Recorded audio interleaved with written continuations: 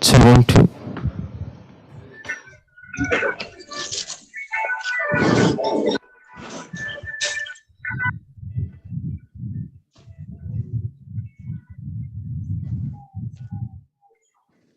Slightly rotate the head rotate.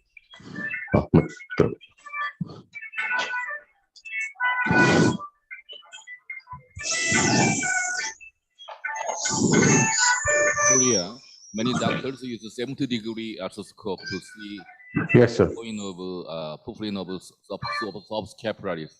Yes, sir. Sometimes you use 70-degree. We don't have 70 degrees, sir. So we have only a 30. So we continue using it. So we 70 would be ideal, definitely, sir.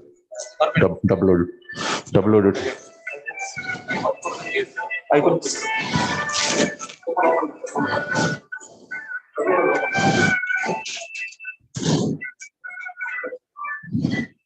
I'm using a striker, also a double loaded anchor. So I like these anchors because of the small profile. So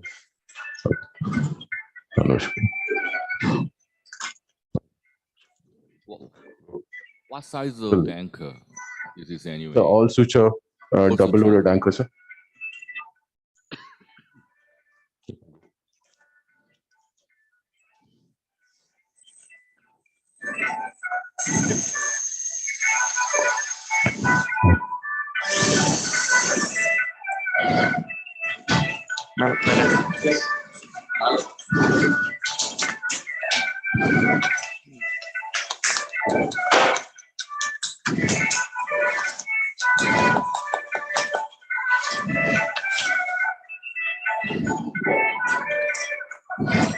Switch.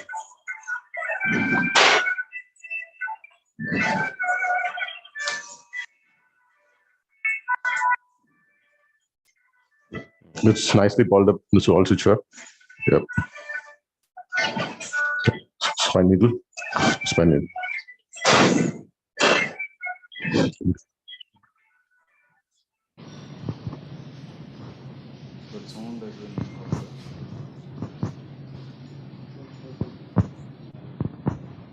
Hello. Ayappan sir, am I audible? Yes, yes. Naresh. Sir, there is a lot of noise in the background. Can you switch off the music, please? Yes, please switch off the music, please. Just love that music. Right. Okay. Switch it over, please. So I've just made an anterior access report. So this helps me with the anchor placement in the front, but also in suture management. So here I'm just doing the suture. I usually don't like too much of overcrowding of sutures. So I'm just taking the blue fiber wires out.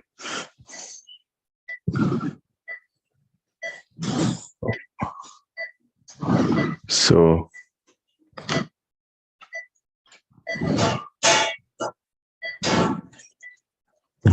Tony. Okay. Okay. Make it one longer. Cinch suture. One long, short. I'm planning to use a cinch suture. Yeah. In the middle color. Put in the middle. Cinch beckoning.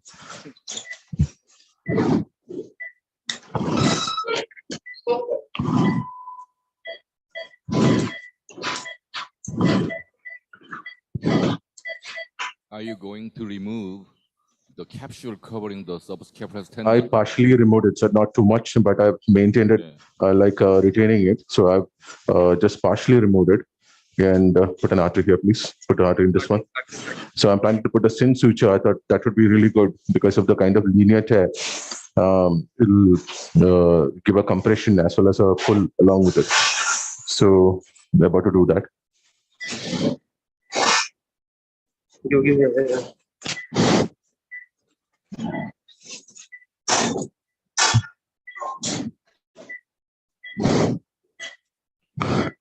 Hold.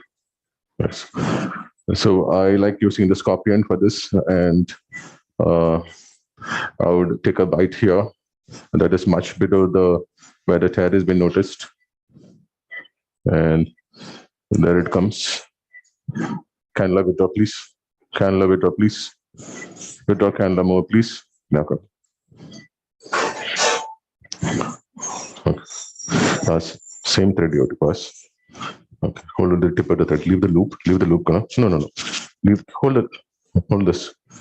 Just hold here. A bit. Okay. Hold it tight. Little bit about Yes.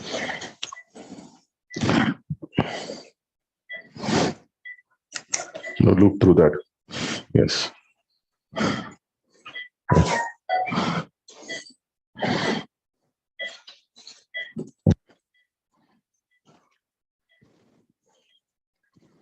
Yes. Okay. Not pressure, please. Let's go. Let's go.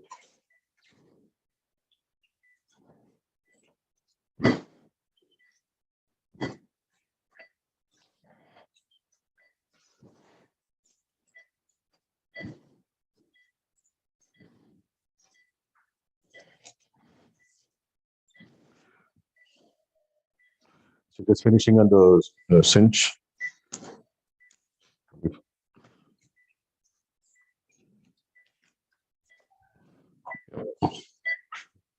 Dr. Murugesh, can you show? Today, Dr. Murugesh is assisting me. I have Selvam, one of my best staff in Manipal, Whitefield, and Tony from Striker Kerala. So we using a striker system.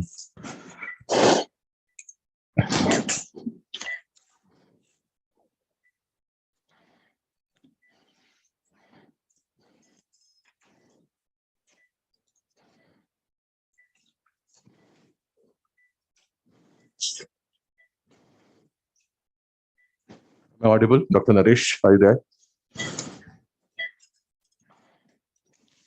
Okay. Tony. I want to ask. Sorry.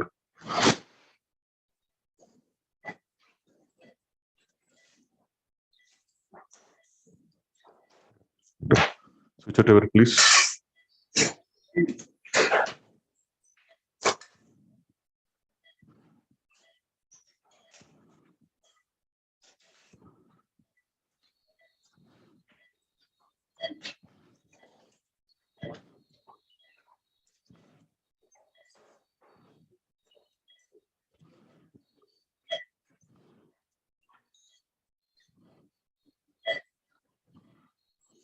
Okay, same gun.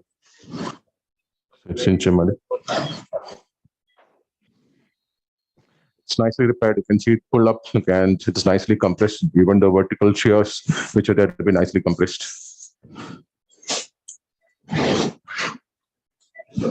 Okay. No? Okay.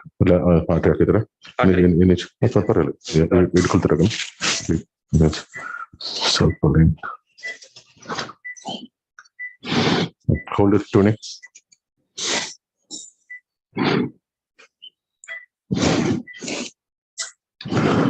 Yeah, I don't want too much of a wide bite here, so I'll take a very short bite. I don't want too much of shortening again. So the bite, I'll keep it short and load gonna and loop nicely. Yes.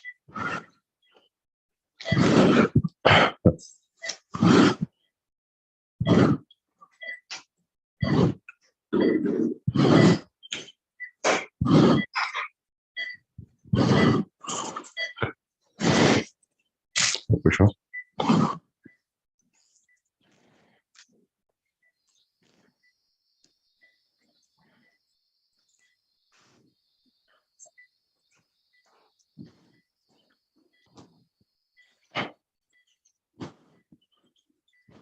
What's the age of the patient? 53.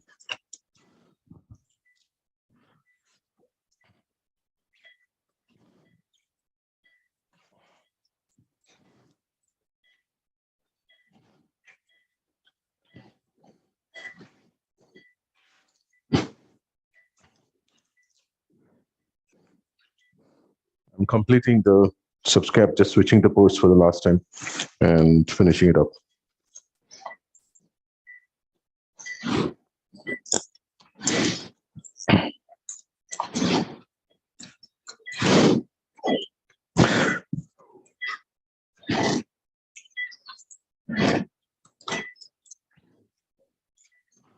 There we go.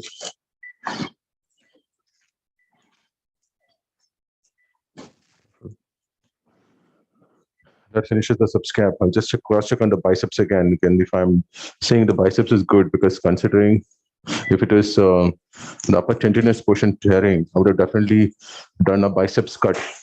Naresh, am I audible? I don't have any feed from the hall.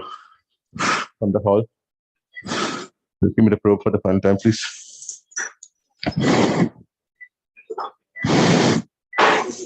Probe.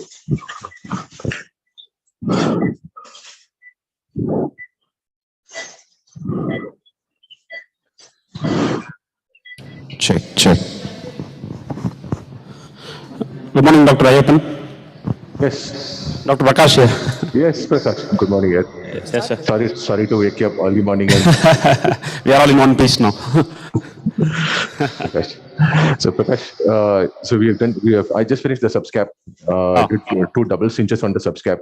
Biceps seem to be tracking well. I didn't want to take out. It's nicely attached, the biceps. Okay. And there is only vertical shear tears in the subscap. So the biceps is quite stable. And so I retained the biceps and did a coracoplasty. Because of the vertical shear, such as that, there could be a possible subcoracoid impingement. Remaining, coming to the cuff here, it's an anterior cuff tear. It looks nice. That's not much of retraction. And seems to be good. The posterior portion is intact very well. Sure. I've done a partial anterior release, not too much, because a rotator interval release was done, and I didn't want to take up, because otherwise the patient had only a mild rotational tightness. We can see not much of inflammation in the capsule, so I've not done much of a release. So it seems to be good. Okay. Yeah. Okay. We'll go subacromial. Dr. Billy Paul is here with me. Sorry. Morning. Dr. Billy. Morning, Ivan. How are you? All good. Thank you again for getting up early and coming. That's why especially I marked out a few senior faculty who can and Wake up for early birds. Yes, nice too. So we're just going subacromial now. Yeah. So I just switched the scope to trochanter subacromial, and here I can see the tear is little anterior. Normally, the tear is like a pretty big tear. This is also a big tear. So I usually put the mid-lateral port exactly in the middle. Here I would slightly anteriorize because of the anterior position of the straight.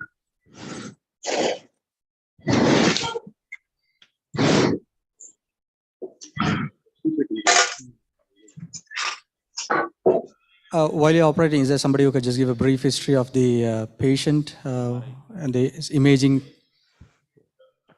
The patient, so the history is like the patient got a degenerative tear, and he's got pain since last few months. No history of trauma. Pain increased over a period of time. Clinical examination was he had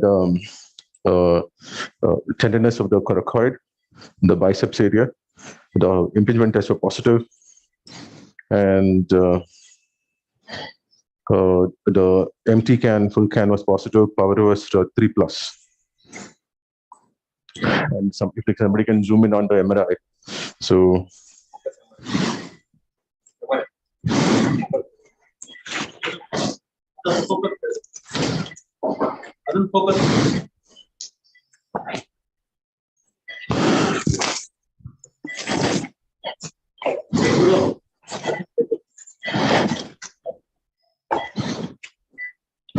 Just subacromial now. Yeah, I can see signs of impingement. Is it?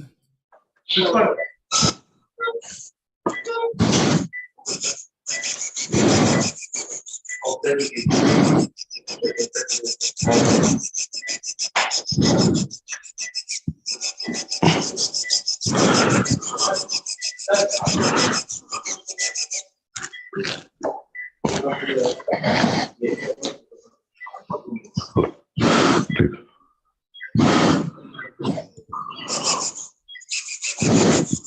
you just do a soft tissue clearance at this point, or you do a bony decompression at the same point, or you don't do at Yeah, all? I'll definitely do that. So normally I would, in this particular case, normally I would like to do a caudal 30 degrees view to visualize the amount of acromion overhang.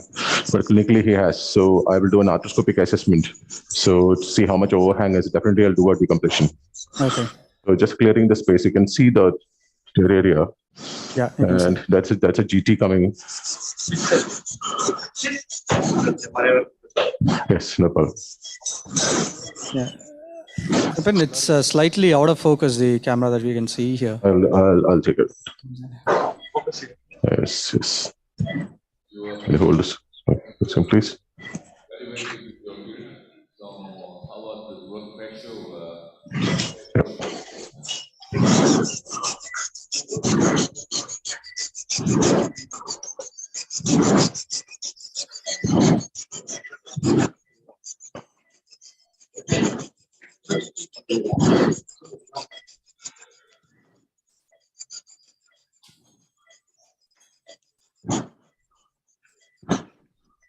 Jyoti madam is my anesthetist today because she's given me a nice field. I'm very thankful for that. So the BP is low, good, and I can see a nice field. Thank you so much, madam. And it is very nice of her and very kind of her. I should really appreciate that because coming early morning for the case, I really thank her so much for this.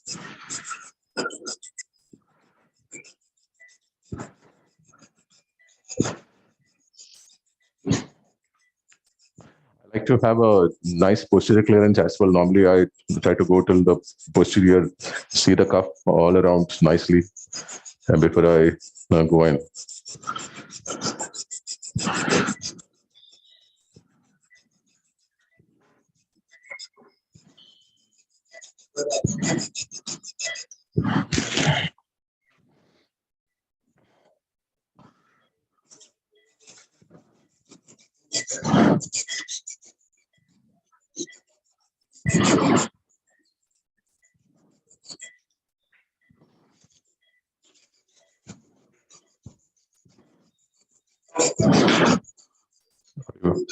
The MRI shown? MRI was shown, I guess. Hello, am I audible in the hall? Yes, you are. Yes. How aggressive will you be with your soft tissue clearance? Because your shoulder is going to start bloating up soon. No, I'm quite fine with it. So how I try to manage this, because I try to clear the soft tissue very well, because later suture management becomes a problem. I like to have a real nice field. Yeah. So what I tend to do is my pump, I usually keep it very low. Okay. So that way it doesn't bloat much. So my pump is actually running at 40. So I'm okay with that. So your anesthetic colleague is the one who's helping with the blood. Yeah, madam is real help. Absolutely, because otherwise this would have been bleeding like crazy here. Yeah. So they can see a nice field.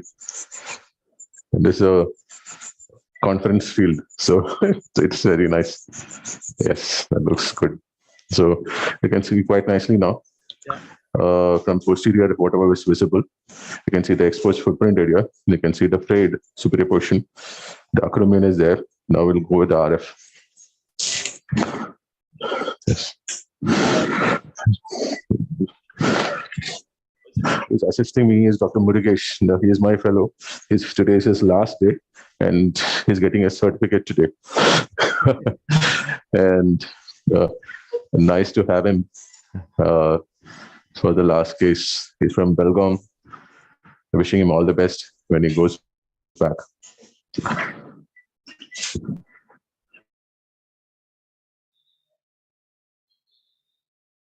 Hello.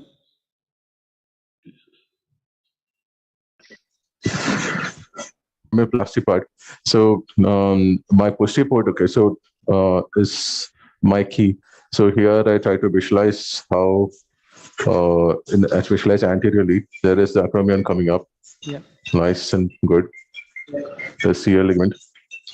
Quite a sharp spur, yes. We have to do some amount of, some amount of CL, at least we have to. So you can see the overhang. This is Yeah. the amount of overhang. So how much away we are coming from posteriorly. So this much would be the overhang. This would be the overhang. This. So, so I would like to take out so much. Did you do anything to the biceps? I missed that part. Biceps was quite stable. Okay, there was the subscap tears were kind of vertical tears, so it was not, the tendinous portion was not disturbed as such. So and it was quite stable. So I've not taken the biceps out. The biceps are stable at its root attachment as well as in the groove. So I left it alone. So normally I take out the biceps. I'm a very aggressive biceps killer, Okay, so and I try to use it. Yeah, actually, but here I thought it's quite good. Thought I will not touch it.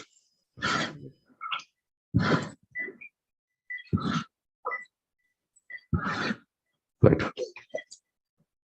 How much important is acromioplasty is in this patient? Essential to. So he had clinical impingement was quite significant. So even though I don't have a caudal 30 degrees views, so we were not able to take care. So, but still the amount of, because of the clinical impingement there, definitely I would like to do an acromioplasty. Do you think this type of bony shape can induce rotator cuff tear below? Definitely possible. So this, especially this area was quite sharp. I think it is definitely possible. Yes. And we could also, before I took off the acromion, when you're looking at the soft tissue, that is the undersurface, the surface of the acromion, we could see quite a bit of shears. So that is also another feature of impingement which is happening.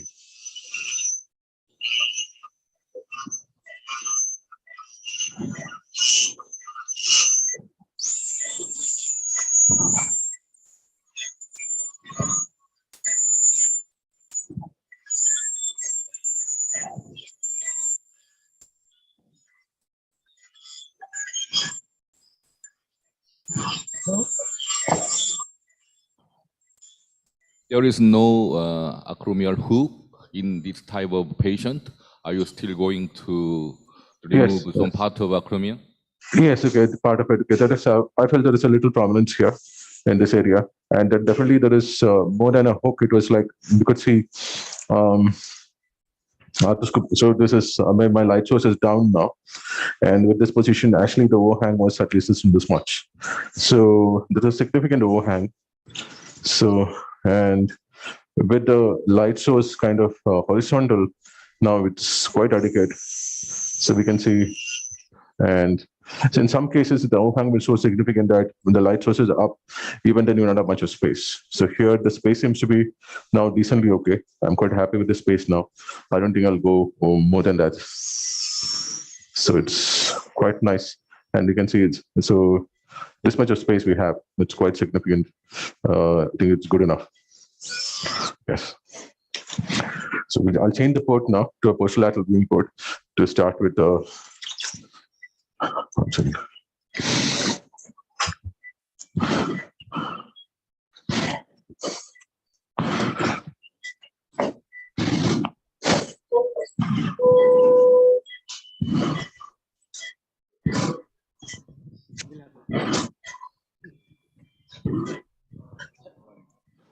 like to clear the anterior bursa slightly before I go in for the right.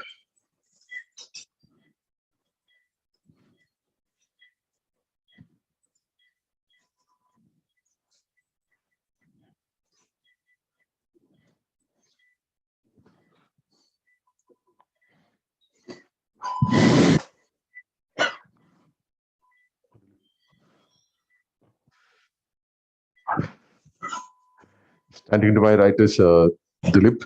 So Dilip has been working with me for quite a long time. like since I came to Bangalore almost last 5 years. So if I have scope in one hand, then I have to live in the other hand. So he knows my next step. What next step? So he's there. Then I'm quite comfortable.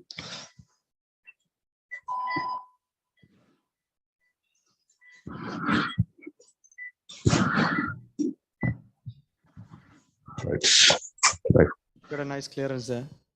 Yes, it's a nice. It's a, I would say, a confidence stat.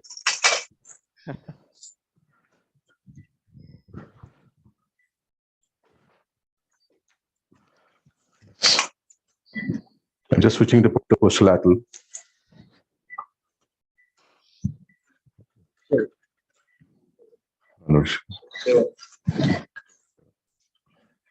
That seems to be good enough for me.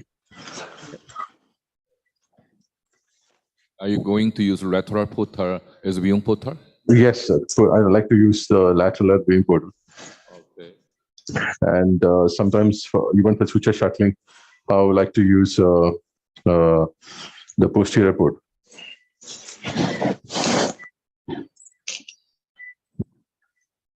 Looks nice.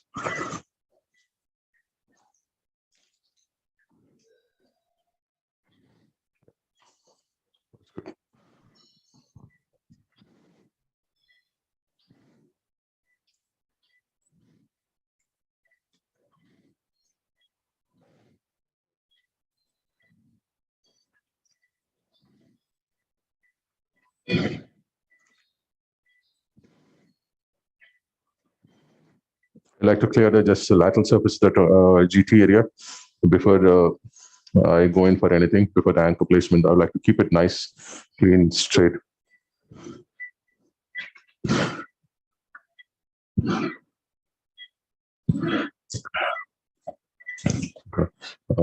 Grasper ಕೊಡ್ತೀರಾ?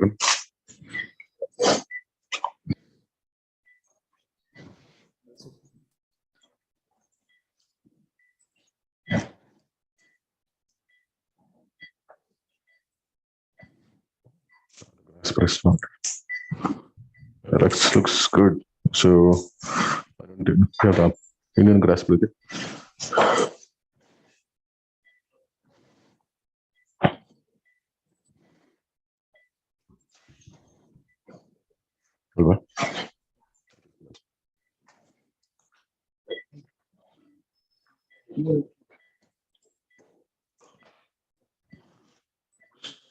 It's good enough. So I think go with anchor placement. I'll debride the footprint later. Okay. First anchor place triple loaded.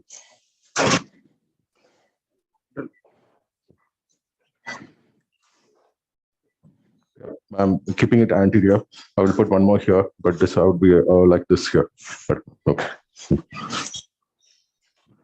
I'm keeping it close to the footprint, like because it's a double row repair. I like to go to the cartilage edge. Okay. Am I audible in the hall? Hello? I think I've lost the voice link to the hall. Yeah. What is the name of anchor are you using? Triple play? From Iconics. It is called Iconics triple loaded anchor. Iconics. Iconics from Striker. It's a pretty nice anchor. You can see the low profile and of it, and it's a triple loaded. I just love the triple loaded. Knife, please.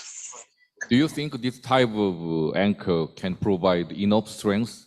Yes, absolutely. I'll just pull out and show. It is. I'm putting quite a bit of force there. It's excellent pull-out strength. I am a little careful when it comes to when it is with the osteoporotic. And then I do a few things in osteoporotic, especially what I placed right now. It is almost near the cartilage edge. That gives me little strength. And then when we look at, and there's a nice paper out there. I don't remember exactly the author, but on the BMD, values in the proximal humerus. So it shows that so maximum bone strength would be near the bicipital groove, posterior aspect of the cortex, that is on the GT, and near the footprint area. That means toward the cartilage. So I try to keep it, especially in osteoporotic bones. I would like to keep it exactly here where I've placed right now, even though this is not osteoporotic. So, are there any intraoperative tips that you can give us to find out whether the bone is soft or not? Do you do anything just like a needle or see? I normally don't, but I normally don't have to do anything. Normally, I don't put a needle and see. Okay. But normally with the first anchor placement, usually come to know. And especially in an older patient, if it's a lady patient, postmenopausal older patient, then I'm extremely careful. And here what I've done is I've not done a corticotomy yet. So I'm not taken out the cortex yet. Right. So I would, and that is one thing I do. I don't take out the cortex at all. So I wait. So after I finish the anchor placement and even the passing the sutures, do I do a cortex out? So I'll come. So I'm passing the most anterior one. I'm using.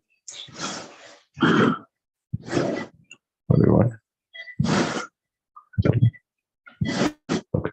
I'm using a Scorpion.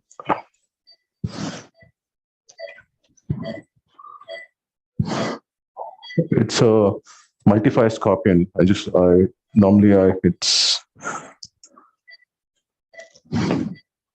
there's a second problem with it. Okay. It's not fired properly. So only one is fired. Okay.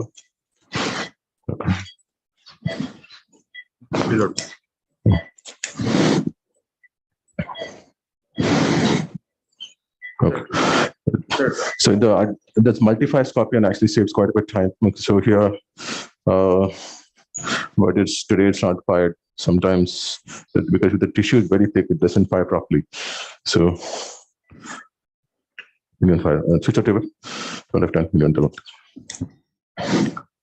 So we can fire two switches together in a multi-fire.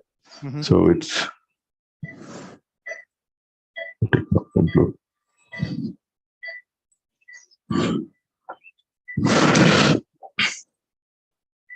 it's a left shoulder. So Professor Yu's always been telling me to eat with chopsticks and use my left hand. So in spite of trying that, I'm still my left hand is not that still good as my right. So I have to slightly.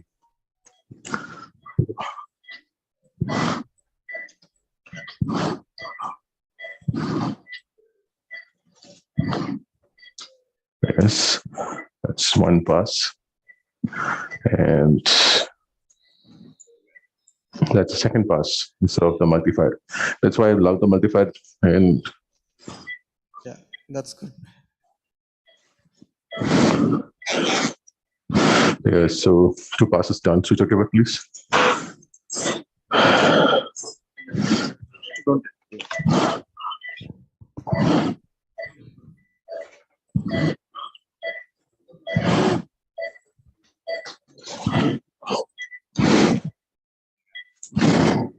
I go with the next now.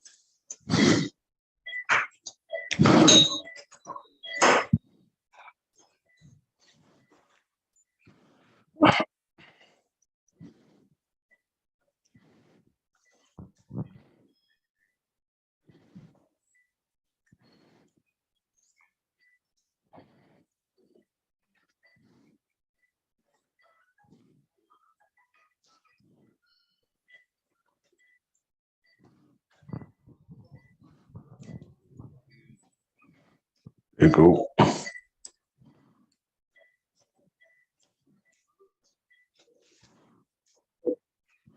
Switch it over, please. Thanks, God. Okay.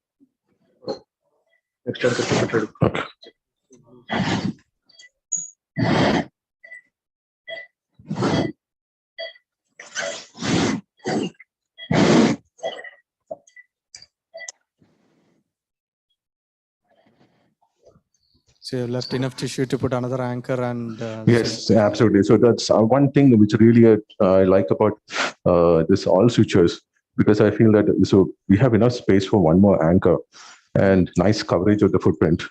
So, and we get enough number of sutures everywhere to give a nice compression as well. So I'll go for the next anchor now. So I parked everything anterior. Switch it over, please. Okay. So I'm parking everything anteriorly.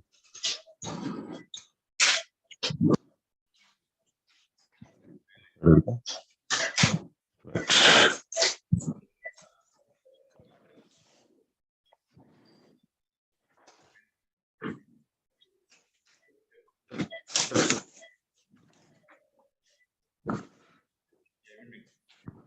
Is Dr. Prakash, is Dr. Prince is around? He's not coming. Yes. Prince is not here as yet. He's still recovering. Yes. In this, you go as close to the posterior as. Yes. So this is some slightly anterior to the posterior edge of the chair.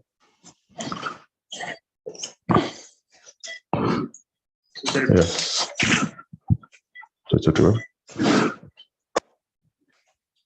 Thank you.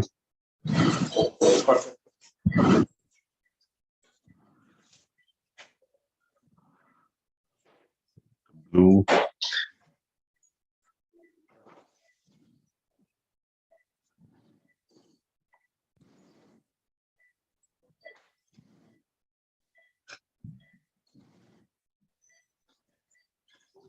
One blue.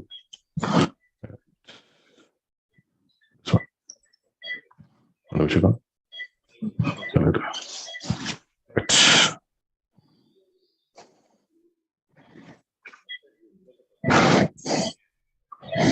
Ayyappan, can you just show a closer view of the multifier from outside? Yes, definitely will show it. Multiplier. So we can zoom in on the multiplier.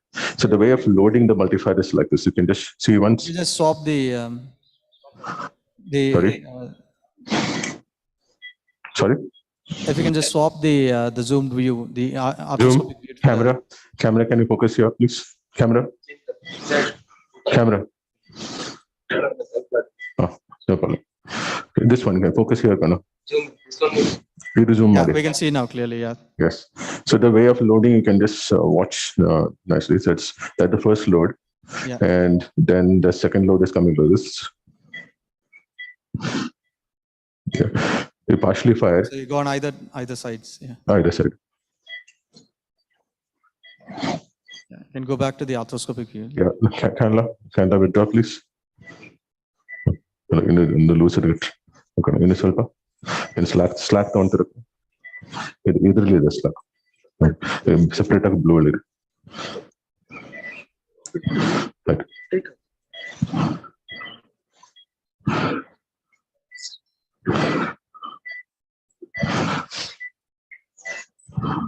Right.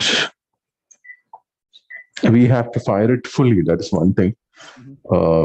So you have to fire it completely. The needle should go all the way before we move it to the side and fire again. Otherwise, there could be bunching, I think, which happened in the first, when I fired the first time.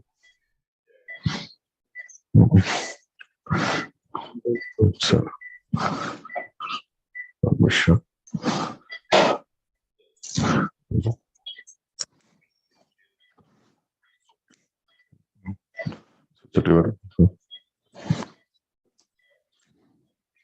We didn't fire properly.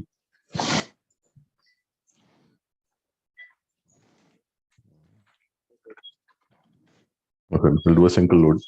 Okay. We didn't fire properly. Sometimes a single load. First, we do the tiger block.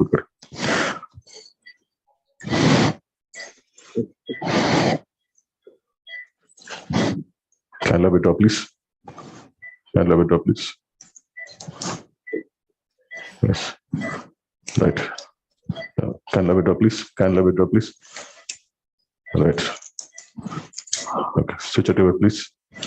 Yes. Here, because I've parked everything remaining, the anterior anchors have been parked anteriorly into the anterior port. This I'll be parking the same port. Right.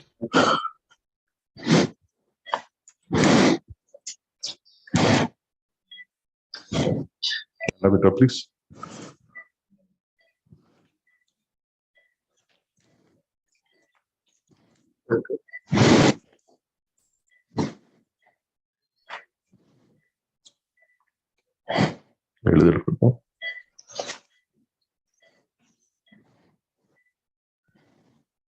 Cannula, please.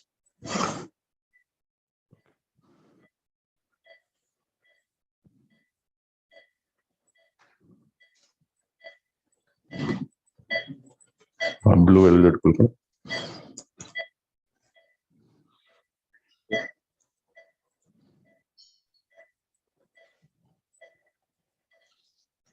We'll again see the multifier. Multiplier again, yeah. Multifier. Hopefully it fires properly. Sometimes it doesn't, especially with thick tissues, it might not. So that is, then we'll have to do one by one. Yeah. I think it's all the same for all Yes. future passes. Yes. Thick tissue, you do struggle. Oh. It's okay. Okay. Cannula with top, please. Murish. Okay. First. Right. Today now is fired both. It's what? Yep. So whatever, please.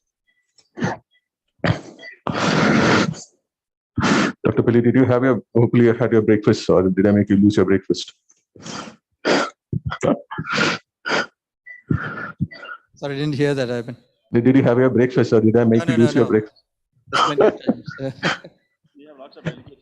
No, I'll treat you. Okay, once I come out, I'll treat you. Give me a little time. Separate pass, man. So now I will just go two more. So I would like to span out. When I want to span out, then I don't use the multifier, because multifier you can't span out too much. Yeah. So here. So Cannula with please. Yes. So here I would like to span it more posteriorly. Right. Cannula with Cannula with. Switch it over.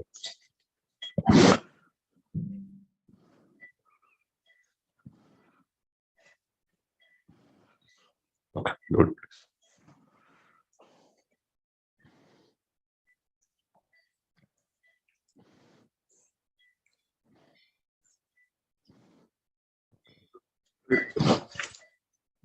Relax. And keep the lateral angle standby, please. Relax. You can use your relax.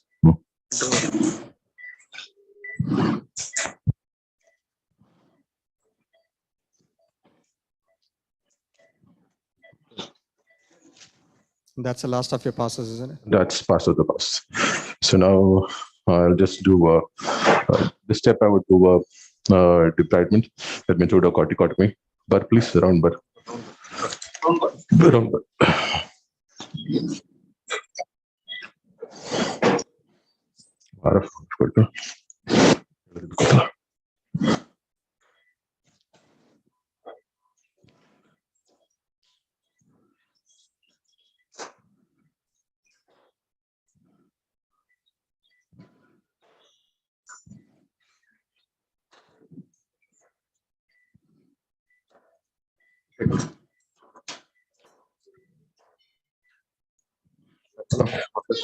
Not less.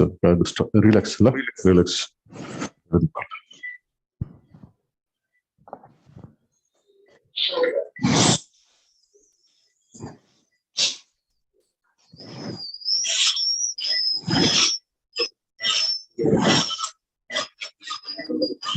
So I would like to do a moon crater technique. That means, okay, I will. Yes. Tulip. Switch. Yes. So only thing you have to be careful is, okay, the switch and tank. Anti-different. So leave it slightly loose, Mrigesh.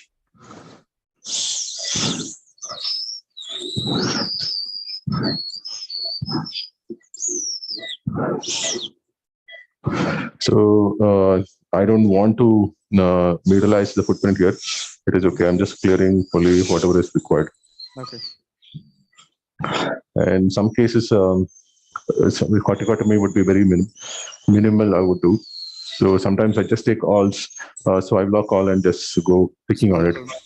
Yeah. So that is also fine. Sure. Switch it to it.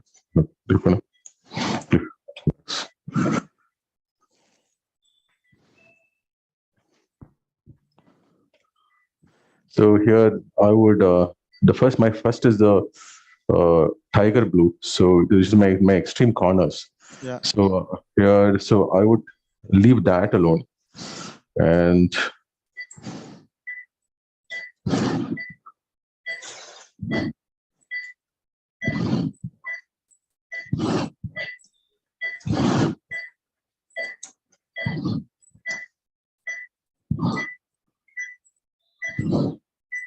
so to say, my left hand is not that good as my right. So Do you kind of put multiple clips outside to say which is the most anterior to the? sorry, sorry, I didn't follow. Do you mark them out exteriorly, which is the most anterior sutures? No, I would remember, because if it is actually, you can see there's the same pattern I did.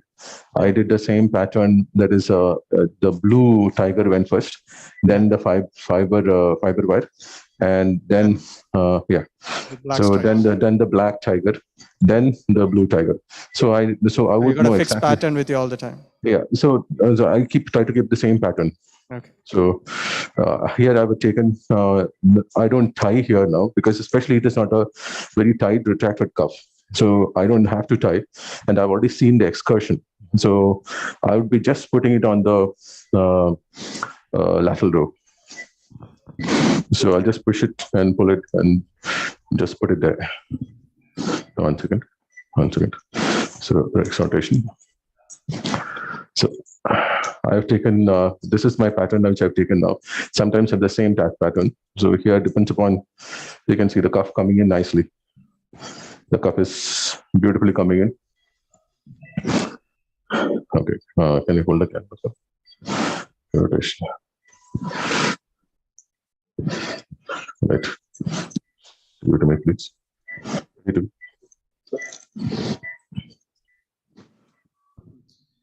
Can you show the outside view as well? How you are? Yes, the outside view, please. Next, I think I've already passed it in.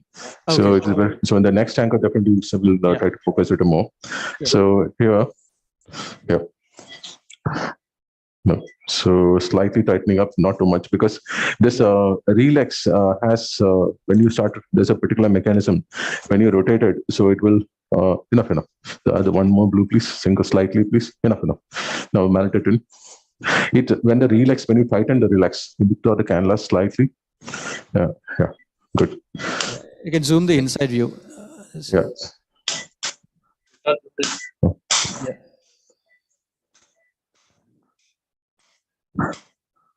So yeah, in blue tight money. Here blue other tight. You just punch it and then just dial it. Yes. Okay. So once you dial it, the relax tight. No, not that one. Turning the other blue. Yeah, enough. Enough. No need of white. White is enough. Go. Yeah. So.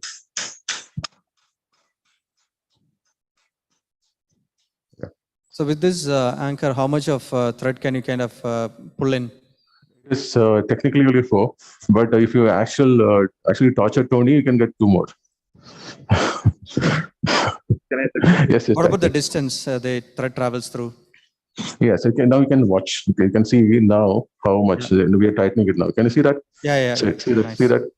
See that? Yeah. So this that's good enough. You can say till the maximum footprint is come. That should be okay. Yeah. I have a slight dog here. I hope I'll correct that with my second anchor. So that's done.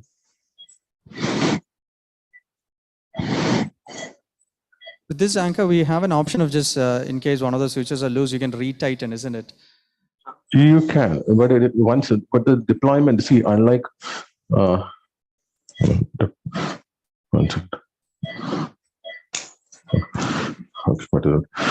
unlike once it is deployed, then you can't do anything about this. Okay, unlike the swivel locks, which sometimes I use.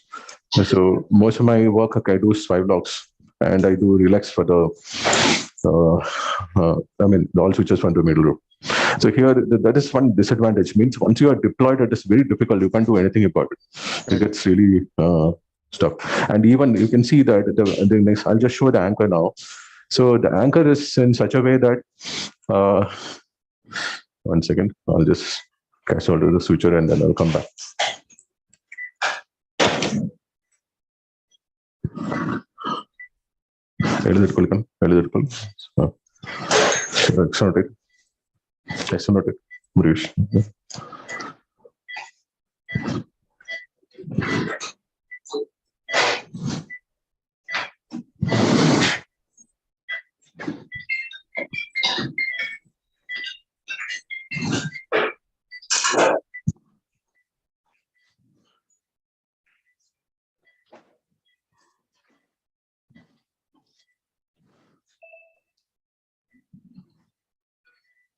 Color, black.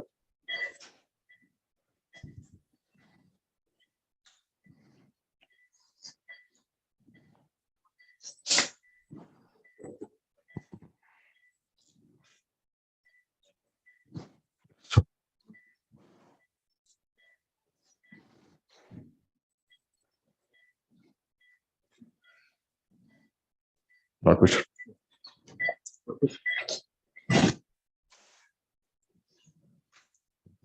Got it.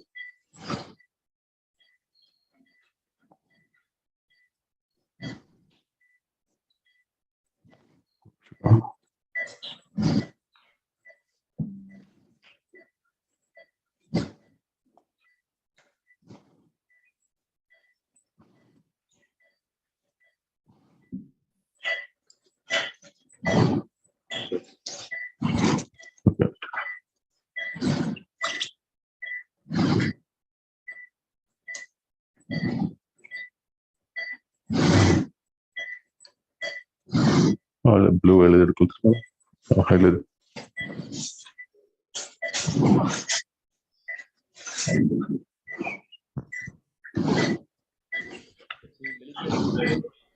One second. Scratch. We have now got Dr. Prince in the. Oh yeah. Yes, come. Welcome.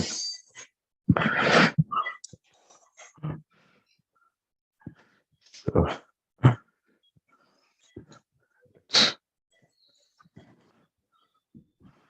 that's what I was saying, that I had you're all special invitees, the closest friends of mine. So you are supposed to be there.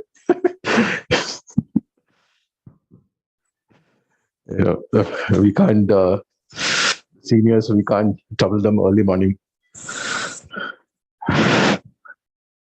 Can I slide to it, please?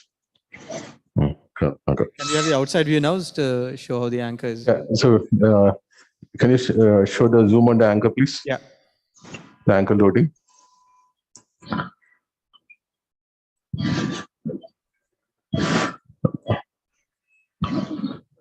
Outside camera. Can I solve any sort of dramatic? Right.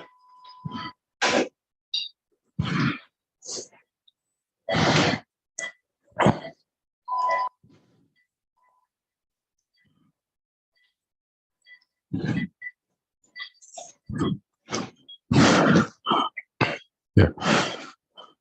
We can just see it now, how it has been loaded. The thing about this is it's got a sharp tip, it is self-tapping, and it's metal tip there, and it's got like the serrations. The serrations are, it goes only one way. Once it is tapped in, and then we are stuck. We can't take it out. Okay. So, and another important thing is the thread management. If any threads get stuck here, it is so sharp that if I'm touching the gloves, it is quite sharp. Yeah. It got the serrations, kind of, locks in. Kind of barbed in, isn't it? Yeah. So. Yes, barbs are there. So, and only 4 can be passed, but you can adjust when you dial it. The advantage is that you can actually pull in remote issue, but we should be very careful about over tightening. Right. Because if you've already pulled the threads and then you're deploying the anchor, and if you're dialing it, you're doing a double tightening. So you can expect. It has to be good as well, so you don't want it. Right. There's a question from the audience. They would like to know what is the inter-anchor distance? How do you kind of determine it? See, again, looks when you look at literature of number of anchors, there is a consensus by Isakos. Professor Yu was part of that Isakos. This. So every suppose it's a 2 centimeter, at least 2 centimeter, you should at least have 2 anchors. So this, you can see that the footprint when you started off definitely had a 2 centimeters wide opening. Then definitely it's the space for 2. So under thumb rule which I follow would be like, even though it is not, I try to. Sorry, I'll just deploy this. Yeah. Even if it's a 1.5 centimeter, I would definitely put 2 anchors. If it's an all suture, if it see that is the advantage of the all suture. So you have more number of anchors and more number of threads in place. So you can see the number of threads which have been deployed here, and so it gives you space. It gives you space. It gives you actually good space. At the same time, if you had used a solid anchor, 5 mm anchor, then you wouldn't have, this. Maybe we could not put 2 anchors there. Maybe only a single anchor could have been put. So here, when I'm using if it's like a 1.5 centimeter tear, 5 mm solid anchor will do, because you don't have space for 1 more. But if it is, I'm using all sutures, definitely I can have space for 2. If I have space for 2, definitely I'll do 2, because I would like to have more number of, and I would like to have more number of sutures. So you type that black thread, black, one black. Yes, Saka. Okay, now dial. Saka, better. So, yeah. Yes, we're dialing it now. Dialing it. Good morning. Here. Hello. Dr. Hemant here. Sir, very good morning, sir. Nice, very nice demo and excellent Yes. reduction. Sir. Small request. See, sir. You are demonstrating a beautiful anchor with a fantastic track record. You Sir. said 2 centimeters is the inter distance of anchor. Yes. And if to my knowledge, this is the only anchor which will expand inside when you rotate your sutures. Yes. That's why the question was asked. What is the that is for the middle distance? That is what I said, the 2 centimeter for the middle row. First for the middle row. Lateral row, definitely I would maximum displace it anteriorly and posteriorly. Maximum anterior and maximum posterior if it's a lateral row. If it is a middle row, it is 2 centimeters. But if it is a lateral row, I would space it maximum anterior and maximum posterior. So,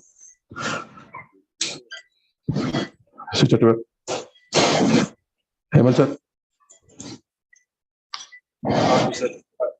Yeah. So just coming to the last part of my sutures. Okay. I'm just this is the cross knot. So here I've my double row is done actually. So this is the cross knot. So I'm going to put I've taken the tiger blues. So hold the scope, please. So I'm just cross knotting it. So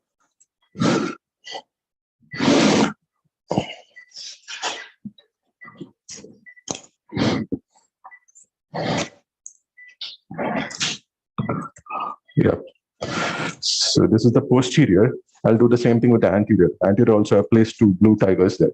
Yeah, there we go. Yeah. Right. So that is making it sit nicely. I got a nice, this is my check. So for any failure, this definitely helps in. So it's very cardinal that we should not depend only on the lateral row, and especially if there is tension in the repair. The chance of, and as you said, osteoporotic, high chance of ankle pulled out. So this, I always do this with the second part of that is the last bias of my triple loaded. I like this, to do this. Uh-oh. I think I got some.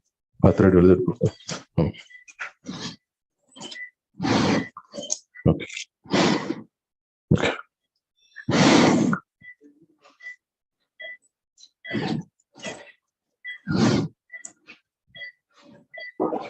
Good. Switch it over. And this, I'm just going to complete the anterior now. And the anterior is done. We are through. Epin, what will happen if you do the your cross sutures first and then pull the lateral row and down? The cross sutures, Like because a ripstop, basically, you, so that you it doesn't. can, absolutely you can. But as for suture management, I find this easier because everything is out of the place, because all the sutures have gone out. There's nothing else there. So all the sutures, if we are doing this first, a lot of other You'll have too sutures many already in sutures. place. Too many sutures in place. Here I've taken everything out of the view. Yeah. So everything is in place, and only this is left. That is the only reason. So now it's suture management becomes much easier. Yeah.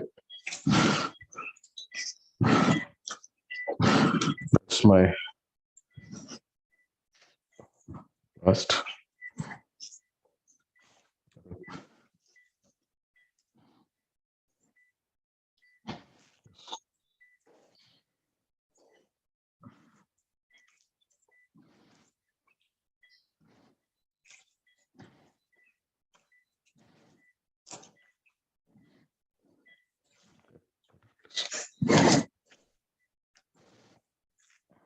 So we are done. There's a slight dog here, so I'll just use the slight little cautery there and finish it. RF, please. RF, come.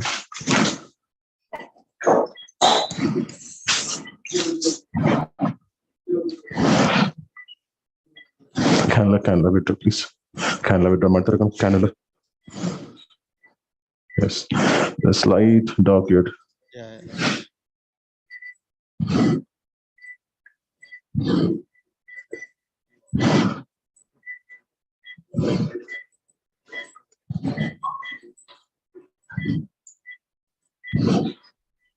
Yes, good with that. Yes.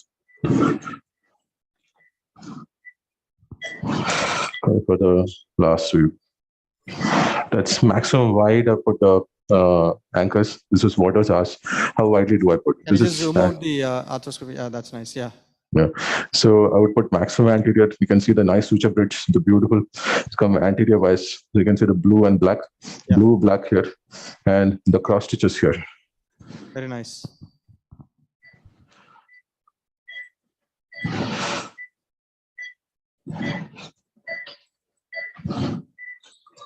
Nice. We have a nice coverage. Not much tension in the repair. We just got it till the footprint edge. Yeah. I'll wind up. Thank you so much. That is quick and slick. So now we have time to have breakfast now. I'll come down. Thank you so much for everybody being there. I really appreciate it. Very nice. Thank you. Thank you, for the nice madam. talk. Thank you for the entire team. Thank you so much. Thanks. Thanks.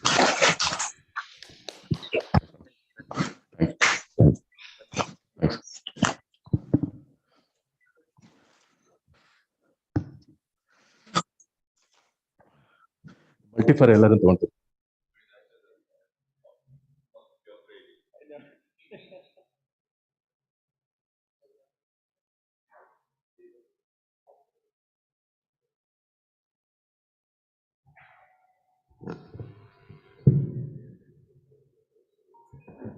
Thank you, Dr. Ayappan sir. It was a wonderful session. I would like to invite Dr. Harish Chandran sir for the next talk.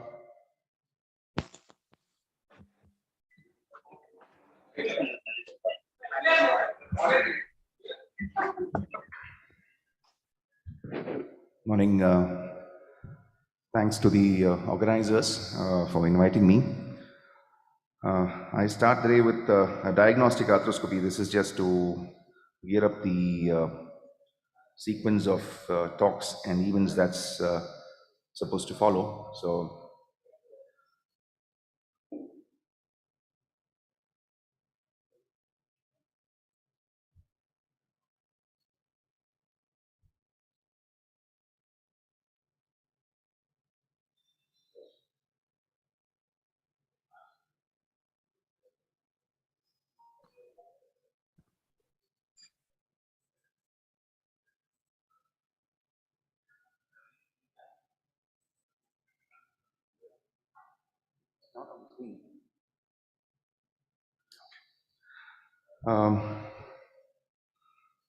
As we all know, let's just start off with basic portals for diagnostic shoulder arthroscopy is a posterior portal, medial or a lateral, and a lateral portal, as well as an anterior portal. So you start visualizing from the posterior portal.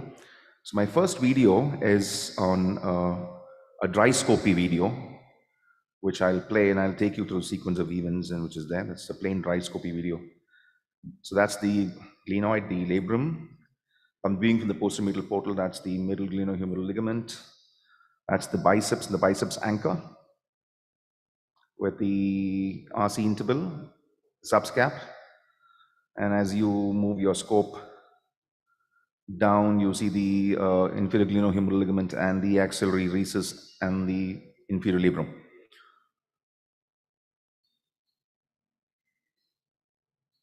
And then you go on top.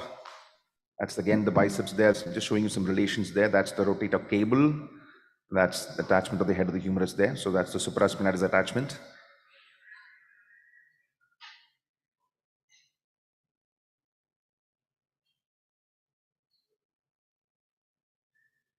And subsequently, you'll see the rest of the tendons getting attached to the head of the humerus.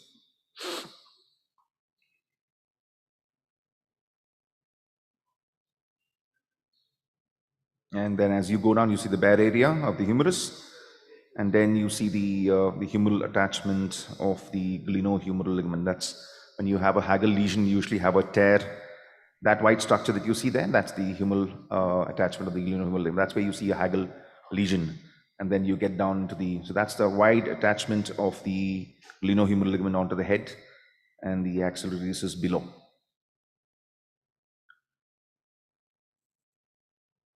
And as you come down to the glenoid, and then visualize the bare area of the glenoid, which will follow in due course.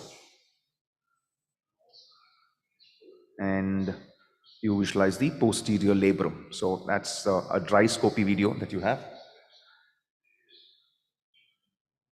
That's the posterior labrum.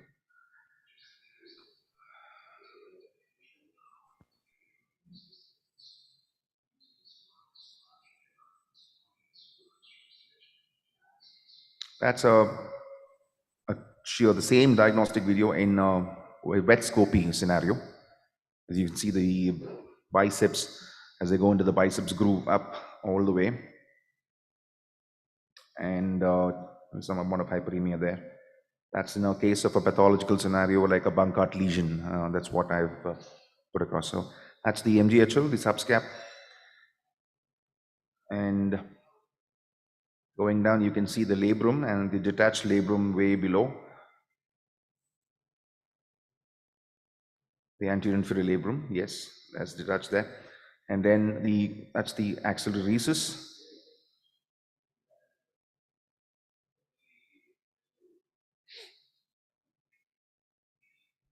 And back on top again, as you go, you can see some fraying of the supraspinatus there, the attachment there.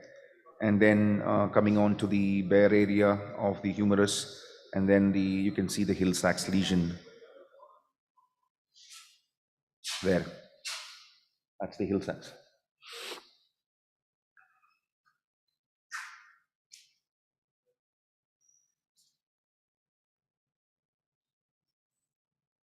And coming down again, visualizing the glenohumeral attachment into the head of the humerus, and the posterior labrum, which you can see in a short while.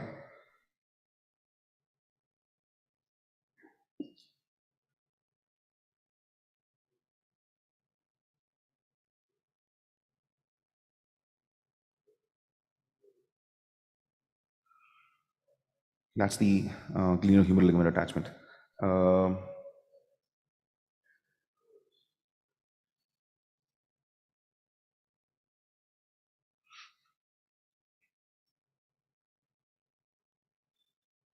That's the posterior labrum.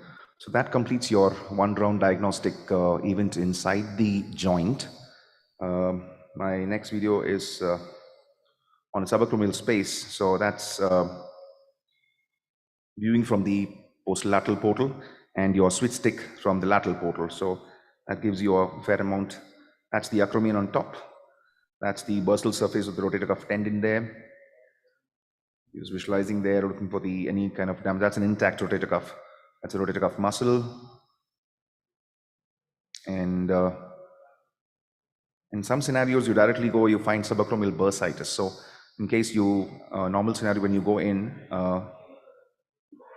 you see a lot of bursa. That's what subacromial bursa. So you need to debride all that till you visualize your rotator cuff, which is way below, and your acromion on top.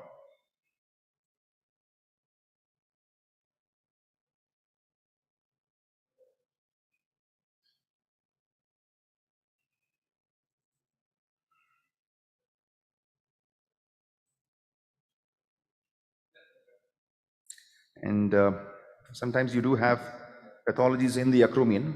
You can see the acromion on its way there. Yeah, there. So you can have pathologies in the acromion like spurs, so which you can always use a burr and then do an acromioplasty.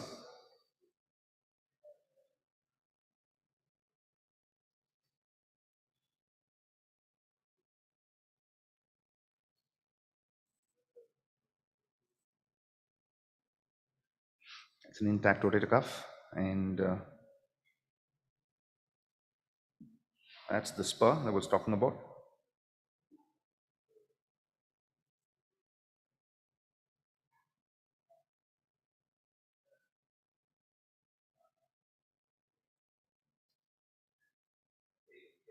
That's the acromioplasty which is done. Right, so that sums up the diagnostic of the shoulder, and probably we get on with the other talks as well. Thank you.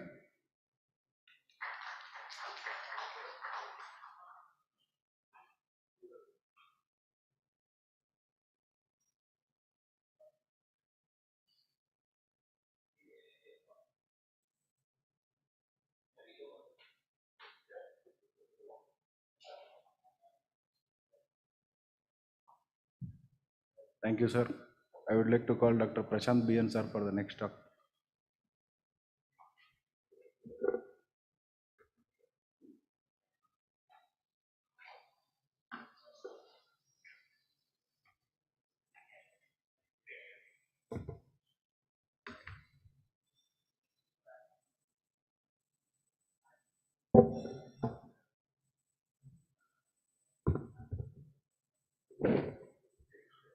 Good morning, everyone.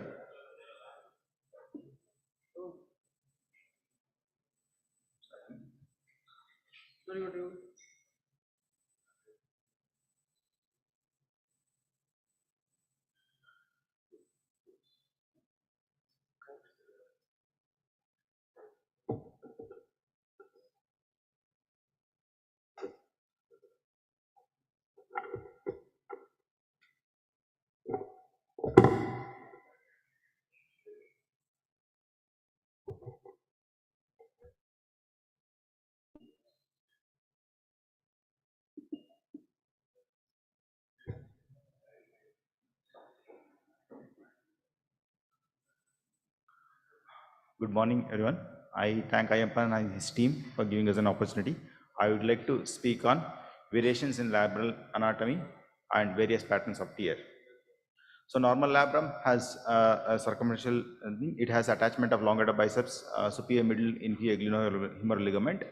To understand its variants and its tear pattern, it has been divided into superior, anterior-superior, anterior-inferior, inferior, and posterior-superior, posterior-inferior quadrants. So invariants of labrum tear are more common in superior and anterior-superior quadrant. So in these variants include the normal labrum with the sublabral recess, which is on the just below biceps tendon insertion, and sublabral foramina, and then Beaufort's complex. Sublabral recess is most common variant which is seen, so which confused with the slap lesions. And sublabral foramina is anterior discontinuity of the labrum at the anterior superior aspect.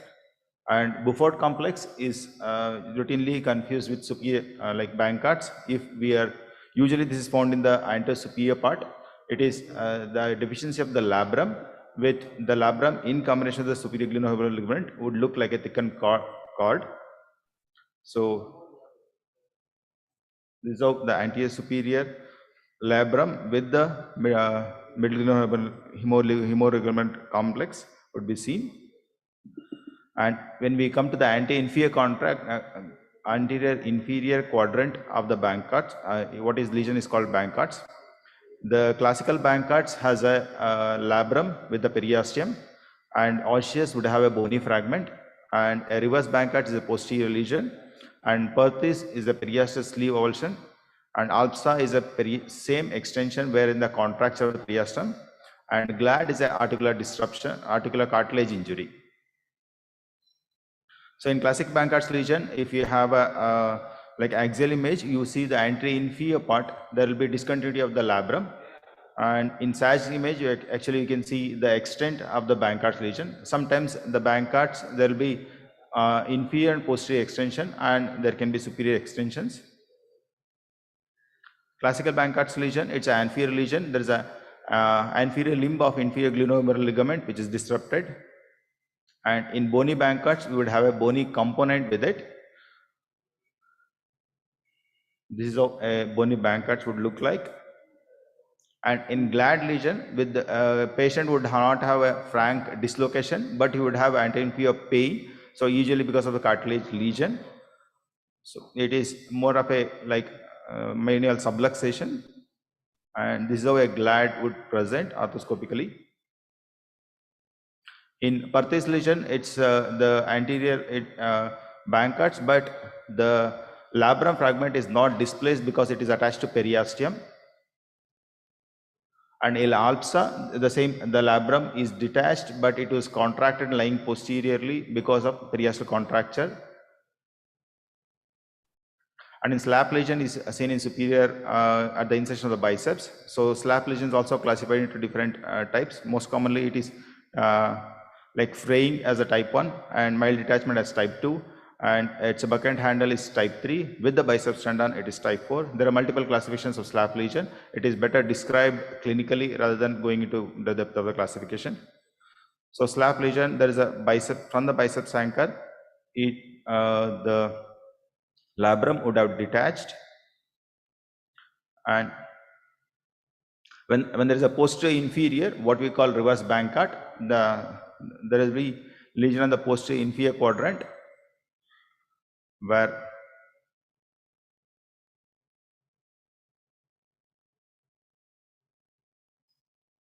so if you see on the sometimes a patient with posterior instability would show a reverse Bankarts with the anterior Hill-Sachs lesion.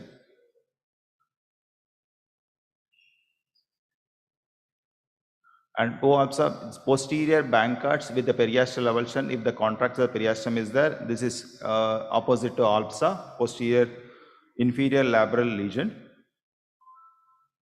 And there can be a condition where circumferential lesion, the complete circumferential labrum detachment can be there. And the lesions of the labrum can also happen in combination, where you will have an anterior Bankarts lesion and a slap tear, or anterior Bankart lesion with the inferior extension, or an anterior Bankart lesion with the posterior lesion. So this is a complete circumferential lesion which is repaired.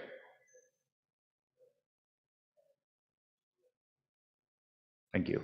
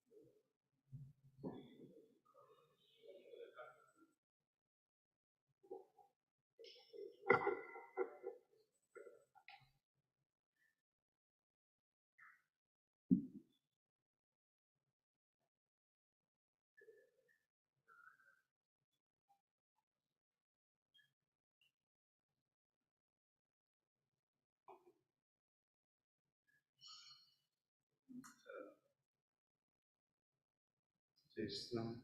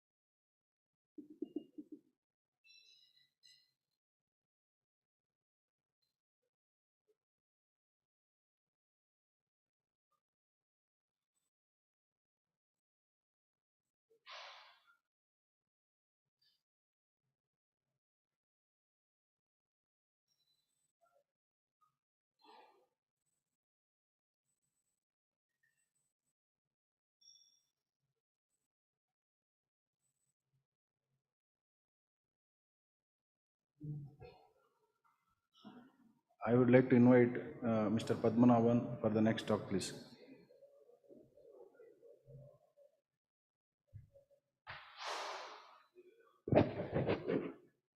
Morning, everyone.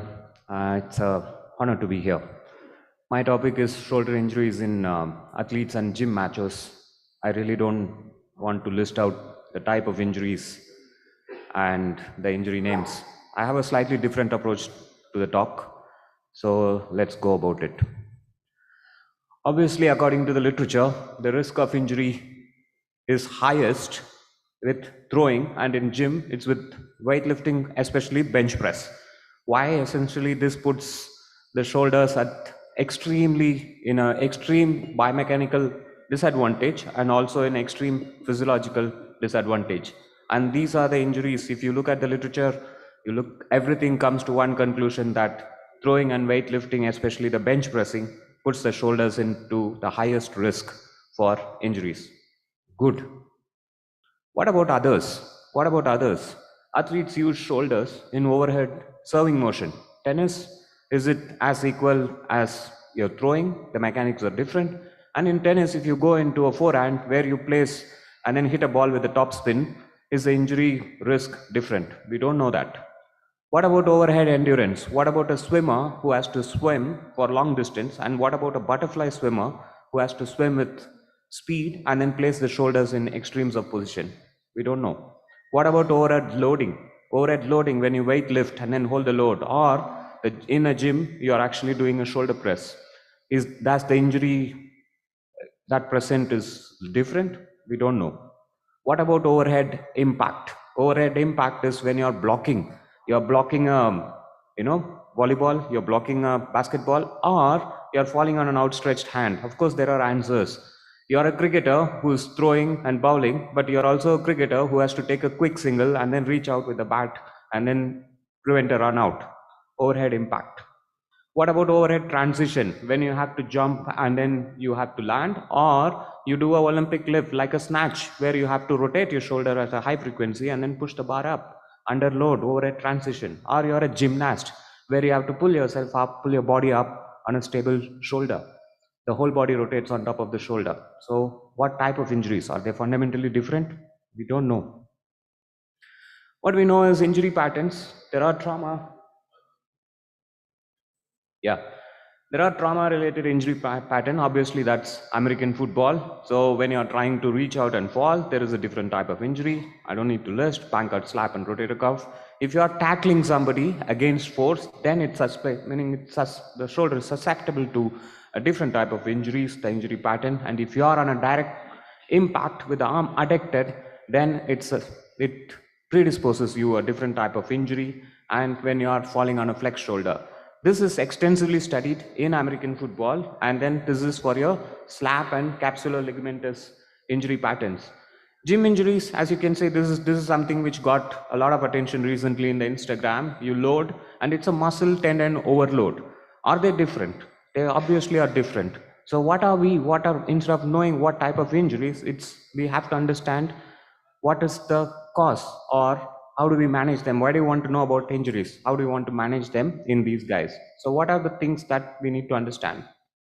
We need to understand that while we see a lot of trauma patterns, we don't see them like that in the clinic. We see overuse injuries. We do see overuse injuries in athletes, and then we have to understand why would somebody develop overuse injuries, especially in athletes. Overuse injuries happen because of the adaptations and directional preference. Adaptations in the shoulder, and then you move in that adaptation, or you're not able to control movement in that adaptations. So we'll look at that. Adaptations and the demands of the sport. We think that cricket is about throwing, bowling, but cricket is also about reaching and then tackling and then diving and then taking a catch. Do you have your shoulder which can actually be prepared, and then it can be injury free for all the demands of the sport. We will look at what are the demands, common demands. And most common pattern of injury is whenever the athlete increases what we call as the training load. So the training load is the most important factor. So when he's fine, he's prepared, but then there is a sudden increase in the training volume, training intensity, or no adequate rest. That is the one which we need to understand, because the management will be entirely different when we understand that the injury patterns are like this. Quickly go into each one of these. Athletic shoulders, I think it's covered. Range of motion adaptations, glenohumeral internal rotation deficit. Not just that, it's also the total motion deficit and then the total motion gain. So that predisposes you to a certain type of throwing or a serving injury. All the athletes gain extremes of adaptations because of the laxity. It's called as acquired laxity, which you develop because of subjecting your shoulder to extremes of range of motion. But if this laxity in the non-contractile element like your capsular ligamentous structure is actually balanced by what we call as the tendon stiffness, where the tendon is able to produce force at the extremes of range of motion, then it places the shoulder at a less injury risk. Strength adaptations, which has to be in the range, which has to be specific to the sport. It can be a force, or it can be an extremes of range, or it can be an isometric hold. Obviously, you cannot get a physiological range of motion without having adequate control over the range of motion, which is your proprioception and neuromuscular control. There are ways of assessing this, and there are ways of assessing the deficits in this, and then that predisposes the patient to a risk. And if a patient is actually having an injury or a pain or a surgery, and then he goes back to the same sport, that meaning the risk is multiplied if you don't get back him to the adaptation that he has gained in the first place. And when we are talking about injuries, physiological adaptations, which are forced physiological adaptations secondary to performance enhancing drugs, do they predispose them to different type of injuries? The answer is yes. And demands of the sport. Demand of the sport is movement demands. We use the shoulders in not isolation, which is what we do in rehab or in assessment. But then in a sport, the shoulder is used in combinations. For example, here there is a hook or an uppercut which places the shoulder in an extremes of vulnerable position. You can't train a boxer, you can't actually treat a boxer if you cannot get the shoulder back to this position under force and speed. And force demands in the shoulder on an athlete are entirely different. They are mostly plyometric, stretch shortening cycles. And then stretch shortening cycle come from the tendon, muscle tendon unit stiffness. And how do we train for them? And is there an injury? Meaning if a patient doesn't have adequate, or an athlete doesn't have an adequate ability to produce stretch shortening cycle, does it predispose him, or does it actually place the shoulder in a vulnerable position? Answer is yes. Power demands. All the sports require you to produce power under load, under speed. You want to throw a ball, okay, you want to block a ball, and you want to do it quickly, and then in relation to the stimulus which is coming at you. It can be a ball, okay, which is coming at a specific force, it's coming at a specific angle, and then that's essentially what you need to do. Skill demands in terms of sequencing, in terms of precision. Imagine you are a swimmer and you have to sequence the shoulder and with the opposite shoulder, and then your trunk, and then your legs. Not just that, it can also be an archery where you need to pull a 40-pound bow, 40-pound string, and do it repeated time. Definitely it places different, the shoulder is placed under different demands. Understanding it will help us to manage the injuries better. Load management is essentially the increase in the training load, and then whether the patient has ability to take this training load.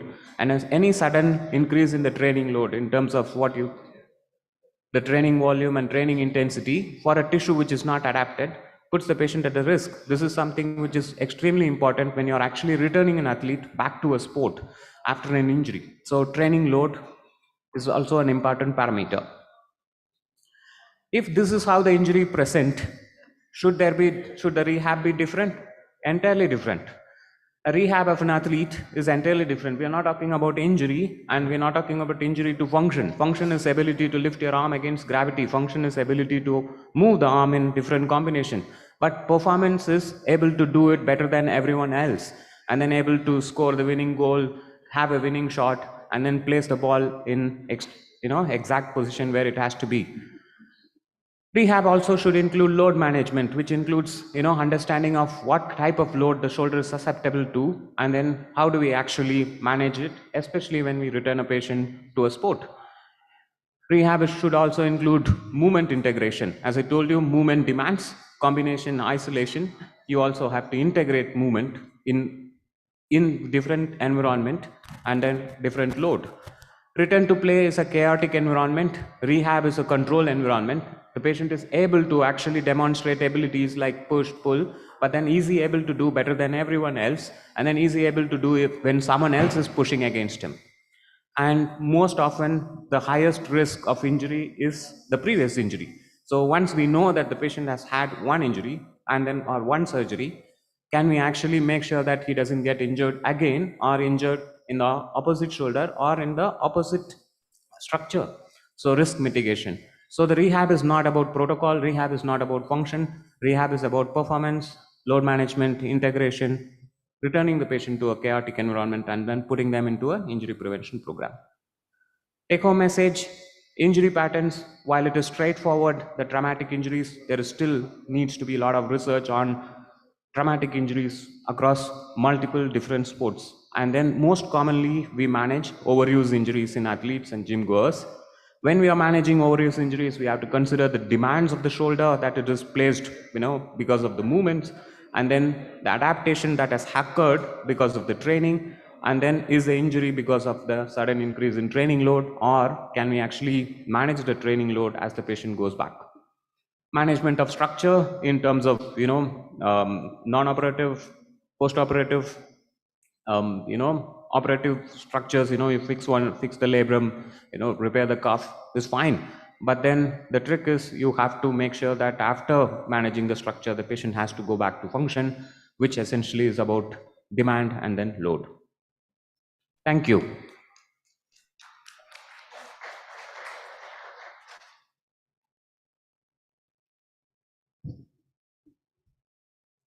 Hello.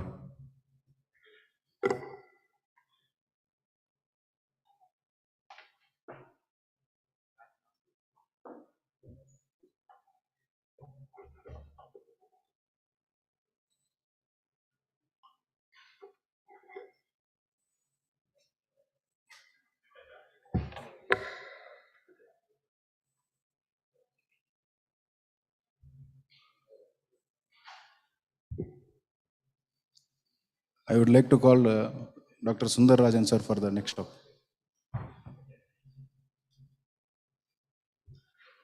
Good morning, everyone. Congratulations, Ayyappan Nair, Naresh, and all the team from Manipal for the great show, and thank you for inviting me for this great show. So my topic is on decision making on instability. I think even the instability pattern to make a decision to do a surgery or not starts from first time dislocation. We know that the study of young athletes, which shows that around 85% of the shoulder instability events were subluxation, not even dislocation. So only 15% were dislocations. So it is important that to identify these subluxations, that instability, don't wait for the dislocations to happen. We know that recurrence rate ranges from 100% to 22%. It depends upon the age.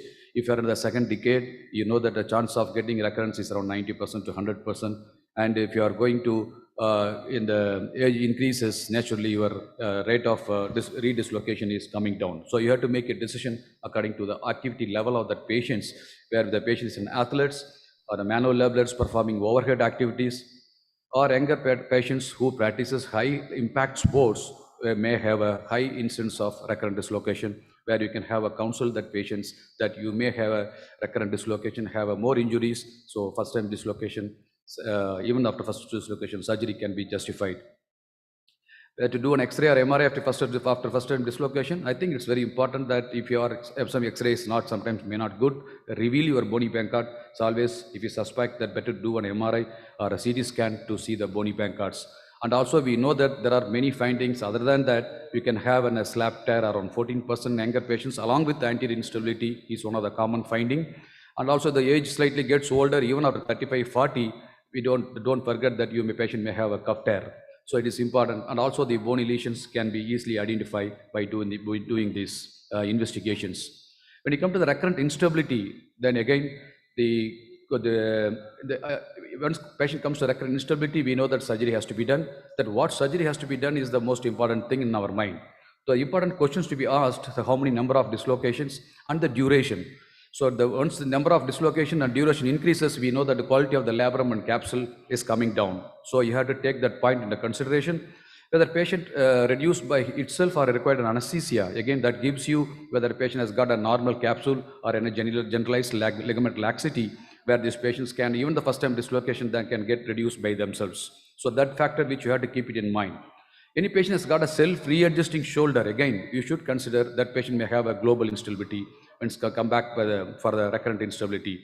MRI may not reveal that global instability like a 270 degree or a 360 degree labral tears can be suspected whenever there is a global self-adjusting shoulder. So clinically you should suspect, even the MRI shows only anterior instability, you should suspect panlabral tears and you should be ready for that.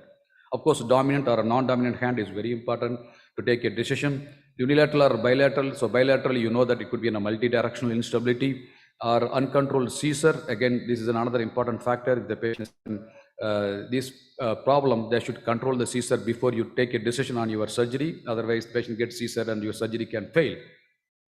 Some patients can come with only pain. They may not have a recurrent dislocation, as I already told. Then younger patients, around 85% can have a recurrent subluxations. So if you put them on an application test, they will have a difficult pain and they will not allow you to go back.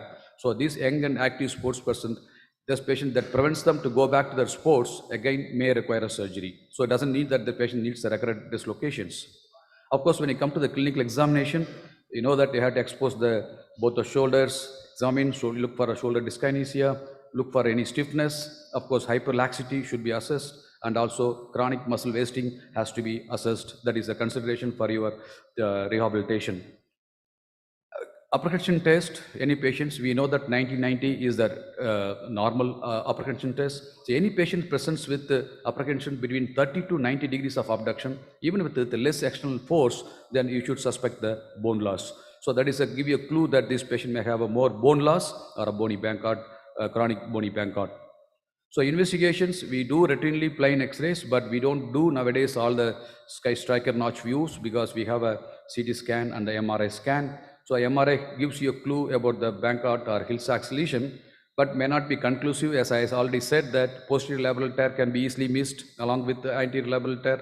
Slap tear can be missed. And of course, Hagel lesions sometimes can be identified by doing MRI, so that you have to be careful before taking a decision.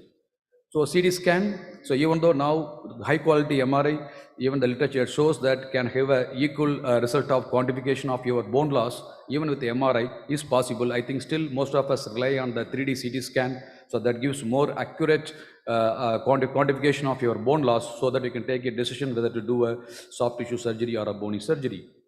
Okay, by doing all these things, you are diagnosing the patient has got a soft tissue instability. Then what should I do? Shall I do a Bankart repair or something else? We know that Bankart repair has got a highly successful in a low recreational sports players and also with the general population. We know that the high numbers of recurrence in high overhead activities or contact sports persons. And if it is a chronic or a poor soft tissue quality, you can consider still bony procedure. I think many surgeons still do bony procedure if the patient is a high demanding activity level. Sometimes you have the ISIS score, so the instability severity index score can be a very useful tool. You make a decision whether to do a soft tissue procedure or a bony procedure. We know that if that score is more than 4, then 70% chances of recurrence with the soft tissue procedure as per this paper in AJSM in 2015. So you have to consider bony procedure, even there is no much bone loss in this kind of patients. What if a patient has got a soft tissue along with Hill sacks? So we know that there are, previously we used to talk about that we'll do engaging or non-engaging during arthroscopy. I think many of us now we don't do. Any patients we present with Hill sacks, irrespective of the size and lesion, we do a remplissage, because we know that recent literatures have shown that adding remplissage along with your Bankart repair reduces the recurrence rate.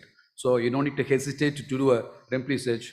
Depends, whenever you see a Hill sacks, don't worry about the size or depth and measurements nowadays.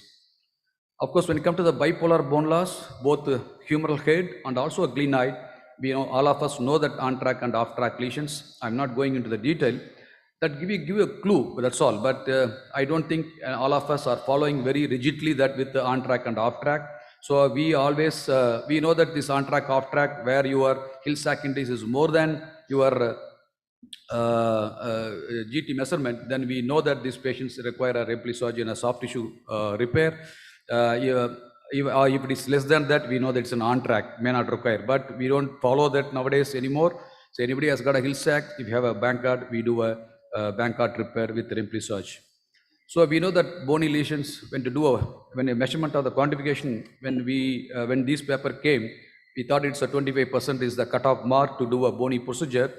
But we know that considering this, all the other factors which we discussed before, I think the cutoff has come to almost 15% bone loss. So anybody who has got presenting with 15% that bone loss, we don't consider soft tissue procedure. We always consider bony procedure, the letargia or any other bony procedure which you want to do. To conclude, the history, careful clinical examination, radiologic evaluation, I think you have to individualize the patient to make a decision whether to do a soft tissue procedure with remplissage or a bony procedure. Thank you very much. And also I invite you, all of you, for the IASCON 2022 in Coimbatore in September. There are a lot of faculty around here, and it is happening in a Lee Median Hotel in Coimbatore, planning for more than 25 live surgeries, master classes, and make sure that if you have a quality work, please present your papers. We have received already more than 50 abstracts so far. We had extended the last date for the submission of abstract is June 30th. And you have a lot of 5 medals to win, and you have a lot of rewards also for that. Thank you very much. Thank you so much, sir, for the wonderful talk. Next, I request Professor Yu Yonchik to come onto the stage for the next talk.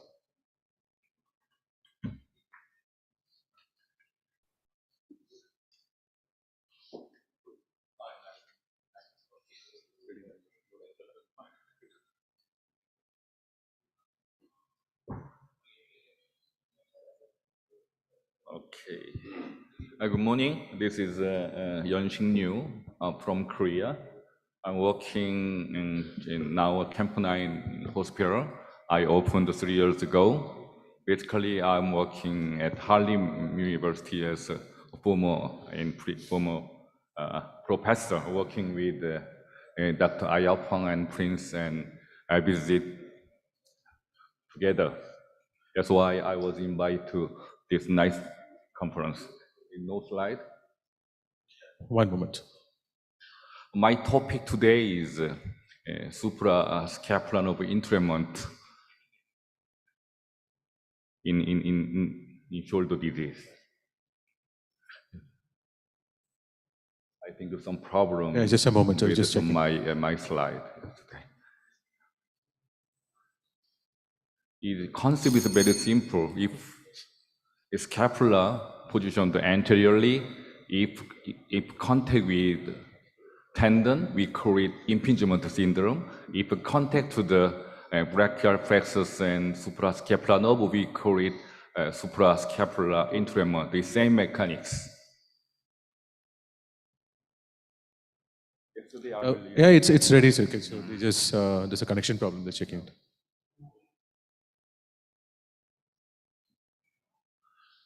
Before my presentation, I would like to gratitude to Dr. Ayapang for inviting me such a nice conference. Also, special thanks to Prince and Sri Hari. It's 10 years before where we worked together.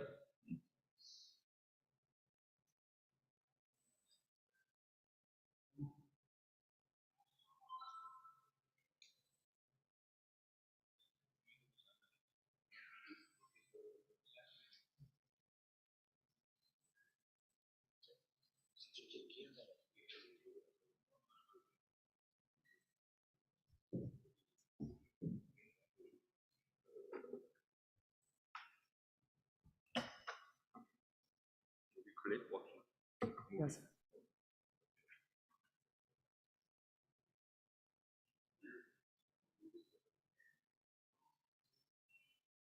Yeah. Is there any? My topic is suprascapular nerve entrainment and associated with the suprascapular nerve entrainment is occurs in 1 and 2% incidence in pain near the shoulder joint. There are a couple of symptoms, including shoulder pain and wasting and atrophy of supraspinatus and infraspinatus muscles, and weakness and fatigue due to unbalanced postcopal around shoulder joint. There are two places where suprascapular entrainment can be occurs. One near the suprascapular notch, another near the sphenogranular notch. We call it distal suprascapular nerve entrainment. Let's take a look at the detailed anatomy of the suprascapular nerve. It originates from the C5-6 followed by upper trunk. So it provides articular sensory branch to coracoacromial ligament, coracoclavicular ligament, and AC joint. Also, some provide motor branch to supraspinatus muscle and infraspinatus muscle. Recently, Chika Yoshinika developed the discover the 15% in 15%.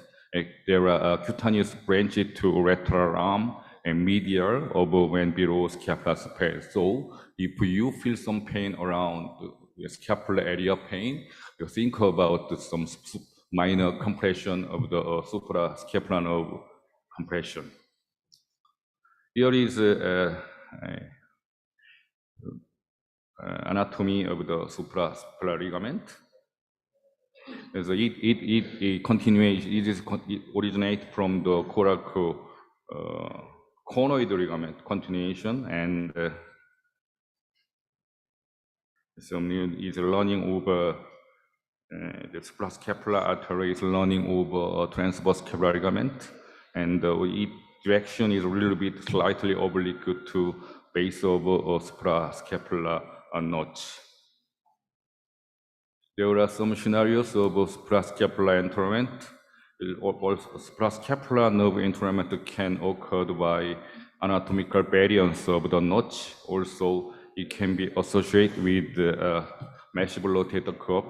Also, abnormal scapular movement, so-called scapular dyskinesis, can be occurred. Also, perolateral cyst with slap region can occur suprascapular nerve entrainment, but there are no clear pathomechanics. Let's take a look at the anatomical variants. There are many occupied TSR. Also, there are various locations of arterial vein within suprascapular notch. Also, variable shape of suprascapular notch.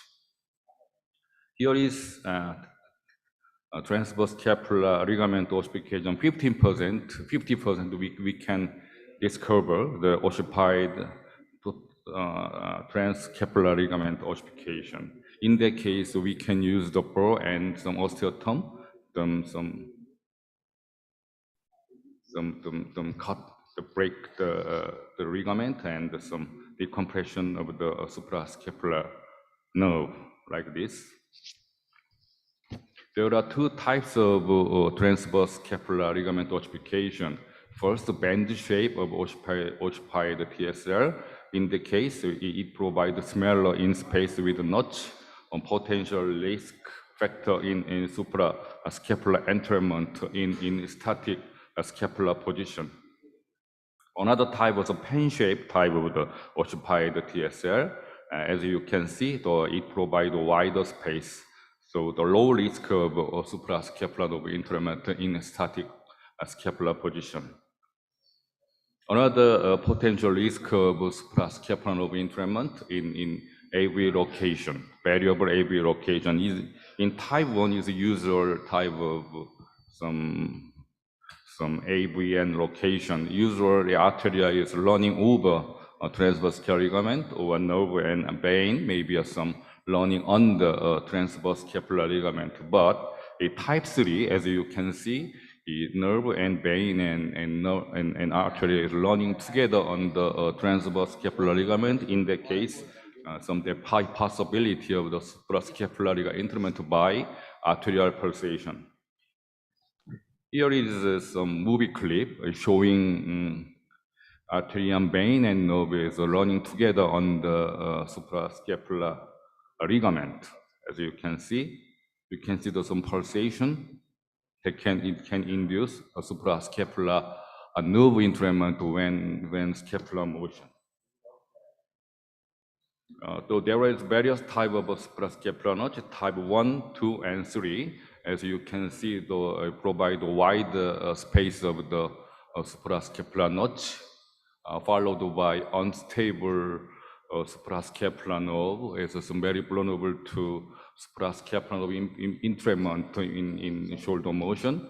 And type 4 and 5 and 6 show the very small in space on the transverse scapular ligament. It means that there's some high possibility of the compression of the suprascapular ligament in static shoulder position, but very stable suprascapular nerve in the notch. Here is a typical case of type 1 notch. After resection of the suprascapular ligament, as you can see the suprascapular nerve running over suprascapular notch.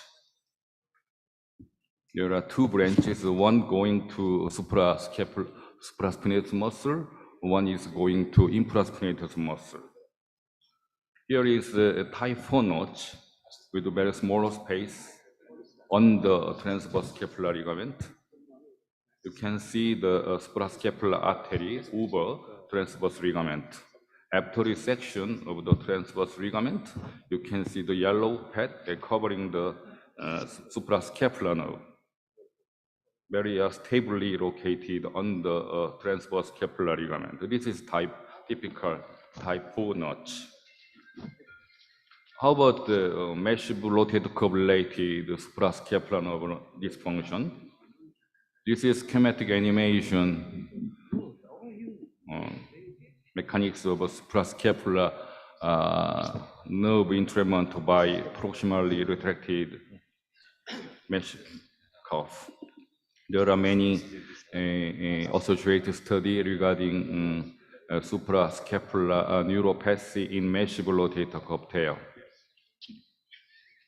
The JP1 is some JP1 and JP Mellon reported suprascapular nerve entrapment followed by massive rotator cuff retraction or repair after. Also, suprascapular nerve entrapment can be recovered by successfully repair the massive rotator cuff tear. In the case, many cases, improve the pattern of motor unit of the potential. Now, this is what I studied with Dr. Girardi. Some suprascapular nerve dysfunction can induce supraspinatus encephalopathy, resulting in suprascapular tendon tear. Other facts overlooked. So I studied some suprascapular discus-related suprascapular nerve dysfunction. Here is my study published in Yonsei Medical University 2020 in resting position suprascapular nerve learning in contact with PSL when abduction nerve is moved downward to the newly contact to the base of the notch. That's why that's why scapular nerve is moving within and suprascapular on the transverse ligament space. Also, perilateral cyst can induce suprascapular nerve dysfunction. Usually, it associated with the SLAM lesion up to 80–90%. Mechanics are unclear, but if we successfully repair the SLAM lesion or decompression, many patients will be happy with decompression and repair of the labrum. Here is typical case of perilateral cyst-induced suprascapular nerve dysfunction. As you can see, there are some density change around infraspinatus muscle and atrophy and wasting. In that case, we repair first the superior labrum first. After that, opening the superior capsule to find the cyst compressing the suprascapular nerve. Here is a procedure to take a look at the cyst around the spinogranate notch. Here you can see the orifice of the supraspinogranate notch, the ganglion around the suprascapular notch. We remove anterior tissue of the ganglion. And you can see there's some nerve running around the notch. This is a follow-up MRI to show complete recovery of infraspinatus muscle. Here is summary. Has yet to be clearly proven between suprascapular nerve entrapment versus associated factor. But anatomic variants such as vessel location and hypertrophied ossification of PSL that induce notches tenosis can causative factor that can induce suprascapular nerve entrapment in static scapula. In case of unpredictable scapular movement, it may mean that the scapular dyskinesis and unstable suprascapular nerve within shallow notch is prone to entrapment by contact with the base of suprascapular notch. A massive rotator cuff tear may be associated with suprascapular entrapment, but it's just assumption. Transverse scapular ligamental release coupled with rotator cuff repair can be good option to promptly restore muscle wasting if it was associated with suprascapular entrapment. In case of ganglion cyst around supraspinoid notch, arthroscope decompression and regular repair shows promising results. Thank you.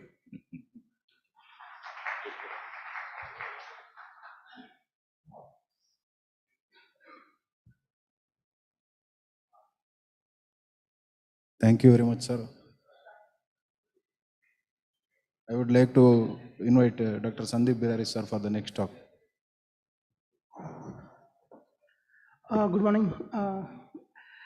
Thank you, Dr. Naresh, Dr. Ayyappan, and Team Manipal for the warm invitation.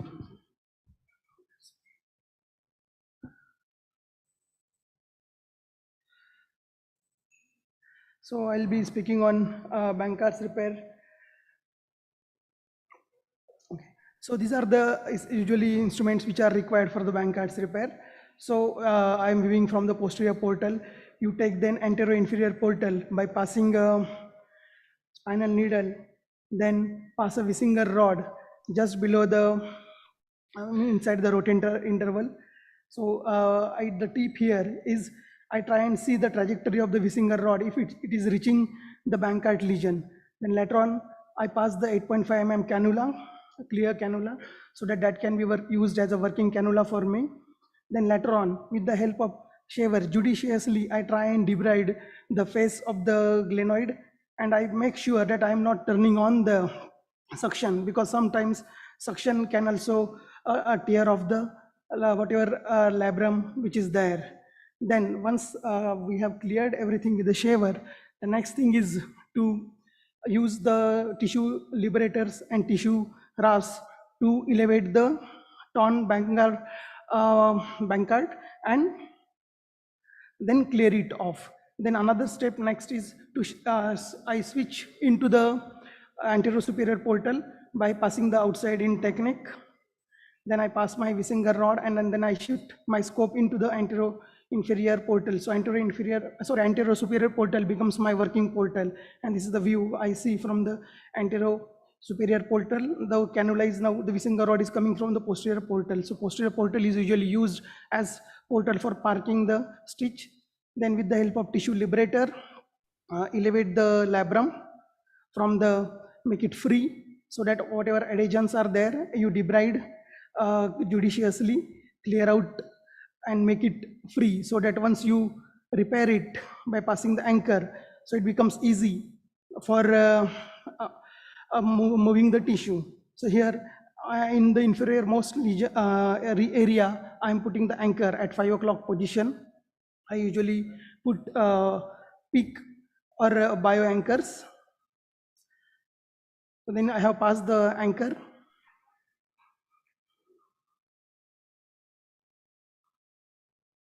Then after the passage of anchor, the next thing is to pass the sutures around the labrum. So there are various techniques which are being used, like either with the help of a bird beak or the various devices. Now here I'm trying with the bird beak. If it is no successful attempt, then my next choice would be to use another device like a spectrum. So I'm passing the spectrum, I'm bringing my number 1 ethylon, then the same ethylon, and then another thread of this anchor, single loaded anchor, I'll be retrieving and taking into the posterior portal. So from the posterior portal, I'll just shuttle the anchor. So either you use it graspers or with the help of these ice strongs or suture retrievers, so that you make sure you don't disengage your thread from the anchor. Then I am shuttling the anchor and thread through the Bankart's lesion, that's the labrum. Then I'm tying the knot. So now here it looks like knot is very much superior. So I'll just make sure that there is no entrapment. Then I have taken a sliding knot. I have tied it very loosely. Now it is very much prominent. So with the help of tissue grasper or tissue retriever, I just shuttle it away in the inferior portion, so that I get the good bite for the inferior most torn tissue. So tightening of the anchor is going on. So I have placed my one anchor. Now in this particular case, I usually put the single loaded in the distal most or inferior most portion. Then later on, preferably I put double loaded anchors. So in this case, I'm because it's a small lesion, so I'm putting one more single loaded only. The anchor is being inserted.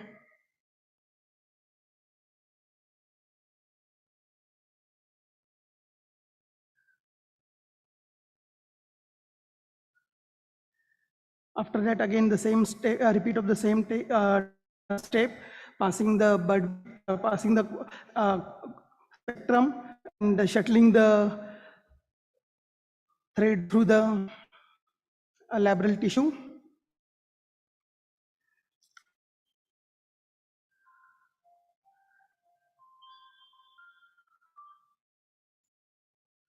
Then again final tightening of the anchor. Then sometimes you need to manage entrapment of the tissues or threads, entanglement. So this way, this is my second stitch. So this completes the repair of the Bankart lesion. Now, because it was very much stable, so I did not put another anchor. So there is a choice of putting one more anchor in the superior region. Thank you very much for the invitation, and sincere request everyone to become a member of Indian Arthroscopy Society. And last date for abstract submission is 30th June. So please do come for ISCon, and warm invitation for the Pune knee course. Thank you very much.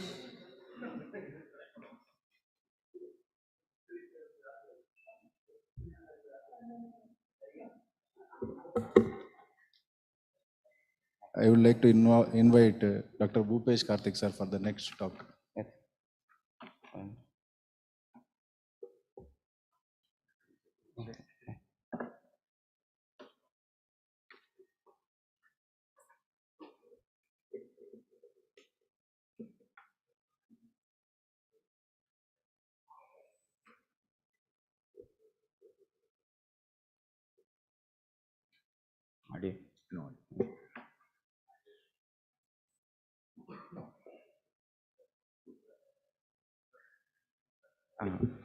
Thank you, one and all. Thank you, Ayyappan and Naresh, for the warm invite.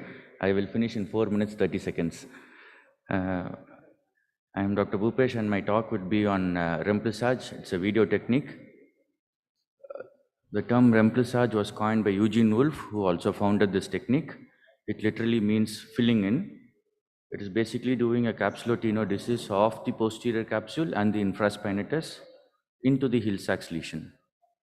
This was described for off-track lesions, but as my previous speaker said, we do it more often even in on-track lesions because it is a very safe procedure. The important thing is to plan your portal. Now, if you tuck in a lot of tissue, then there's not going to be good healing. So with your spinal needle, plan where you want to make your portal, your accessory posterolateral portal. Internally rotate the humeral head and look for good approximation of the tissue into the heel sac and then make your portal. The next important thing is to debride. Bankart and remplissage surgeries are like marriage. Preparation is more important than tying the knots. So debride, look for good bone surface for healing to happen. And based on how big your heel sac is, you will either do a single or a double suture. In this case, when you do a double suture like this, you go just under the deltoid, closely dissecting next to the capsule, feel for the knot pusher on the other side and pick up all the threads, and you can do a suture bridge technique like this. So there are two posterolateral portals here. You tie a knot and then pull either ends. All this have come over the capsule and infraspinatus, but under the deltoid. And then as you pull it down, it will tuck the capsule and infraspinatus into the heel sacs. When you have smaller lesions and when you feel that a single anchor is enough, you just withdraw your posterior cannula a little bit, and using one of your piercers like this, you can do a parachute technique. Take one thread on either sides, on all four sides, and then tie them down under the deltoid over the infraspinatus and the capsule.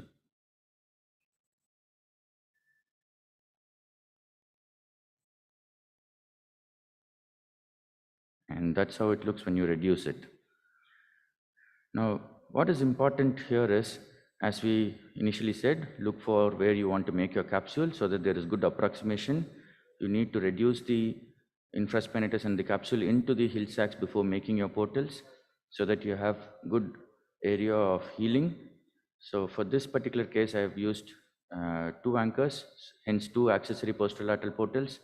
Now maintain biology, debride this, and many times you see a small island of cartilage like this above your heel sacs, but this cartilage is not going to articulate anywhere. So although it looks barbaric, it is okay to remove this cartilage because you have a larger real estate for healing.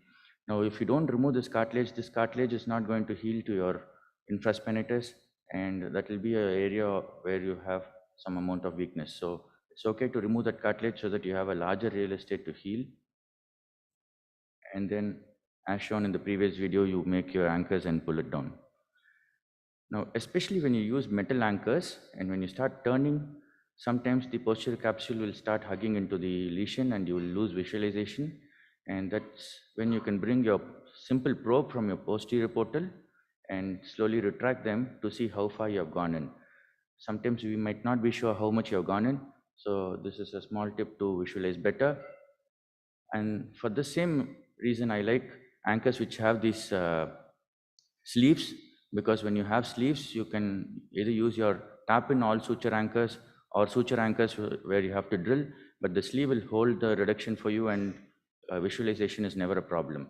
Unlike your rotator cuff repairs, because these are all young patients with impacted bone, which is the heel sac, the all suture anchors usually hold well. And when you finish, usually after your Bankart repair, when you tie it down, what initially looked like this will usually hug down and then give you a good capsular tenodesis effect. So giving a hug will never hurt, and giving a hug is a good thing to do when you're doing Bankart. Thank you.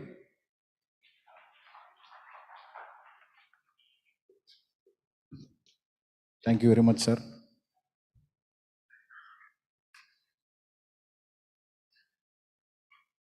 I would like to call Dr. Jagdish Suranawar sir for the next talk. Standard open latar jet video technique.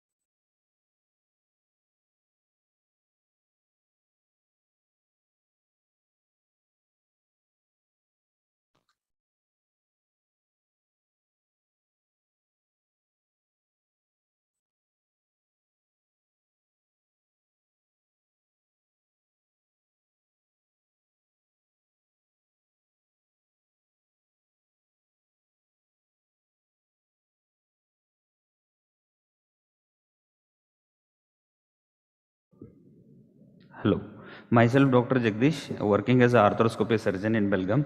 I am presenting an open lateral jet. I will take only 4 minutes.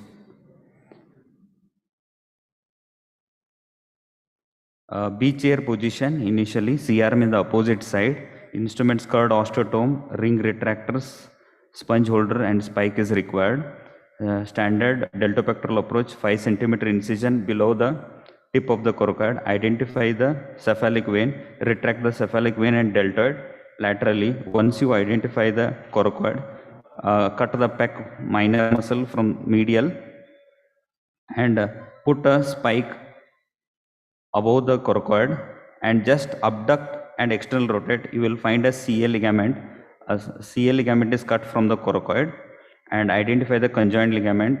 Once you do that, nicely coracoid is exposed from medial to lateral side. 10 mm curved osteotome is used from the base of the coracoid. Coracoid is divided from the scapula.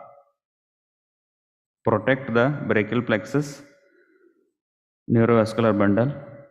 Minimum 2 centimeter is required for a sufficient 2 screws insertion into the coracoid. Once you divide, once you find this spike bone, it means you have reached the base of the coracoid, and nibble it out with a nibbler.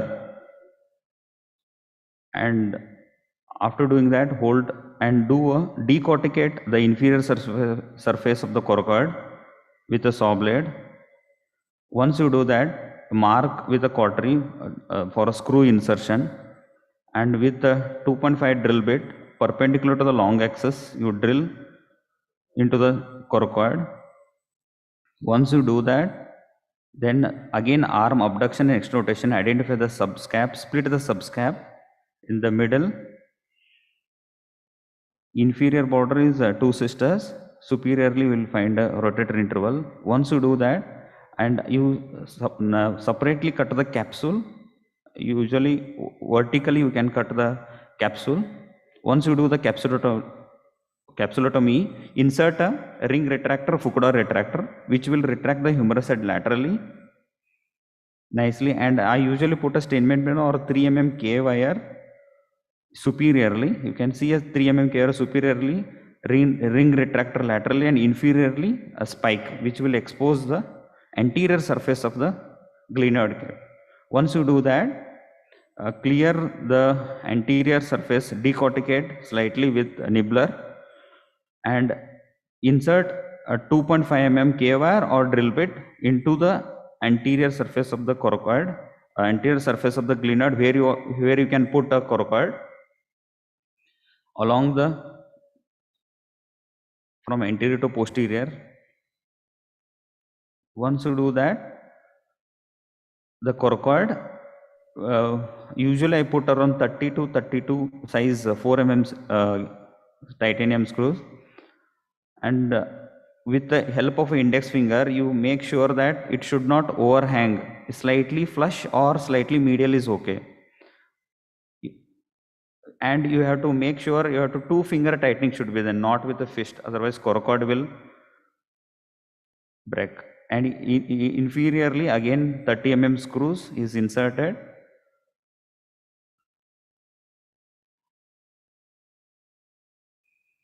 Once you do that, you can see a nicely it is flush with the coracoid, and close the capsule and subscap. That's all. Thank you.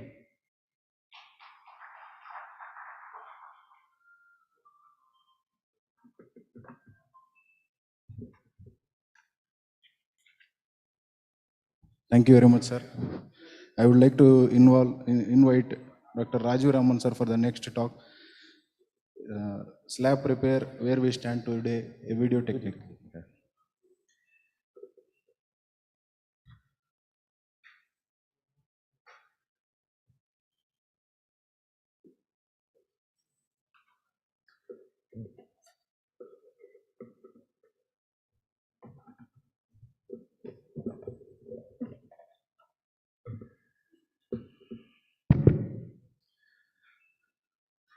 Good morning, everyone, and thanks Appan and Team Manipal for invitation. So I will be talking on slab repair. If you see the rise in slab repair from 2000 to 2010, these are data in New York, it was 164%. But there was a fall in slab repair, and that article was published by Snyder beyond 2010, because now people start understanding, differentiating the traumatic and degenerative tear. So definitely all slab tear, we don't need to repair. Try with your conservative treatment. Yes, different operative treatment protocols are there. You can repair it. You can go for biceps tenotomy or tenodosis, or sometimes you have to go for debridement also. So this is a small video technique of arthroscopic slab repair. So you make your standard shoulder portals in the root.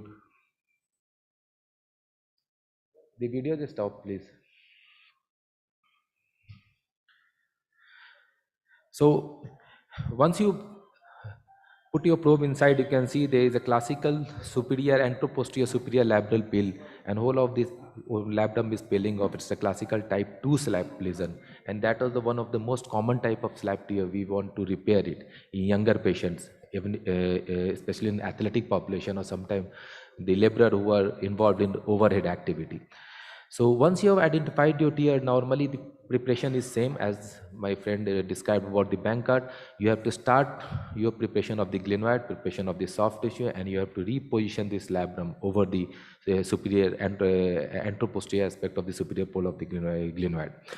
So the first and most important part is identify your tear, then see whether it's repairable or not. If it is repairable, sometime you have a bucket handle type of tear, you have to debride that part also, and start preparation of your glenoid. This is very important because you have fibrous adhesion there. try to remove the soft fibrous band and the soft tissue from the whole superior part of the glenoid, so that you have a raw bone there where you will have a very good fibrous healing once you reposition the superior labrum and you tight it with your knot. So here you can see with the saver blade, just I am preparing it, the superior part of the glenoid. You can use your rasp also to make it raw, so that you can have a good cinching effect of your and fibrous healing of your superior labrum over the superior margin of the glenoid. So once you prepare your superior part, now identify your tear, and that will help you in planning that how many anchor you want to use. Sometimes you can come with a small tear, you can come out with one anchor, and sometimes you have to use two anchor. So normally you start putting your anchor from posterior to anterior, and most of the time we don't try to put any anchor anterior to the bicep because that causes limitation of the external rotation. So here you can see we have identified the tear, and now we will put our we have start putting our anchor from posterior. First try to put the posterior most anchor, and try to put the anchor over the face of the glenoid. The same principle we follow in repair of your arthroscopic Bankart repair. So once you put your anchor there, the second part is that you can see you drill it, you push it there, and now once you have loaded your anchor, you try to take a bite through a either penetrating gasper, and you can use any of your preferred knot. And you can see here the first anchor we have just repositioned the superior glenoid labrum over the superior part. Now this is our second anchor. Again try to put it just posterior to your biceps. Use your penetrating gasper, take your suture out, that is your post which will come out through your labral tissue, and then tie your knot and try to put your knot away from the joint towards the capsular side, so that it has not an abrasive effect. And once you have tied it, you can see there's a good bump is created. The whole of the superior labrum is now, you can see, is now sitting up over this anterior part and the superior part of the glenoid. The best part to view and see for the how is your repair is the bird eye view. Try to put your scope in the anterosuperior part in the anterosuperior portal, and you can have a good view of what the repair has been done. And this is very important tip. Try to put your knot toward the capsular side, capsular side, capsular side. Don't try to put your knot towards the joint transfer, otherwise it will have some amount of abrasive effect. So once you have tied your knot, now you can cut it, this suture, and this is the, you can see the past pointing. I have put my sliding knot over that. I am just tying my knot, and now you cut your sutures. So once you have cut your sutures, now see about your labral repair, see whether you have repaired it properly or not. See about the integrity of the repair. I think your sixth finger, your probe is the best instrument which will guide you about the how is your repair. And now put your scope in the anterosuperior cannula, and from that cannula you can have a bird eye view of your repair. And this is very important after repair of the Bankart or after repair of your slap. Try to have a complete view of the whole of the labrum and see for the integrity of the repair. Thank you. And I again, Sandeep also requested, and I also request all of you to become a member of IAS. And it's a very vibrant organization. Try to become a member of IAS, and normally you can apply online, and within 15-20 days you will get confirmation from the IAS office executives. Thank you so much. Thank you very much, sir. I would like to invite Dr. Vijay Reddy, sir, for the next talk. Paralabral cyst, how do we stand today?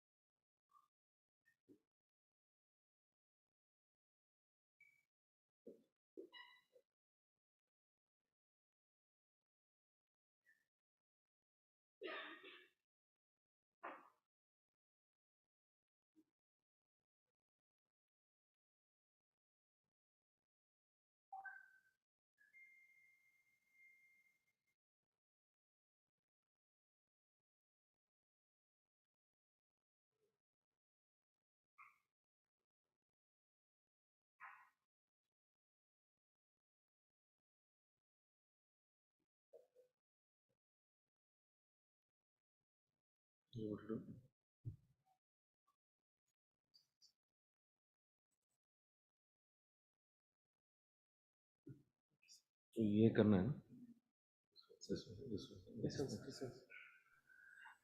Very good morning. At the outside, I would like to thank Dr. Ayappan for giving me the opportunity to talk about paralabral cyst. So coming to the paralabral cyst, they are very rare, more common in males, third and fourth decades, usually diagnosed in MRI, seen adjacent to the labrum. They have become very evident clinically when they cause compression on the nerves, mainly suprascapular or axillar when the lesion is in the inferior. The incidence of paralabral cyst most common in posterior, superior, anterior and inferior very rarely. There are mainly two groups, focal and extensile. The focal, the cyst, you can see in the spinoglenoid notch, which compress the inferior branch of the suprascapular nerve, leads to weakness in the infraspinatus. Whereas in the extensile, the cyst extends from the spinoglenoid notch to the suprascapular notch, compress suprascapular nerve, leads to supra and infra weakness. So unrecognized trauma or multiple events can cause this labral tears and leads to this cyst. The paralabral cyst, the best option when they are clinically symptomatic is the labral repair, have a very good outcomes. Repair of the labral tear with the cyst decompression results in a great outcome. Here is the patient, 24 years, MBA graduate from Melbourne, came to me with a pain in the right shoulder 3 months, posterior aspect of the shoulder, and have a painful external rotation with no neurological deficit. So here is the video.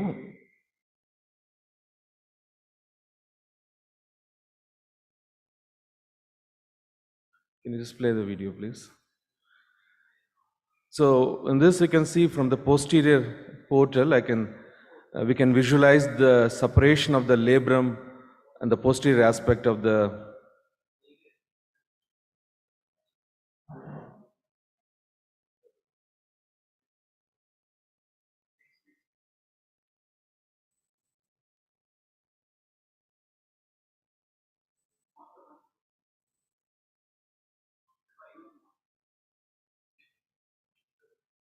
yeah. So this is from the posterior portal. We can see there is a fraying of the posterior labrum, and this view is from the anterosuperior portal, working from posterior portal. The separation of the labrum from the glenoid. One can also have a posterior superior portal for a better access to go through the translabral separation of the labrum. Unless until you have a curved instrumentation, it's very difficult to go through the posterior portal because it's a parallel to the glenoid. So separation of this labrum is very important to identify the cyst. Once you separate through translabral, you can identify some, gel kind of a stuff coming from the labrum and the glenoid. And we need to work here so that we make sure that if at all we need to extend the release of the labrum from the glenoid, one should do that to decompress the cyst completely. Once you decompress the cyst with the shaver, then we can go ahead with putting anchors to fix the labrum back to the glenoid. The glenoid fixation from the distal to the superior, this is the distal anchor going in, all suture anchor, and getting the labrum. So this is the first anchor, distal. So you can choose, usually I put 2 to 3 anchors. In this particular case, I did 2 anchors. This is the second anchor going in.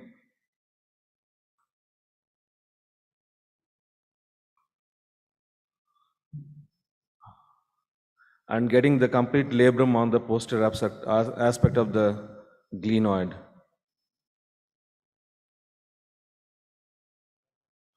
So this is the reduction of the labrum after decompressing the cyst, posterior cyst. and good reduction of the labrum.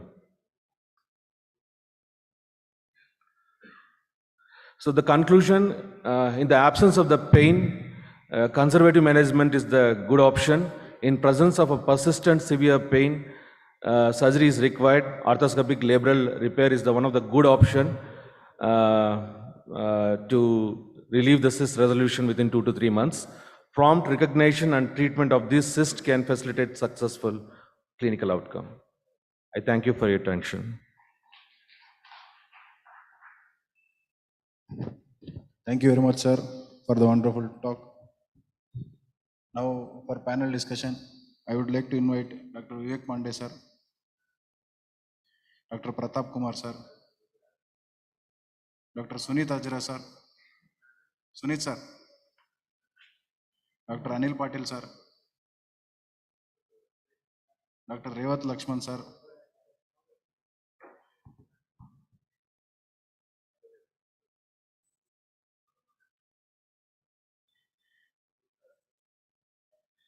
I would like to invite the presentees as well. Dr. Harish Chandran, sir,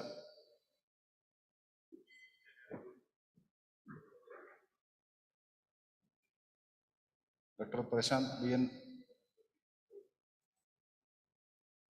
Bhupesh Karthik, sir,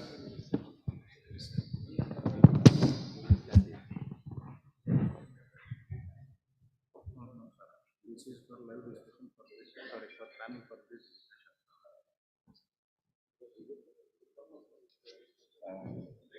Dr. Sundarajan, sir,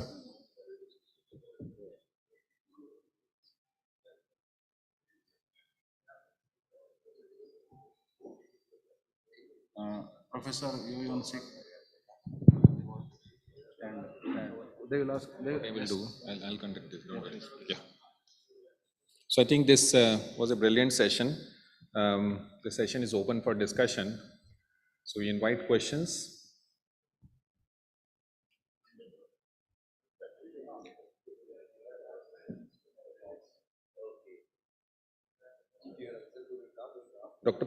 Mr. Padmanabhan, you are here?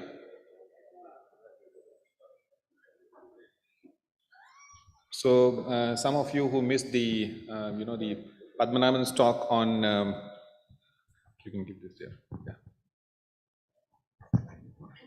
Shoulder injuries and throwers and, the gym machos. So the, Padmanabhan, my question to you is, especially when we do this anterolabral repair, anterior or maybe posterolabral repair, patients want to ask, when can we go back? So the question is about timing and the assessment. A lot of people who do this bench press, especially as you said, the bench press and sometimes the push-ups can be quite dangerous. So when can we allow them to go back? Timing and as well as the, rehab. What do we want to see? And how safe it is? Yes. Because my logic is, if it has happened on day one, yes, when you had a normal labrum, normal cuff, normal everything, it happened. How sure are we then it will not recur? Yes, sir. According to literature, after a shoulder arthroscopic anterior stability procedure, 7 months is the time. 7 months. 7 months by which they are ready to return to play. But that data is for throwing sport. You can, that's the mean average, but you can take them a little earlier. Return to sport is not just the performance aspect of it, where they're going to throw or push multiple times. It's also they do throw and push in a controlled environment. For example, the bench press can be modified into a shoulder press, meaning what we call as a floor press, where the shoulder is not actually going into horizontal extension or abduction. So that they can start as early as 3 months, and push-ups they can start as early as 6 weeks. And there are ways of doing push-ups. Yesterday we were discussing in detail. After the anterolabral repair, people can start the push-ups by 6 weeks. Yeah, isometric push-ups, isometric push-up hold. That's actually the key. Yesterday we were discussing this in detail. It's like after an ACL injury, you have to get the patient to squat, which is a which offloads the graft, and then it facilitates muscle contraction. And it definitely influences the long-term loading. The earlier you get them to squat, the function is better. Same way, the earlier you get a patient to do a closed chain push-up, Closed chain push-up. Closed chain push-up, the outcomes are better. and there are no scapular compensations and all. There are ways of doing it without actually stressing the repair. So that's essentially what we discussed. But then the long-term outcome is 7 months. There are criterias. For example, you have to do what you call as the closed chain upper extremity test, where you're doing a single arm alternating push-up. You also do what you call as the 3 kg medicine ball throw, unilateral short put, and external rotation endurance. So there are criterias, and you achieve these criterias to clear a patient for sport at 7 months, but then you work on abilities for these criterias much earlier, and you put pieces in place. It is possible. Okay. Yeah. So he says, can you demonstrate the closed chain push-ups? No. I say, are you serious? Yes. Yeah. So can you demonstrate the closed chain push-up? No, meaning isometric push-up. Okay, fine. I'm going to show the isometric push-up. Isometric push-up, obviously, you can do it on the wall, modify and all that stuff. But typically, yesterday we were demonstrating this. We can get a patient to do weight bearing on the shoulder after years. So because the weight bearing is on the knees and on the opposite shoulder, we can do weight bearing on this. And you can increase the load by just lifting the knee, more load on both, or you transfer the arm. And then you increase the load by just extending the leg. Okay, this is not a push-up, this is just a plank position. You can go with the arm closer to the body, it's still adducted, and then increase the load and then hold. Come back. So you're not actually doing a push-up. I think I need to have a lot of guts to do this at 3 weeks. Ashish. Yeah. Yeah. Yeah.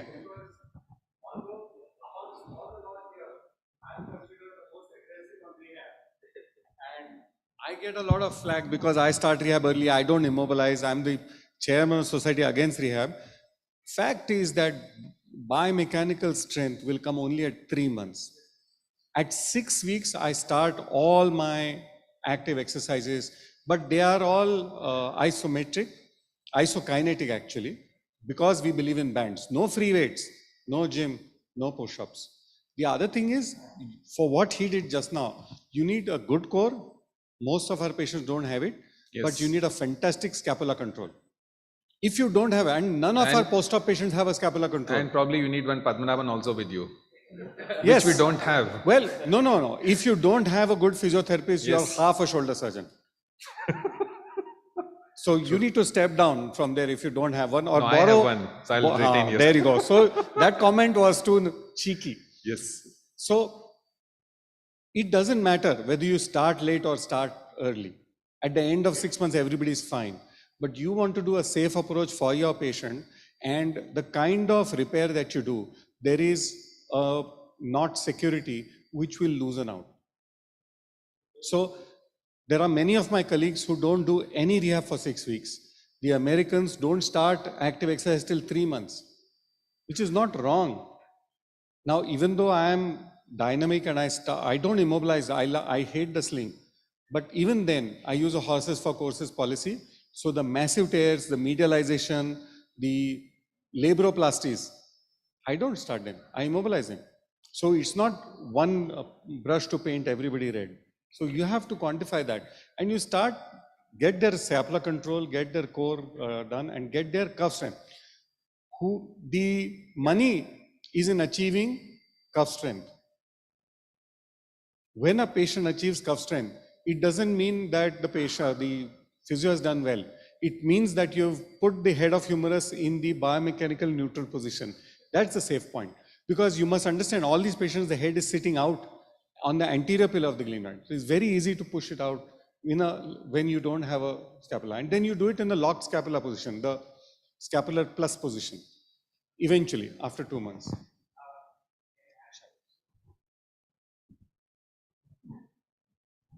Yes, so centering of the humeral head and getting the scapular muscle activation are the key parameters in rehab, and that will determine how well the patient actually progresses. The point is right about anterior translation of the humeral head that happens. You achieve, and in fact in closed chain, this is what research says, in closed chain activation where your arm is supported. I'm not going to do that on day one. There are ways, as I told you, there are ways by which you can take the load completely off. You can modify it, but then closed chain is the key in shoulder rehab. because your centering of the humeral head and the scapular muscle activation is better on closed chain and when there is load on the arm. And before isotonic external rotation, which actually places a shear load on the cuff, it's always to get compressive load before it actually causes a shear load. So that is why we don't want to really do an isotonic before actually you've got an isometric or a closed chain activation of all the muscles around. And it did. Yes, sir. Yes, sir. Yeah. Yeah. Yes, sir. Yeah. Yes, sir. Movement, no, for me, movement is shear and compression is non-shear.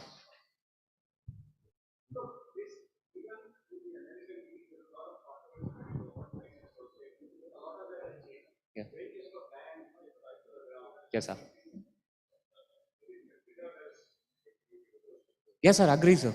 The best way to restore the proprioception is using bands, using closed chain, and this whole exercise is not about closed chain, open chain. I agree. No, this no, is closed chain. This is about scapular control. Yes, sir. This is about activation. Very risky and Yes. loading the repair. Yes, sir. So a cuff patient matures. See, No, we don't muscle do it to for the muscle- cuff. We are talking about anterior labral repair or I'm a coming slap to tear. that. Getting a muscle repair done Yes, sir. from muscle to muscle healing Yeah. is pretty guaranteed. Yes. Getting a muscle to bone healing or getting is very difficult. Yes. It is not native and you will not get those Sharpie's fibers. But a muscle is a vascular structure. A labrum is an avascular structure. Yes, You must sir. understand that. Yes, sir. So we can't bribe a patient and say, this is Padmanabh's patient, he has to heal early, let's go fast. No, it's not the about- labrum healing to the bone is not guaranteed. Not guaranteed because it's an avascular structure. Yes, sir. So you have to let it mature, get it stronger. I agree, we all have different techniques. I mean, none of us have the same rehab techniques. What I'm very curious to know Yes, sir. is which of your shoulder surgeons send you patients who are happy to start doing third week. I need to pay my respects to these surgeons. Yeah, he'll. I'm not being facetious. I Yes. really want to know because I think they have real balls and I need to know who is this. See, it's always better to say that only 50% of the treatment, 50% is surgery, the other 50% is physiotherapy. There are two advantages. If something fails, you can attribute to the physiotherapist also. So I always do that. I convince the patients that surgery is only 50% of the treatment schedule. Shanavas, I think the buck stops with us. Yeah, yes. It is our patient, our responsibility. We can't shift the blame. No, I'm just joking. Yes, sir. Okay. There is I a think small, I totally agree with Ashish. I just do loading only after 3 months. 3 months is the arbitrary period in my practice. There is small difference between labral repair and lethargy as well. So, because you would seen, they don't generalize all that. No, If we're you do- not- I'm not if you- trying No, to- no, I'm just saying for the clarification. And if you have seen lethargy, they do early loading. need to move on. Because you get the bone to bone healing is earlier than labrum to glenoid healing. 100%. So I think the here in exercise the- science is improved to an extent where every movement that I showed you, every movement is analyzed in detail based on the tissue stress, the type of tissue stress, the angle at which you do, the load at which you do. The science has improved. I think we need to Ashish, move on now. yeah, so can we agree whether can we start at least after 3 months? The whatever he says that with the exercises, I think maybe the ideal to do Yes, after 3 months. yes. But maybe it is not automatic. Of course. Provided scapular control and Absolutely. the cuff is strong. I know. We have to individualize the patient. We know that all the patients' quality of the labrum and tissue, so we cannot put everybody in the same basket. Yeah, absolutely. We agree. Can I take the next topic? Yeah. The question to Bhupesh. I think we'll move on. I have another question. Bhupesh. we can take 2 questions because live is ready. Okay. Bhupesh, it's a bit difficult with the visualization of remplissage when you put the anchor. Sometimes the whole soft tissue will come and block your. And you showed a tip for that. No, pulling it with. You use a cannula, small cannula 5.5, to go all the way into the bone. For the suture anchor, if I'm putting 2 anchors, I don't use the cannula because these are small punctures and then we come through it. I know it can make a hole there, even though make a hole there. Do you think it makes your life easy? Yes, sir, definitely. If somebody is struggling, cannula is always safe in any portal. Personally, I don't use it, but definitely a safer option. Okay, how many of you use the same posterior portal where you use the cannula? The cannula can be easily mobilized anywhere, whether you can both superior or inferior. I use always cannula so that you are safe. You don't need to struggle with punctured a hole for your screw incision. So I use the cannula to move around and I put comfortably there. Yeah, Vivek, one last question. Yeah, morning to everybody. This is regarding the paralabral cyst and the spinoglenoid cyst. While the technique is pretty simple, or you can do it the way you want, you can decompress. I want to know what is the take-home message. Is it as straight as an arrow now? I see a cyst on the MRI and I go in and decompress and repair, or do some of them don't respond? Because I see more and more people recommending or fixing or repairing a paralabral cyst. I want to know how many of them have had a repair or a this thing and yet patient in pain. Is it straightforward that we decompress all cysts, or? No, repairing the cyst, did you use the word repairing the cyst? I mean, decompress and repairing the labrum. Repair the labrum, okay. So once you decompress, so you do a repair. So I want to know, is it, what is the take-home message with respect to paralabral cysts? Dr. Yu and Vijay can Decompression, the cyst is more important than just repair the labrum, because in cyst is very harder than you expect, very like some bone. It can compress very, very strongly to the suprascapular nerve or some occurring deformation of the glenoid. That's why decompression approach is more important. Then after that, maybe we can repair the superior labrum. Dr. Reddy, you have to add any comment?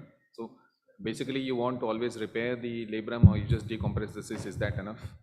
So once you decompress, it's better to repair the labrum. There is a chance of instability can come if you liberally release the labrum and you leave it without repairing it. Ashish, your technique where you always go from a different plane, you do the capsulotomy. What is your take on this? So the smaller cysts, I would do it exactly like Reddy did, and I would do it through the glenohumeral joint, because it's simple. You are in the joint, you do it there in the glenohumeral joint, decompress, and then repair the cyst. The larger cysts, I approach it from the subacromial joint, because then you split the raphe, go in, identify the entire cyst, because the larger cysts are dumbbell cysts. Half the cyst is on the spinoglenoid notch, then it is a narrow middle part, and then there's the rest of the cyst under the transverse notch. And so once you see it visually by yourself there, and that can be done subacromially, but you can't do it for a small cyst, because then you don't know whether you're going to reach it. But the larger cyst, then that's a more objective, exacting way of doing it. But then you have to come back in the glenohumeral joint and then finish the labrum repair. Otherwise, the cyst will recur. The repair is critical because it just stops the propagation of cyst and recurrence. There's a small cyst. In the small cyst, I think even if you do just repair, I agree. Even just repair alone also can resolution of the. Because from the, you are right, Sundar, from the glenohumeral joint, if it's a small space, you often do not get the leaky synovial yellow fluid. So you just make an attempt, decompress, because the cyst is multilobular. Just because you get one little fluid out doesn't mean you stop. So you have to decompress it properly. But even if you seal the whole thing, many patients go up and down. They are symptomatic, then they stop their workout, the cyst goes down, their symptoms go down, they don't come back to you. Again, they start the workout, again the cyst comes back in. And then there are surgeons who are knee surgeons, they put in a needle, CT guided, aspirate, patients better. Yeah. As Yonsik said, the nerve compression is more symptomatic. That is why they have come to you. And if you've done a good decompression, second day of surgery, they tell you, my pain is gone. That's a sign of a good decompression. Thank you, gentlemen. I think we have many, many more questions. One question for Yonsik. Your talk on suprascapular, very nice, fascinating, and it's our pet subject. We were just discussing with Vivek yesterday amongst the anomalies. So I have seen ossification, I have seen the nerve and artery below the labrum, we've seen the aneurysm of the suprascapular artery.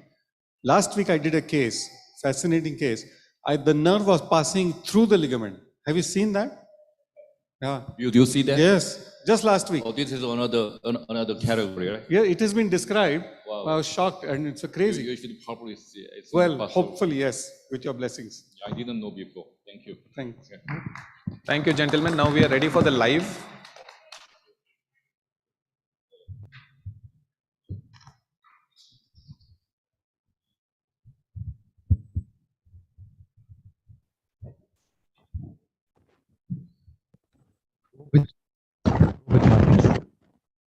Thank you very much. I would like to call Dr. Ashish Babulkar, sir. Dr. Ashish Babulkar, sir. Sir. Dr. Harish Chandran, sir. Dr. Sridhar Gangavarapu, sir. Dr. Kiran Choka, sir.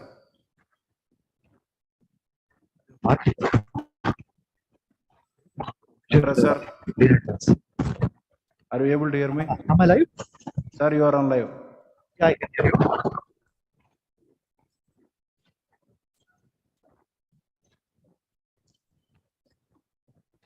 I would like to thank Dr. Ayappan and Naresh for the opportunity. And I'd like to thank, can you hear me? I'd like to thank all the chairperson being there. And it's a pleasure to operate in front of Indian God of Shoulder, Ashish sir. Thank you very much. I have done portals. You can zoom out and show the portals. Yeah. So I've done the posterior portal around 2 centimeter inferior and medial to the posterolateral acromion. And I've done antero superior portal and antero inferior portal. Antero inferior portal just lateral to the coracoid, and antero superior portal above that. And exit points, my right of my scope is in antero superior portal. Dr. I'll get back and show you the. Dr. Nataraj, can you hear us? Yes, sir. Nataraj, can you hear us? Yeah, Nataraj, your mic, you can ask your assistant to move your mic slightly away because it is rubbing on your mask and it's not audible. We have, yeah, that's great. Yeah. Yeah. Good. Yeah. Is it proper?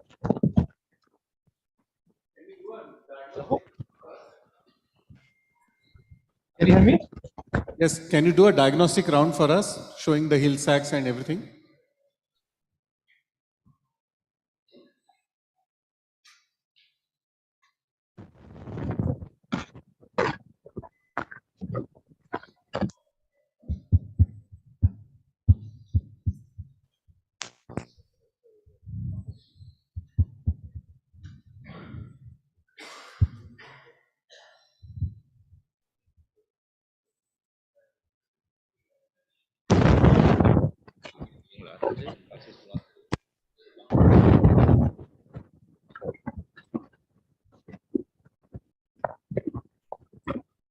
Am I visible? Yes, yes, you're visible, Nataraj. We can see the video. Yeah. Now my scope is in the posterior portal. Center. Generally, I start with looking at the superior lateral angle.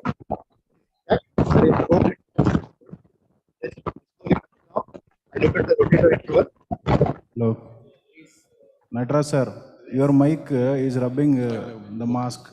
You are not audible.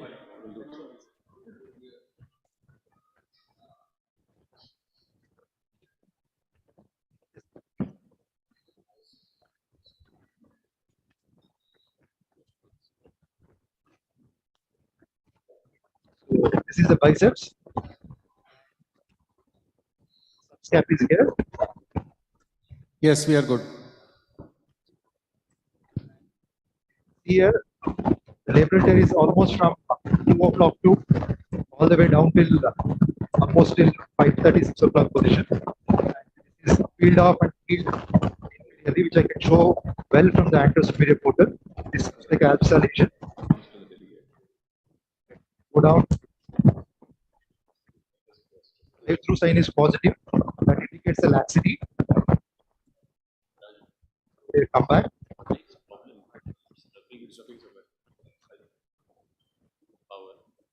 It's a Ilsax lesion, which I'm seeing. It's pretty big, but not measured yet. Looks like off-track type of lesion. Pretty huge. I'll shift my scope to antero superior portal and I'll measure this. Looks pretty.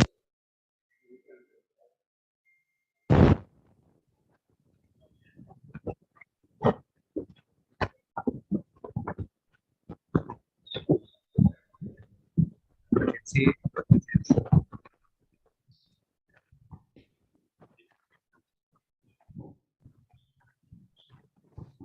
Around 4, yes, around 8 to 9 mm of Hill-Sachs lesion is there.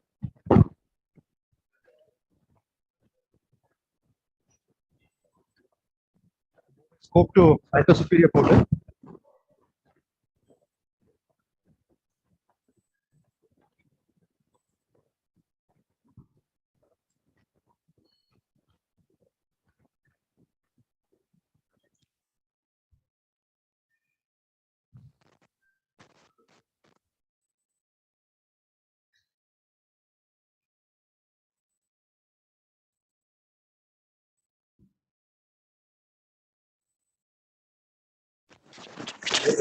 Check.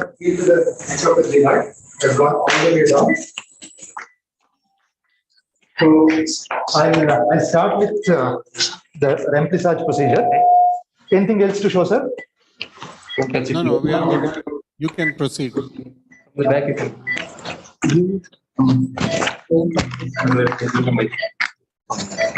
Okay. Can I remove something? Can I remove this? Just fix this. Fix the mic to the front. So here. Yeah, please. They are adjusting the mic. Just a minute. Sir.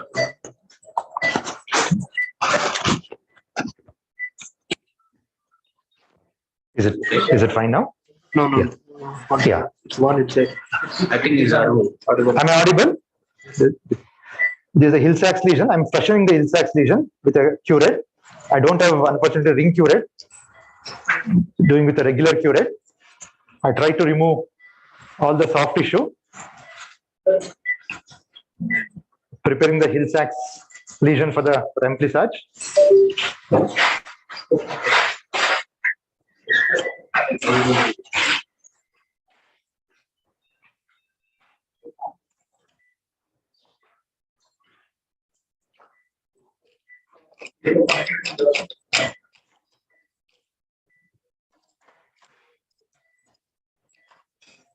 Remove most of the soft tissue.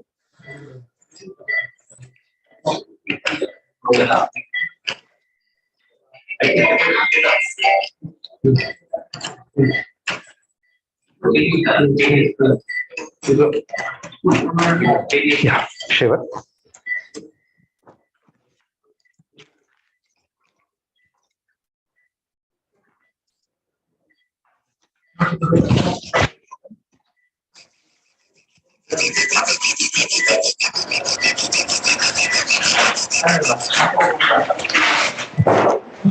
So I'm planning to put 4.5 mm anchor. Scepter anchor, 4.5 mm double loaded. I try to be as close to the cartilage as possible at the depth of at the longest point of Hill-Sachs lesion. I go somewhere here. Yes. Can you punch? Yes, please. Some counter traction. Yeah.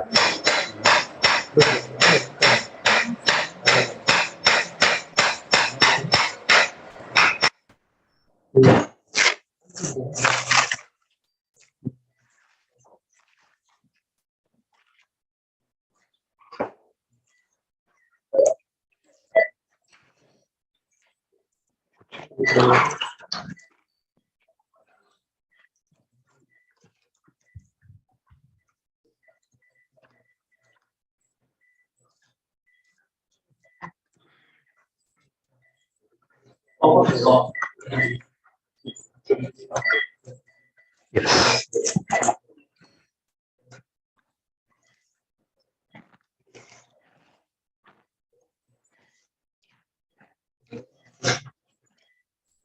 Yeah. So if you pull whole humeral head is moving back.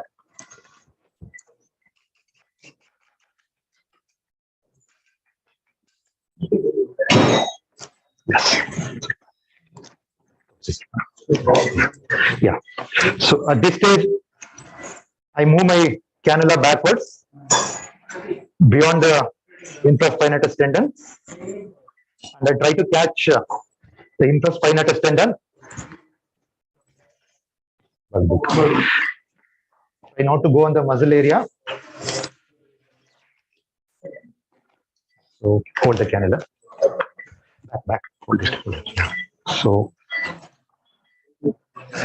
pass my first bite, and I take my first suture. So 2 black I'll take inferiorly, and 2 white, 2 tiger I take superiorly. Did you take all 4 bites? Yes, sir. Yes. So one more.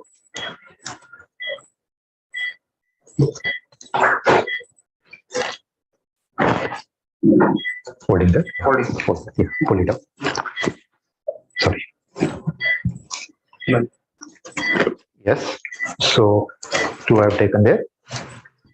So other 2 little back. Yeah. One I take.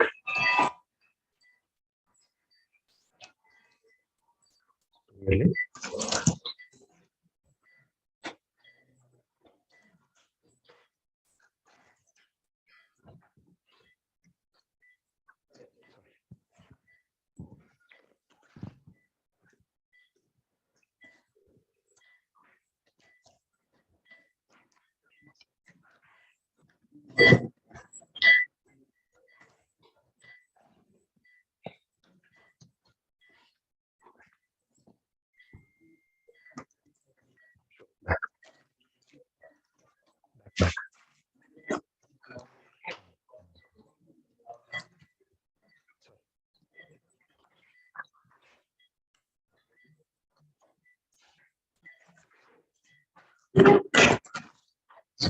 So I passed all the sutures. Nice. So once I tighten, it will be like this. At this stage, I remove my cannula completely. I remove my cannula and I park the sutures outside the cannula. Give me a switching stick again.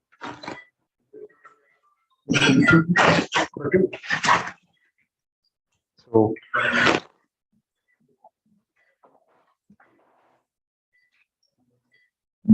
and the old one, little bit distract. Agree.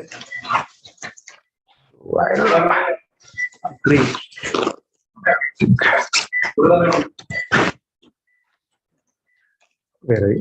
Yeah. I try to keep it parallel to the glenoid. So now once again dilator. Careful, don't rub on the cartilage here. Yes, good.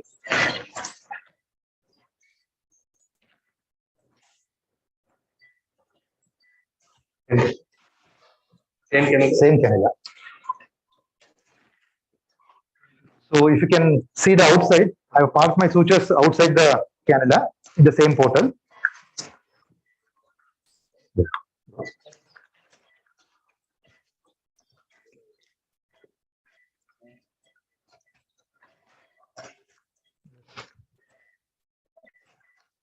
Very first. Okay, fine. So now we'll switch to anterior part. Now my scope is in anterosuperior portal. I start releasing the labrum.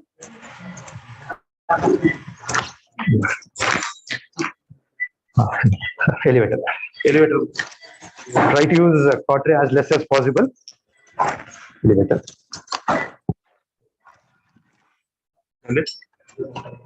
Oh, I'll just see the.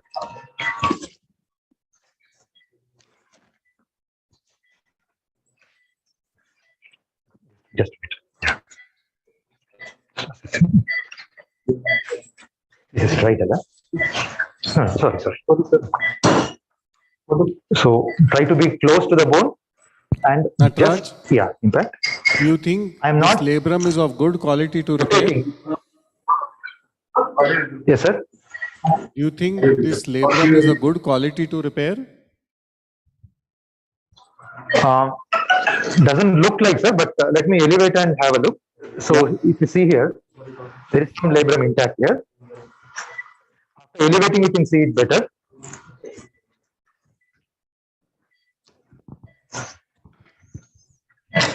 So,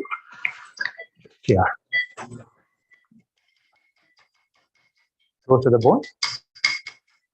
I don't lever it at this stage. Just mallet and keep releasing.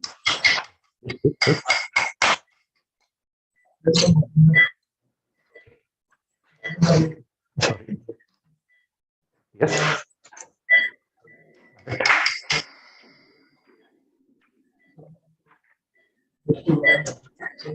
Mallet.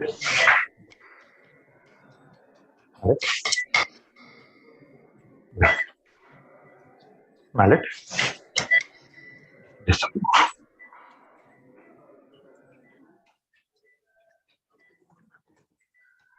Go down. Mallet.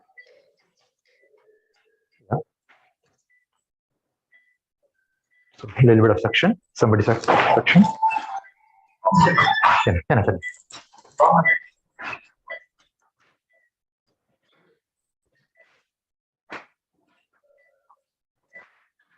Mallet.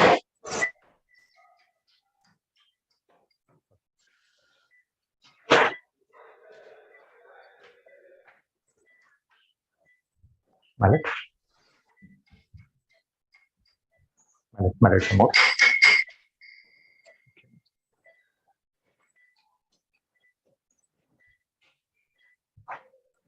Mallet.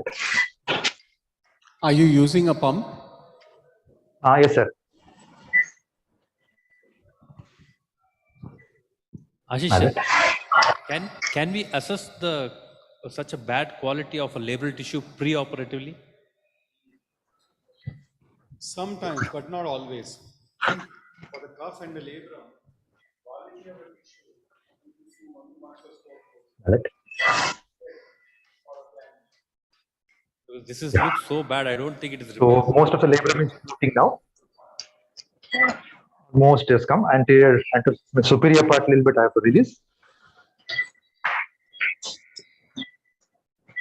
Shaver. Do we have a history of this patient background?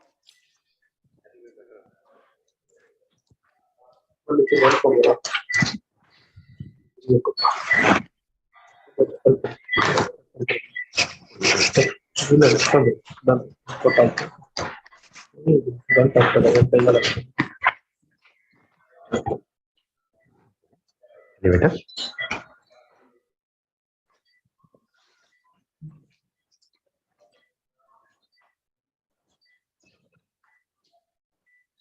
Mallet.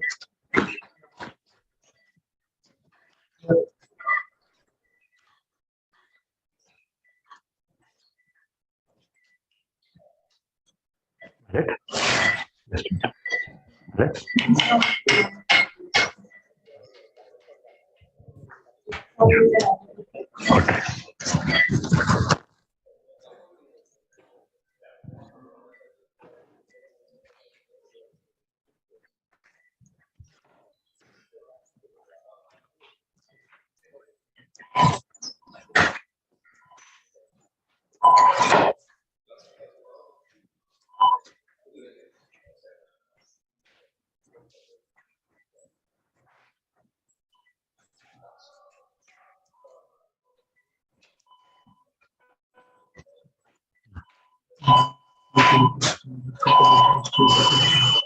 Yes.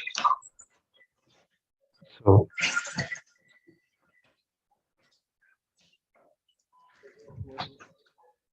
elevator.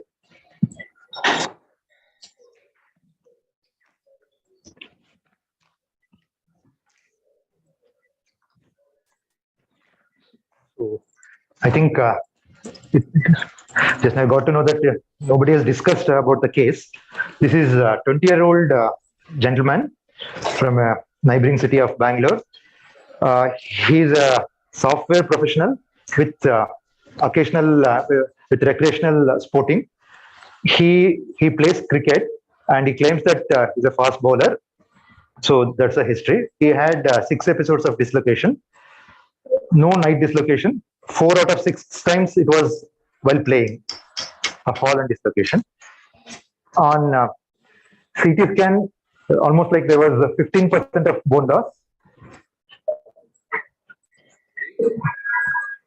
Do you know what's his age?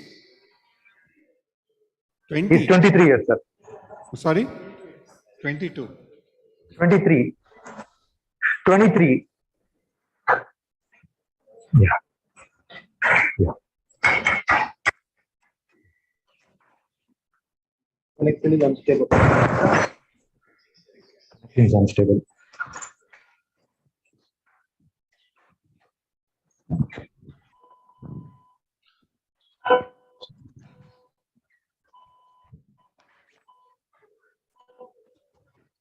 So almost I got. This stage, I slightly remove the cartilage from the rim of the glenoid. Cure it. Ring cure it. Don't have. Okay. Do you always remove the cartilage, Nataraj?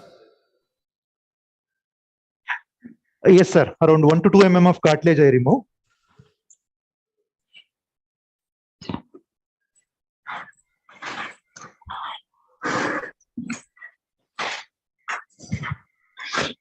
Just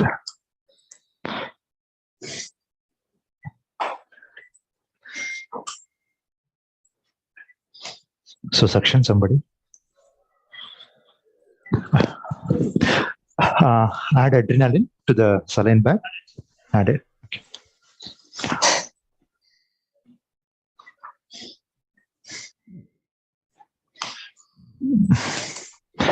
I don't have ring curate. This is I can't estimate the.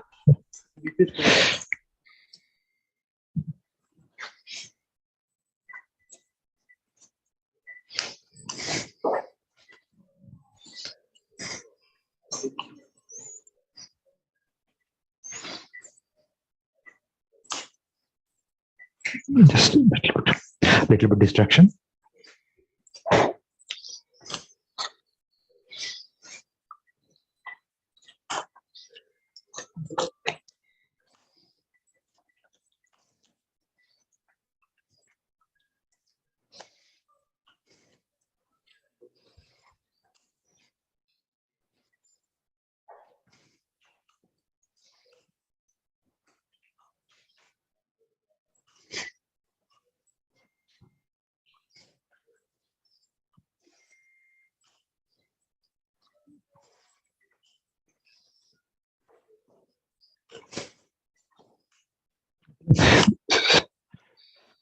It's not pulling off.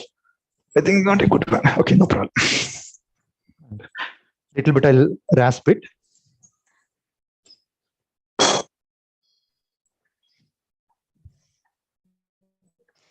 I think the cannula pulled off. Sorry, cannulas come back. Yeah. Sorry.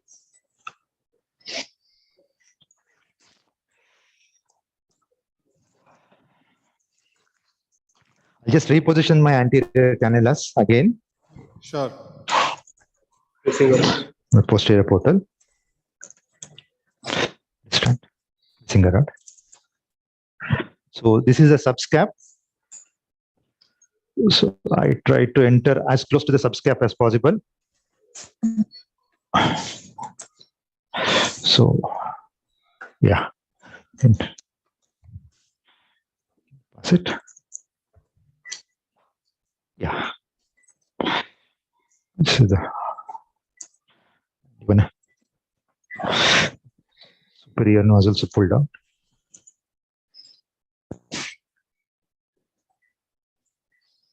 The old one. It's not getting the old one.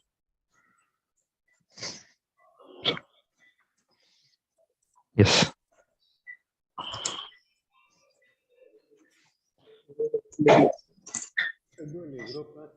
Yeah, please. Yeah. Some more, one more thread. Yeah. Yes, please. Yeah. Enough. So always I try to keep the cannulas parallel to each other, not converging.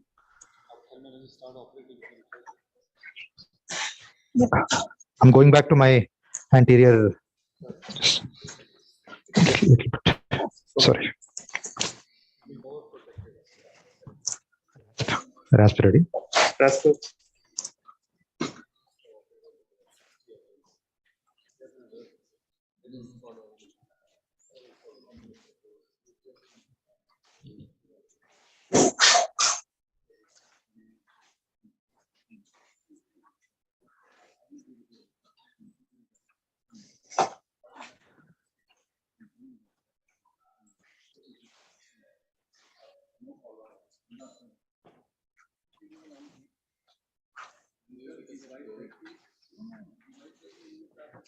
I'm brushing the bone edges.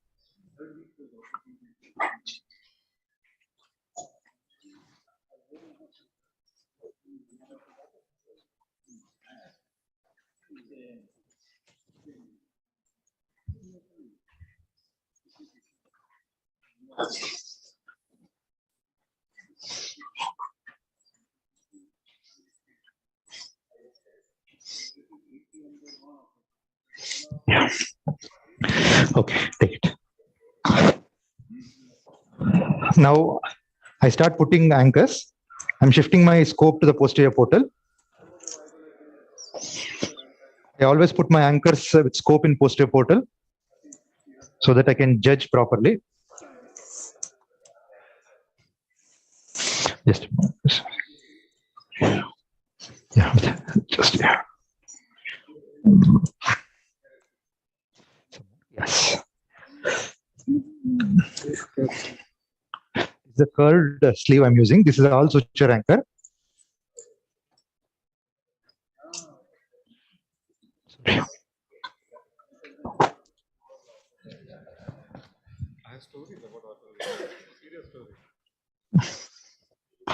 I'm at between 5 and 5:30 position. Going on the face of the glenoid. Yeah.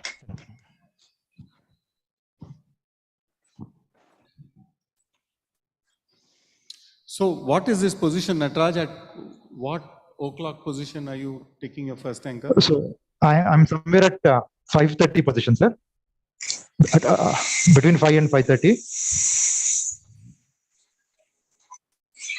Yeah. Nataraj, what you can do is just, you can keep the glenoid in anatomical position for the people to understand, maybe your scope. Yes, sir. Yeah, sorry. Yeah. Yeah, fine, fine. Yes, please. Yeah. Yes. Nataraj, Anchor Kiran tapped in. here. At what position you were putting the anchor the first time? Yes, sir. Around between 5 to 5:30 position, sir.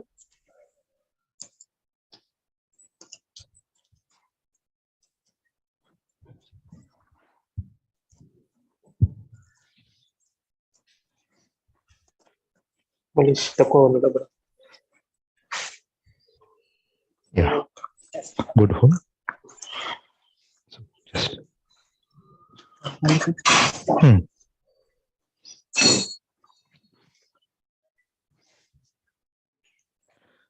At this stage, green.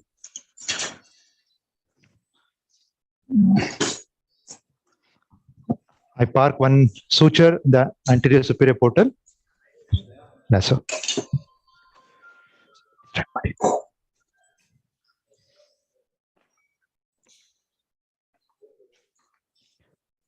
I go around 1 centimeter inferior and 1 centimeter medial to the anchor. With some more destruction here. Upwards, upwards. Just so.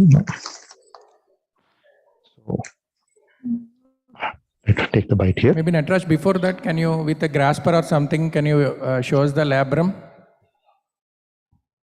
Yeah, yes. Before taking the bite, so we can just see how much of the tissue we are, labral tissue we are getting onto the face of glenoid.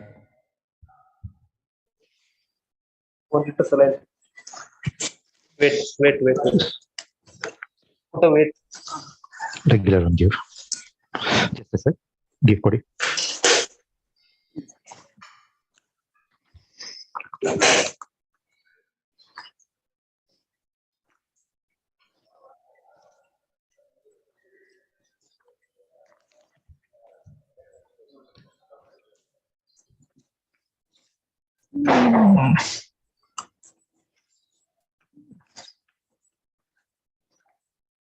So, this is what I'm expecting, sir. Yeah, fine. Yeah, we can see well. Yeah.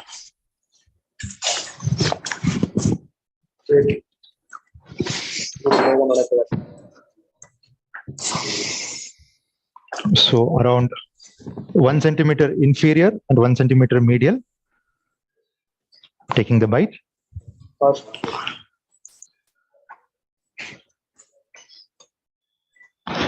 Sure, release some more.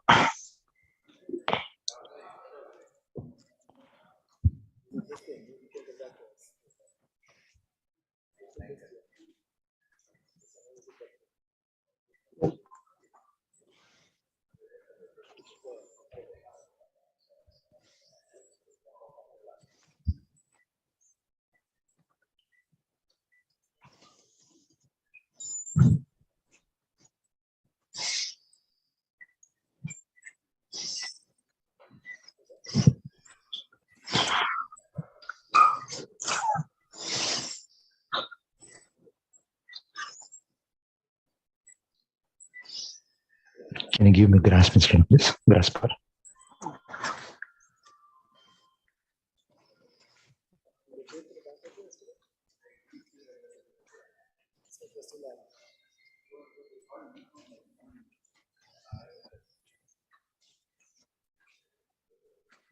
Let it be there.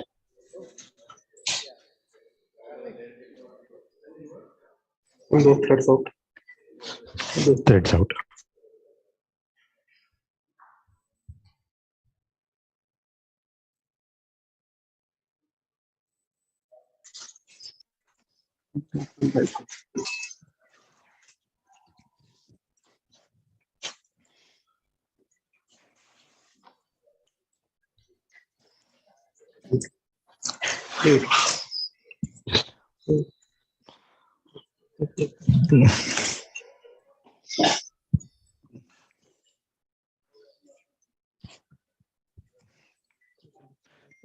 Suture manipulator.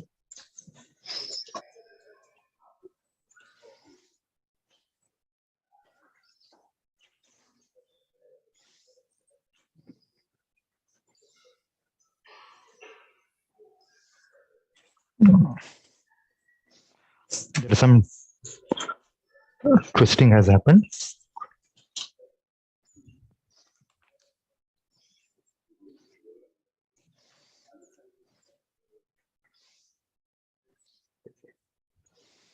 Just a minute. Thank you. Yeah. The other end. Yeah. Okay. So I untwisted it. And somebody hold the, yeah.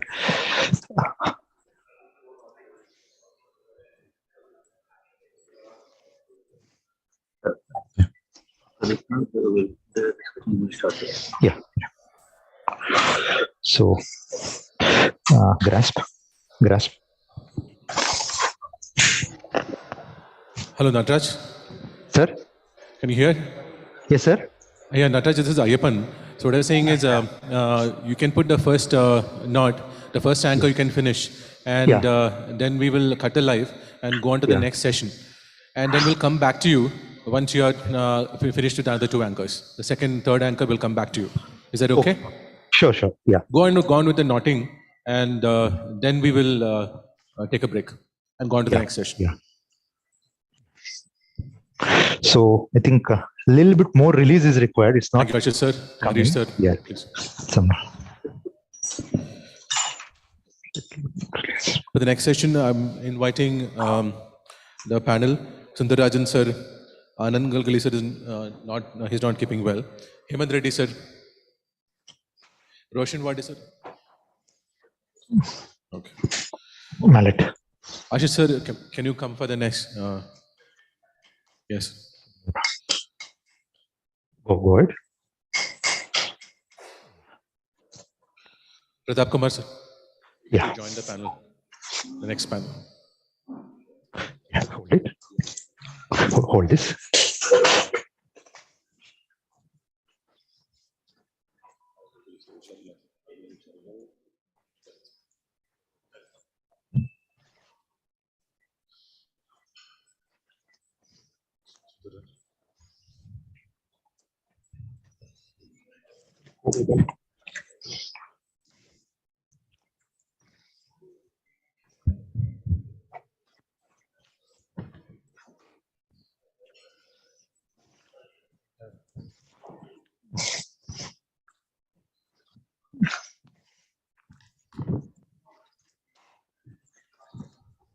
Dr. Mohan Kumar, if you could join the panel for us.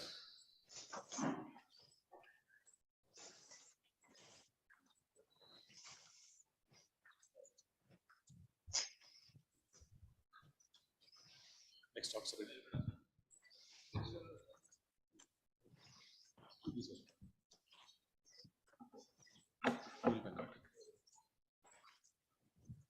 It's the second session, sir.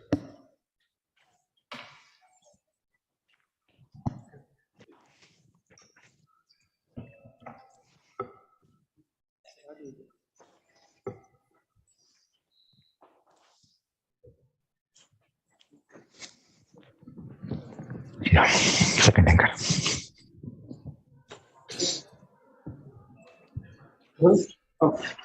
I'll do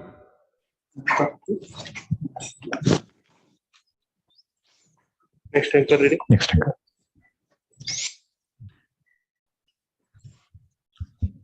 Awesome. Good morning. It's a great pleasure to be in Bangalore, and after a big hiatus, it's been a long time. Thank you, Ayyappan, for a great show, and it's fantastic to meet all the friends here at a lovely shoulder meeting. So, on my pet topic on arthrolatae, and you must understand where I came from. I was a big skeptic of the arthroscopic latae because whenever I did fellowships abroad, every senior surgeon told me never ever do the arthrolatae. So I started with the baggage and then came back in. And then one day went to Laurent Lafosse. And in one day he did 5 arthrolataes back to back. It changed my perspective completely. And I said, this is the way forward. We have to concede, all of us, that what each of us do is not the same latae.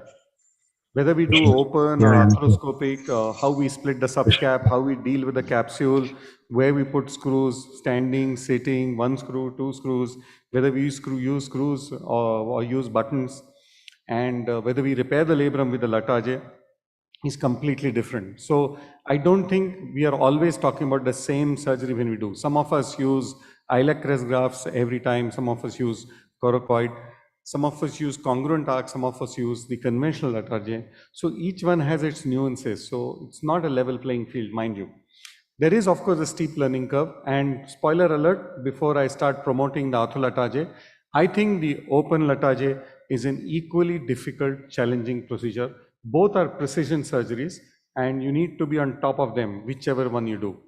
And I did the open. I got trained under Joe DeBeer. And in 2006, we started first in India to start doing open latages in exactly the same technique as Joe DeBeer. And all of them were congruent arc. All of them were challenging. And we did that for a good 8-9 years before we switched over to the arthrolatae as such. And even now, if there's an open latae, my fellow will do it, but I will supervise him from start to end. That is very critical to understand. So there are risks, complication rates are very high. Whatever you see, whatever you hear, whatever you believe, complication rates for both surgeries are pretty high. The biggest argument against the arthrolatae is you don't close the capsule, you don't do the labrum repair, IJHL is not addressed, and I will deal with that at the end of my talk. But both surgeries are elegant, they are precise, and you need to follow them in a very particular manner as such. For the arthrolatagea, I think you must understand where it came from. It is inconceivable for somebody to start thinking of doing an arthroscopy. You need a madman, you need somebody with monomania who invested a lot of 3-4 years trying to refine his procedure, and he's plugged all the pain points for us and gave it to us ready-made, and it's just made a breeze to be able. You need an alpha-beta guide, you need 2 washers in the coracoid before you start putting the screws, and then you need an X-ray that looks like that. When this is a lady, she's an epileptic, bilateral shoulder dislocations, innumerable time. This is a 30% bone loss. Now that's massive, and that doesn't happen often. You have only a handful of patients like these. Most of them are 15 and 20% bone loss. You must understand here the arthrolatagea will not work. So we use the iliac crest with the same technique. That looks easier, but it isn't, because your coracoid is there, your conjoint is there. So it's not going to be easy to do an arthroscopic iliac crest with the coracoid and the conjoint intact. So it requires a very good experience to do this. The good thing is that if you flip the iliac crest top to bottom, the curvature matches, the inner curvature matches the glenoid perfectly. It's almost as if it was designed for the arthrolatagea. Irrespective of which technique you do, it is absolutely mandatory for the surgeon to be able to identify, 1, the axillary nerve, and 2, the musculocutaneous nerve. And even if you're doing the open, you should see it, because nerve complications is a known risk in Latarjet. More importantly, if the nerve gets damaged, it is serious business, end of the road. You would not, if somebody didn't treat a dislocation, it's still okay, patient still has function. But if you operate and create an iatrogenic nerve injury, it's a disaster. It's a catastrophe that is beyond calculation. So that is why the onus is on the surgeon to be able to identify both the axillary nerve and the musculocutaneous nerve. This is the same lady, 30% bone loss, the iliac crest fitting in, and it's absolutely flush, as if it is designed to fit in and nicely compressed. So you can design the graft to match the concave surface. And for her on the right side, we have actually done a labrum repair to hide the graft, because it's non-hyaline, it's bone. So you want to hide it, make that graft extra articular, in addition to giving a nice IGHL and a labrum there, so that they get enough proprioception. We are lucky that on the left side, this lady required removal of screws because they were irritating the suprascapular nerve. So we got a second look in. And this on the left side, we've not done a labrum repair for her. Look at the capsule, 18 months down the line, it has reformed, so recreated. So even if you don't repair the labrum, the capsule will be recreated. And this is contention of Laurent Lafosse, that you don't need to do a labrum repair. The capsule will reform and recreate the original anatomy. And she's been now without failure for about now 4.5 years now. Bilateral, epileptic, and she was uncontrolled. Thrice she was postponed just because her epilepsy was not getting controlled. So this is the level of repair that you can achieve with the precision surgery. When you're doing a revision Latarjet, you have to be extremely careful. There's a fantastic paper by JP Shah and Warner where they've said the entire anatomy changes. The axillary nerve and the musculocutaneous nerve come in much more lateral than what you think. And you don't have the same identification landmarks of the deltopectoral groove and beyond. So look at here, we've gone to remove the screw arthroscopically, and that axillary nerve is almost kissing that screw. If you go in blind or if you go in open, you're not going to see it. And this is after all the scars have remained. And that's why the biggest push from Laurent Lafosse that if you have to remove the screws, go and do it arthroscopic, you will be in much better control, but that's a challenge, because the screw is not easy to remove arthroscopic, because you don't want it to remove and drop off, especially with the washer in place. Irrespective of what you do, you must always do a CT scan post-operatively. So entire series, without exception, all our patients between 3 and 6 months will go and have a CT scan. Just because we've done a Latarjet, just because the patient has not dislocated, does not mean that the graft has healed. There's a given fibrous union and a non-union in everybody's series, including Laurent Lafosse, including my series, and that's why it's up to us to be able to see that. Your X-rays don't tell you even half the story. So that's why our push that as a protocol, all of these patients will come in for a CT scan between 3 and 6 months. Now coming to some literature support, there was just a question for that last case that if this is 15% bone loss and the labrum quality is poor and the patient is 20 years old, would you like to do a Latarjet?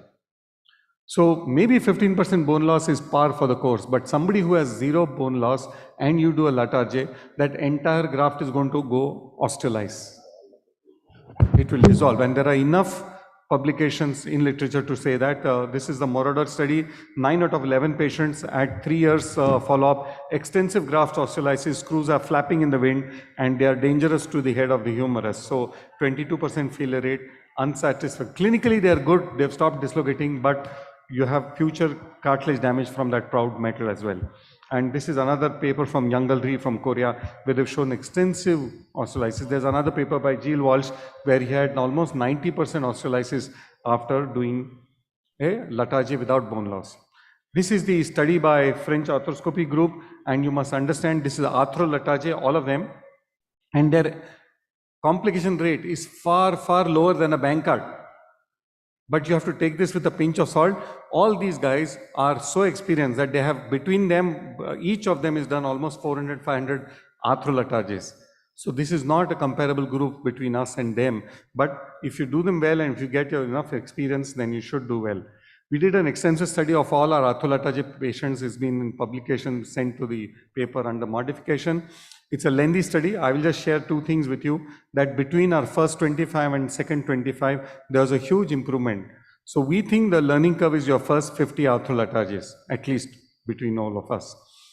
The reason we do a post-op CT, that we need to understand that almost 6 to 10% of our patients had to have screw removals.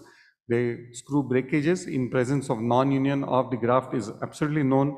Erroneous placements are very common. We have had a few patients who had a suprascapular nerve injury because of that. Partial injury, you remove the screw, the whole thing reverses back and the cuff becomes strong again.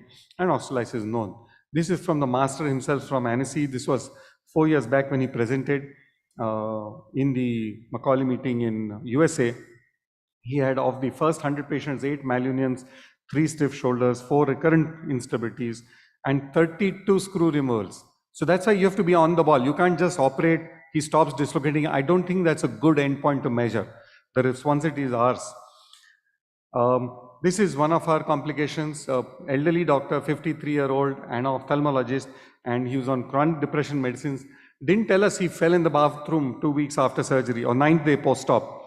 And he came back, X-ray was good, he was doing fine, put him on rehab. And then the mandatory CT at 3 months was done, and you can see screw placement is excellent, spot on. Parallel, alpha angle is good, they are in the lower sector. Look at this here. The graft is out completely. So the conjoint tendon got avulsed and the entire graft has been displaced. And then if you look at the X-ray, there's something fishy going on here. But you don't see it because your attention is focused, and my attention is focused on the screws. We're very happy about it. He's doing well. He's 53. He's an ophthalmologist. He's non-sporty. He's on depression medications. So he's okay, but we have to keep a close eye on him. And we've advised him to have a screw removal now. This is another patient, the screw breakage. This is a wrestler who's had a failed Bankart, came to us, did a Latarjet, everything done well, phase 3 exercises, sent for wrestling, did wrestling for 3 months, won couple of medals, and then later on the screw breakage. So we had to revise him. And then you look back on the CT scan, it's this X-ray. So all the other CT scans were good, except for this, we found there's a big gap between the congruency of the graft and the parent bone.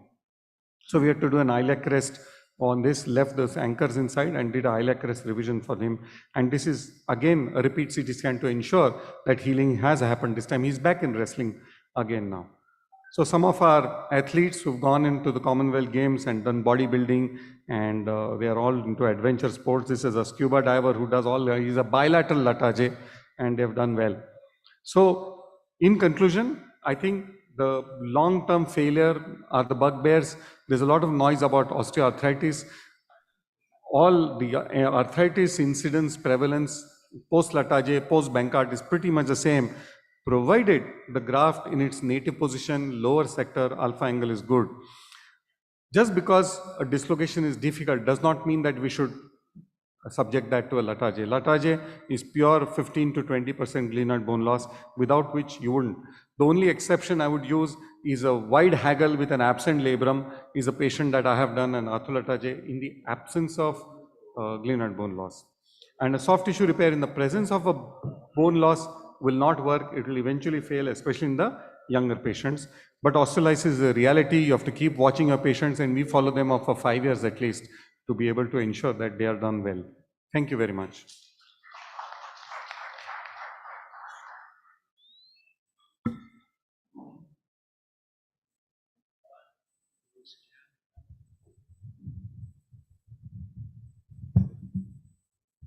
Are you going to invite? Is it Dr. Thank you very much, sir. I would like to invite Dr. Jagdish PC, sir, for the next talk. Failed bank cut, what do I do?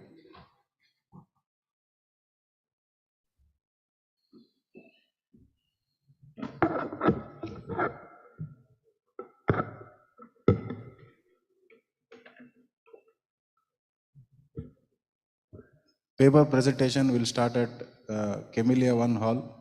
If anyone who are not uploaded the papers, please upload their presentations at the Camellia 1 hall. So good morning. If you see that when the bank cuts fails, we should know about what are the causes of the bank cuts failure. And if you see, look at the literature, there's about 6 to 30% of the bank cuts which has been failed. And when we say that the fates failure, and do you have any time duration for the bank cuts to fail? No, any dislocation, a subluxation, or if there is an apprehension test when you do for the post repair, if they have got a recurrent instability, then we call this as a failure. So that is one it is. Then think about it. And if you see, I'll go with the case scenario. And this is a guy who is a 43-year-old gentleman with had a bank cuts repair 7 years ago.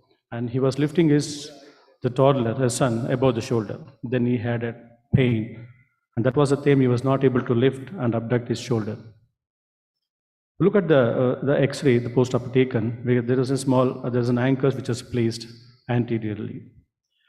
And there was no bone, the bone condition was still good, and it was in subglenoid position. No complications of any fracture as such per se in the head as well as, and no avulsion.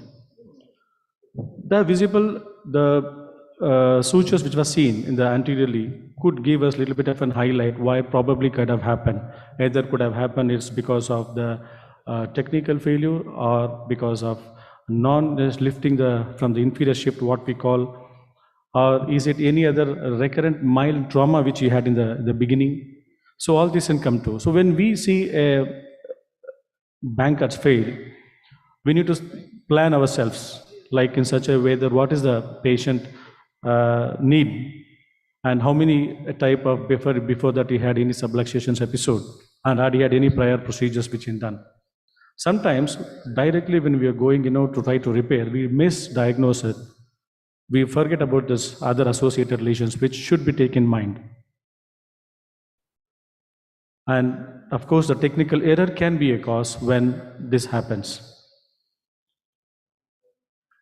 And always have a quantum, then if we have the bank cuts fail, you have to look it up properly, whether the CT scan, where any anterior bone loss is present or not, which cause needs to be addressed. And how much is a bone loss which we need, and whether we have going to do any bank cuts again, or we are going to add up to the bony procedures. The Bukart in 2002, he has, and with the Sugaya, they have shown that what is the minimum indication and what is the bone loss which has to be present in substantiating your lateral J procedure. We usually use a probe which is graduated when you put an arthroscopy from posterior to anterior, we go inside and see from the bare area what is the amount of the bone which has been lost. So when we subtract and when we divide in and get into amount of percentage, what is the bone loss? If it is more than 15% and no that good tissue is being held in the anteriorly, then those patients are susceptible for a lateral J. So in this case, so we were thinking about what are the options which is available for us. Definitely not this non-surgical management. Patient was not happy. He doesn't want any non-surgical. He want to have the shoulder to be stable. And apart in the surgical management, we had three options. That is, either we have to revise the bank cards. As I said that in this case, not much tissue was there in the anteriorly to repair it back to its stage. There was an anterior glenoid defect was there, which I showed over there. So that was the only which option which I was keeping it, but I am not happy to go for a posterolateral head reconstruction. And there is a good surgical management flow chart which is available. Even if you see a bank cards, you can divide it into two. That is with a subcortical bone loss less than 10 to 15%, and with the bone loss of about 20 to 25%. When you think that if it is bone loss is there 20 to 25% with the heel sacks and off track, it's going on, then you have to think about the lethargy. And with that is lethargy where you are shifting your coracoid process, and or else you have got a distal the tibia allograft or the iliac graft grasp, which we can use it. If you got a less than 10 to 25%, just because you are apprehensive, then a dislocation will happen, you shouldn't go for it directly, the bone loss. As I said that there can be an osteolysis of the bone anteriorly because you are giving it too much of, the gap over there. So you can come out with only the repair with the soft tissues. And non-surgical management, which if the patient are convinced, you can go about it. When you're doing it a revision, the bank cards, if you have to think about mainly things, a proper placement of the anchors, because the stability, a 3-point anchor system has to be there in properly. And in case, if you need, the thing that there is a big hill sacks over there and not much it's going on up track and a good stability you can achieve. And lethargy, and the remplissage is not a so bad idea to keep in properly. And glenoid, anterior glenoid, as said, is a coracoid transfer with the lethargy, and I prefer to do use with the ortho lethargy after having it trained well with the joint Laurent Lafosse. And after regularly, if you're doing it, the AC joint, AC joint repair and all, we'll get to know how anteriorly it is safe to go inside rather than that to laterally after the coracoid process. So using the proper portals, which is very close to the coracoid, and well as the placement of the screws, bringing it down inferior is very good in lethargy. It's been in arthroscopy. So that's been very much proved in the various papers. The screws placement in the arthroscopy are well parallel and congruent when we do it in an open. So that is the only big advantage we have, though the learning curve is little longer than when you do an arthroscopy, as well said by a doctor. Even though when you do an open, you tend to get a screw placement a little bit wrong always. It is not going to be always congruent and with parallel. And when we are doing the placement of the screws, because you know that it has to be in a very, not in a regularly conventional type of preparation, study of putting the screws, putting a parallel to it down is very helpful and all. So this is the post-op X-ray which showed that a very well congruently placed screws. And second case, a similar one, and a 30-year-old young man who reporter at the airport had a first episode dislocation in 2001 while playing, and which he complained of pain regularly. He had a Bangkok trip in 2002. 1 year later, immediately he had a dislocation. So I'm not going to detail again. This patient, after evaluation with an MRI, we found that there is an anterior bone loss more than 15%, and that was a candidate again for the lethargy procedure. Thank you, sir.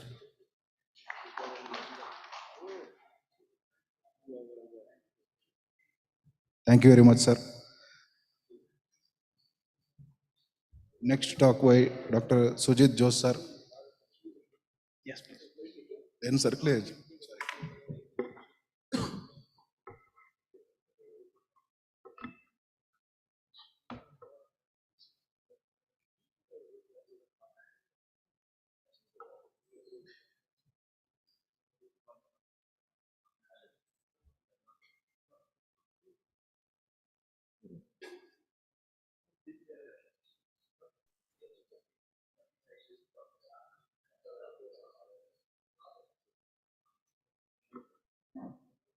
1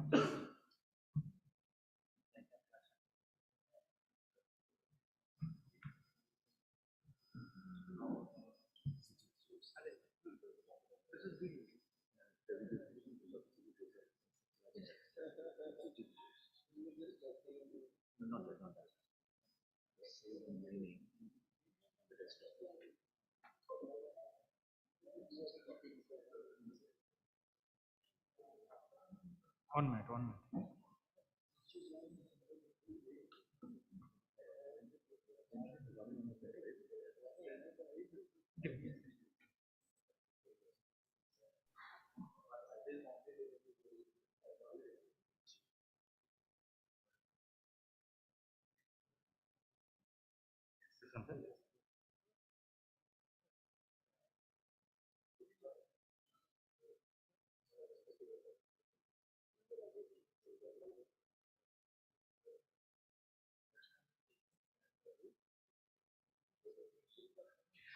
Good morning.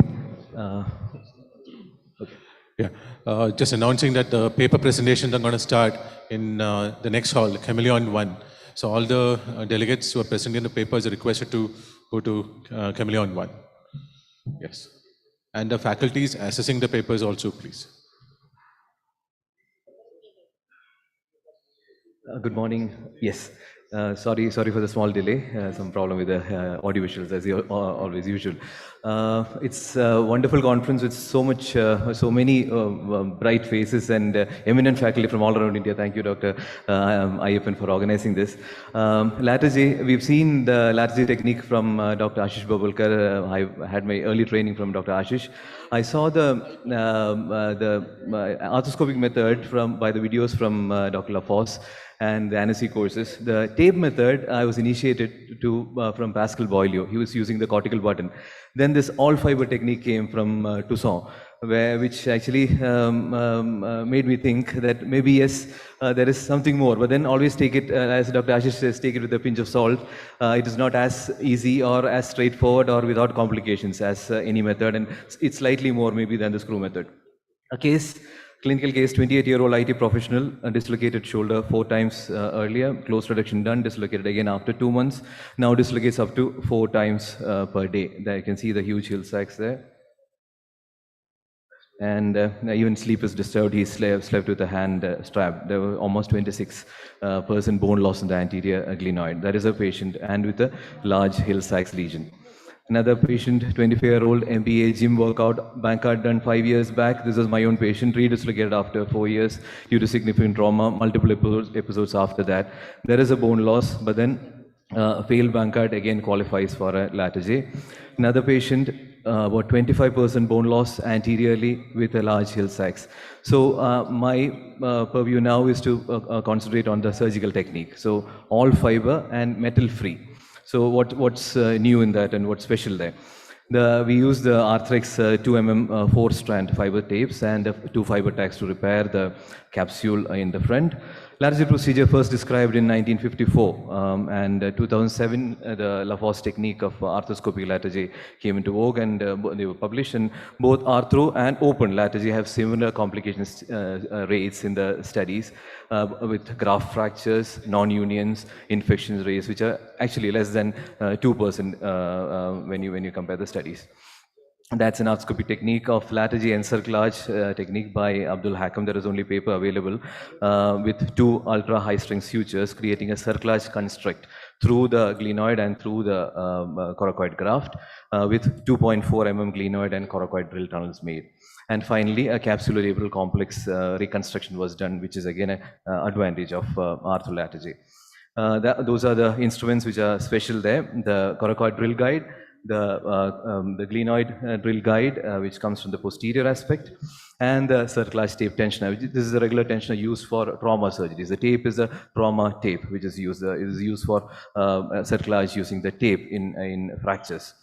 So that's the OT setup, the B chair position, the patient, the portals are made. Anteriorly, I use mainly 4 portals around the coracoid and the central portal. That's the heel sacks lesion seen. The biceps inspected, the heel sacks again in full view. the engagement of the Hill-Sachs lesion on the anterior glenoid. This is done by detaching the patient from the arm holder and doing the Aber maneuver. So you can see that's engaging and a very unstable shoulder where you have to think about giving more anterior stability than a Bankert procedure. So the rotator interval is cleared. The anterior glenoid is cleared of the capsulolabral complex, which is elevated anteriorly, and the tag suture is used to lift the capsulolabral complex superiorly. That's the measurement. You can see the center bare area, and posteriorly you got more bone, cartilage, and anteriorly less. Coming on the top to the coracoid.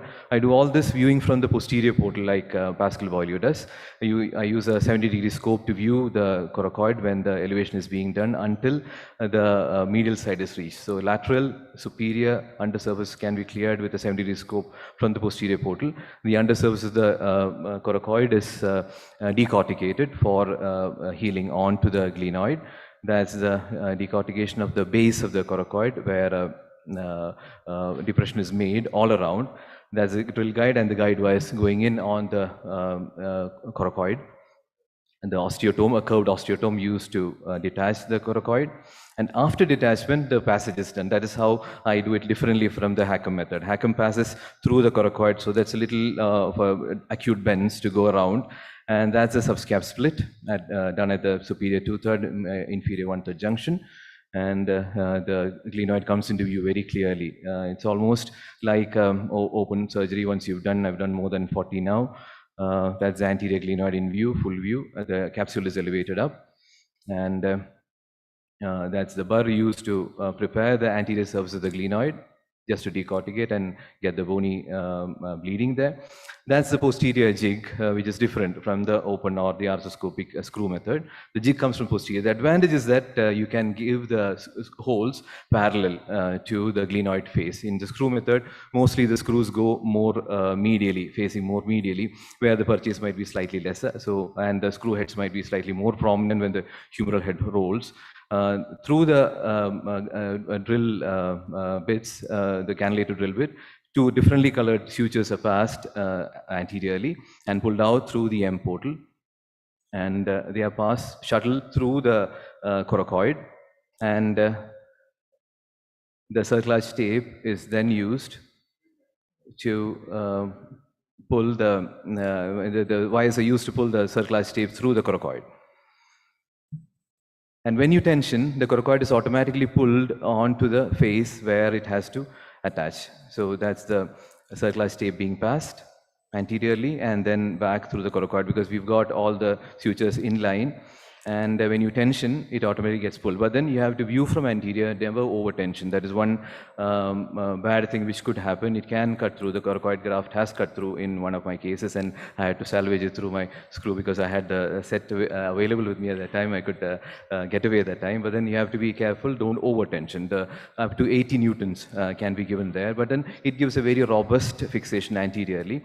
There you can see the coracoid graft compressed well onto the anterior glenoid and the tape. The advantage is that there is no screw head prominent, and those are the fiber tags going in for repairing of the capsule anteriorly. So the graft is exteriorized. So again, the movement of the humeral head is not impeded by a bone there without cartilage. So you have a soft covering there. So that's the X-ray pre-op as well as post-op. So you might be mistaken if you're not looking at it carefully. If you carefully look, there is a graft there with the tape. So that is an advantage. So even as Dr. Ashish said, the osteolysis does happen, especially if there is no bone loss. So when the osteolysis happens, the screw heads become prominent. Here, that's the advantage. If it heals well, as it heals usually, that's 3 months, the portals. And a patient after 6 weeks after an arthrolatry, the range of motion is almost full. It's a stronger fixation than a Bankert. You can give almost full range of motion. That is the coracoid graft after 3 months. That is, slightly more after 3 months. You can see the graft taking the shape of the glenoid. So the graft actually osteolyzes more on the inferior side. The screw head prominence can be avoided if you do this technique. So proper positioning of the bone block in both axial and coronal sections are very important. And if the coracoid bone block is placed more medially or too high, recurrent instability can happen. Or more laterally, the coracoid graft can rub on the glenoid or the humeral head. Latter J allows safe identification of the axillary and vascular structures and the musculocutaneous nerves. No incidence of graft fracture on harvest we had, and all patients showed good and excellent results. Tensioning only up to 80 pounds. Coracoid visualized during tensioning from anterior, never tension and then look at it, you may end up in trouble. We don't have a metal there. Over tensioning can cause a cut through. That's a technique of ours being published this month in the Arthroscopy Journal, the same technique.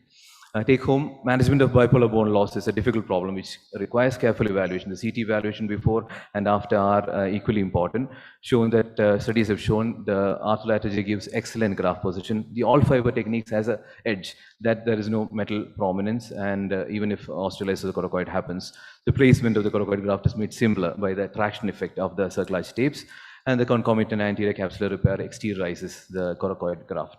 Although the learning curve is steep laterally, the results are comparable and the time reduces as you progress on the number of cases. Thank you.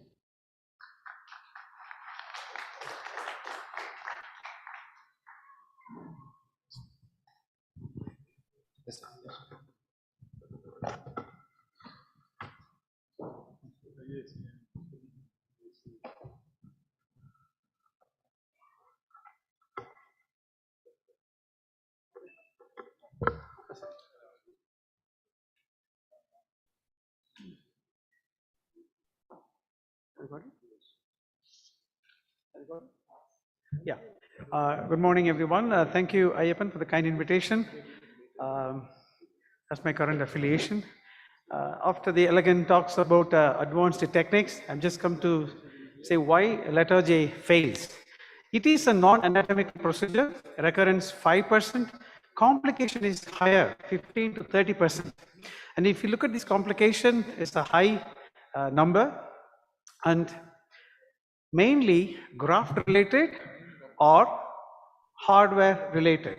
That is the majority contribution. A letter J failure is designated as recurrence of dislocation, and complication lead to letter J failures, and it is a challenge to treat because the patient already had 1 or 2 operations before in the shoulder. So 2 points. Number 1, how to prevent complication when you do basic letter J. As a shoulder surgeon, you should be able to do a robust letter J technique because it is a shoulder saving operation. And how to treat a failed letter J is my second part. First thing, see this example, 20-year-old gentleman with a recurrent dislocation. You could see the labral tear. This patient had letter J. 9 months after letter J surgery performed elsewhere, you could see the graft is resorbed, screws are loose, the patient redislocated. Point is, why did you need to do letter J for this man? So do it for the right indication, especially when you have at least a subcritical glenoid bone loss. Do not do it for those with the intact glenoid. As far as the technique is concerned, correct osteotomy plane, get minimum 20 millimeter length, exteriorize the graft carefully and prepare the undersurface to get a bony contact. Aim for 2 to 5 o'clock position, not too high, risk of recurrence, not too low, mechanical fibrous union. Aim for a flush position, not too medial, not too lateral. This is the ideal graft position, as you could see the AP and axillary lateral view. And the traditional fixation is with 2 partially threaded screws, size smaller, do not use the larger screws. Maintain a minimum gap of 7 to 9 millimeter between the screws. Alternative is fiber tape cerclage, but be cautious, we haven't got long-term results yet with that technique. To avoid a coracoid fracture, do not do excessive decortication, space the drill hole and avoid excessive tightening of the screw. If there is any crack or you encounter any problem, you could use a mini plate to compress the graft. The capsule coracohumeral ligament repair is optional, but that gives an additional security to the repair construct. Avoid nerve injury is very important because we do see then and there nerve injuries associated with this procedure.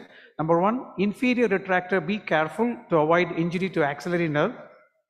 As you see, the musculocutaneous nerve excursion is different after your letter J. So you have to do a soft tissue gentle release. I do it with a finger, feel the nerve, free excursion, then you shift it. Otherwise, you might have, if you specifically test only, you will detect this weakness of musculocutaneous nerve in supply. Suprascapular nerve, we have seen palsy along with this. The main indication is the superior screw. Never put a long screw. And second, never angle your screw more than 30 degrees to the plane of the glenoid. These are the technical tips. So how to treat a failed Latarjet? So there are three factors: technical error, post-op trauma, or undetected ligament laxity. But in my experience, we have seen only technical error contributing to Latarjet failure. So this is the systematic review of 253 patients. You could see very clearly, majority of them were originally technical errors.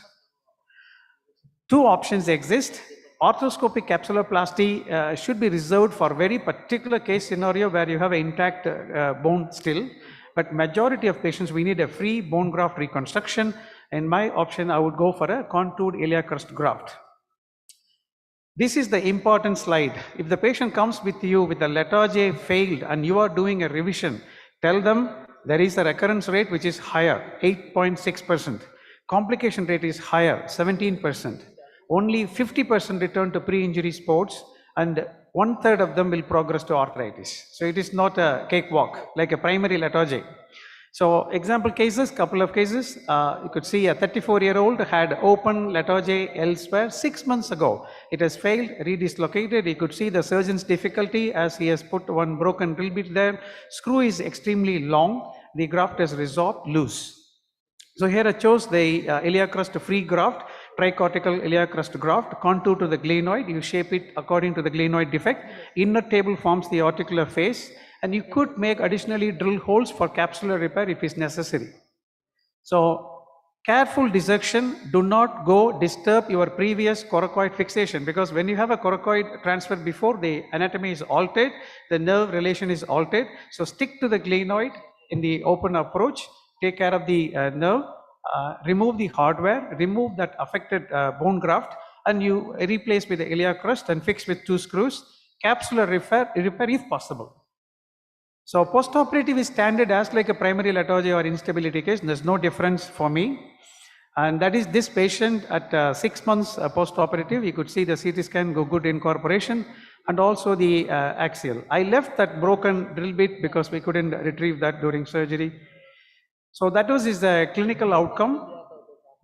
Let's see, he had revision Latarjet with iliac crust graft. He could get good external and internal rotation and active movement in the shoulder. Another case example for a time constraint, I show only 2. This patient had a violation of coracoid by a different procedure called Boyd-Chew procedure, and the patient also had additional arthroscopic surgery. So the key is, if the glenoid is defective, bone loss, do not attempt arthroscopic repair. This is the example of that scenario. When there is bone loss, there is no pointing in arthroscopic surgery, soft tissue repair. So this is him after iliac crust graft reconstruction, contoured iliac crust graft. So to summarize, Latarjet procedure carries a 5% recurrence rate if you put all the literature into perspective. Complication is still higher when compared to any primary successful operation. So you have to stick to a meticulous, robust technique. Whatever technique you do, you are happy, you are comfortable, continue to do that and master that.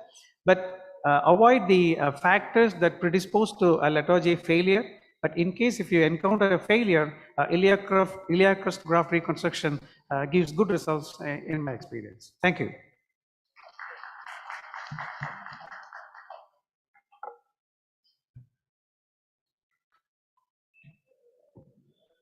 Thank you very much, sir. Next talk by Dr. Ayyappan V. Nair, sir. Das Technique, a video tech.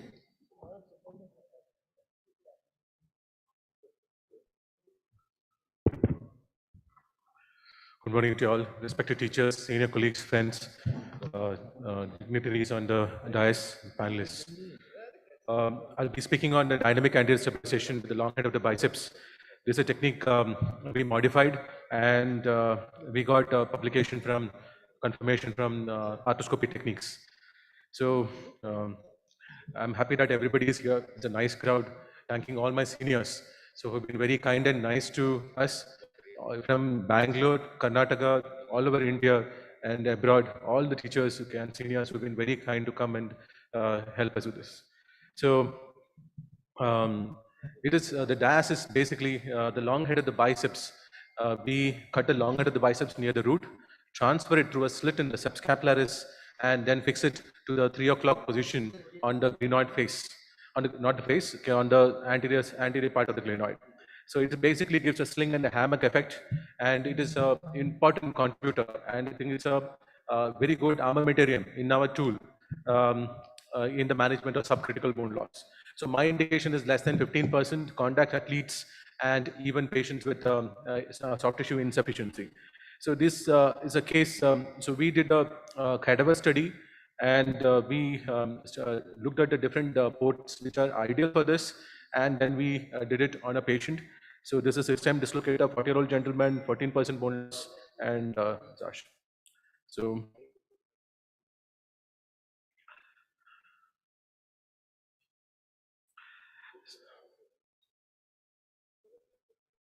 this is the diagnostic arthroscopy. I started with a remplissage, and when the remplissage completes, then I go on to the bank cut. We do a proper release of the bank cut, and a typical bank cut, how it is done, the release up from 3 to 6 o'clock position. And we fix the bank cut in the normal way, that is a 6 o'clock anchor, then a 5 o'clock anchor, and a 3 o'clock anchor. So before I go to the 3 o'clock anchor, that has finished a 6 and a 5, and maybe a 3:30, and then I wait. So that is a part which has been done now. So I've been using the push lock here with the fiber tapes, getting a nice bumper and a capsular shift. And now I do an interval release. Take a bite in the biceps,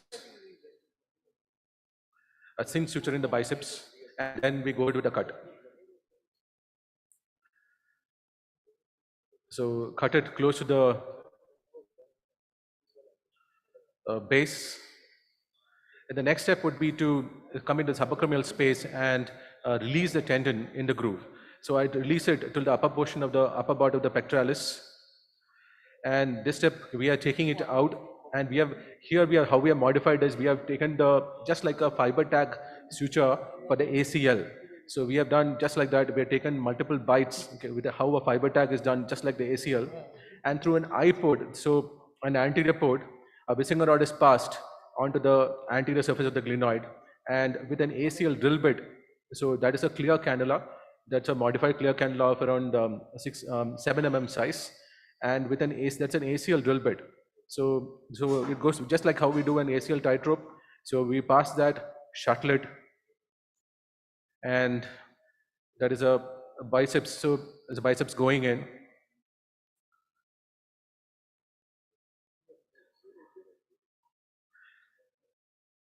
So biceps being shuttled by just how normally we do a tightrope.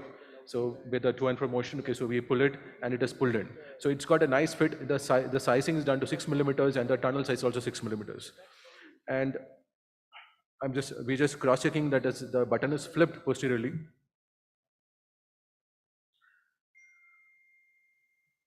And slowly the bicep tendon is going inside. The last portion of the surgery would be to do, we are cross-checking the tension and completing the remaining labrum. The labrum repair is completed with another push lock. So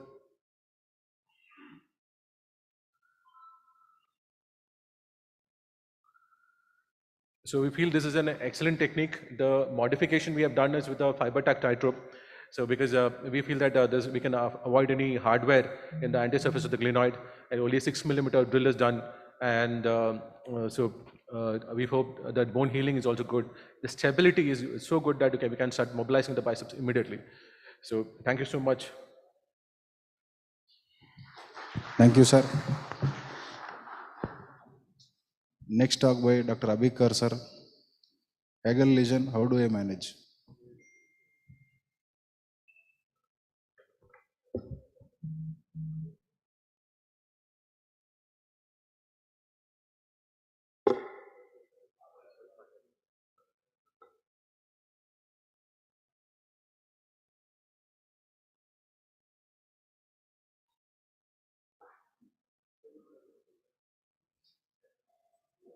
Good morning, everybody.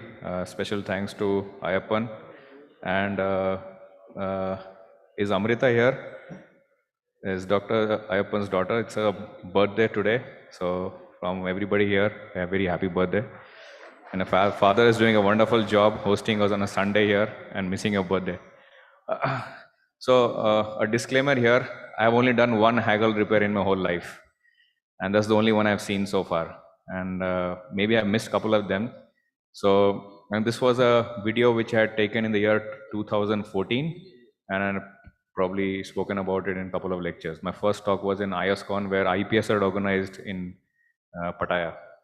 So people who know about it, it's opposite of the bank cut lesion, and we frequently tend to miss it.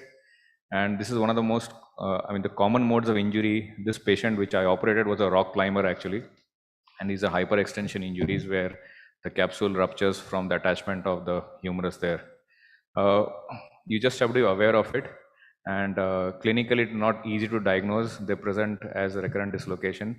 An MRI of a 3 Tesla or MR arthrogram are the only ones which will diagnose these cases there.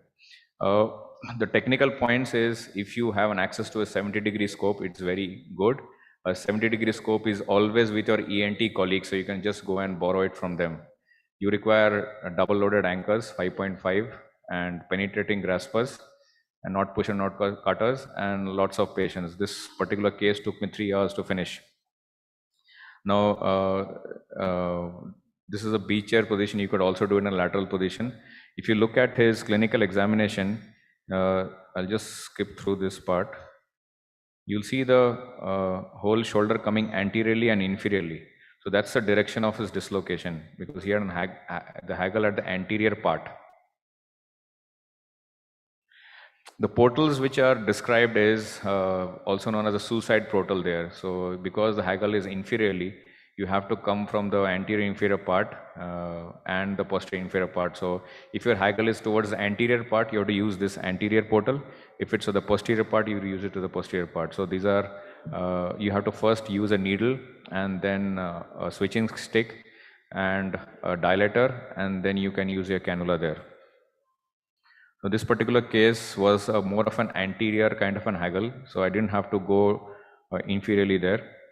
And a standard posterior wing portal.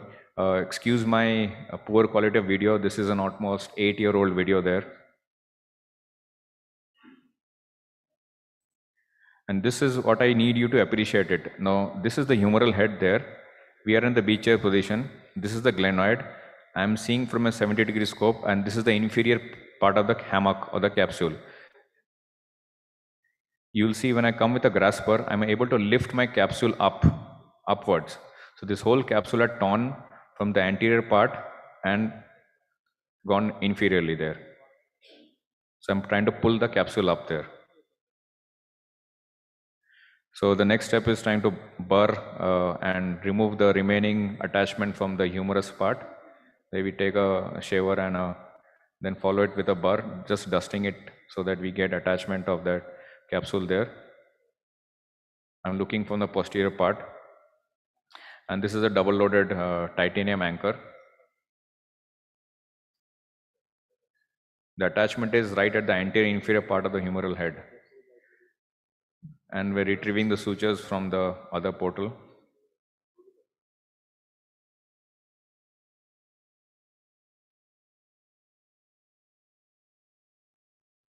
And using multiple penetrating devices, you can take passes. So if you're using a single anchor, just 4 simple passes will do. If you're using a double anchor, then you have to make 8 passes there. You can use your knot pusher to negotiate the threads into the, so you've taken 4 bites in such cases there.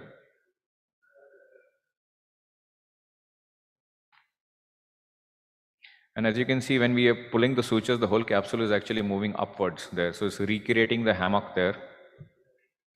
Humeral head to your right, the glenoid to your left. This is where the labrum should be, somewhere here.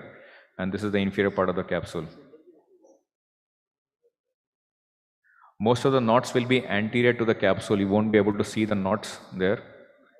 And only the superior part of the knot you will be able to see there. So other knots are actually anterior to the capsule there. So you will be able to appreciate the taut capsule there, anteriorly, inferiorly there. And if you look at the one before, so you'll know that the capsule has been repaired after shifting it upwards. So this was the torn capsule there. So just my key points, 70-degree scope. You need to be aware of these torn capsules there. I was discussing with Vivek, he has a series on posterior tears or the reverse haggles there. And it's a tricky surgery. I won't say it's one of the easier surgeries to do there. And you'll probably encounter 1 or 2 cases in your lifetime there. Thank you very much.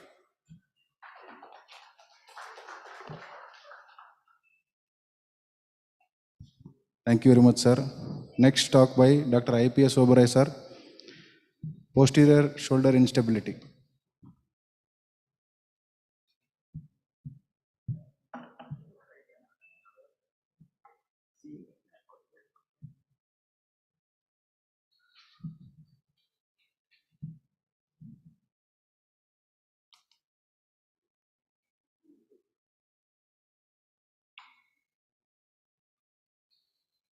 How to close it?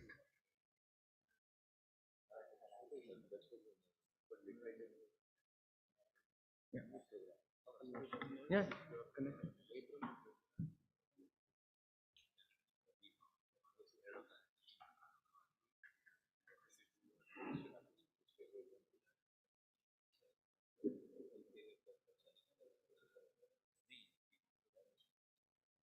Hi friends, good morning to all. Thank you very much, Dr. Nair, for inviting me. I think it's a very good meeting and I can see such familiar faces meeting them after 2 years. It's actually really good, like homecoming in Bangalore. I'm going to talk about posterior labrum lesions. I think posterior labrum lesions are something which are neglected quite common.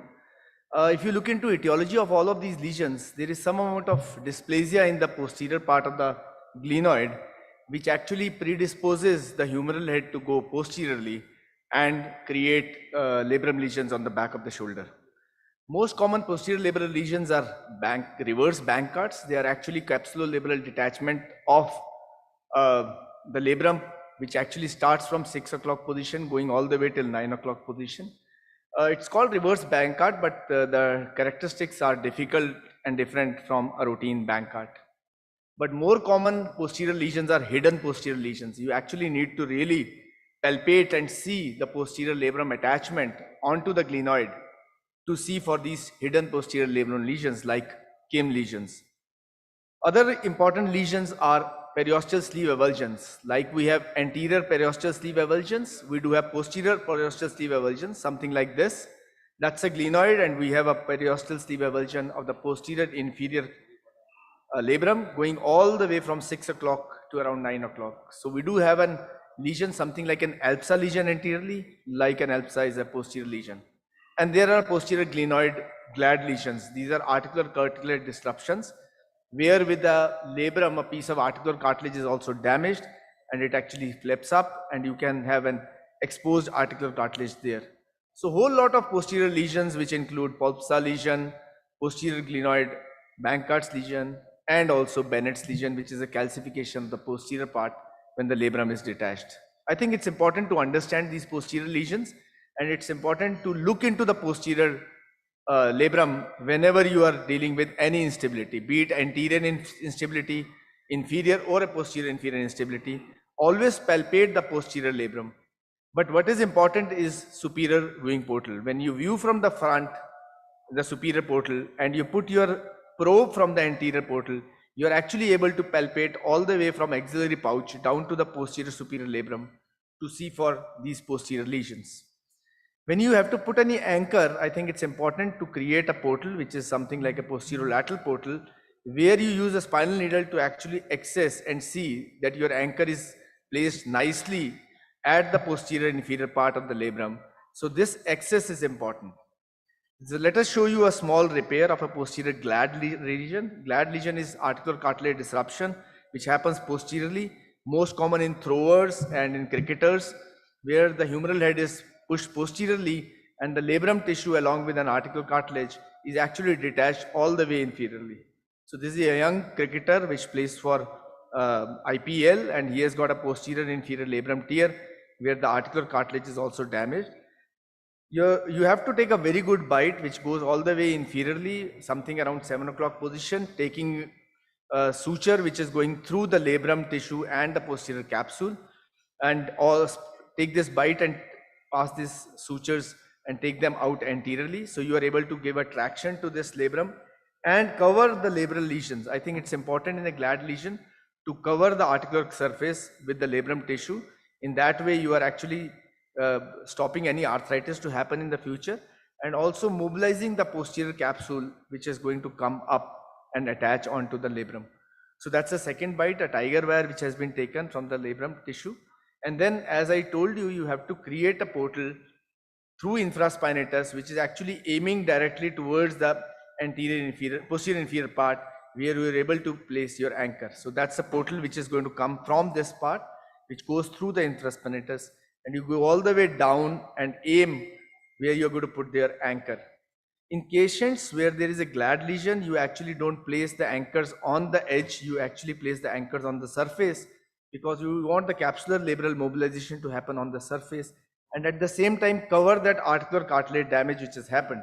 So that's the first anchor, which is a superior anchor. We usually put a superior anchor because you want west to east kind of migration of this posterior capsular labral tissue. The typical bank cut where you actually try to do a south to north transfer is actually not much required for posterior labral lesions. Again, we push everything up, take the capsular labral tissue, and that's the second anchor which is going down, which is at around 7 o'clock position. Again, more on the face of glenoid rather than the edge, so that you are able to cover the articular cartilage damage with the labrum tissue. Always palpate once you have repaired it. There are often times that the lesion is not small one, but is actually a bigger one which goes all the way up till around 9 o'clock position. And you actually need a locking suture here, because otherwise the lesion is going to progress as the patient goes back into sports. So that's a third bite, which is an oblique kind of bite, which goes through the capsulolabral tissue, bring the sutures up, and again through that superior portal, you are able to make your third anchor. So usually between 2 and 3 anchors are required to repair the posterior lesion, create a small bumper kind of effect. The aim is essentially to create what is called as a west to east capsulolabral transfer. So that's how the labral lesions are repaired.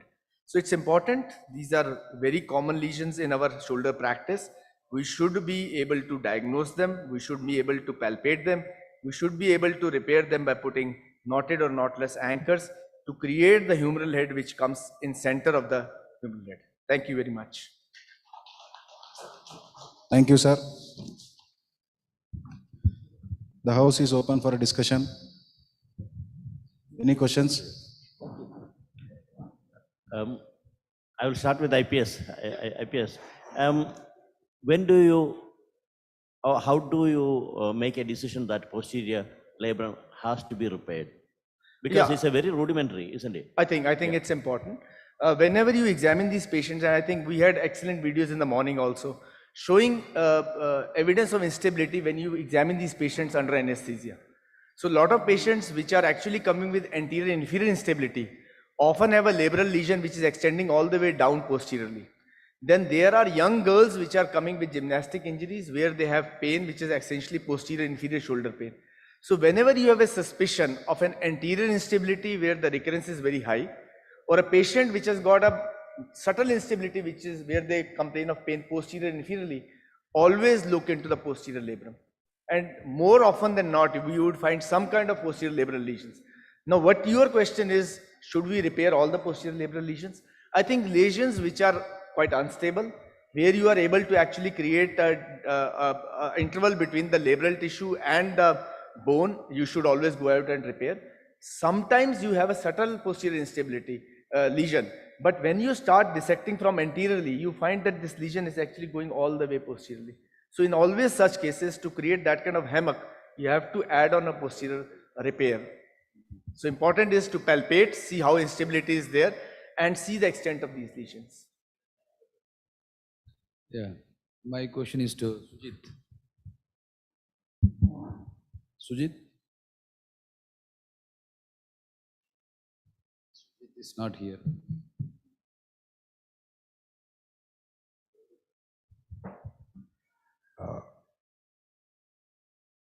Sir, there was a nice presentation about Latarja. Two different varieties of Latarja has been presented. Dr. Babulkar sir, do you give any tips to handle an revision Latarja and the loosening of the screws inside the glenoid?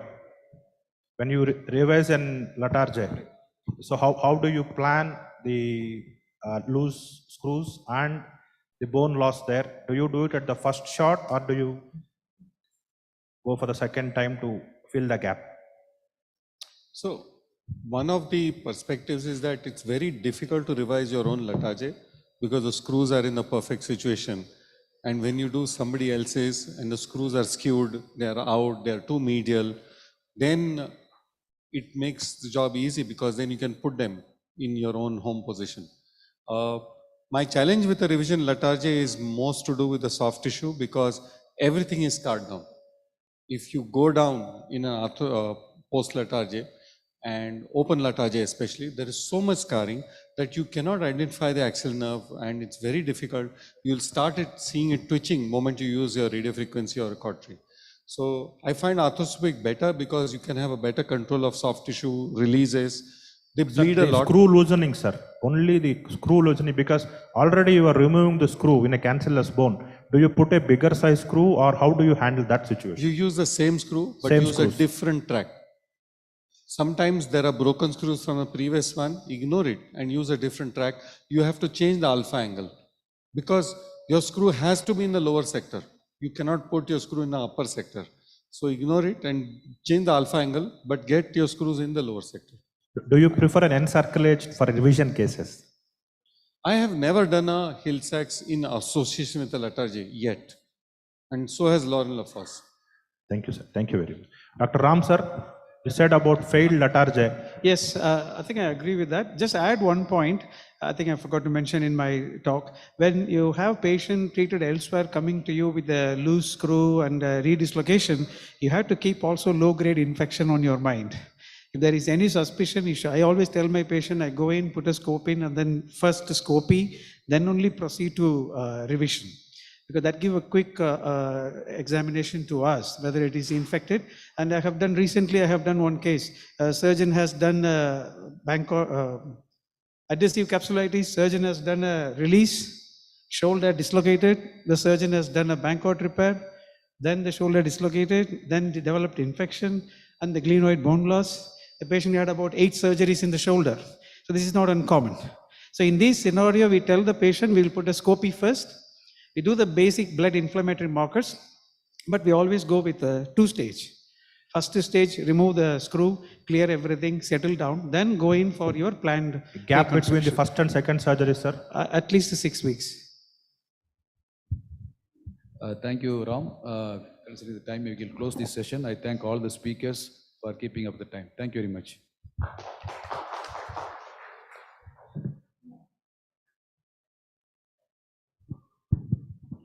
Now we'll be starting the inauguration program. We'll take a break for a few minutes.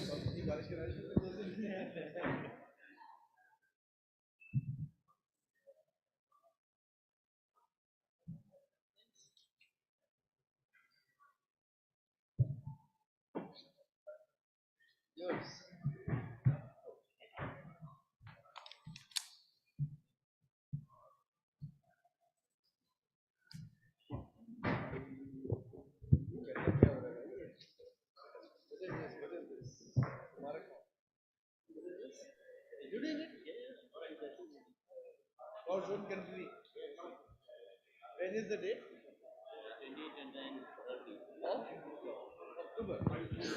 Requesting all the delegates to stay in the hall. Requesting all the delegates to stay back in the hall, please.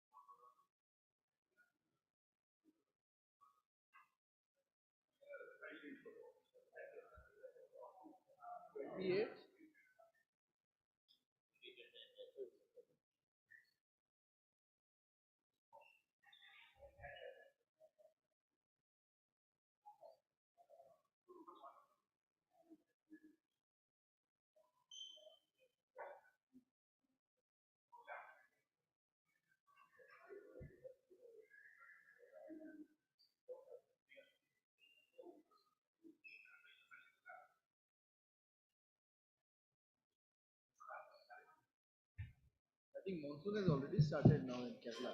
They said it's already started raining. Is it raining? No?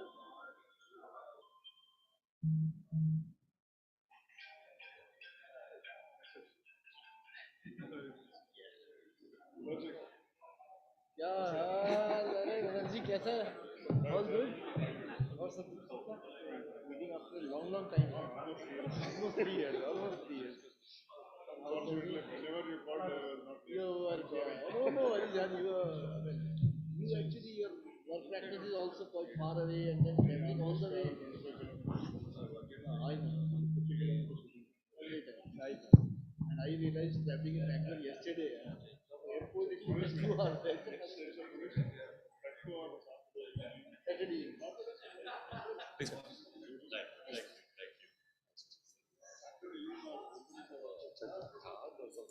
Yes, sir.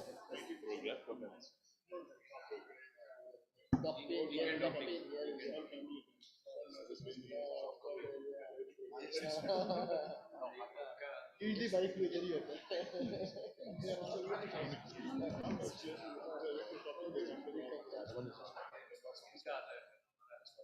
Roshan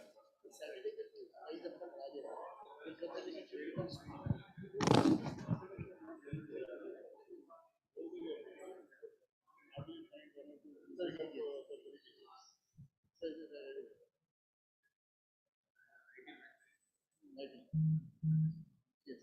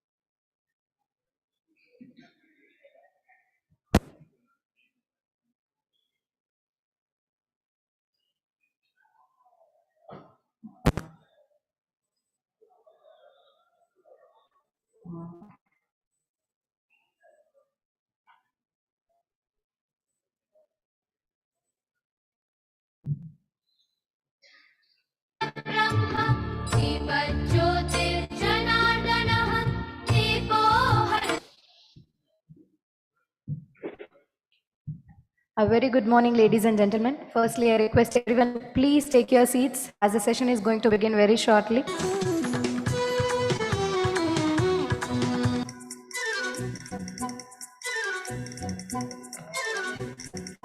A very good morning, one and all ladies and gentlemen, and all the respected dignitaries over here.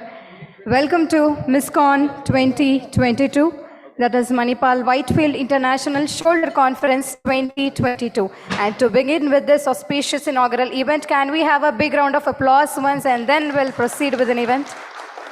Thank you so much.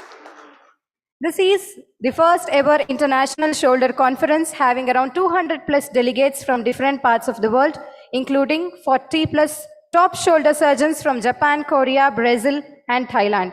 These 2 days of conference brings conceptualized best in world-class shoulder surgery with cutting-edge techniques and rehabilitation.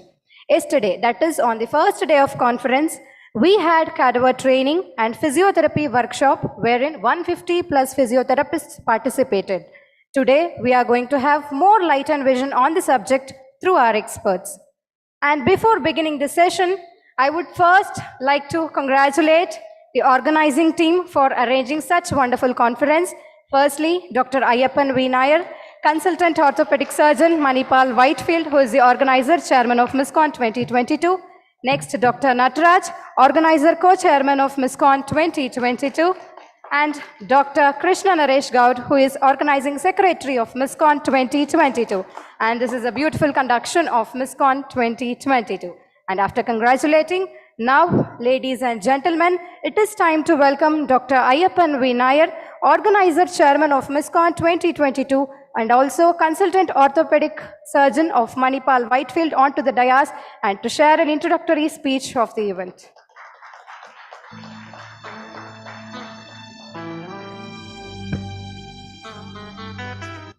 Good morning again, respected teachers, senior colleagues, and respected members of Manipal administration, starting from Sudarshan Ballal sir, Karthik sir, Deepak sir, Murli sir, Arnab sir, everybody, Manish Rai sir. So I'd like to start off by thanking, because this is to do such a big conference is actually a great effort, and it's a dream for every orthopedic surgeon, every orthopedic team. So at Whitefield, when we started off, the kind of support we received was huge. The starting, when I went to Dr. Aditya to start talking, I should be thanking him, because it started from that talk there, and it went to the here, where we have the best of best. Okay, so here in this room, I would say that we have the best of the talent in the world. So where we do incomparable kind of surgeries, and which is name it any surgery, we have that talent here. So I was extremely thankful to Manipal management for this. And again, coming to seniors, starting from Ashish Babulkar sir. So he is a doyen of our shoulder, the shoulder surgery or the shoulder science in India. The kind of support he's given to us was tremendous. And Vivek Pandey sir. So all of them, Arumugam sir, IPS Oberoi sir, Subramanian sir, Pratap sir.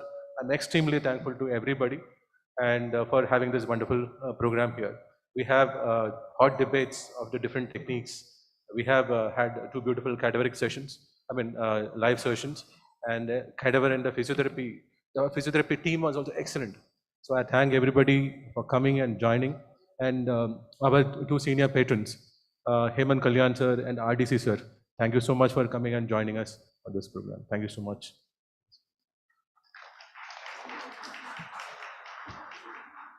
Thank you so much, sir. And taking the session further, it's time to heartily welcome other dignitaries onto the dais with all your big round of applause, please. Firstly, I would like to welcome, and in fact, I would be very honored to welcome such a great personality onto the dais. That is Dr. Sudarshan Ballal, sir, respected Chairman of Manipal Health Enterprises Private Limited. Welcome to the session, sir. Thank you so much for being with us today. Next, Dr. Karthik Rajgopal, sir, Chief Operating Officer, MHEPL. Thank you so much and welcome to the session, sir. Dr. Murali Srinivasan, Group Head of Medical Services, MHEPL. Thank you so much for being here and welcome to the session, sir. Mr. Deepak Venugopalan, Regional COO, MHEPL. Thank you so much for being with us and heartily welcome to the dais, sir. Mr. Arnab Mondal, Hospital Director, Manipal, Whitefield. Thank you so much and welcome onto the dais, sir. And Dr. Manish Rai, Hospital Director, Manipal Hospital, Bangalore. Welcome to this session for all the dignitaries. I once again welcome all the dignitaries to Miscon 2022. Light is a symbol of brightness and prosperity. As sunlight expels the darkness of night, similarly, blessings bring in our life with prosperity and happiness. There is a beautiful shloka in Manusmriti which depicts the importance of light in every individual's life. Shubham karoti kalyanam arogyam dhana sampada shatru buddhi vinashaya deepa jyoti namostute. To make this day a blessed one, I would request all the respected dignitaries who are on the dais to kindly grace the event by lighting the lamp. Thank you so much.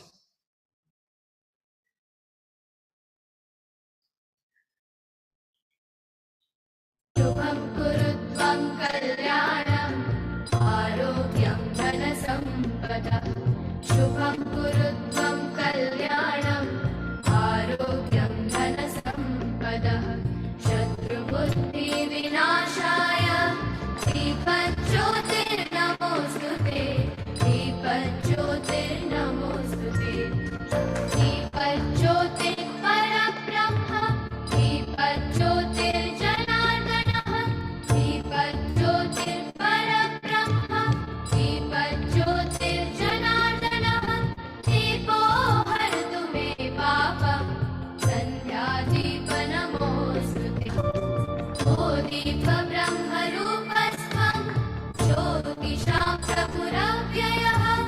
बोधित्वं ब्रह्मरूपस्त्वं ज्योतिषां प्रभुरव्ययः आरोग्यं देहि पुत्रांश मतिं स्वच्छाहि मे सदा रवेरस्तं समारभ्य यावत् सूर्योदयो भवेत् रवेरस्तं समारभ्य यावत् सूर्योदयो भवेत् यस्य तिष्ठे गृहे दीपः I once again thank all the respected dignitaries for giving such an auspicious beginning for the session through lighting the lamp. Thank you so much. Thank you.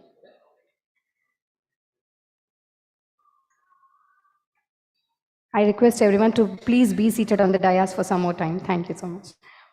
And now, I would really consider that as a great honor to welcome Dr. Sudarshan Ballal sir, respected Chairman of MHEPL, Chairman of Stempetics Private Limited, Member of Board of Management, Manipal Academy of Higher Education, Teacher Examiner in DNB Nephrology, National Board of Examinations, Adjunct Professor of Medicine, Manipal Academy of Higher Education, Clinical Professor of Medicine, Louis University Medical Center, USA, Examiner of MRCP, Royal College of Physicians, United Kingdom, and Member of Expert Committee on COVID-19, Government of Karnataka. With all your big round of applause, can we welcome such a respected dignitary in front of the dais to speak few words about the session?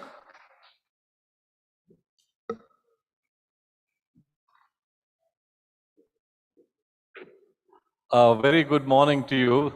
The speaking part has come as a surprise, so if I fumble for words, please, my apologies, because I thought I just had to come and be in the audience for this international shoulder conference organized by the Manipal Group. It's indeed a great pleasure for me and a very proud moment for me to inaugurate this international shoulder conference organized by the Manipal Group, and I thank Dr. Ayyappan and his team for taking the lead and organizing this. When I was growing up in medicine, that was probably much before many of you were born. I'm talking about the early 70s.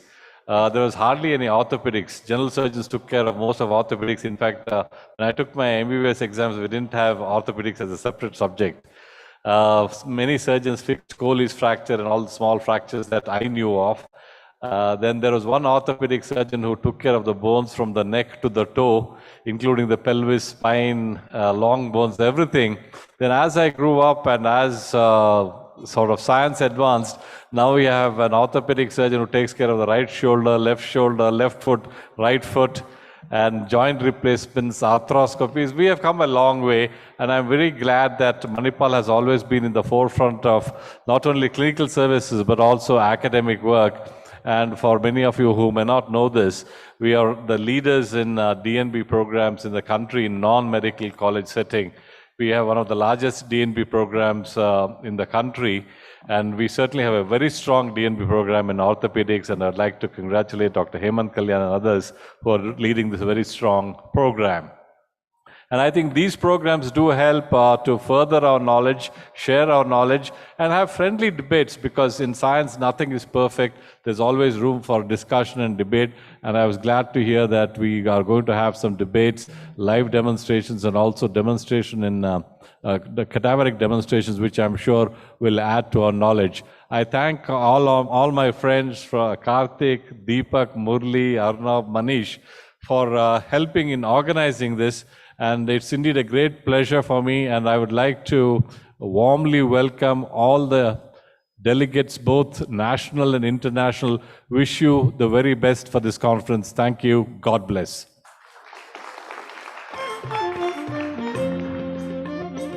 Thank you very much, sir, for your wonderful words. And continuing with the session, now I request our organizer chairman, Dr. Ayyappan sir, once again onto the dais and to introduce our honorable patrons of this session.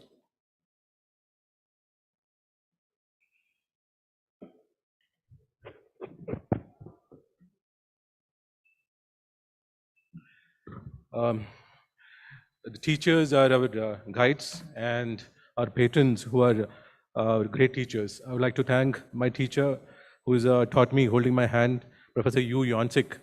He is ex-president of Shoulder Society of South Korea. He's come all the way. been so supportive.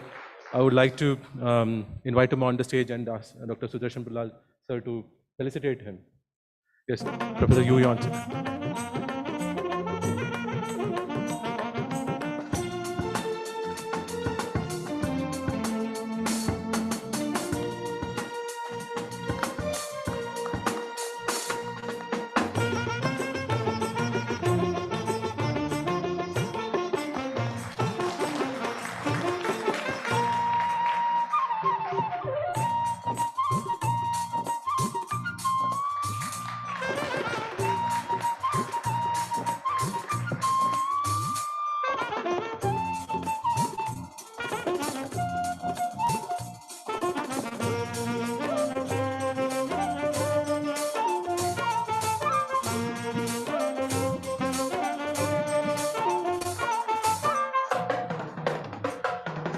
Next, I would request Dr. Hemant Kalyan, sir, if you could come on the stage. Dr. Ballal will be felicitating you. He's our chief patron. Sir is the head of the department, MHP, Manipal Hospital, Bangalore, and a great help to all young surgeons.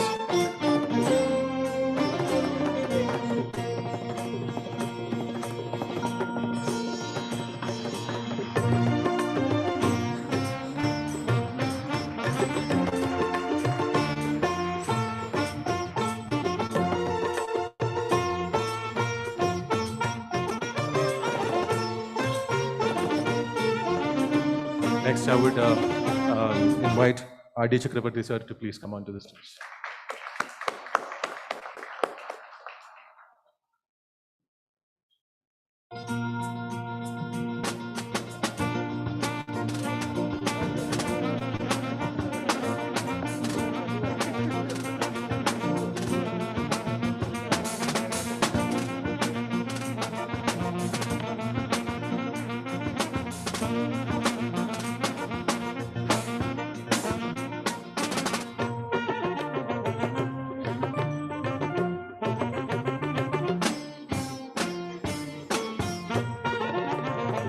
Next is our chief guest, Dr. Ashish Babulkar.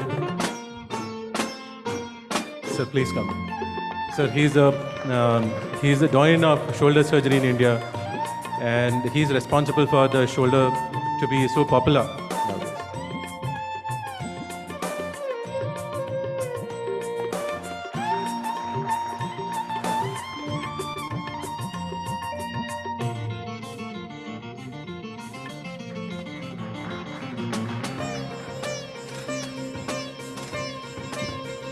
And now Dr. Vivek Pandey.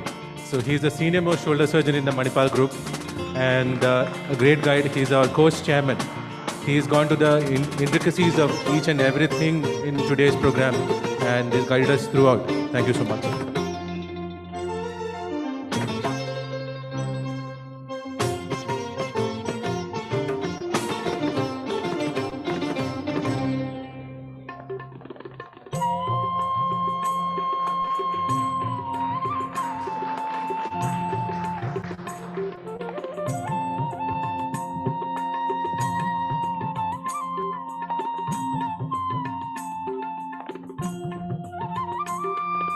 Thank you, Ayappan sir, and I thank all the dignitaries once again for being here and having your graceful presence has been great for us. Thank you so much.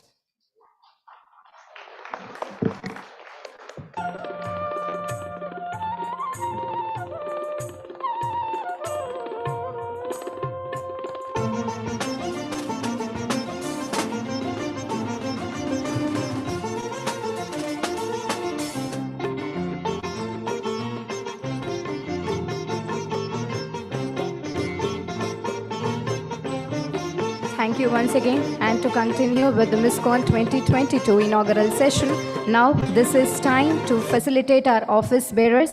And I must say, these people were the great supporting system throughout the conduction of Miscon 2022. And for the same, I would again request our honorable patrons to come on to the dais and facilitate our office bearers.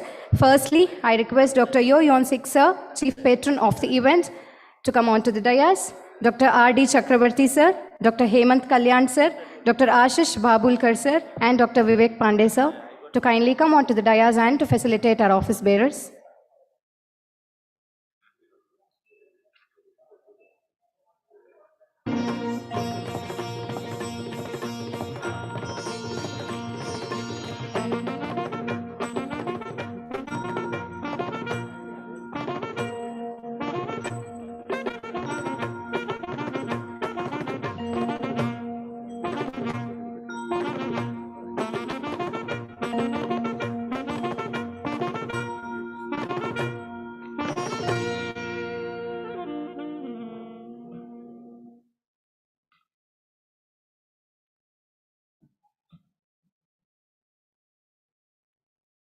And this facilitation could be considered as a token of thanks for extending their full support in conduction of Miscon 2022, which has come out to be a wonderful session so far.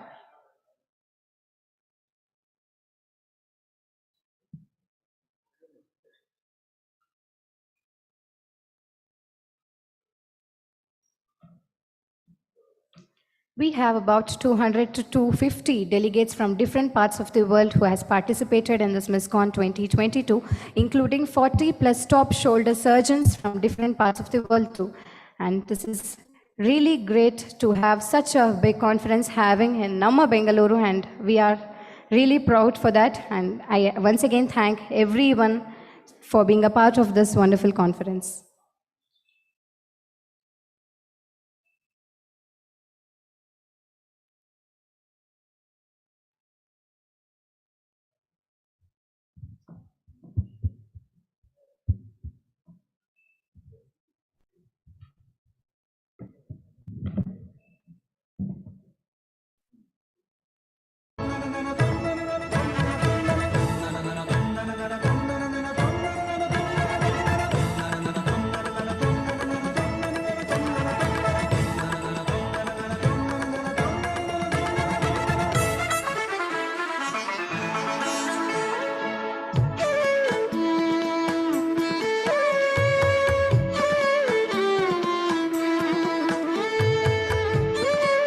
Firstly, now I would like to request Dr. Yo Yonsik sir to facilitate our office bearers. Firstly, I would like to welcome Dr. IPS Oberoi sir, who is the past president of IAS, that is Indian Arthroscopy Society. A warm welcome and thank you so much for extending your support to Miscon 2022, sir. And I would like to request Dr. Yo Yonsik sir to facilitate Dr. IPS Oberoi.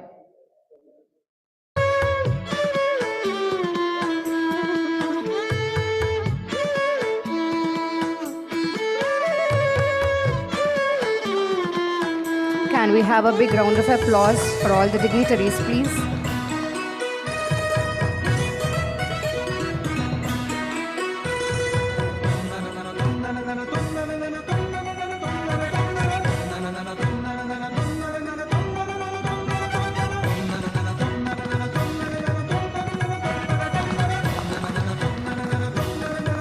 Thank you, sir. And next, I would like to call upon Dr. Arumugam sir, Vice President of IAS again, that is Indian Arthroscopy Society. Dr. Arumugam sir, we are pleased to welcome you on this dais, sir.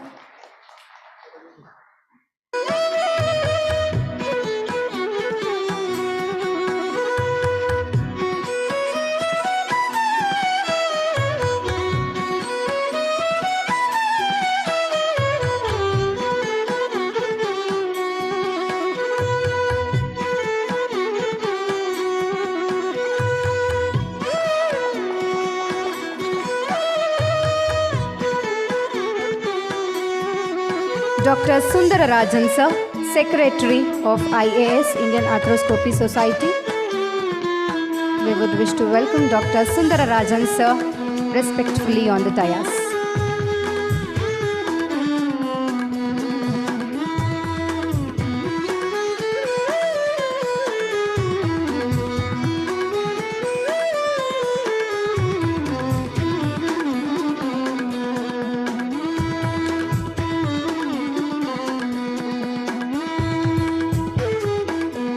Thank you for extending your support on the Miscon 2022, sir. Thank you so much. And now I would like to call upon Dr. Sandeep Biraris, sir, Joint Secretary of IAS, onto the dais.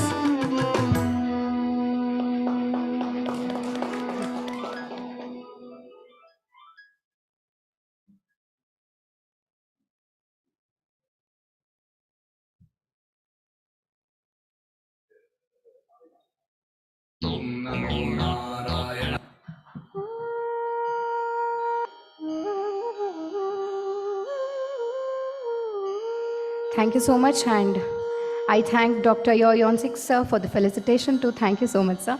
And now I would like to request Dr. R.D. Chakrabarti, sir, to felicitate the further office bearers.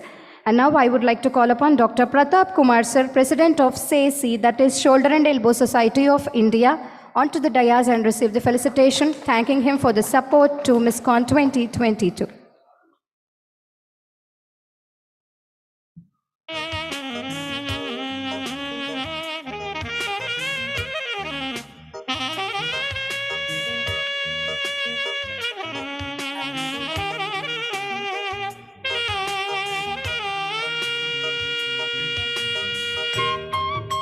Thank you very much, sir. And now I would like to call upon Dr. Ashwini Kumar Singh, President of Karnataka Orthopedic Association. Dr. Ashwini Kumar Singh, sir, onto the dais and receive the felicitation. And thank you so much for your support, sir. Thank you.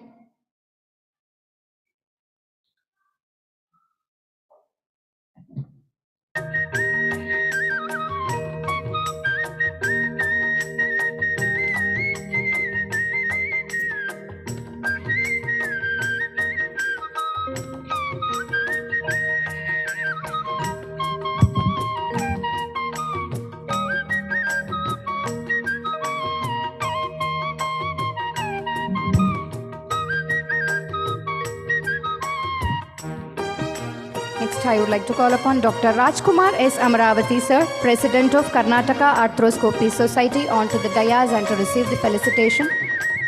Dr. Rajkumar S. Amravati, sir.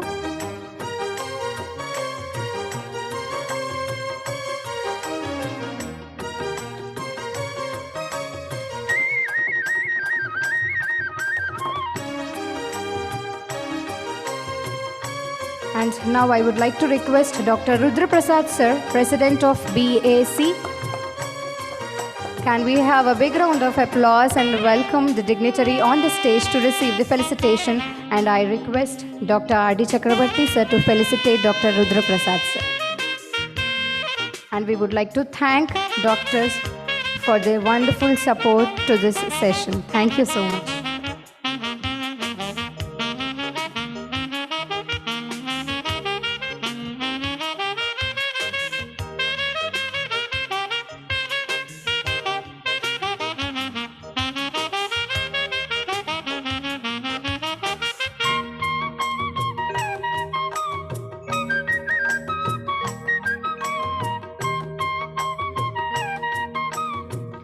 Thank you so much, and I thank R.D. Chakrabarti, sir, also for felicitating our office bearers. Thank you so much, sir. And now I would request Dr. Hemant Kalyan, sir, to felicitate our further office bearers. For that, I request Dr. Bharat Raju, sir, KOA Secretary, Secretary of Karnataka Orthopedic Association, to receive the felicitation as a token of thanks for extending your support on Miscon 2022.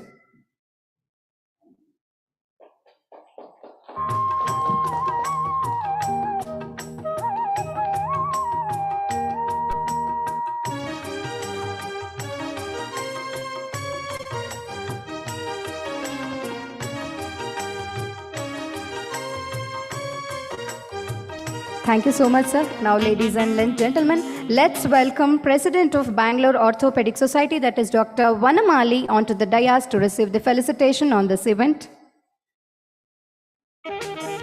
Thank you so much, sir, for being here, and hearty welcome to you to the session. I again request Dr. Hemant, sir, to felicitate the dignitary.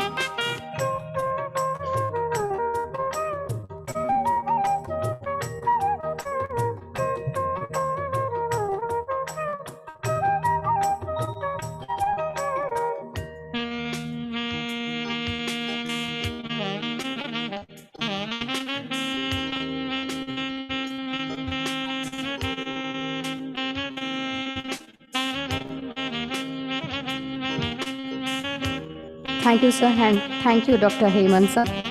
And now I request Dr. Ashish Babulkar, sir, to felicitate Dr. Srinivas Reddy, General Secretary of BOS. Dr. Srinivas Reddy, sir, I wish to welcome you onto the dais to receive the felicitation, please.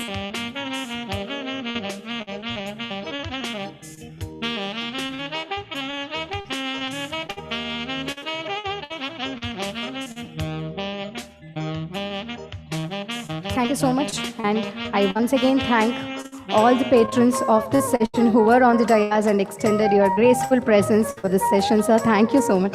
Thank you. Can we have a big round of applause, ladies and gentlemen, for all the dignitaries who were participating in the session and making this inaugural event a wonderful success.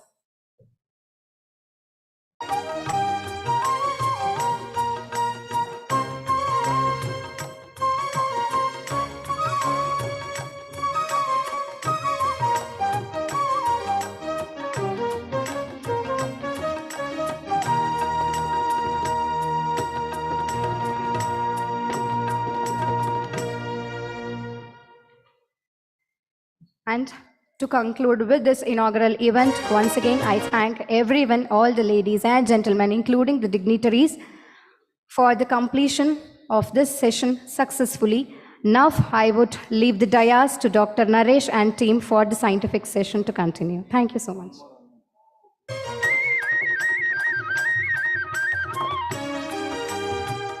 And last to this inaugural session, but never the least, I would like to welcome the man of this session, that is Dr. Ayyappan sir, onto the dais, and his guru, whatever he mentioned, Dr. Yo Yonsik sir, to felicitate Dr. Ayyappan for conducting this event successfully. I would like to welcome Dr. Yo Yonsik sir to felicitate Dr. Ayyappan sir, who is the man of the mission and Miscon 2022. And ladies and gentlemen, can we have another big round of applause for Dr. Ayyappan sir and team of Manipal Hospitals for conduction of Miscon 2022.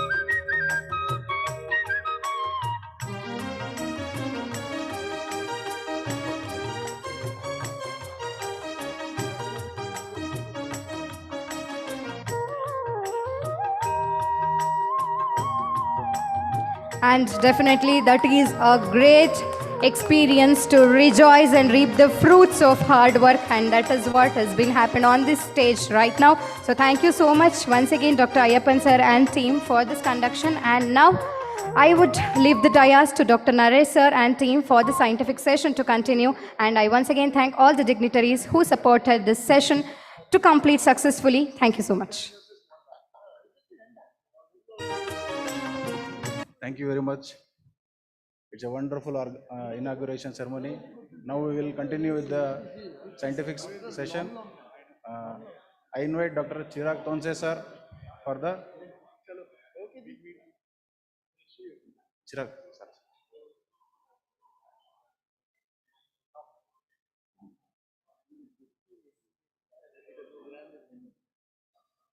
You've grown old, yeah. Now it's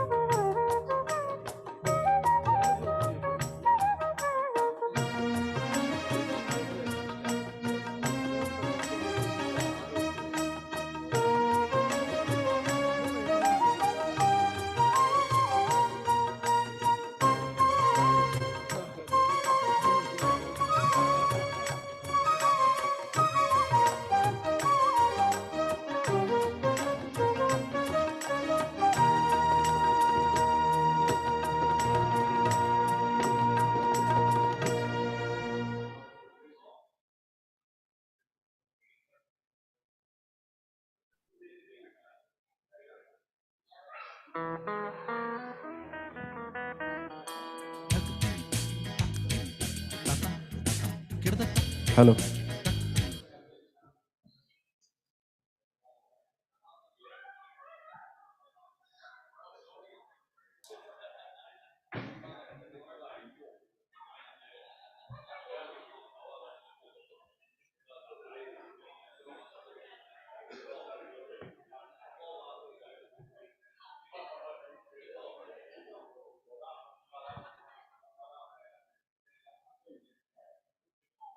For the next session, I would like to invite Dr. Arumugam sir onto the stage.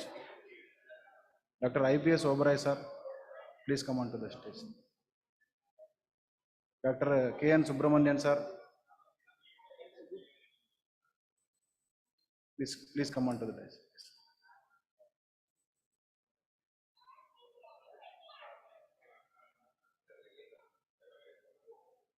The first talk on instability session, the case reports by Dr. Chirag Tonse sir. Chirag sir, I welcome you onto the dais.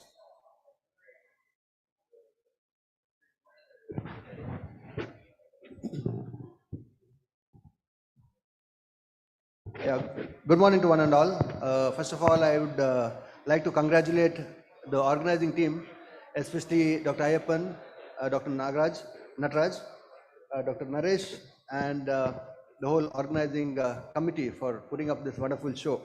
It's very nice to see such an event being organized post-pandemic. So let's go on to the instability session, case discussion. So my case would be on anterior-inferior shoulder instability. Now let's look into this case scenario. 24-year-old male, active, epileptic, well controlled for the last 2 years. A Bankart's repair which was done for the last 4 years. Now he's come with a failure, and he has had 4 episodes since his first dislocation post a failed Bankart's. Yeah, we evaluated him as routine. Got clinically he had a apprehension test which was positive. I would say mid-range instability. Apprehensive to move his arm into abduction external rotation. He would have normally anticipated 4 years back bio anchor, but for my surprise, I didn't see this. 3 metal anchors placed right in place, and we did go ahead and evaluate with an MRI and CT scan, and here we find, to more surprises, a huge Hill-Sachs lesion, almost like eating up 1/3 of the humeral head, and a considerable amount of bone loss in the glenoid. CT scan and an MR.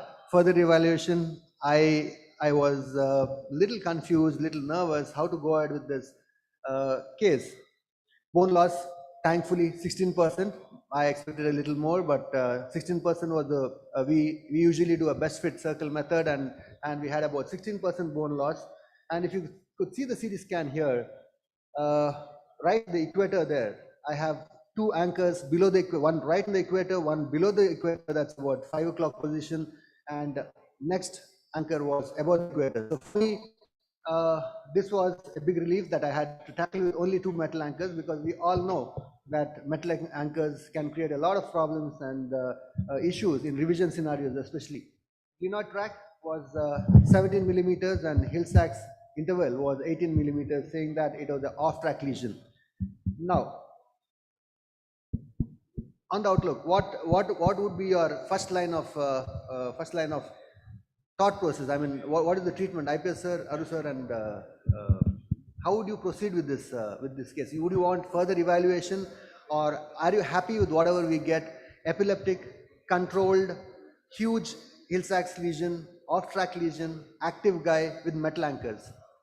I think Chirag, you have a very, very big Hill-Sachs lesion there. Yeah. It's probably that surgeon neglected that kind of Hill-Sachs lesion. And this is a scenario where there's a revision scenario. So probably the labrum tissue would not be that good quality, Yeah, which is seen. I can go back and we can Yeah, see we look at the MRI as well. The labrum doesn't seem to be very, very healthy one. And the third important thing is you do have a bone loss on the glenoid side also. So you say it's on-track lesion, but the amount of bone loss and amount of defect which is there on the humerulate track, side. it's off track. It's an off-track lesion. Off-track So, it's, lesion, yeah. so I think it's probably going more towards a bony augmentation onto the glenoid side. So for me, probably one of those options of Latarjet or a bone graft, maybe iliac crest bone graft, something like a bone augmentation procedure is an option for me. So bone block or a Latarjet. I could be an iliac crest bone graft or it could be a Latarjet, which is an option in such case. So Aru sir? I agree with IPS. It'll be a bone block or Latarjet. I used to do open Latarjet. Recently started using iliac crest with bone block circlage. So let me just rephrase the question to Subra sir. Sir, 24-year-old guy, active. We already have bony defects there. Do we want to do an end-stage procedure or would you want to try a soft tissue procedure here? No. This case is subcritical bone loss, around 16.5% yeah, or whatever, subcritical bone 16%. loss, but And he's a young off-track. chap, 24-year-old chap. He's got a very high chance of recurrence. I would also add Remplissage on top of Latarjet. Okay. So Scopic anything latar else? because Let me just.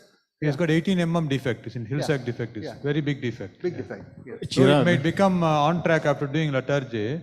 It's safer to do Remplissage as well and then do Latarjet also together. Chirag, I think in your history, the most important factor in decision making is epilepsy. Yeah.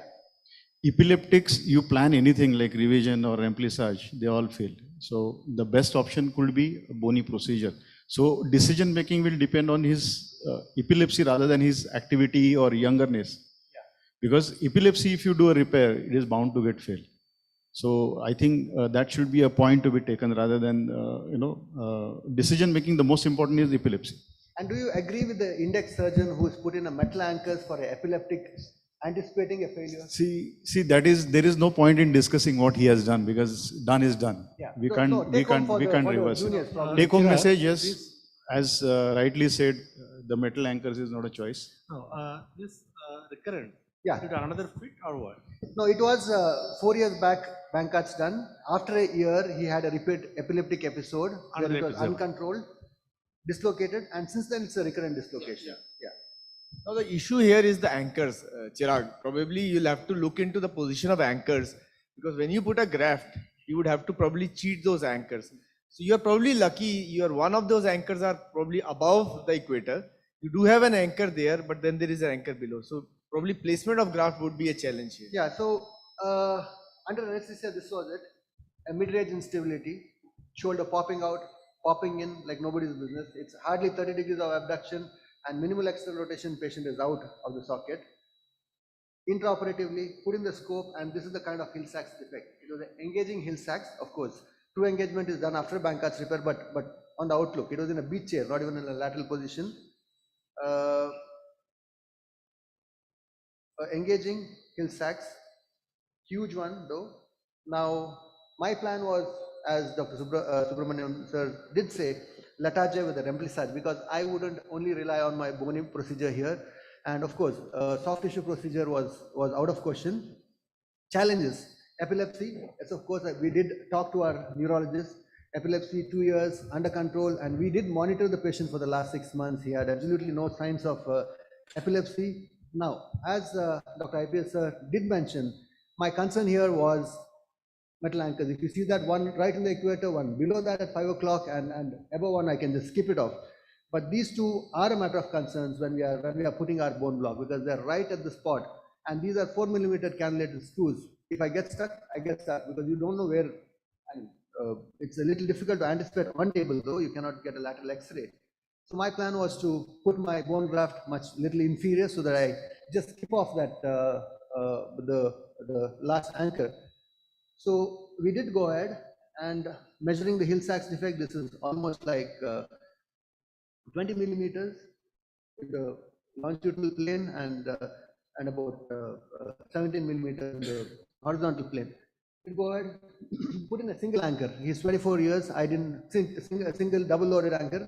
I didn't want to put in too many anchors there because in case of further revision, I didn't want to reduce the bone stock further. Did a straightforward Remplissage. If you see here, my Remplissage anchor is right in the center, so that I do not at the same time over tighten, because I'm going to do kind of a bony procedure for him, which is further going to restrict his range of movements. and went ahead, did a Letarge, and at the end of it, I did go ahead and close my Remplissage. So end story, here we are, inferior placed bone bone block, that's a coracoid, and did go ahead and do a Letarge. So we just did the surgery 2 days back, so I do not have a follow-up for him, but of course it's a very interesting case if I could have a follow-up with him in due course of time. Thanks. Any questions? Just one comment. I mean, Chirag, this is a very deep and wide hill stacks. I mean, given a point, if I'm doing a remplissage, probably I would put 2 anchors. Any take on that, or are you reliable on a double-loaded single anchor on remplissage? There are plenty of studies which have shown there is no much difference between single anchor or double anchor. But if you think this defect is that big, there's no harm in putting 2 anchors. It's always worthwhile. And the anchor, I put it the place where there's going to be the first point of contact. Yeah. When they dislocate, where is going to happen the first point of, that's where you put your anchor. So you'll put it in the margin of your yes, margin, defect. Yeah. So that was my thought process. But then again, since he's already having a bone procedure, I didn't want him to over constrain or over restrict it. We know that when you put it into the articular margin, you have an axial rotation deficit. So that was my concern. So single loaded, I mean double loaded in the center was my thought process. But looking into this post-op X-ray, now what came into my mind, should I have used a bone graft here? Deltopectoral approach, and since I'm just exposing anyways with the mini open, I would have gone ahead, done a deltopectoral approach and pushed in some iliac crest bone graft into the defect and then done a Letarge. Anybody in favor of that?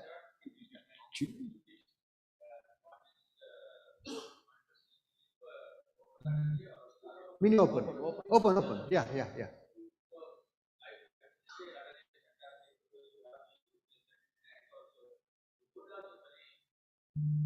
Yeah.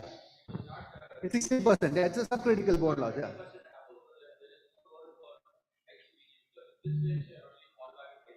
Yeah.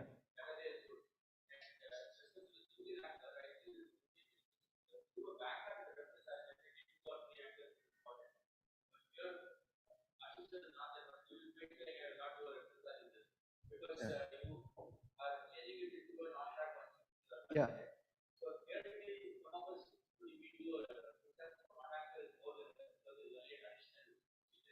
So that was one of my thought process, before tying the remplissage. Of course, I had committed already because I cannot do a scopy after my Letarge.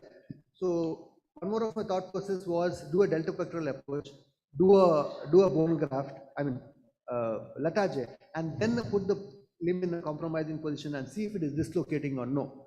If it is dislocating, then I could have just extended my incision and remplissage there. That was just for the sake of audience, I want to emphasize Letarge is not just a bony procedure, it is got a soft tissue attachment. Yes. The triple sling mechanism is there. There is more advantages than just bone graft. In the case scenario where there is 35% bone loss, then you have to go for ICPG. But in an option where you are only having 15%, 20% bone loss or 25%, better is go for coracoid process transfer only, not the ICPG. I have a little question for him, Chirag. Looking at the amount of Hill-Sachs lesion, especially on your X-ray, I would have been, rather than doing remplissage, since you're doing an open procedure, I would have done iliac crest bone grafting for that Hill-Sachs, because this is a very, very significant Hill-Sachs.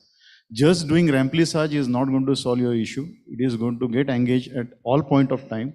And I think only way to disengage that is by filling the bone graft. But after your now it's a non-engaging Hill-Sachs. I mean, now it's non-engaging. Would you still go ahead and put in a graft? Because there is a significant bone loss, and by doing remplissage, as Bhupesh has rightly said, you are just changing the arc of motion. Yes. The bone defect remains there. So might forward that for any reason he had an anterior push or he had a smaller epileptic attack, it is a very high propensity towards redislocation.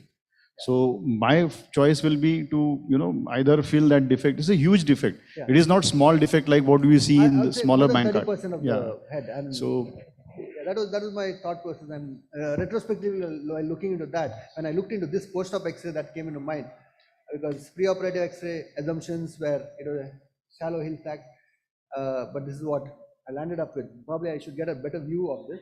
Let's see. Thank you.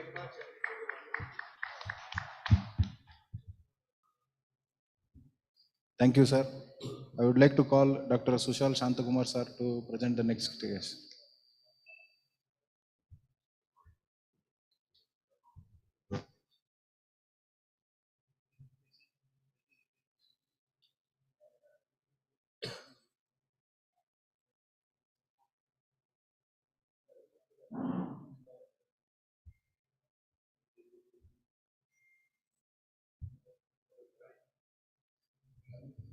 Yeah, hello.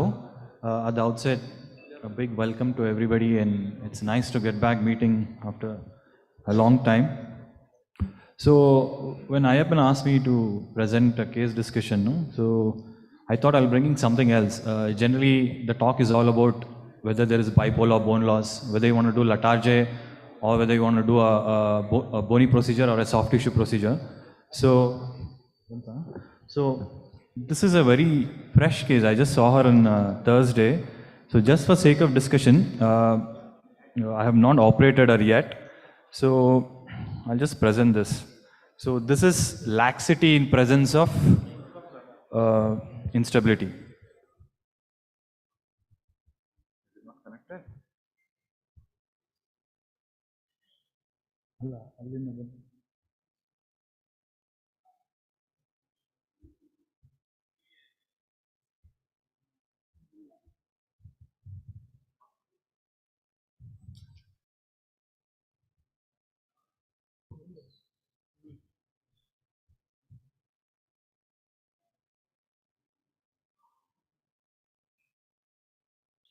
Signal ಬರ್ತಾ ಅದನ್ನ.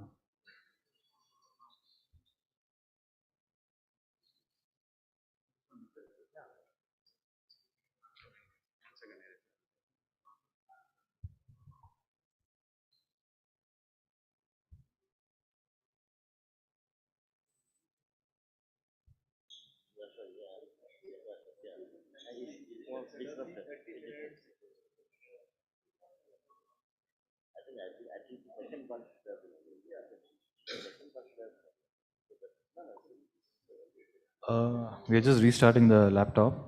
Anybody's got any questions on instability? I think to direct to the panel or to the audience.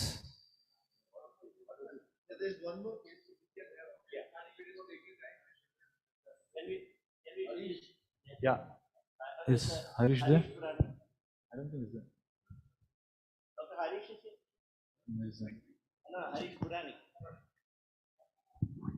Sir, my question is to the panel. In a background scenario of epilepsy with instability. Before that, is Dr. Harish Purani here? Dr. Harish. If you can present the next one, we won't lose time. No. I think Harish is not there.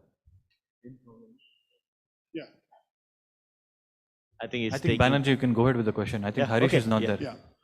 In the scenario of instability in epileptic, so with minimum or mild bone loss, how often would you recommend for a primary Latarjet? Primary? Latarjet.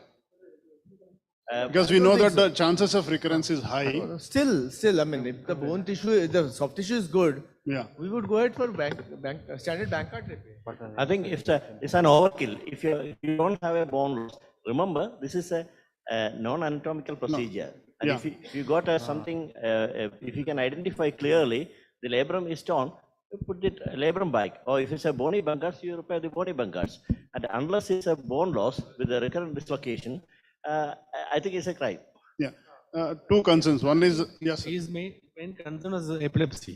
Yes, in epileptic. Epilepsy is a medical disease, medical Yes, condition. yes. And it should be very well controlled.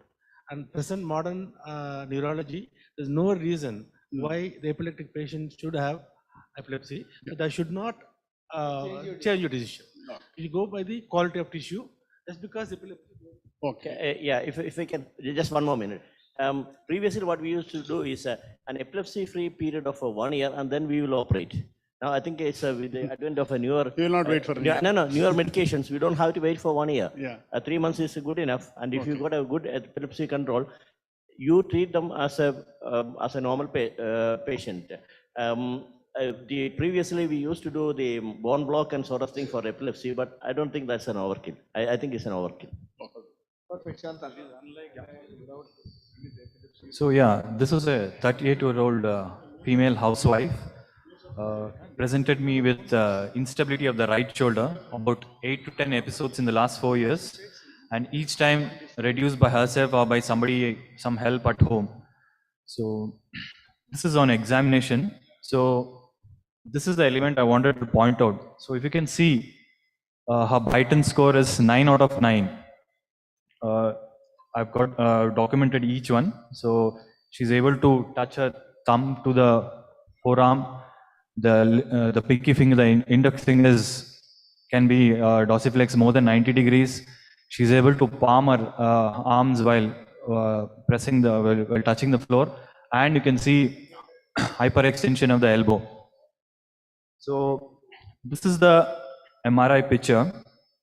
So if you look at it, there is a significant hill sacks, and I'll just come to that. And on the axial view, if I were to show, so there's quite a bit of a large bony bankard, which I think is a chronic bony bankard there. So the hill sacks interval measures 15.5, and the glenoid tract is about 16.9. So it still means that, you know, the glenoid tract is bigger than the hill sac, so it's a on-track lesion. So I'm yet to operate on her. So what are the options we are looking at here? So do we have a CT to show the bone fracture? No, I don't have a CT. So It will be more helpful if you can know how much is the bone loss on the glenoid side.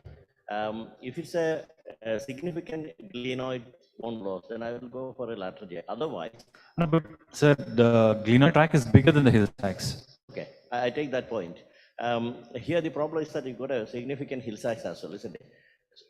It's a significant hill sacks as well. Okay, Yes, sir. and here the Beaton score is 9. That means you got inherently a problem. Correct. You got a generalized laxity of the ligament. So we need a good rehabilitation before touching that, and then I will go for a bony procedure here. Okay. Because of the situation.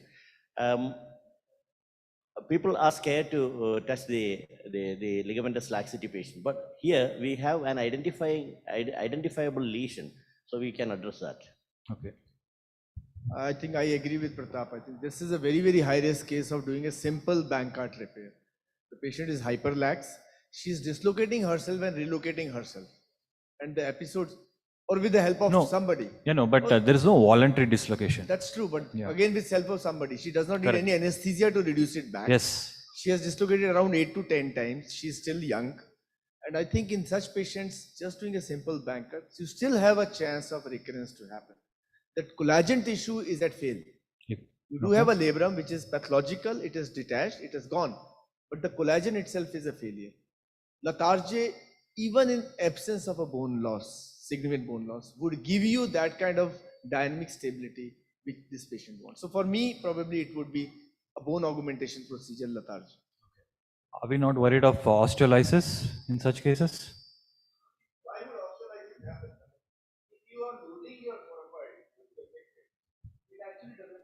Okay. And also another concern is it's a female. We don't see much of this thing with her. So How much was the glenoid bone defect?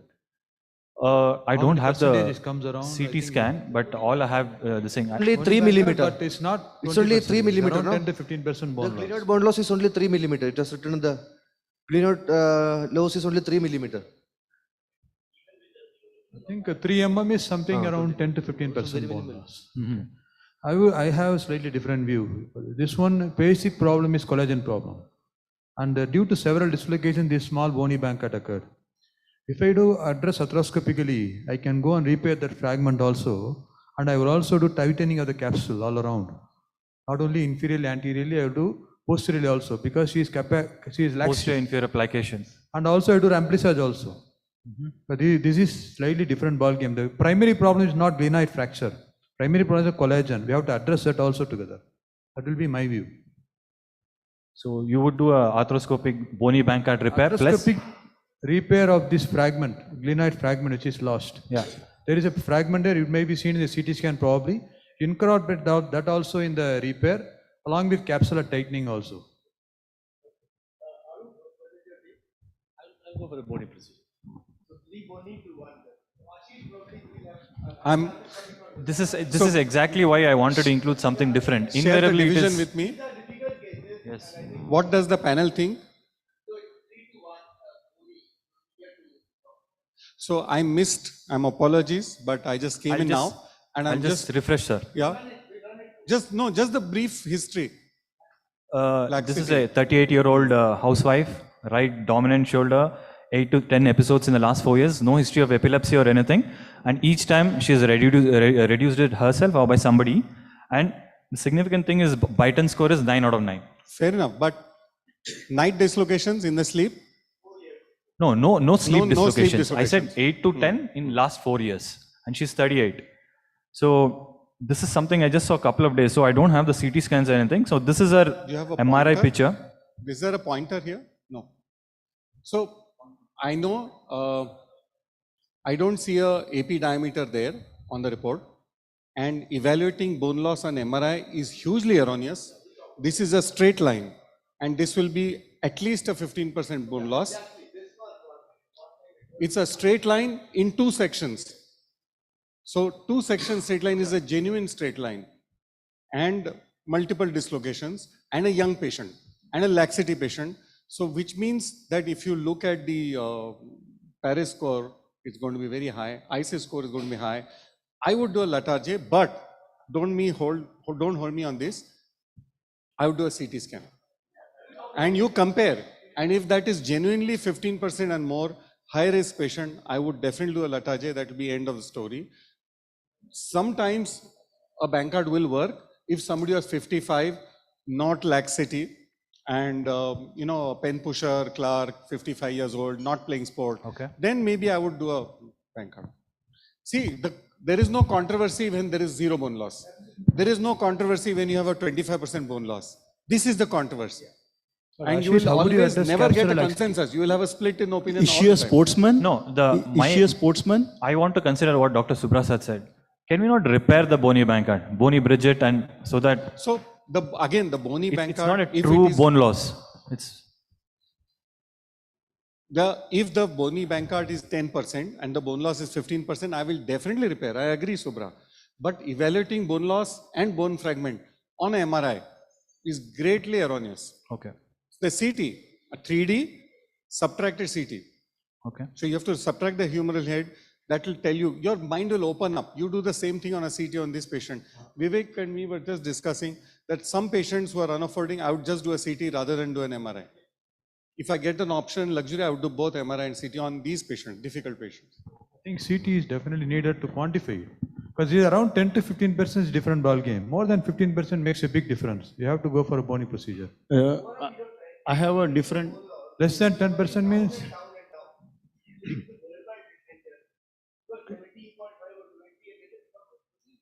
But IPS, from day one, since 2013 that we are doing arthrology, we kept 15% as our threshold for going arthroscopic lateral.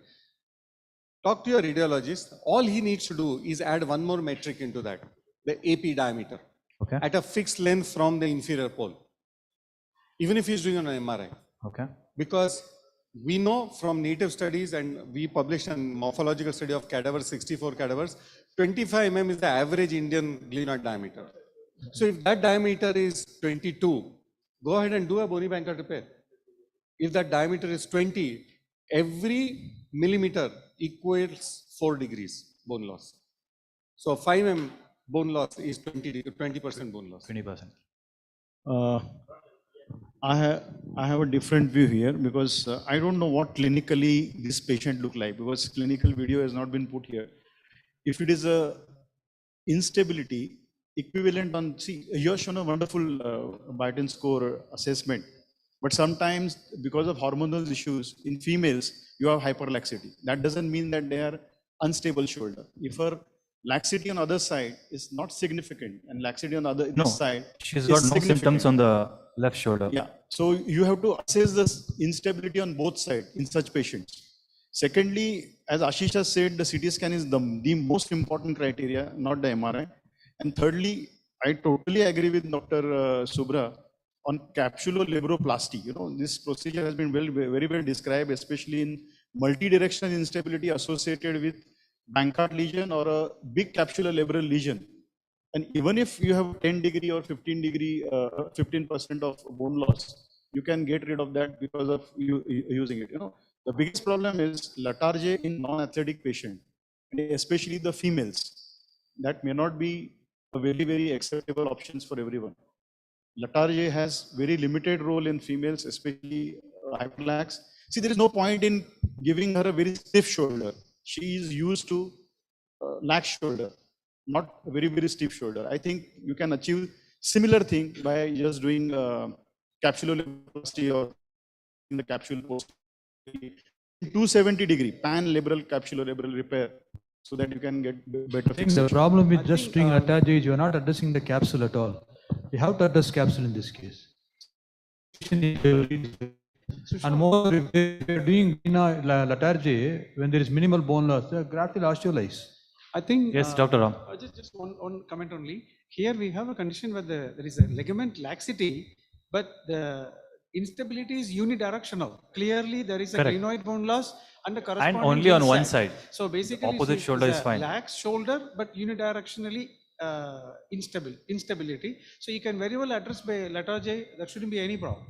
You don't need to do all multi-directional. No, but there is no traumatic. I agree. Yeah, I agree with Ram. Ram There is said. no traumatic incidents here. Roshan, don't confuse. If there was no labrum tear, if there was no bone loss, and if there was no Hill Sachs, then there was a chance of discussing MDI. This is not MDI. When you have a glenoid bone loss, Bankart tear, Hill Sachs, you're dealing with a traumatic recurrent dislocation. Yes, it's Even with- unidirectional, even with anterior, MDI, one side. Yeah, even with MDI, sometimes we will get a particular lesion which we can correct, isn't it? That's a traumatic one. Yeah. And till the age of 34, she was normal. Till the age of 34, the humeral head was inside. It never dislocated. Yeah, according So to her. it's a traumatic event. Probably Traumatic I will event. take it as a traumatic event, true traumatic event. Okay. I think, yeah. Thank you very much. I think wonderful case Yeah, for thank discussion. you. Thank you very much. We end this session. Yeah, all yours.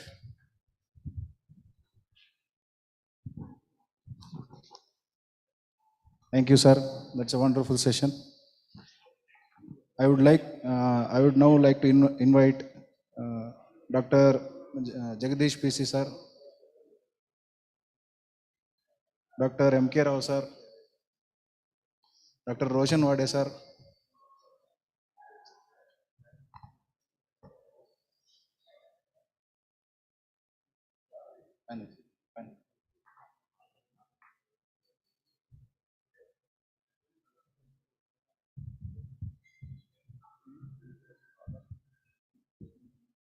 Who is the first speaker?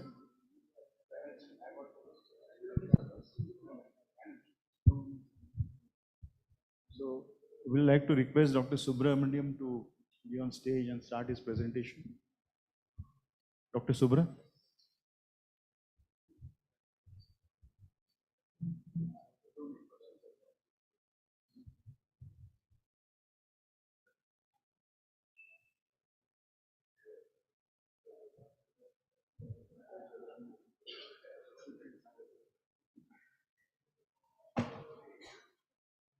Fix it.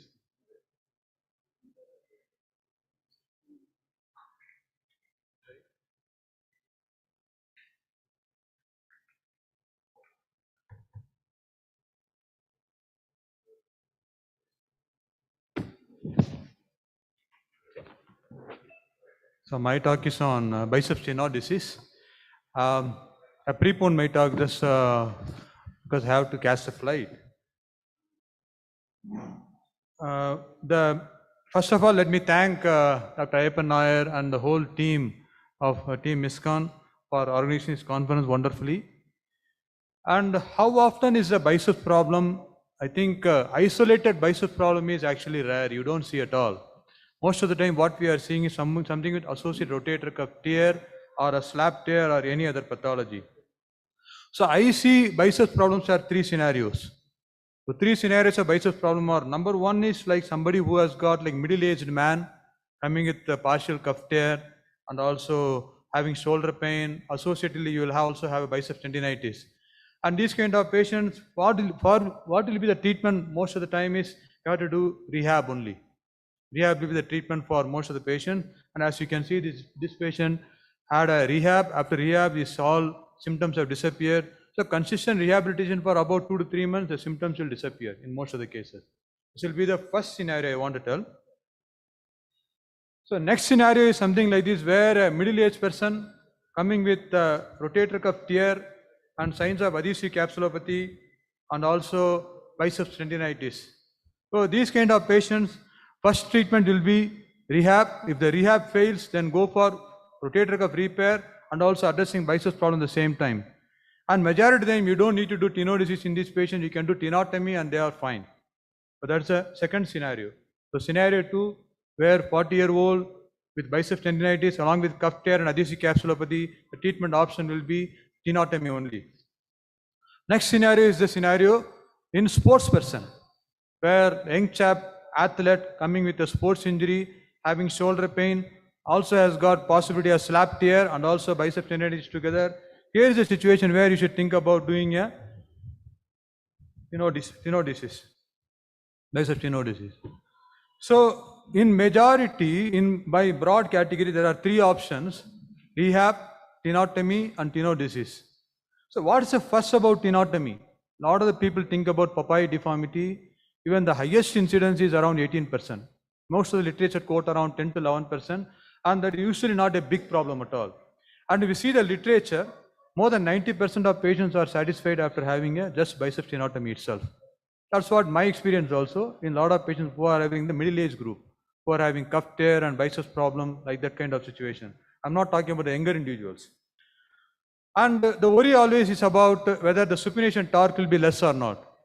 There are biomechanical studies which have shown that only 9.1% reduces the torque strength of the supination is when you do the biceps tenotomy. So not a significant reduction for a person who is in the middle age group, but it may be significant in a younger age group. That's what you have to be aware of.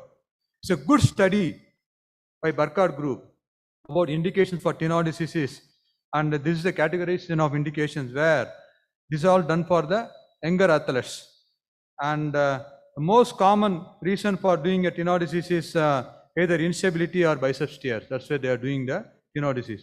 The next thing comes up, where to tenodise the biceps. And there are so many categories like high in the groove, or in the groove, or below in the groove, or suprapectoral or subpectoral. I think the most important point one has to remember is what is the problem if you do in the wrong spot? Because most of these tenodesis are not anatomical procedures. All these are non-anatomical. We don't exactly know the implications of what we are doing non-anatomical procedure is. So one thing we have to remember is a lot of papers have shown that people developing stiffness and continuing pain even after doing a tenodesis. So the most important paper, then one thing should remember is that there is a length tension mismatch. When you are doing a tenodesis at a site which is different than anatomical, you are not adjusting the length to the tension. Hence, the people can get problems in the form of stiffness or continuing pain. So sometimes even a slap tear, for example, this patient I did slap repair, but continues to have pain. So this because biceps is being tightened and the excursion of the biceps is not happening that frequently. Even for a slap tear, tenodesis may be a good option. And there are papers also about it where it has shown that for a slap tear, if you do biceps tenodesis, the symptoms do get relief very well also. So very important thing that one has to remember is that how to address this length tension mismatch. There's a very good paper about this where it has quantified at which level and what is the centimeter of the tendon that you have to exercise. For example, it is just at the beyond the articular margin, then you are about 25 mm of tendon has to be exercised, and lower subscap means about 56 mm, and upper pec major means about 73 mm, and 98.5 means a musculotendinous junction. So if we know these rough dimensions, then we can calculate very well that how much tendon has to be exercised before doing the tenodesis. So these are all the things that one has to be aware of. Another important thing is if you do the in the groove tenodesis by in situ method, by arthroscopically, as I do, the problem with having length tension mismatch is very, very little. Because you are exactly tenodising the spot where the anatomy is there. So for example, this particular thing where what I am doing is I am just trying to show the bicipital groove in the first video. The second video, we're just doing the tenosis is the site of the groove itself. So we freshen the groove area and then pass the suture through the biceps tendon and anchor it at the place of the groove itself, the exactly the same anatomical spot. Then you will not have any problem with the length tension mismatch. This is slightly technically may be challenging, but if you put your portal anteriorly and you can visualize the biceps very well, and you can actually do the tenosis procedure. Here I have used a knotless anchor. You can use any interference screw. Knotless anchor is a very easy method to do that. So by that, what you can do is you can actually tenosis the anatomical site of the groove itself without mismatching the length tension. That may be the better of doing it. But in a situation where there is bicep subluxation or tendon substance tear or significant inflammation of the bicep sheath or synovial membrane inflammation, then even by doing a tenosis in the groove, it will not address the pain because we are not address the pathology of synovial sheath inflammation. In that kind of scenario, one has to go for a subpectoral tenosis only. So you have to come out of the groove and then you have to do the tenosis. Because you are treating two causes there, two pathologies. Not only the biceps pathology, but also treating the pathology of synovial inflammation also.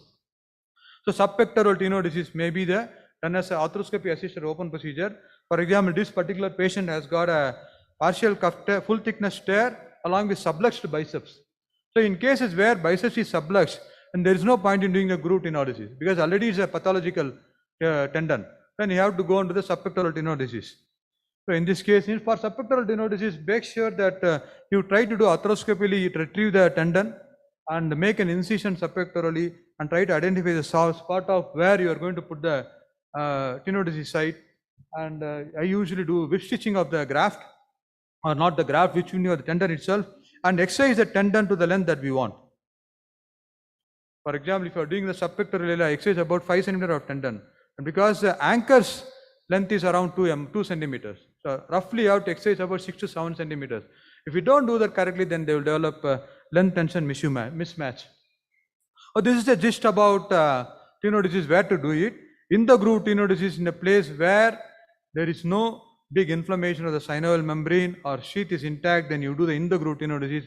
Where there is associated problems with tendons in the form of tendon tear or synovial sheath inflammation, I may be better off doing a subpectoral tenosis. What are the problems with various techniques?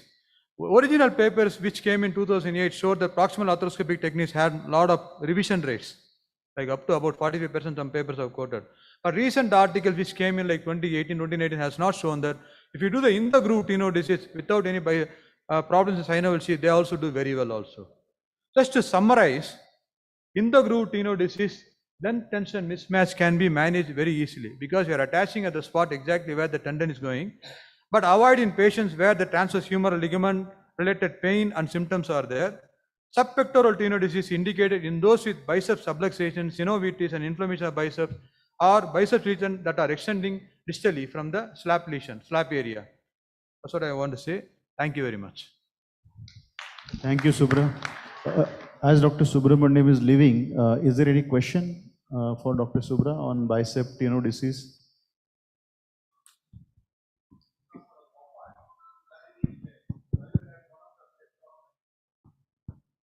Papaya deformity. No, this talk was This talk was very well excellent. done, very well researched talk. Thank you. For a Popeye sign drop in, and when it's old, have you done a repair? I'm not talking elective. After having papaya deformity. Yeah, so the Popeye, do you do a primary Popeye repair? Have you operated? I've never done that. Primary papaya repair, never done it. Because patients are not coming with kind of symptomatic papaya. They are asymptomatic papaya deformity. I have done and Ashish, only for the cosmetic purpose you are doing it, isn't it? Subpectoral tenosis, just below the pectoral. So how do you find the distal end? How do you find? That's a very important thing. What you do is you have to extend your incision and go on flexion extension. You will see the tendon moving. You keep palpating beneath the pectoral major or beneath the shoulder joint, and eventually you will feel moving. So the movement of the tendon is the only way you can diagnose that Popeye end. But what is the result? How is the patient? Outcome wise was good? See, because the muscle quality would have changed was, when they have papaya deformity I already. operated him long time back, and patient wanted that curiosity of of the Popeye. So I decided to do a subpectoral tenodesis. So, I have done 2 cases of this, the papaya. So both are actually the foreign national. They came with the cramping, in the hand. That's the main the complaint what came, and it was almost lying down in the mid of the arm. So when they open it, I had to press the belly of the biceps so that it came into the picture, and then it was and flexion and extension was taken in that, and the way they should not be too tight. That is what the literature says, and it kept in a little bit of light tension only, not too much, and put the screws. I have done one patient, young patient who had an isolated Popeye with symptoms, but the attachment should be lower down than your regular pectoral groove. That's clear. Sujit, you have a question? So I did my first Popeye. I'm exactly of your inclination. It does nothing to function. And so I dissuade patients from doing it. It's a cosmetic. I did it for a crazy gym guy who was 52 years old who begged me. He had a subscap and cuff tear, and that's why the Popeye happened. So I did that, and he begged me to do it. So I decided. The entire biceps was there in the. It had slipped from there and groove. It had not gone down. It was right there in the groove. I could trace it arthroscopically entering the pec major, and the whole thing is just the tone is gone off. You understand? So I was thinking it will be here because the MRI showed it's in the mid arm and all that. It was all erroneous. It was everything. The entire tendon in the sheath, it gets trapped there. It's like a autotenotomy usually. Sujit, you have a question? Sir, Take the mic. Mic. Use the mic. wonderful talk, Dr. Subramaniam.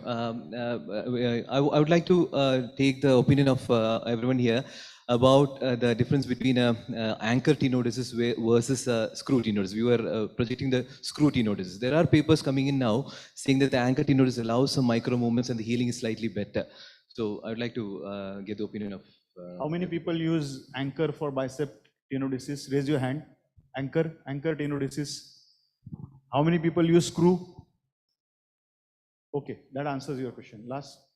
Sir, my question to Babulkar sir. Sir, for slap tear to the panelist, do biceps tenodesis is good or slap repair is good, sir? Is like bucket handle slap. Subra, you prefer slap repair in today's scenario or you Today's go with scenario. bicep tenodesis? What kind of patient profile? It's an arthroscopic decision most of the time.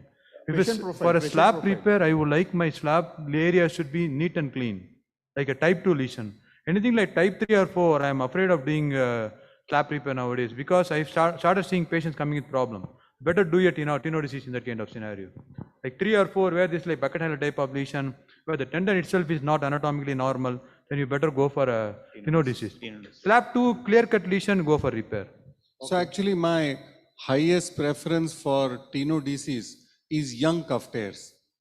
Slap is not on my horizon. Slap 3, I would easily cut off that bucket handle and fix the remaining tendon there because the tendon in itself is healthy.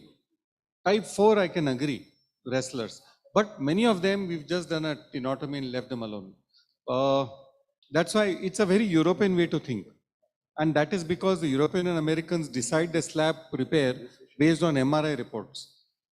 If it is not clinical, if there is no trauma, it is not a slap lesion, then you start getting bad results. So the prevalence and incidence of slap tears is very less. Isolated slaps. So you have to be very picky in what you do and you should be confident. If you're confident, just do the repair as Subra said. Thank you everyone. Subra, that was a wonderful talk and thanks a lot. Happy journey. We'll proceed with the next talk. I'll request Dr. Banerjee. I request all the faculty to be on time. We have the packed lunches ready, so the delegates can collect them and we'll continue with the session. What is it? The packed lunches are ready, sir. So delegates can collect the lunch and we can continue with the session. So delegates can collect the lunch and have a lunch on session. So please start the presentation.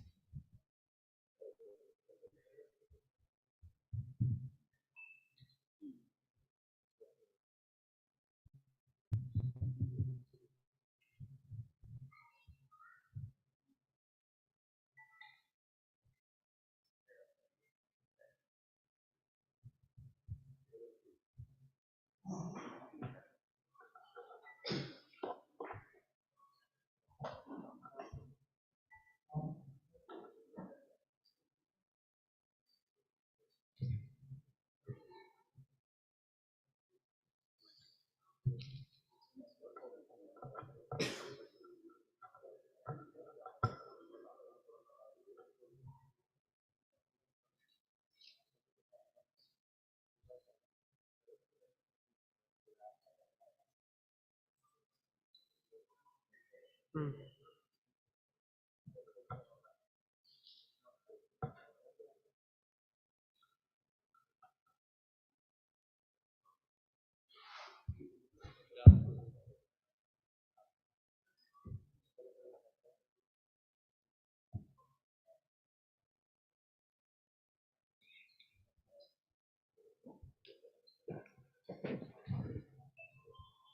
you, Dr. Roshan. I congratulate Ayappan and his team for the wonderful show. I'm asked to speak on hemiarthroplasty for proximal humerus fractures. So proximal humerus fractures are one of the common fractures we see. They constitute almost about 5% of all the fractures. Most of them are treated well with open reduction and internal fixation among the young. And in the elderly, sometimes we face a challenge of fixation failure. So how to avoid this embarrassment? The purpose of the talk is to highlight about when to do a joint replacement versus ORIF and how best to do the hemi. So there is a good paper in Journal of Elbow and Shoulder Surgeries in 2004, which speaks about the predictors of failure. So the length of the medial calcar and integrity of the medial calcar are the predictors of failure. If the medial metaphyseal fragment is more than 8 millimeters, so the fixation doesn't fail. And if the medial calcar is open, then they tend to fail later on. There are certain fractures which are called at risk. There are the comminuted fractures, varus impacted fracture, fracture with significant osteoporosis. So indications for hemi in a trauma scenario is head split fractures, 3-part and 4-part fractures with dislocation, and fractures with significant osteoporosis and varus impacted fractures, and also the neglected fractures. So coming to the talk, how to do a good job in hemi. So if you want to have your hemi perfectly done, you should have these 4 things done properly. One is the version, the height of the processes, and GT and LT approximation, and choosing the right implants. There are several options available for the implants. The trauma-specific implants should be used. They allow for the suture passage for repair of tuberosities, and they also help in bone induction as they are porous coated or HA coated.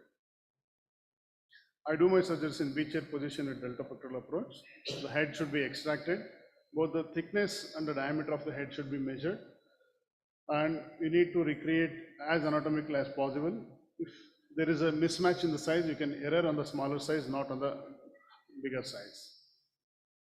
So once you are defined with the head, you can tag this greater tuberosity and lesser tuberosity. You can put the stay sutures and make sure that you don't take the bites through the bone, as it's an osteoporotic bone and it can get cut through. So pass the sutures to the tendinous portion. Once that is done, you can proceed to the humeral preparation. Ream with 1 millimeter increment till you get a cortical resistance and rasp to the appropriate depth. So getting the version right.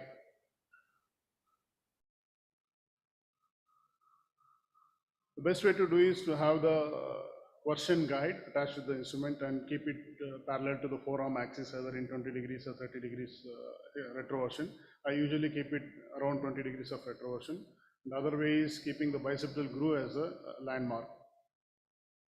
Fixing it either in excess retroversion or antiversion will lead to instability, and excess retroversion will lead to failure of the tuberosities once you mobilize. Other important thing is getting the height of the stem right. So there are 2 ways of doing it. Either you can use the hash mark on the reamer as a guide, or you can use the tag the upper border of the pectoralis major tendon. Normally the distance from upper border of the pec major tendon to the top of the head is around 5.6 centimeters.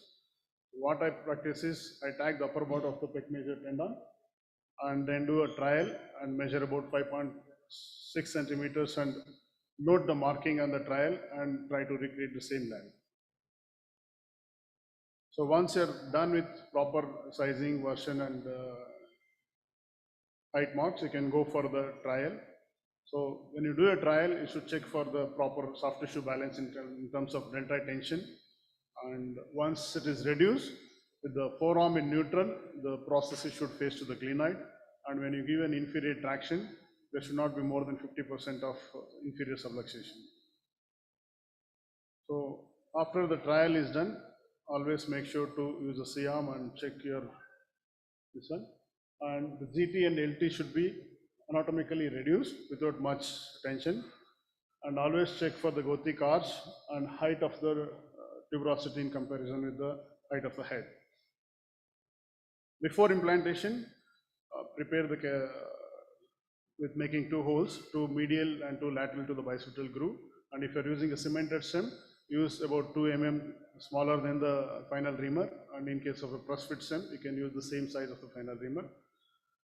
And make sure that you always use the humeral head as a bone graft for the GT and LT. Once implantation is done, the greater tuberosity and lesser tuberosity should be repaired to the stem through the sutures passed through the stem, and the horizontal sutures are done to fix the greater tuberosity and lesser tuberosity to the shaft.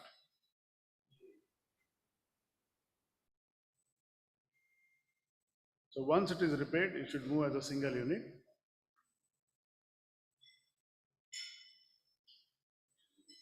So this is the post-op X-ray. You need to check the height of the head in comparison with the tuberosities. Normally about 8 to 10 millimeter difference should be there with the tuberosity and the top of the head.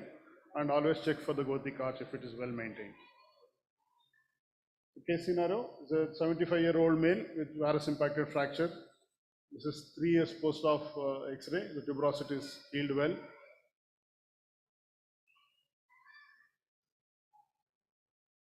And he has good functional range of movements. He does most of the activities on his own.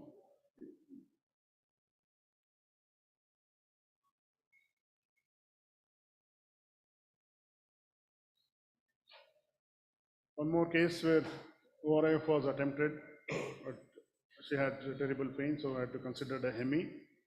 And this is 2 years post-op. She has a painless range of movements, but the range is not as good as what was expected because of the revision scenario. 70-year-old lady with subluxated head, comminuted,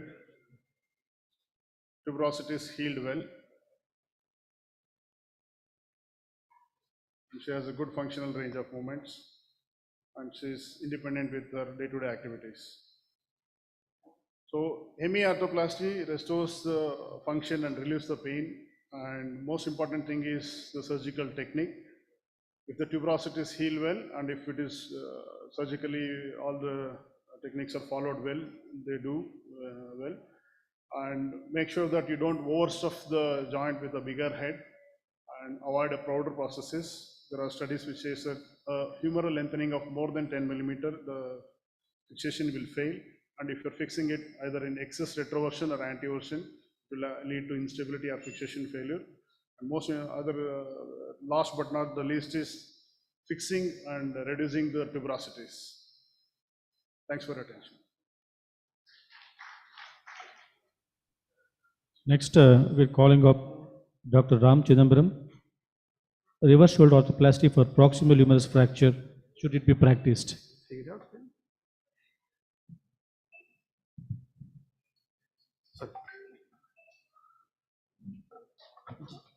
By the time this getting ready for the next talk, do you have any questions for the Dr. Banerjee? No worries. The delegates? Okay. Thank you. So Ayyappan wants me to answer 3 questions: why, when, how. Sorry.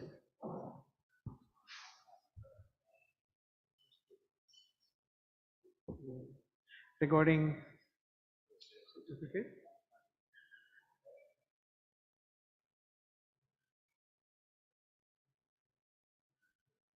So reverse shoulder in proximal humeral fracture, should it be practiced? When, how, why? So that's my current affiliation. So 50-year-old gentleman after 50-year-old patient after road traffic accident. This is the status of the head splitting 4-part multifragmentary fracture dislocation. This patient underwent hemiarthroplasty. Banerjee told every tips and techniques, but there are some prerequisites. Good bone, good greater tuberosity, good rotator cuff. And criteria, appropriate height, appropriate version, bone graft, and then a robust tuberosity repair. With that, you could get good results. But if you look at the literature, the results are not always predictable. Reason being, tuberosity migration and problem, it can happen in the best of the best hands as well. Comparing this 80-year-old patient with a similar fracture, badly comminuted, what do? My choice would be a reverse shoulder, primary reverse shoulder arthroplasty. This is the biomechanical diagram, but why reverse? Number one, the deltoid is now more powerful. We don't employ the rotator cuff muscles. Number two, better tuberosity healing. Yes, still we need the tuberosity, which is the attachment of the posterior cuff that brings the external rotation. So that is healing better with the reverse shoulder. Predictable results, hemi work like either good or hunching like this. So reverse is predictable and good survivorship record. So how? This is the video technique. I often recommend deltopetal approach unless it is a straightforward 4-part comminuted fracture that you could approach by superolateral. So that's the video. That is the retrieval of the head fragment. Greater lesser tuberosities are handled gently, and you start tagging the lesser tuberosity first, multiple sutures, and next you move on to greater tuberosity. Again, I use around 4 pairs of sutures. 2 will be crossing towards the lesser tuberosity, 2 to secure onto the shaft.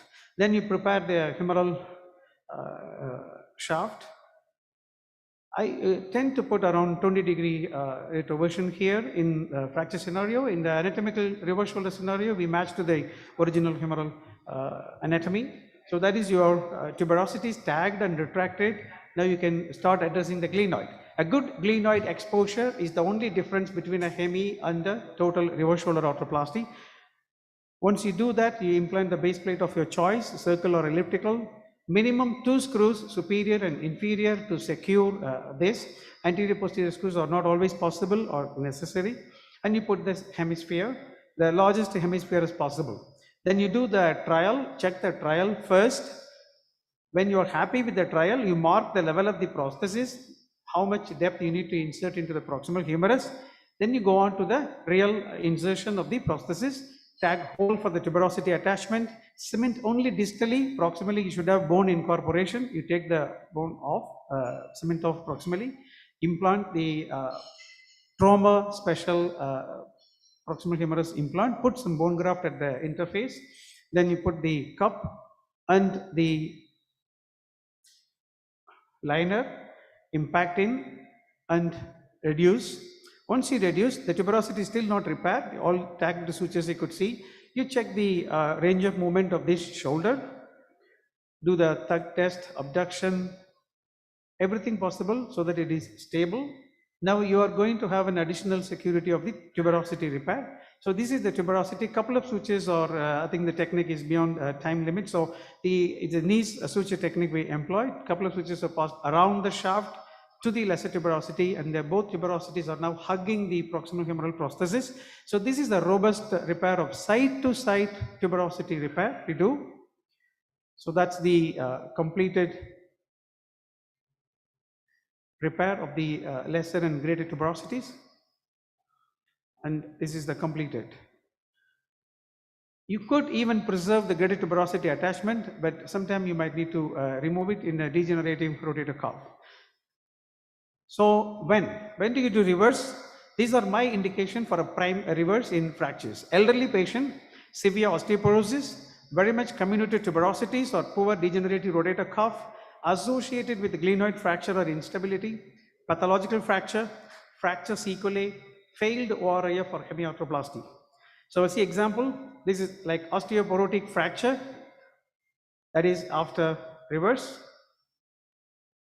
Comminuted fracture, something which we cannot reliably reconstruct with even hemiarthroplasty. So that's after reverse.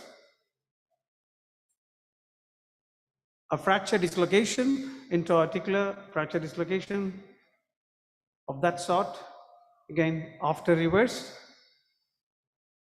Type 1 sequelae, the fracture sequelae classified into 4 types is a cephalic collapse or necrosis, like this, treated with reverse. Type 2 sequelae, a locked dislocation or a neglected fracture dislocation. This is neglected anterior dislocation with glenoid arthritic changes, patient presenting at 10 months, so treated with reverse.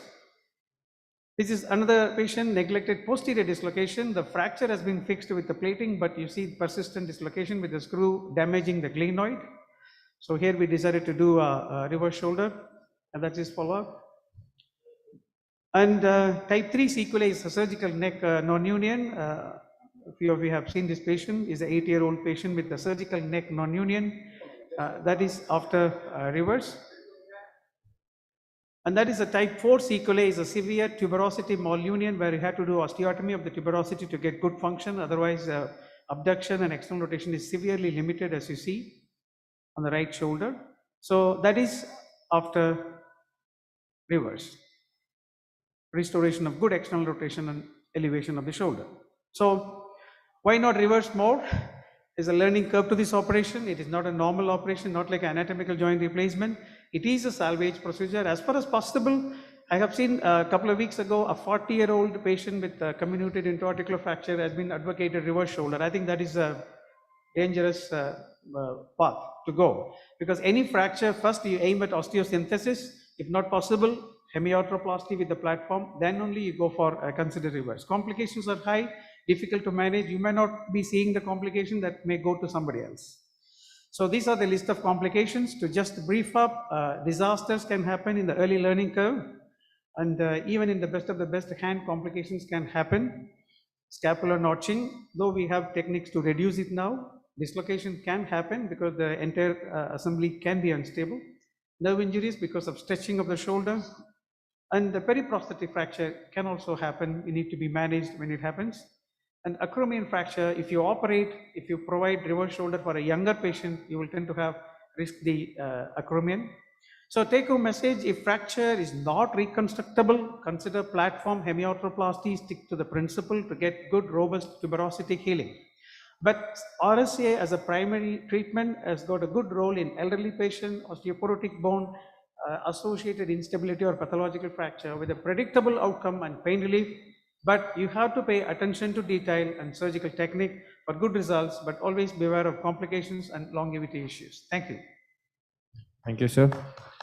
Can we have the next topic by Dr. Yashwant, ACG and dislocation? I would be leaving shortly. Any questions I can take? Yeah, any questions for sir? While we get Dr. Yashwant on the podium for the next talk. Dr. Ram? Yes. Yeah, Banerjee. Yes, Banerjee. Do you do reverse in very elderly patients? So I've seen some encountered patients around 90 years of age with, who need four-part fractures, who need some joint replacement. Would you still do a reverse or you do a hemi? What's your advice on that? Very elderly patients. Very elderly, where the life expectancy is definitely less than 5 years, something like that. Because technically we are adding some time with the glenoid exposure. Okay. So I would prefer to go for a reverse if it is elderly. Okay. Because then you don't have any restriction on the patient. You can say that you can use the whatever time, quality time they have. You don't have to wait for the tuberosities to heal. Wait for tuberosity to heal and mobilization restrictions, etc. Fine. Dr. Yashwant? Yes, sir.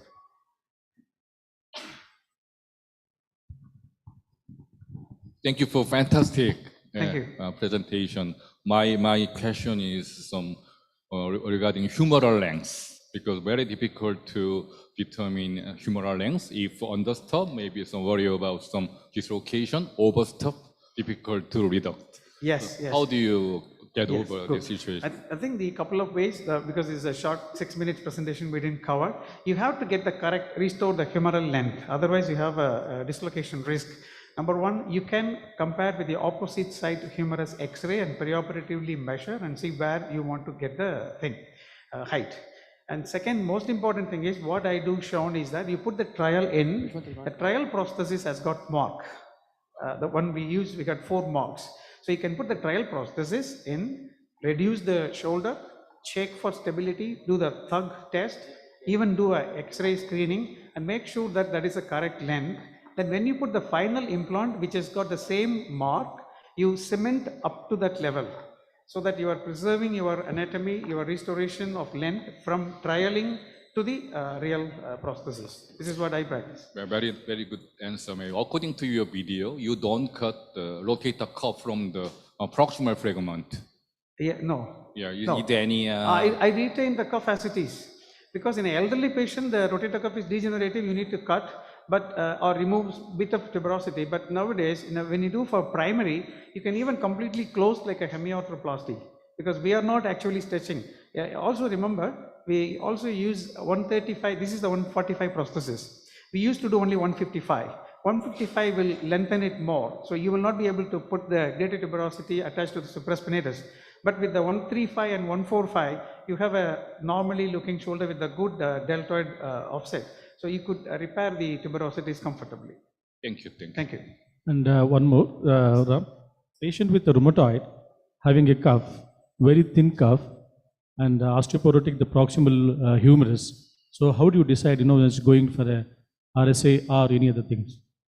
I think the more complication happen when you choose your reverse shoulder for rheumatoid arthritis. For somebody who wants to do the first case, don't choose rheumatoid because we have all the complications like medialization of the glenoid, soft bone, poor cuff, etc.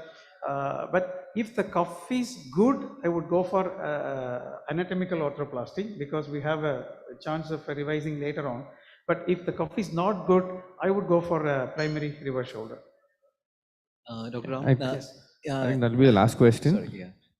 While treating comminuted proximal humerus fractures, what is your age cutoff for osteosynthesis, if you have one? Yes. And is there a role for hemiarthroplasty? Yeah, no age cutoff, because I have done fixation for even 90-year-old in like a 3-part fracture, good greater tuberosity, you could still repair it. The patient is active, bone quality is good.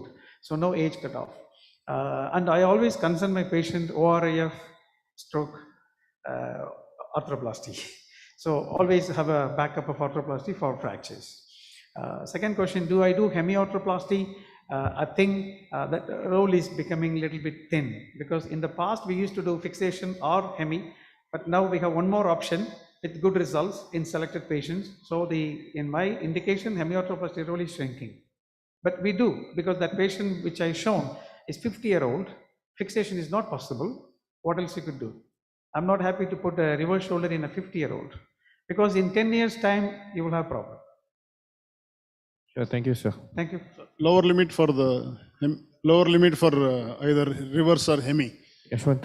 Age limit. Age limit, there is also, see, in fracture scenario, we don't have a lower limit because if a patient had a posterior locked dislocation, arthritis, nothing else could be done as a salvage procedure, you could extend your age cutoff for reverse. Or second situation is bone tumor, when you do for cancer surgery, you could. Otherwise, arthritis and cuff arthropathy, you should have an age cutoff, at least 75. And Dr. Yashwant, we'll start. Thank you, sir. Thank you, Dr. Ram. Yes.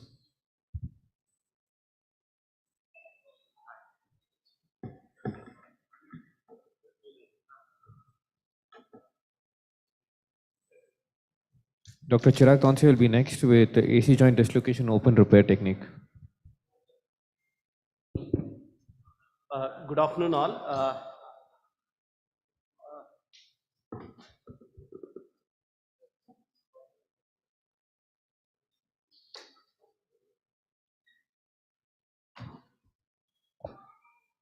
My talk is on arthroscopic AC joint reconstruction using dog bone button in acute AC joint injuries.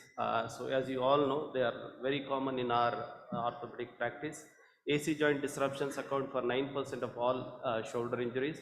Most of these injuries are common in young males following road traffic accident, and milder injuries are always managed conservatively, whereas severe grades require surgery to limit the deformity, pain and weakness post injury. So there are various options available for AC joint reconstruction, and the advance in arthroscopy have only added to the variety of options. So my talk will be basically on ACJ reconstruction using a dog bone construct, which is basically the arthrex this thing. So the construct involves 2 dog bone buttons which are held by a long 2 fiber tapes. So This is done in a beach chair position, and it involves one standard posterior weaving portal and one anterior working portal. The third one for the placement of the button on the superior surface of the clavicle. I'll just run the video.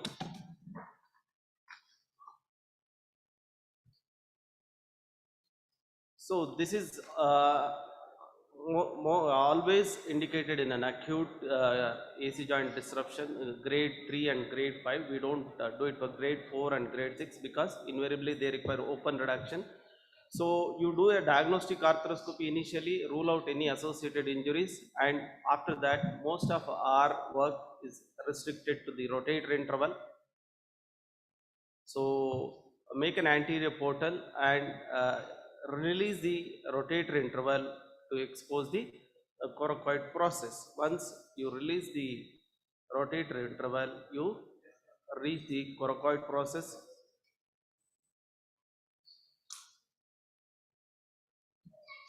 So once you reach the coracoid process, you make sure that the medial and lateral part, the tip and the base of the coracoid.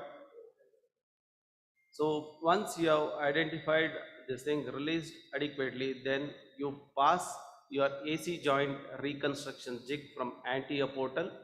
So it has a bullet which sits on the superior surface of the clavicle. You drill the bead pin from the superior surface of the lateral end of the clavicle into the undersurface of the coracoid process. So once you drill the bead pin, take the remove the jig and make sure the position of the bead pin is right in the center of the coracoid. It is not too lateral or too medial, otherwise blowout can happen. So once you have accepted the position of the bead pin, so protect it with the curette and undersurface of the coracoid and ream with a 4.5 mm cannulated drill. So once you are drilled with a 4 mm cannulated over the bead pin, retain the cannula and remove the bead pin and pass the passing sutures from the surface of the superior surface of clavicle. So once you have passed the passing suture,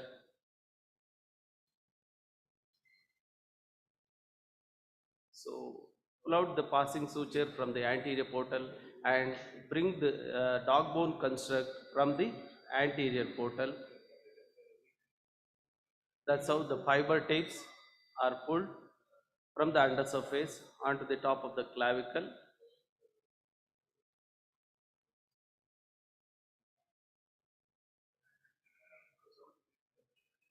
And you facilitate the dog bone button with the help of a hemostat which sits snugly on the undersurface of the clavicle. Once you have done this, then make a small incision over the superior surface of the lateral end of clavicle and place one more button and you cinch it nicely and then tie the knots. So before tying the knot, you have to confirm the position on a fluoroscope. Once it is acceptable, then put a knot on the this. So this is how the arthroscopic AC joint reconstruction jig looks like. The jig will come from the anterior portal and the bullet sits on the superior surface of the clavicle. This is how the dog bone button construct, 2 dog bone buttons and a fiber tape. We usually require 2 long fiber tapes. Of course, this is only indicated in acute AC joint disruptions. Chronic, you need to add an autograft. So, and if there are associated fracture, again, this is not indicated. Of course, in type 4 and type 6, we don't do this because it requires open reduction most of the times. So, post-op protocol not very complicated. Arm pouch for 3 weeks, then intermittent shoulder pendulum exercise, elbow arm immediately can be started. Discontinue the sling after 3 weeks, then we can start active RM and strengthening at 6 weeks. If he is a sports person, he can return to sports at 6 months. So few X-rays. This is a right-sided grade 5 AC joint disruption. So this is after arthroscopic AC joint reconstruction. So bilateral Zanka wave, you can see adequate reduction of the disruption. This is how clinically it looks. A small portal, anterior portal here, and superiorly small incision for the button. So videos. So we have done almost 6. So one patient had a residual deformity, that was a failure on intra of itself. Otherwise, none of these had any hardware problems. These articles also we have already published in the Journal of Arthroscopy and Joint Surgery. So the arthroscopic advantages are always there over open procedures. So this is less invasive, only 3 portals. So this is how a conventional open looks, and only a small anterior portal and a weaving portal and an incision over the superior surface of the clavicle. Thank you. Thank you. We'll go ahead with Dr. Chirag Tonse's talk. We'll take the questions at the end of the session.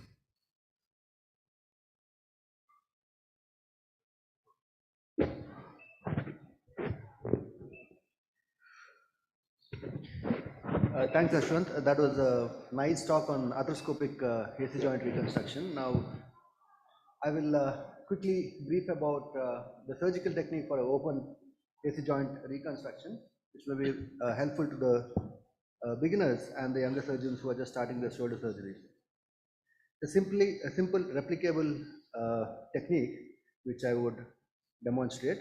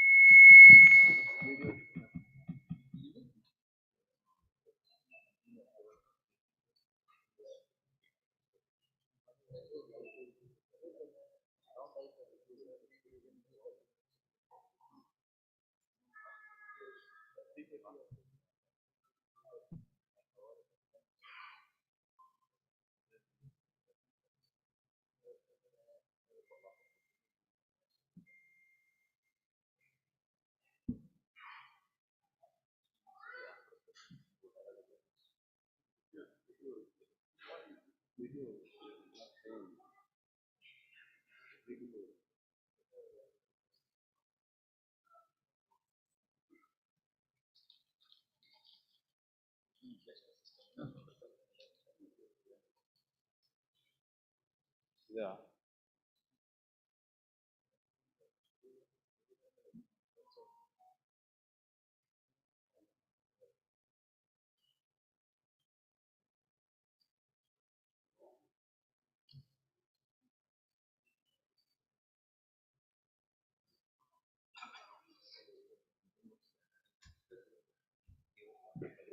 Yeah, of course, there's a role of open reconstruction for AC joint dislocations, especially in these chronic scenarios where the patient would present you in a later date with some amount of fibrous tissues entrapping in between your AC joint, especially if the AC joint is not easily reducible. A simple replicable procedure where one would use a semitendinosus graft and reconstruct the coracoclavicular ligament, both the components, the trapezoid and the conoid component, and of course also the acromoclavicular ligament complex. I would do this procedure on a B chair position that's mostly upright on a sitting position, which would also give me an access to its elbow, so that in case of difficulty in reduction, one would give a superior thrust and reduce the clavicle and the AC joint before fixing the graft. Now, I would use a semi-T graft. Some people would prefer a gracilis, but since AC joint is a load-bearing graft, load-bearing joint, I would always use a steadier graft, single semi-T graft, about 5 to 6 centimeters incision from the AC joint down up to the coracoid. The skin and subcutaneous tissue is dissected, well cauterized for a clear vision. One would use a Gilpey retractor. This is a soft tissue retractor, which is very, very handy in these surgical procedures of the shoulder. One would then identify, dissect out the clavipectoral fascia, identify, split the deltoid, identify the base of the coracoid, put a retractor, have a good exposure of your coracoid. It's very important that one has a good access on both the sides of the medial and lateral to the coracoid, so that the passage of your graft and your suturing shuttles is easy. A simple SS wire, which is created like a loop, would be a good device, a handy device to pass your shuttling sutures. This is one of the areas of difficulties, how to loop around your coracoid. You can just hand make that kind of a loop with your SS wire, and that would help you shuttle out your suture threads. One would then identify the AC joint. We would see that there's a lot of scarring. It is chronically dislocated. It's very important that one has a good access. Retractors can be put on either sides of the skin, and once you identify your AC joint, one would then open up the AC joint, resect out the tissues which are interposed. It's very important that we clear out these tissues. If it's a chronic AC joint dislocation presenting in a very delayed date, one would resect the lateral end of the clavicle if made required to prevent any form of arthrosis in future date, or else if it is easily reducible and the joint is not much destroyed, one would rather preserve this joint. Lateral end of the clavicle is then subperiostally dissected out to get a good exposure of at least about 5 centimeters of the lateral end of the clavicle. We need to mark out 2 points. One is for the trapezoid and one is for the conoid. We all know that the trapezoid attaches about 2.5 centimeters from the lateral margin, and the conoid part of it about 5 centimeters from the lateral margin. We can mark out these points, identify, and then drill in a K-wire and over drill this K-wire with about 5.5 or 6 millimeters of your reamer, making sure that your graft passes well within this tunnel diameter. One would then pass the passing threads in a similar fashion as how we passed out looped out through the coracoid. One would then pass your passing sutures or your loops through the trapezoid and the conoid component drill tunnels, and then place these sutures in place, or else one could also pass it through the root. Now, as we have drilled our tunnels, we would then engage our fiber tape along with your semi-T graft, and then pass it through past your coracoid in a figure of 8 fashion, and then coming out through your tunnels in the clavicle. Fixation, before I would fix my graft, I would always stabilize the AC joint with a couple of thick K-wires. It's very important that we over reduce your AC joint before you fix the graft. Once I have reduced it, held it with the thick K-wires, I would then suture the two ends of the graft one over the other. One could either use a ethibond or a fiber wire to suture the ends of the graft. I would then over tension my AC joint, and then tighten my fiber wire, so fiber tape. So first I would fix my soft tissue graft and then the fiber tape. I would then put in an anchor of about 3 millimeters into the acromion, and then pass the graft towards the acromion, and taking the sutures to the periosteum, I would suture the far end of the graft into the acromion, so as to reconstruct the acromioclavicular ligament as well. I usually keep my K wires in place for about a month's time. so that the graft incorporates into the tunnel, till the graft incorporates into the tunnel, and this the patient is immobilized for about 3 weeks in an arm pouch, and a gradual pendulum exercises are started after that. Active exercises or active assisted range of movements are started off only past month, and a full range of movement would be achieved by about 6 to 8 weeks time. And functionality of the shoulder, I would expect to regain in about 3 months. This is a simple replicable technique which I have shown. Yeah, thank you. Thank you. Can I ask Dr. Shuhar sir to come and talk about lateral third clavicle fracture? What is the best way? Any questions till the time he comes up? Okay. Yeah, go ahead. Sir. Yes, sir. Ashish.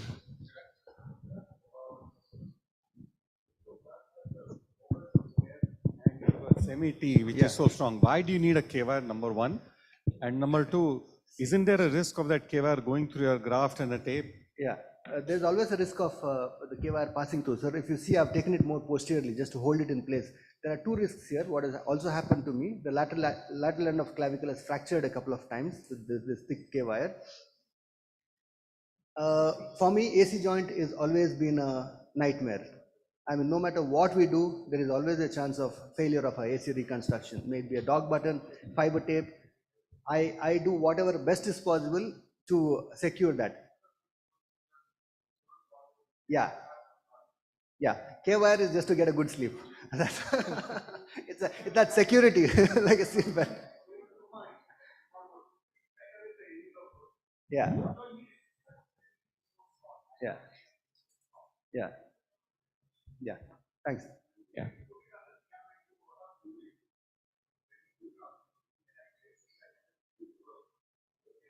Yeah. Thank you. Yeah, Dr. Shushar.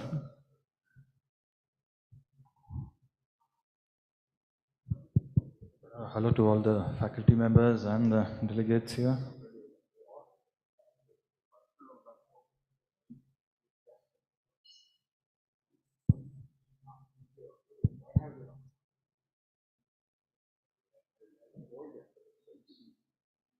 Yeah, so I think Chirag and Yashwant hopefully have convinced you to fix the CC ligament in whichever way you feel ideal, either arthroscopic or open.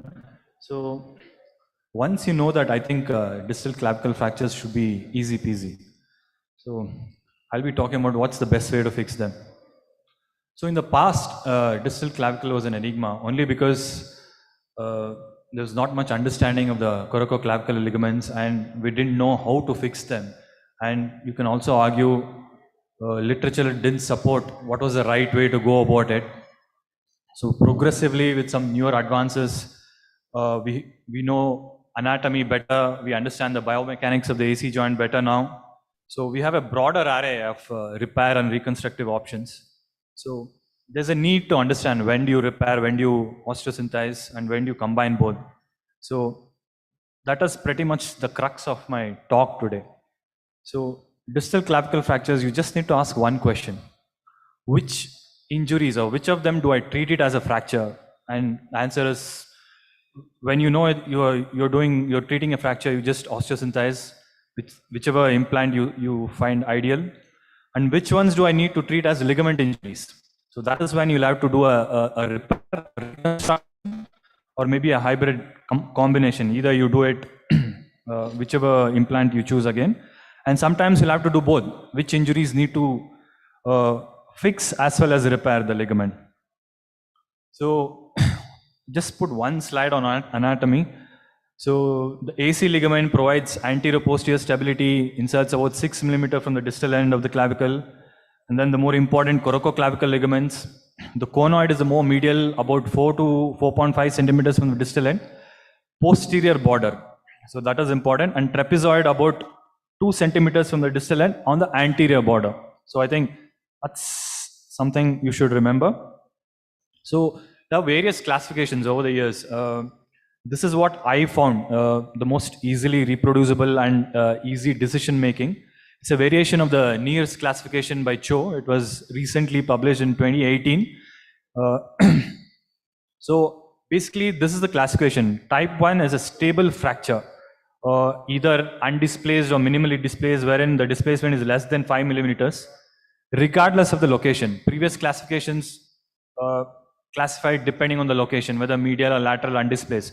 So this makes it simple. Type 1 is a stable fracture, wherein there is no displacement or minimally displaced. These are the ones you treat conservatively. Then type 2 are the unstable ones. So the type 2A is medial to the CC ligaments, as you can see there. And 2B, the conoid is torn, but the trapezoid is intact. And 2C, it's lateral to both the CC ligaments. Both the conoid and the trapezoid are torn. And type 2D, wherein there's a small sliver of bone which is attached to the inferior ligament or the coracoclavicular ligaments. So once you know how to classify the distal clavicle fracture, then it becomes pretty easy. So typically the type 2 injuries were associated with higher rates of non-union, about 30 to 50%, and there are a number of surgical treatments which have been employed.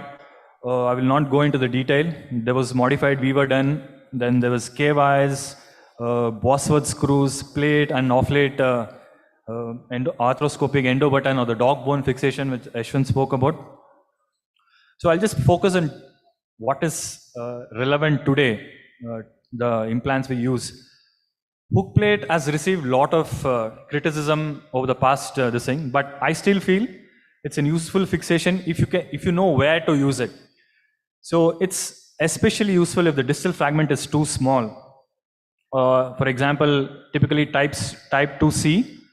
Also, you can use it in type 2D to reduce both the medial and lateral fragments, provided you repair the small sliver of bone, either through an encerclage or you augment it with another CC fixation. As you can see, it's a type C and fixed with a hook plate. Union rates are similar to all the implants. And only thing you need to keep in mind with the hook plates are need for a second surgery, and also there's certain hook related complications if you leave it in, like subacromial space impingement. There might be osteolysis and sometimes even fractures. Coming to probably the implant of choice by many, by consensus, this is the pre-contoured locking plate. It can be used with or without a CC fixation, coracoclavicular fixation. Provides firm, stable fixation, can lead to early motion, and it eliminates the hook problems with the hook plates. So typically it's suited for the A, B and D type of fractures, as I've pointed out here. So in type A, you don't need to augment this coracoclavicular. However, in type 2D, like I mentioned, you'll have to do a hybrid fixation, either with encerclage or you put in a dog bone type of fixation. And type 2B also, ideally, I would like to augment my distal plate. Some examples. This is, as you can see, a type 2D fracture, wherein there is a sliver of bone attached to the coracoclavicular ligaments. So this is the C-arm picture, what you put in a distal plate along with a dog bone fixation on the inferiorly, and on the top you can just use a wire or a fiber tape, and then you can just knot it in. And this is at about 3 months follow-up. Sometimes all you need is just a coracoclavicular ligament fixation. So this is your type C, and I've chosen an open coracoclavicular fixation with a dog bone, and this is the follow-up at about, I think, 3 to 4 months. So you ask, why not fix all of them? So you need to be aware there's a lot of complications with, like Chirag was talking, AC joint is always an issue. So should be aware there could be loss of reduction. You can have fractures in situ. You can have non-union, malunion, infection, neurovascular injury. You can have hardware prominence which might require removal. So be aware of all the complications. So finally, this is the take-home slide I'd like all you guys to see. So if you have displaced clavicular fractures, if more than 5 mm, ask yourself whether the coracoclavicular ligaments are involved. If yes, then it's either a type 2B or a type 2C. Type 2C, yes, by default you'll have to do a coracoclavicular fixation, and off late you can even do a transacromial intramedullary nile fixation. Type 2B again requires a CC fixation along with rest of either a tension band or a hook plate or a pre-contoured this thing. If the coracoclavicular ligaments are not involved, it's a pretty straightforward fixation either with a locking plate or if the fracture is suitable, you can use a hook plate. And for those where the displacement is not there, you can leave it alone. You can conserve them. Thank you. Thank you, sir. Next, we'll have Dr. Ashish sir talking about infected replaced joint. What's the way out?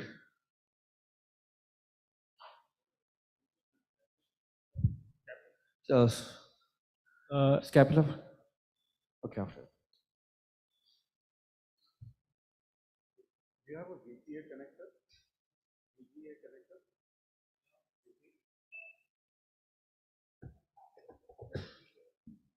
So shall we have one or two questions? One question to the speakers, please, from the delegate side, till we get it for the next talk regarding the AC joint arthroscopic.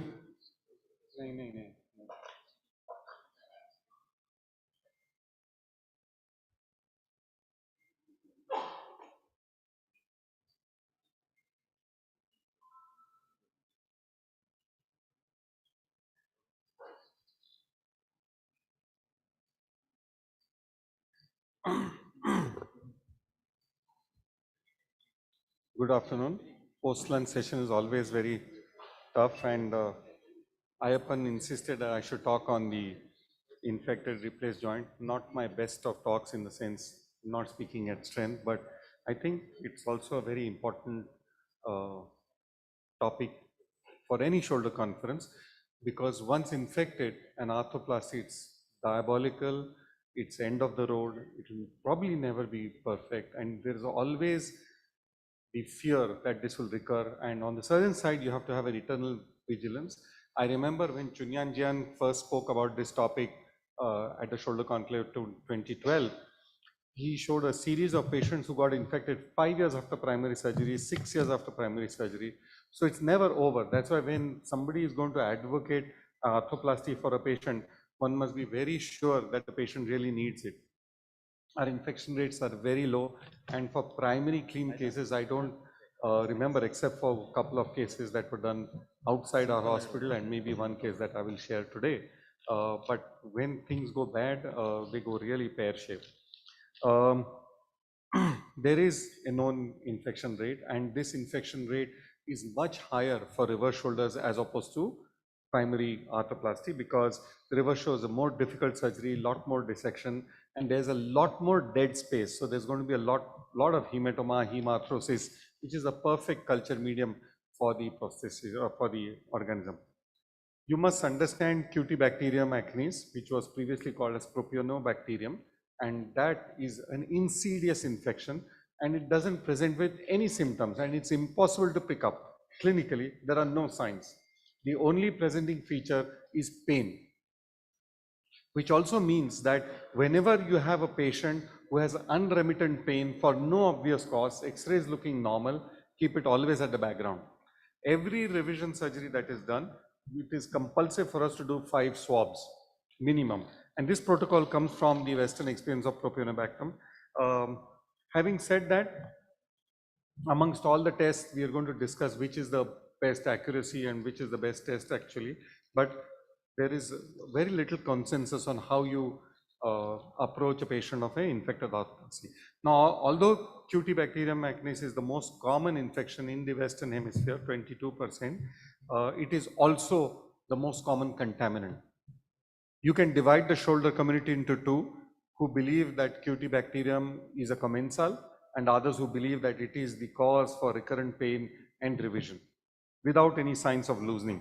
In the Indian setting, whatever revisions we have done and whatever infected cases that have come to us and we have revised them, we've sent, so we've never grown Cutibacterium acnes. So I don't know whether this is a Western disease. We have a very strong microbiology department. We will liaise with them, but it has not been there. So maybe we are missing it, or either it's not an Indian spectra here. So we are divided between, is it a commensal, is it a pathogen, or is it a contaminant that is creating false positive cultures as such, because there is 56% incidence of UPCs, unexpected positive cultures. This is a new perspective that you're looking at. I think we are overdoing it and we are over-diagnosing Cutibacterium acnes. Yeah. So what are the markers for periprosthetic joint infection? I think most of us rely on CRP, and whether it's TKR, THR and TSR, CRP is the most reliable because it goes up within 6 to 8 hours even after surgery, but returns back to normal within 48 hours. Which means that if you have a high CRP beyond day 3, then the CRP is the most sensitive marker for. Don't worry about post-op fever on the 2nd and 3rd day. It is irrelevant. But fever after 5th day, 6th day and a rising CRP is a serious issue, and it remains the most sensitive. ESR is not reliable because it grows late and remains high for a long time. So even after your infection has been cured, your ESR is still high. It doesn't mean a damn thing. Alpha defensing is a biomet test which is not reliable. It is marketed by these companies. IL-6 is a very reliable marker but expensive marker, and I don't think IL-6 is too different from CRP. If you're in a dilemma where your CRP is halfway there, neither 0 nor 10, then you can use IL-6 to reinforce your diagnosis for infection. D-dimer is usually high, but again very sensitive. In a post-op setting, you can't use D-dimer because it's going to go high anyway. Serum ferritin, I think, is a very reliable marker, and very little work has been done. There's enough on the literature out there, but serum ferritin is the perfect. If you are aware of during COVID and post-COVID, all the physicians were doing ferritin because ferritin has double role to play.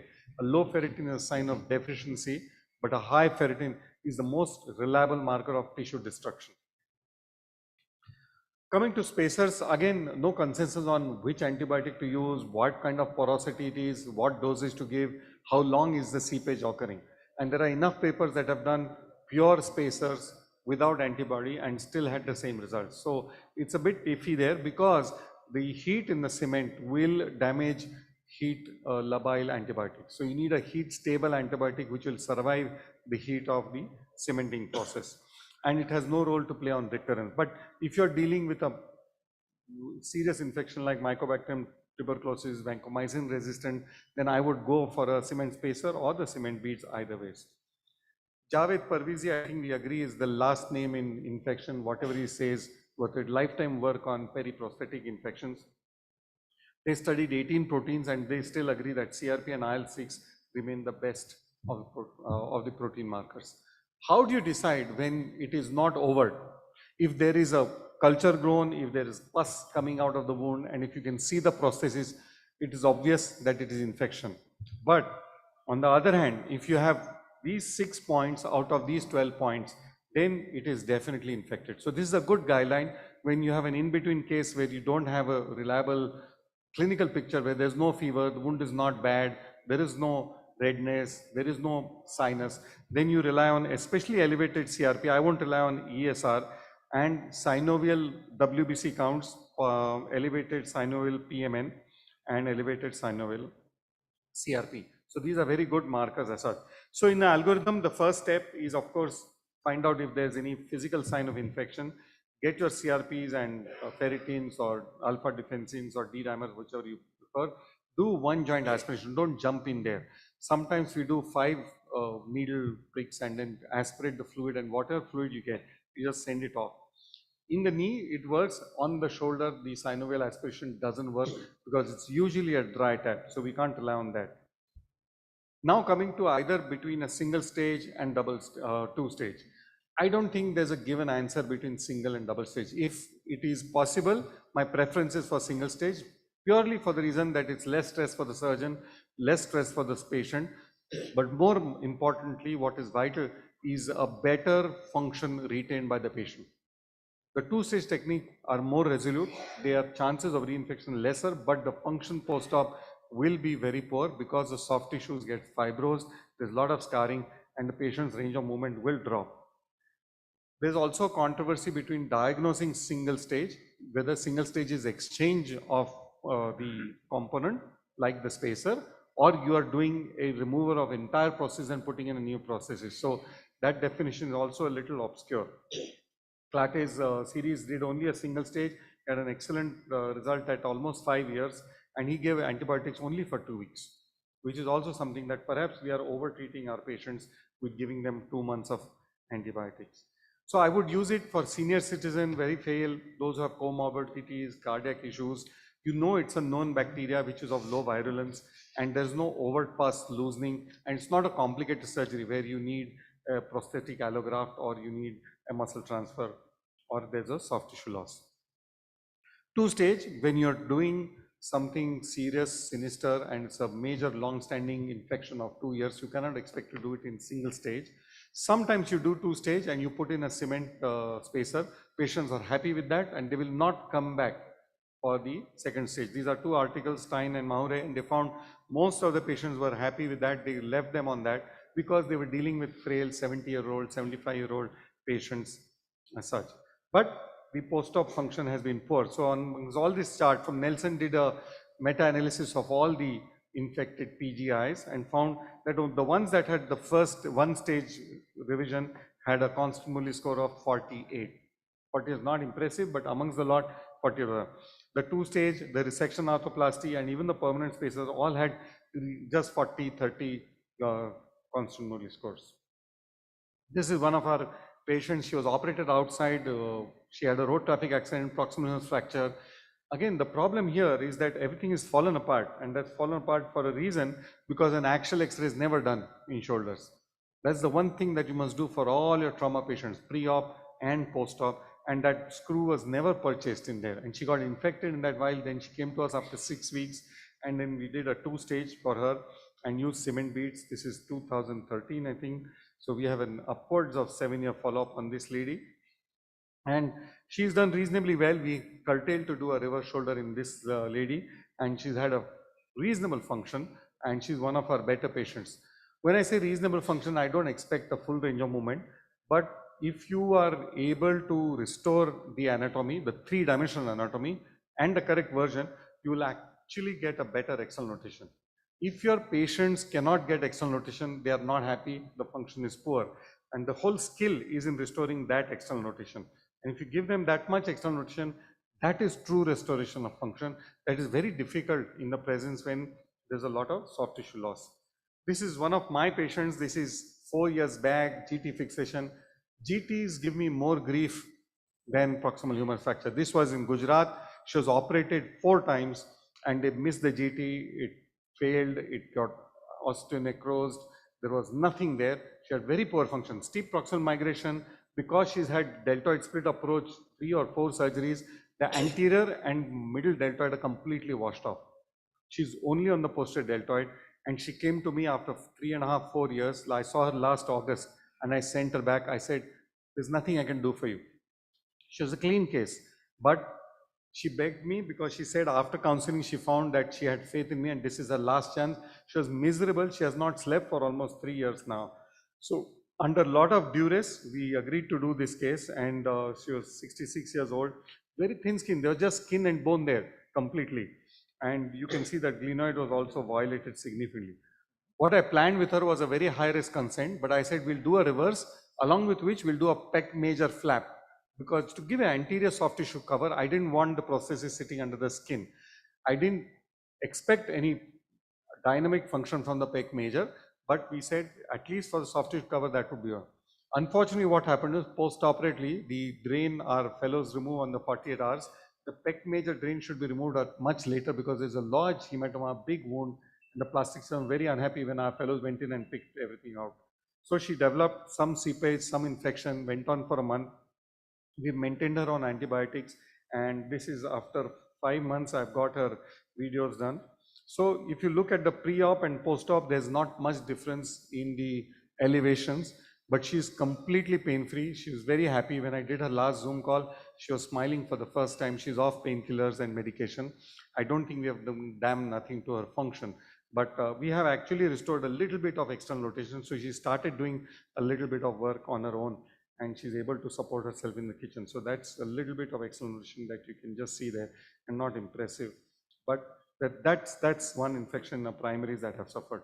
Lastly, complex case, I'm going to rush to this because this is since 2011, first 3 surgeries done elsewhere, and this was a multiple KYs failed. Some surgeon did a first reverse shoulder and it was put the other way around, and then this was revised by in the first SE conference, Abhik, if you remember, we got a Belgian surgeon. I didn't have enough testosterone to do a revision because my reverse shoulder started just in 2010, and he came and did the revision, and that lasted for 3 years. And then after that, he had severe pain, inflammation, and then there was a lot of tar. This was old design, a lot of osteolysis and wear. The whole thing just slipped out. This is aseptic loosening because the base plate and the stem wore out, and it was not a locking design that time. Even if it is a change their design after that. So we went in and just changed the spacer and put that in there, and they did well, and he was fine doing that. So this is now 5 years after that. This was a fantastic restoration function after the 4th surgery, and what we didn't know was the first time there was some infection during the KYs, and that information came out much later. Anyway, this was 6 surgeries later, 7 months since the last revision, and this fellow showed the follow-up, went home, took a bus, fell off the bus. The running bus he went to catch and he got thrown back. Absolute disaster, very pity. I feel very sad for this patient because this was what happened. So we had to come in, exchange everything, revise everything. The glenoid was so worn out, I had to use a bio-RSA, Ilacres graft, fixed it in, got everything sorted out, ensured the graft had healed, still good function, amazing.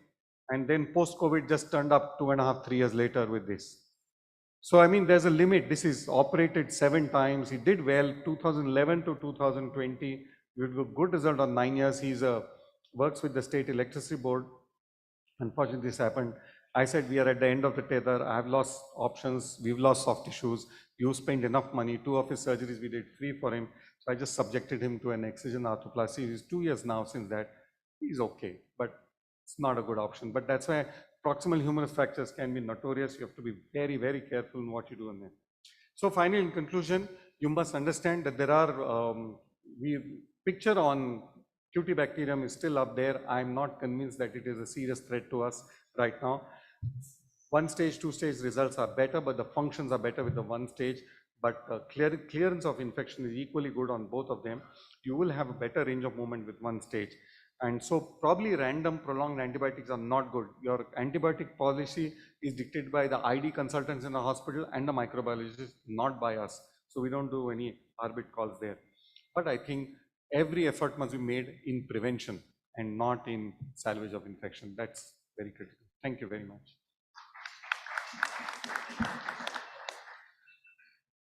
Can I ask a question? Yes. Yeah. One question? Do it privately.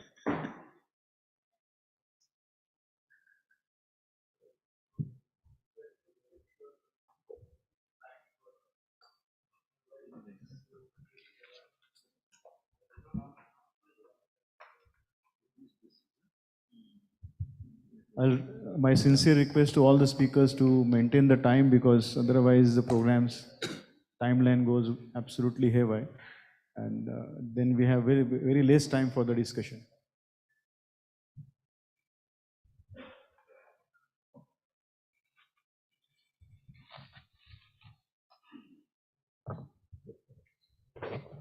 Okay, so from arthroscopy and arthroplasty, we have really going to have this talk on trauma, like trauma, not ligamentous avulsions and all. So scapular fracture, whether to operate or not. Thanks the Manipal team for inviting me. I love Bangalore.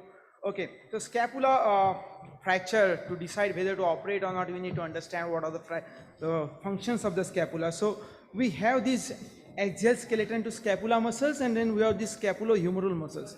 And scapula really acts as one of the step in between transferring these forces from the axial skeleton to humerus.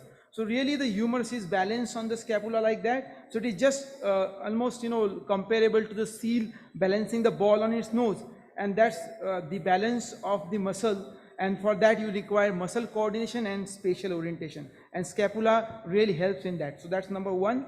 Number two is scapula forms the part in the glenoid, so that's the articular congruity. So that is the articular congruity, that is the second function. And the third is, we know that it's a very important part of the superior suspensory complex of Gauss, and that is the suspension of the upper extremity from the axial skeleton. So these are three main functions of the scapula which really dictates the management of scapular fracture. So traditionally, scapular fractures are managed conservatively with questionably good results, and the typical conversation goes like this. Almost all scapular fractures, they unite with conservative management, but the other group of say that yes, they do unite, but they do alter one or more of these functions of the scapula.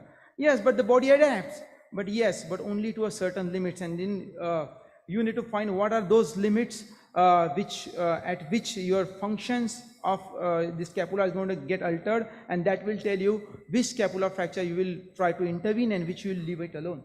Yeah, but sometimes the results are only 19-20, and do you want to take all these morbid approaches for these, some 19-20 results? And that is why, because these are the traditional Jude approach. In the past, we were used to take off all the muscles, strip all the muscles to approach the scapula and do some job. But right now, that is not the case. We have evolved CT scan and MRI and minimally invasive approach, which can give you very good results with minimally invasive approach. So, are the results really?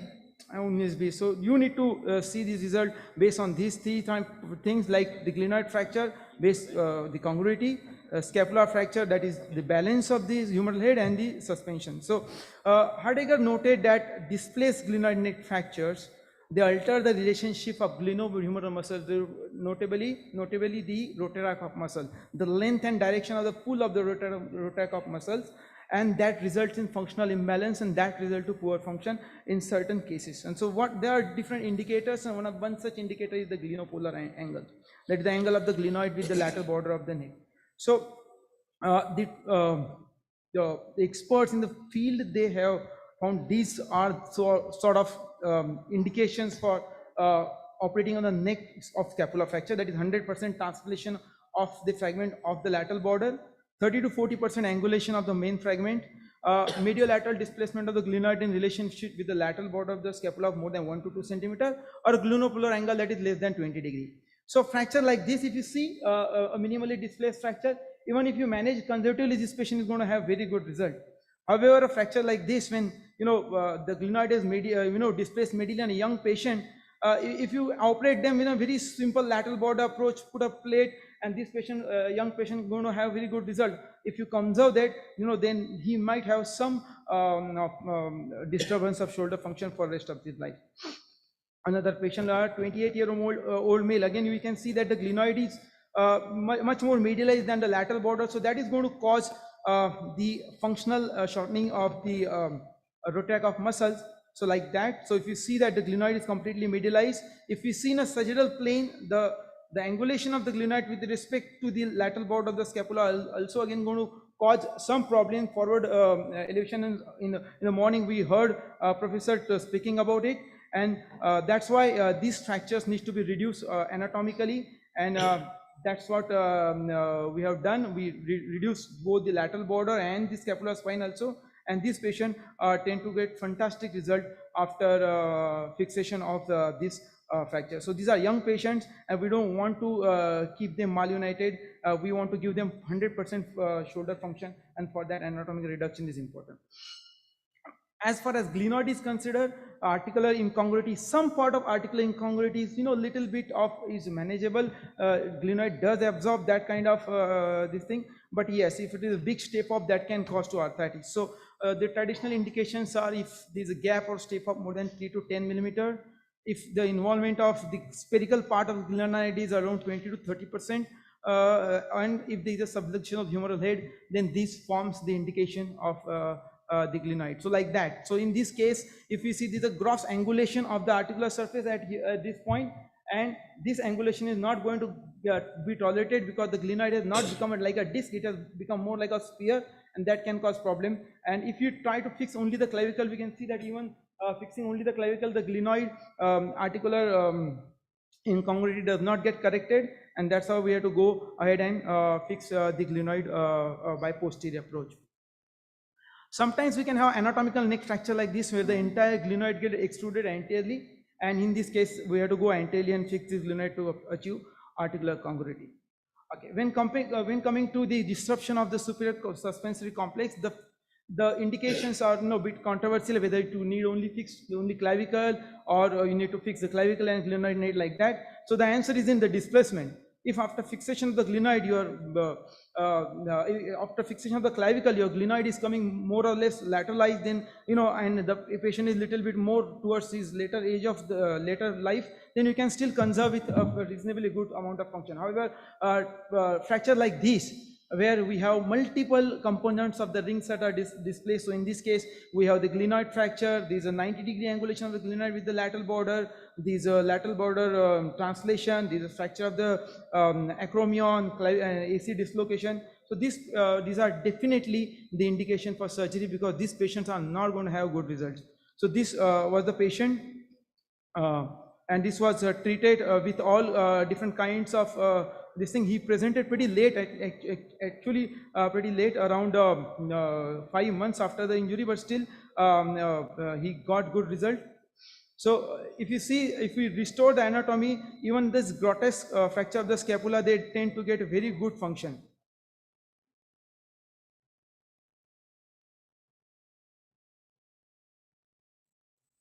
So if you see again one more case of a very grotesque kind of scapular injury, we can see that the entire scapular body and this thing is injured. So here we need to go again. It's not a judate approach; it's a lateral border approach.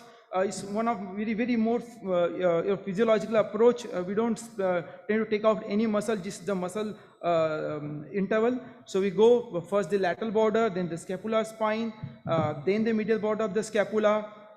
Then fixing the scapular spine with the body, taking the distal clavicle, neutralizing it, fix the acromion with the anteroposterior screw, and also fix the CA ligament. And again, after doing this patient tend to, if you fix this fracture, even a grotesque looking fracture, at the end of the day, they tend to get a very good result.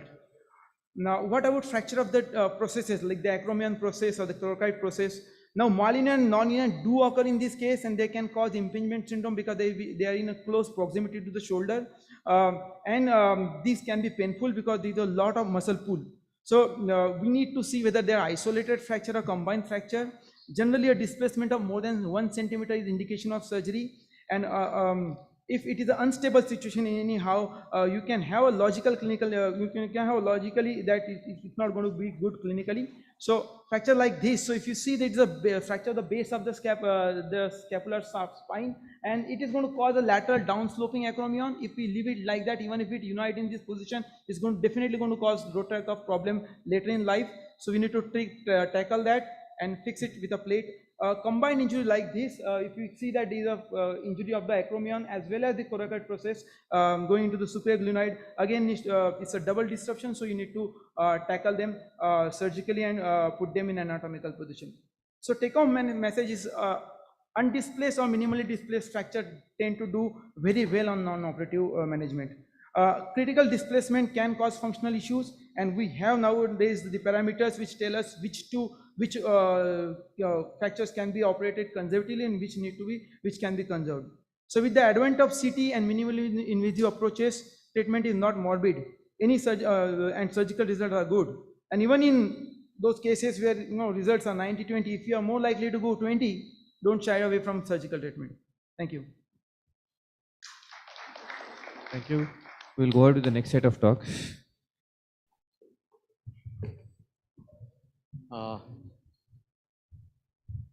For the next session, we call upon the panel members, Dr. Sridhar Gangavarapu sir, Dr. Sushal Santakumar sir, Dr. Pratap sir, and Dr. Jagdish sir.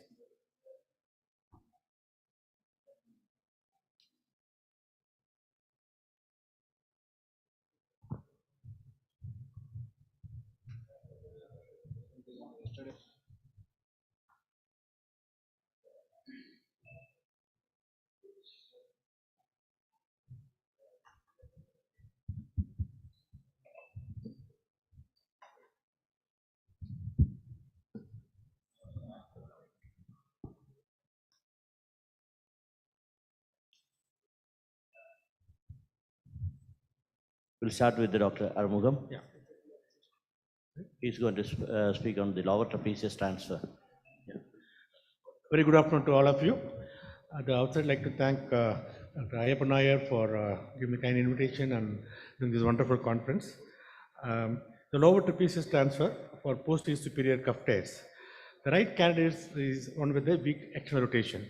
This is a case of a 54-year-old male, electrician, right hand dominant, right shoulder pain for 7 months, injury lifting heavy object overhead, affects activities of involving overhead external rotation, pain partially relieved with rehab but weakness persisted.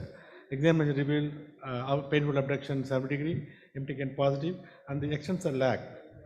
That was very classic, and subscap was intact.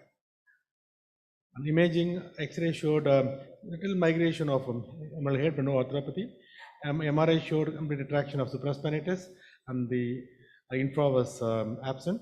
The fossa. The diagnosis is right shoulder retracted supraspinatus tear, infraspinatus and partial teres-spinal, intact subscap. The indication for lower trapezius transfer is intact repairable subscapularis without dynamic anterosuperior escape, absence of rotator cuff arthropathy, and a healthy deltoid and trapezoid. And to restore the external rotation and improve flexion and abduction by restoring the balanced force couples. So that's what we're going to do. We used lower trapezius, then using peroneus longus, and we used the endo button to do this transfer. We do in lateral position, and once you do diagnostic arthroscopy, this is how we expose the scapula, so that no need to put in picture. You can do with the lateral decubitus position. And peroneus longus graft is harvested. Then we use horizontal incision along the lower spine. And lower trapezius elevated from the spine of scapula, and the belly underneath is the infra. So then we make whip stitches on the lower trapezius, and then one free end of the peroneus longus is stitched up the trapezius and doubled over the endopedal loop. And this is important. The humerus tunnel, you have to start from inferior, post inferior to anterosuperior. If you do parallel, then you may blow out the tunnel. And this is the arthroscopic picture, which shows the subscap is intact, and then the biceps is attenuated with retinotomy. And she shows a T-laminated retractor supraspinatus and absent infraspinatus and empty fossa there. Then attracted cuff. So this could nicely come off after release. So I'm making the tunnel entry using endo button reamer as a guide, and the bead pin is passed and exiting at the bicipital groove. Then tunnel depth is measured, and normally 6.5 mm reamer used. Shouldn't use more than 7. And then you attach the switches passing through that, and see the button flip under vision. And then the bicipital groove. And the graft is now tension over the lower trapezius with the external rotation and the abduction, and the anterosuperior cuff is repaired with the supraspinatus repaired with the. This is the end of the procedure. Some gap is there. If you want, you can take a bite, side to side bite, but we left it open. And this is how at the end, the internal rotation shows the tension on the tendon transfer. So this is a study which compared the cadaveric study, showed the biomechanics of the trapezius transfer and the latissimus. It showed the lower trapezius transfer is biomechanically superior to the latissimus dorsi in restoring the glenohumeral joint compression forces, as well as humeral head apex shift compared to latissimus dorsi. And this is the clinical outcome of various tendon transfer, latissimus, arthroscopic open, and the trapezius. The trapezius showed more better, especially in external rotation, superior to the latissimus dorsi. And this technique of using endo button described by George, the advantage is low cost, and the visualization of button flip is easy. No anchor pull out, no screw breakage, and those things. But disadvantage is cortical blowout if you are not careful in reaming the tunnel widening, and delay in the graft bone integration. The post-op X-ray endo button on the bicipital groove, and this is the tunnel you can see here. Of the opportunity to do a CT scan, you can see how thin lateral wall So unless you're very precise in the tunnel position, it can blow out. The 3 months post of follow-up, and you got a full restoration of external rotation and the almost full range of movement and very small incision only. So take home message is case selection is very important. There are very clear indication for this procedure. Bicep groove is a fixed mark to get the tunnel right every time. Graft is pulled and fixed in 60-degree abduction external rotation, reliable option for a massive posterior cup tears. And in the Indian Orthopedic Society, we have launched a ligament registry for me, and I urge all the members to use them. And very soon we'll be launching the shoulder also. This is the Sports Science Center at Ramsey University, the most advanced one for assessment of the athletes. Recently awarded the India's first center of excellence for football medicine. Thank you for patient hearing. Thank you, Ramon. Have a safe journey. I don't think we got time to go for the discussion. Can I invite Dr. Sendilwell? Sendil, he's going to talk on transosseous repair of a rotator cuff.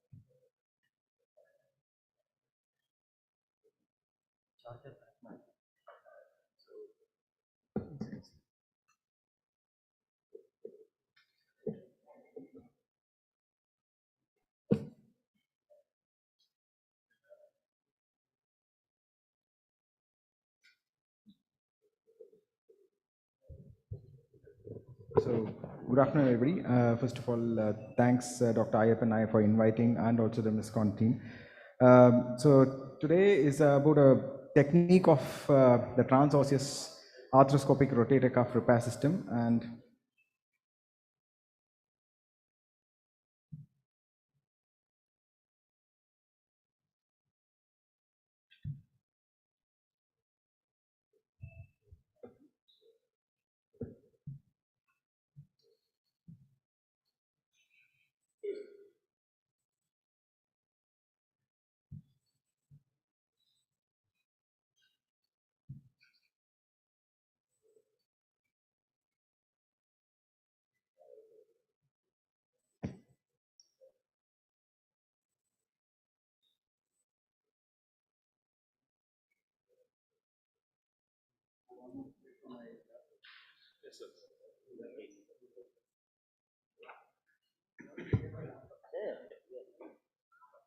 We'll can we carry on with Dr. Kaushik?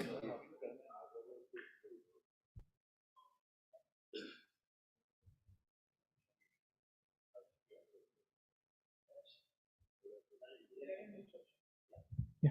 So we'll invite Dr. Kaushik Reddy for his talk on double row suture repair video technique.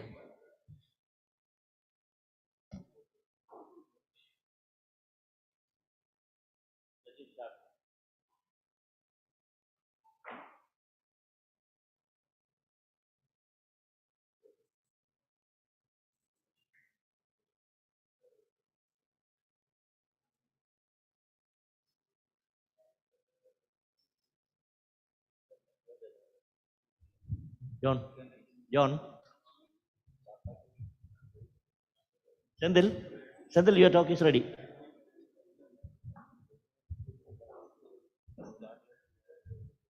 It's ready finally.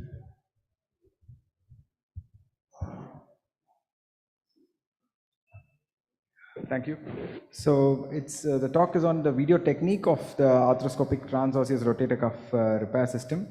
So why do we have to look at arthroscopic transosseous repair? Because there's no implants involved, only the fiber wire sutures. Better biology of repair, because there are biomechanical studies which are showing that there is better footprint coverage. The revision becomes much less challenging, whenever you need to revise them in case you have a re-tear. Obviously, it's cost effective, and transosseous repairs have always been the gold standard against which the suture anchors have been compared against. And now we've incorporated the arthroscopy along with it. So this is nothing new. This transosseous arthroscopic system has been practiced in the US, Italy, Egypt. There are other, and even in Japan, there are other arthroscopic transosseous systems. And literature shows that whether you use anchored or transosseous rotator cuff repair system, 3 years, 4 years results, both clinical and structural integrity, the results are equivalent. And also biomechanical studies have shown that the tendon bone distribution is much greater in a transosseous repair system when compared to that of suture anchor system. And also the interface motion between that of the cuff and that of the bone is much lesser. So as I said, there are other techniques like the giant needle technique by Basim Flieger and the Kuruda technique, the trans-os system and the arthrotunneler. These are all, but unfortunately, we don't have a licensed system that is available in India. And also most of them which are available abroad are disposable systems. So in association with, there's a national hub for innovative device development and instrumentation, which is, this project was funded. And then we developed a prototype, tested, and also it's been almost taken us nearly 5 years because initial testing, subsequent mechanical testing, cadaver testing, and now to actually get approval for the instrumentation itself. And so now we can say that moving on from peer to peer, now we are into commercialization process. So the initial prototypes were very obviously bulky, and we tried different designs, and we had our own challenges. But ultimately, the design we wanted was to have the 2 tunnels, but in case the tunnel should be sure that you don't have a cutout of the bone. So based on a number of the CT scan studies, we know that the thickness of the proximal humerus is actually, gets thicker and thicker, the cortex, as we go down from the tuberosity. So that's why the jig is designed in such a way that actually the vertical part of the jig is about 22 mm. So that means that it captures a lot of bone volume, so it prevents any bone cutout. So the instrumentation is a reusable instrumentation, which means that it is autoclavable, and it has got a patent pending screw tip design. So where we actually lock the screws, and I'll show you the technique, where you can actually transport the sutures through the tunnel, and it's a simple, effective way of actually doing the cuff repair. So the patient is positioned in a standard lateral position, and the cuff is assessed in standard way. And the instrumentation is actually prepared in the back table, and then you make a vertical pilot hole in the standard footprint, and once to the pre-marked fashion, and then the lateral portal is slightly lower so that you can get the jig across, and through the low lateral portal the transosseous jig is passed, and then it is then passed into that of the pilot hole, and it is held snugly. And then the next is to actually drill the lateral tunnel by again using a jig which goes and meets exactly at the point of the jig. And this is the arthroscopic video which is actually showing that drilling process. The next is actually where the screw mechanism along with the transporting suture is actually passed on, and it is screwed in. So the screw mechanism has it is as such, it has got screw and an hexagon just behind it. So it locks onto the jig, and once it locks onto it, you cannot actually go past the jig. So it is designed in such a way. And then we actually take out the jig from the top arthroscopically, and it comes out through the lateral portal, both the sutures. And now you got a shuttle mechanism which goes from the lateral coming out superiorly, and then now you can pass on 2 or even 3 fiber wires through the same tunnel, and you can make up to a maximum of because the diameter of the jig is actually 4 mm, so you can make an average of 2 tunnels, but you can make three tunnels if you're actually, spacing them apart. So the advantages are that, you can have multiple suture configurations, and recently we've actually published this in arthroscopic techniques as well. So the plans for the phase 2 is that the second stage of funding we've got, and this is to train more arthroscopic surgeons in the technique, and we've tied up with Stanley Medical College to provide the cadaver training, and also to provide the arthroscope instrumentation to the surgeon so that it can be more widely used. So in conclusion, it's an arthroscopic transosis technique, implantless, cost-effective, and obviously comparable results. Thank you. Thank you. So we'll go ahead with the next talk by Dr. John T. John. He's going to speak on partial cuff tear transtendinous approach.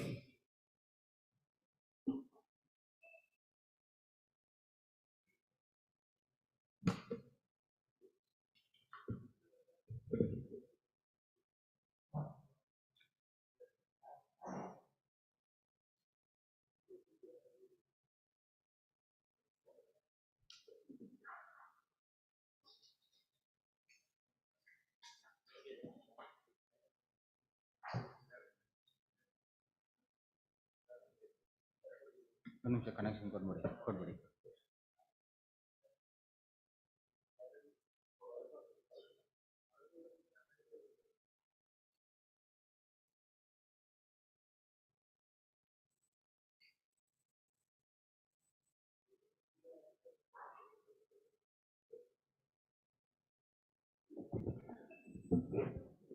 Good afternoon, friends. Thank you, Ayyappan, for inviting me. After hearing all the talks of big cuff tears, I will be talking about the partial cuff tears. So, as we all know, it's a great debate among surgeons whether to treat, how to treat, and when to treat a partial surface tears. And there is no consensus regarding the optimal treatment. If you look at prevalence, how much you find them, it varies from 17% to 37% in general population, and it's about 80% of the people in their 8th decade have that, and it is more common in overhead athletes. So among the partial cuff tears, it can be an articular surface tear or a bursal surface tear, and the articular surface tear constitutes around 91% compared to the bursal surface. And why? That's because in the articular layer of supraspinatus, there is poor vascularization and disorganization of the collagen fibers, so that they are more vulnerable to tensile loads. Coming to bursal layer, it's composed of well-organized tendon bands with greater resistance to tensile load. So the bursal surface tears are less common. And it's very common in throwing athletes because of repetitive eccentric forces during the deceleration phase of throwing. So symptoms, most of them are asymptomatic, but the pain, those who are symptomatic can have severe night pains. It may be more than even full cuff tears. So diagnosis, mostly it's a clinical diagnosis followed by a radiological. It can be an ultrasound, then an MRI to identify which tear and how to go about. So management, you have to have a non-operative treatment. So non-operative treatment consists of physical therapy, heat, stretching exercises, passive and active range of motions, then rotatory and scapular thoracic muscle strengthening exercise. And if there is any dyskinesia, that should be corrected. Then you have to think about steroids, injections, and PRP is again a controversial thing. So long term, if you look at it, what happens to these partial cuff tears? And the studies have shown that around 50% of them progress to full thickness by end of 2 years. So it requires some kind of a treatment at an early stage. So operative treatment, various factors are considered. Age, the lesser the age, the progression chance is higher, so you have to manage it aggressively. If you have a higher active individual, then again chance of progression is high, you have to think about operative treatment. Again, overhead athletes, you have to think about surgery, and chronicity of symptoms also has to be considered. And usually in the radiology, if you find if there is more than 50% of the thickness is involved, you think about surgery. So operative methods, it can be arthroscopic debridement with subacromial decompression, or an arthroscopic conversion repair, or an arthroscopic in situ repair. So our protocol, we have a clinical and radiologically we assess it. An ultrasound we do for the patients we clinically suspect a cuff tear. If it is less than 50%, we generally go for a conservative and they respond. If they don't respond, we will think about a MRI. In ultrasound, if it is more than 50%, we subject them to MRI. And if it's less than 50%, again, we give them a trial of conservative.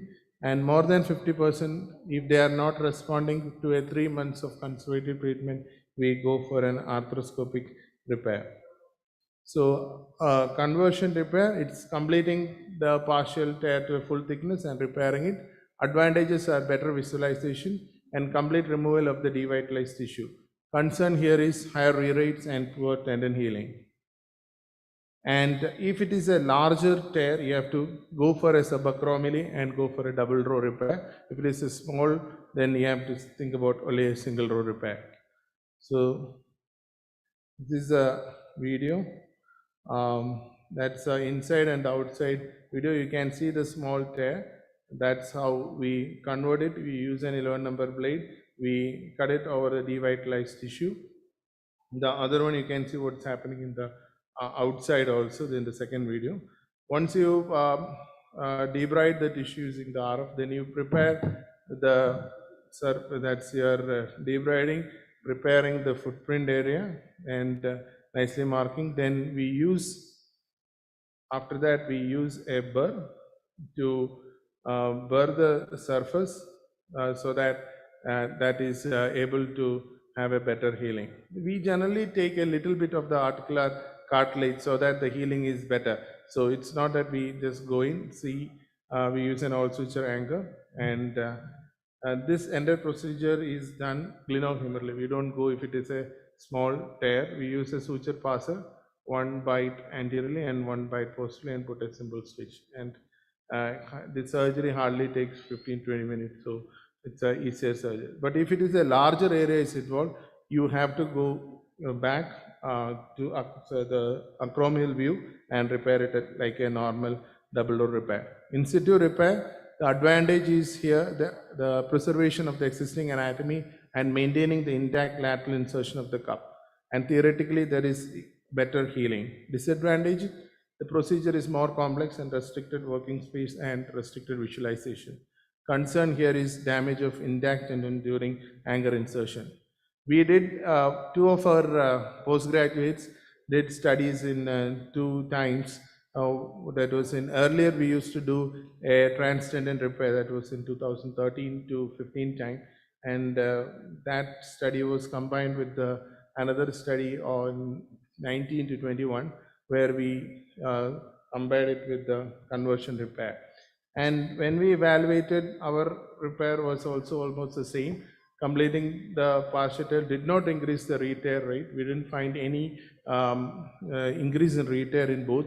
The theoretical advantage of preservation in situ repair did not statistically improve the healing. And we found that conversion repair patients have a little bit more painful initial time during the rehab patients, and the conversion didn't have that much of pain during the rehab phase. So again, if you look at the other studies and our study, we found that postoperative stiffness is more common in the in situ group compared with the conversion group. To conclude, arthroscopic repair of partial cup tears with more than 50% thickness provided very good functional outcome in all patients. Tear conversion technique, less early postoperative morbidity and pain, but the tendon integrity is the concern. In situ repair requires more surgical skill and low functional recovery, and it takes more time. Long-term follow-up shows no difference in both, and hence both techniques can be safe, effective, and comparable. Rehabilitation, we should go for a little bit more aggressive rehab compared with your full thickness cuff tear. You have to start mobilization immediately, and you should try to get a full range of motion by 3 months. These are my references. Thank you. Thank you, sir. Any questions, I am happy to. There is time. Thank you so much. So we'll go ahead with talk by Dr. Kaushik Reddy on double row suture repair technique.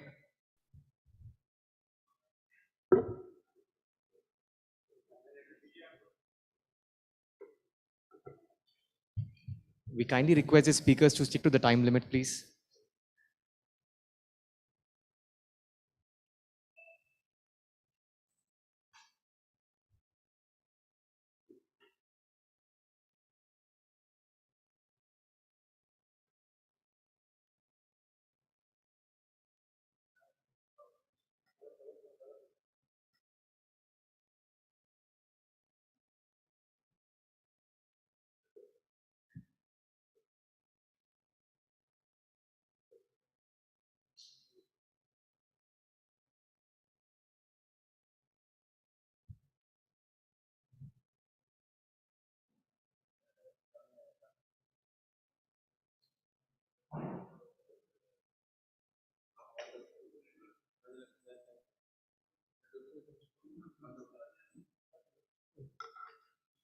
Good afternoon, everyone.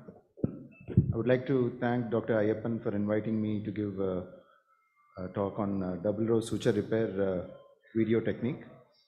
So this was a case which I had done last week. So this is a 65-year-old man. He came with pain in the right shoulder since 3 months. So he had a small trivial injury while walking in the park. He slipped and he fell and he experienced pain. So this is how clinically the drop arm was positive.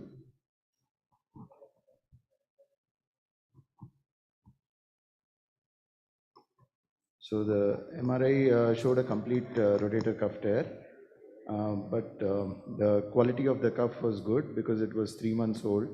So there was not much of fatty infiltration in the cuff. So I decided to do a double row repair for him. So this is how it looked when I put my scope inside. So cleaned up all the fraying of the labrum was there. So cleaned the labrum. The joint looked good. There was not much of cartilage damage to the joint.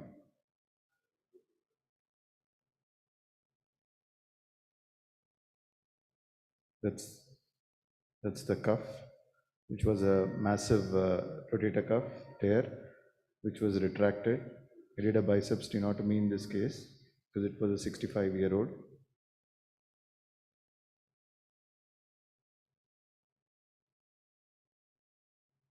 So the anterior cuff was present, but posteriorly there was nothing there.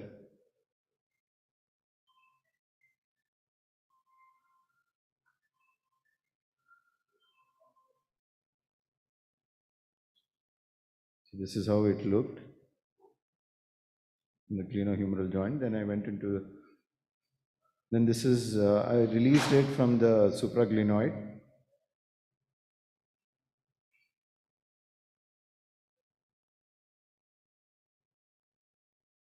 So release is very important in this case whenever there is a massive retracted tear. This is from the subacromial space.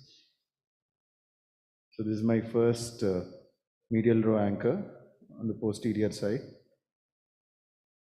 I've used a Arthrex corkscrew anchor, 5.5 mm. So I put two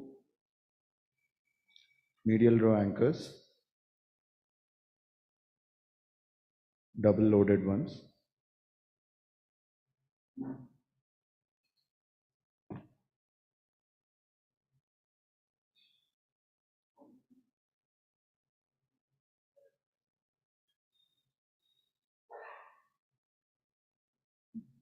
Then I'm taking bites in the posterior cuff, which is there after a good release, using a scorpion.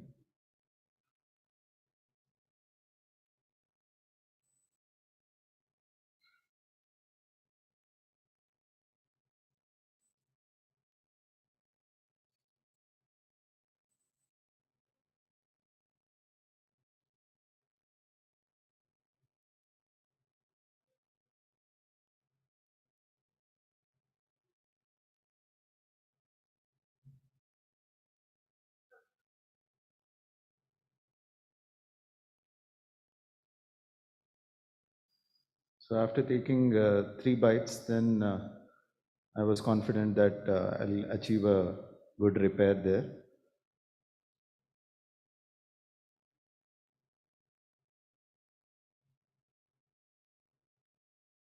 So that's the second medial row anchor.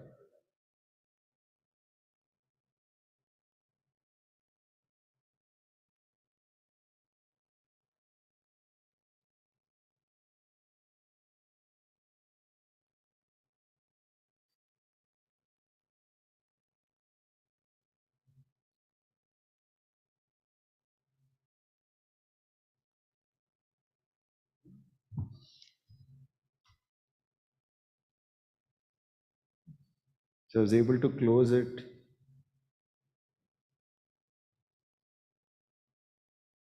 putting the knots posteriorly.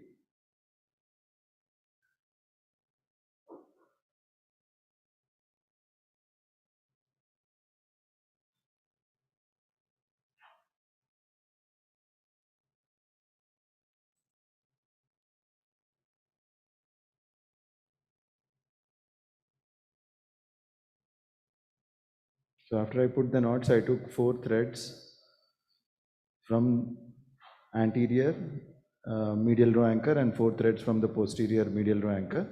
And I put 2 lateral row anchors, swivel lock anchors.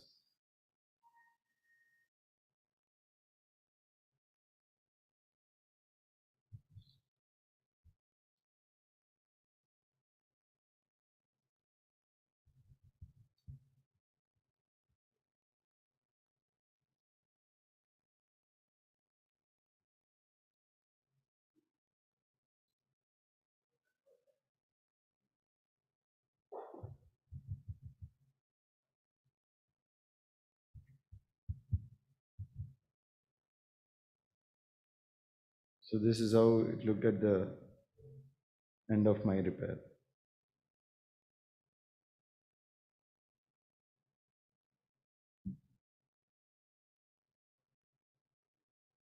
Thank you. Yeah, thank you, Dr. Kaushik. We'll move ahead with the next talk by Dr. Madan Bala. He will be speaking on single row repair video technique.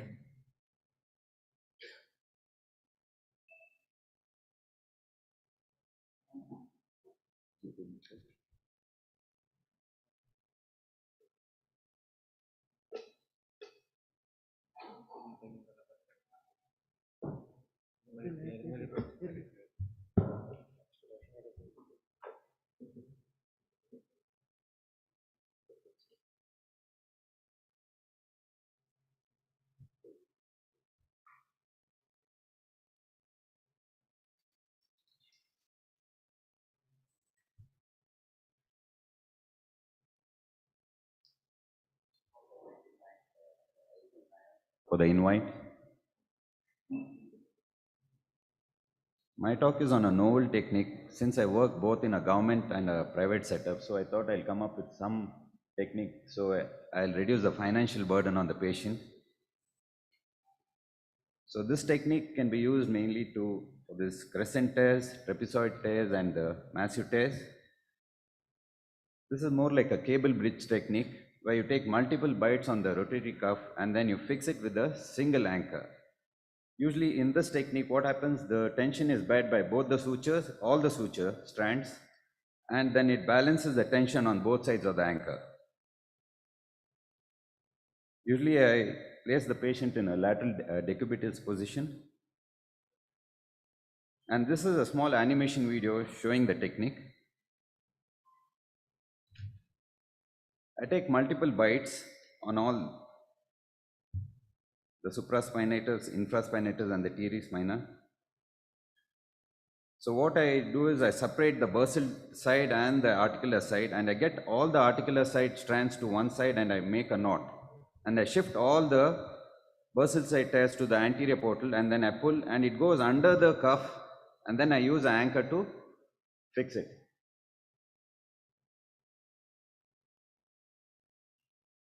This is just a video technique. This, since the recording was not working, so I had to record it from the outside. So I take multiple bites on the cuff. when I'm taking multiple bites, I always try to segregate the bursal side as well as the articular side. So I place a portal, so I shift all the anterior side onto the anterior and the anterior lateral for the bursal side. So once I have all the bites in place, then I take all the bursal side strands into the cannula, and then I make a knot and I pull the knot which goes under the cuff and stays under the cuff. So when I'm viewing through the lateral portal, you can see the retraction where easily the cuff reduces onto the tuberosity.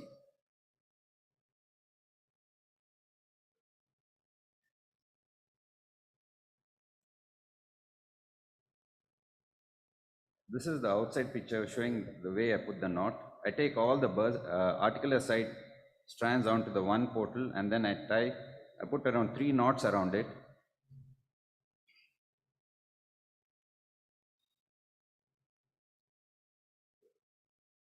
And you can see all the bursal side threads are onto the anterior portal, and I pull them slowly inside.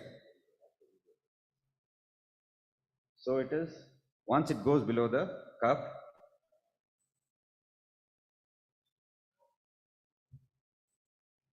here it's usual preparation where I prepare the humeral head, then I take multiple bites. As I take the bites, I segregate the bursal side as well as the articular side strands.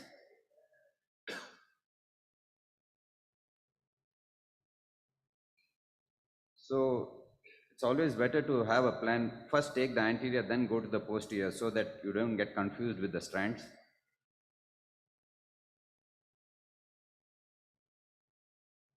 So once I collect, then the side, and then I load it onto the anchor and then tap it in. So you can see the construct.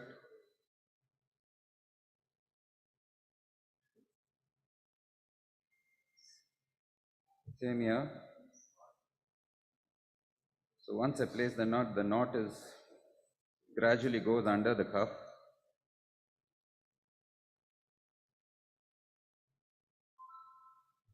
So while placing the anchor, I use a cannula. Till then, without the cannula, I keep taking the bites. So it's easier to maneuver the scorpion when without a cannula.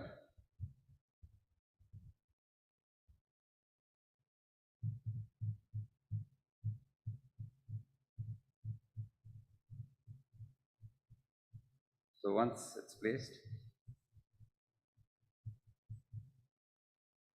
a similar technique. Sometimes what happens when we do a single row, you don't get complete coverage of the footprint. You can see in this video. I'll just forward this video a bit.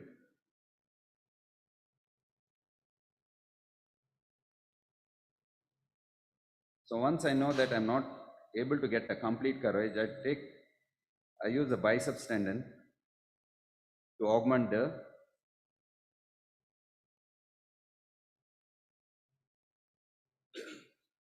I always augment with the biceps tendon when I don't get a complete coverage.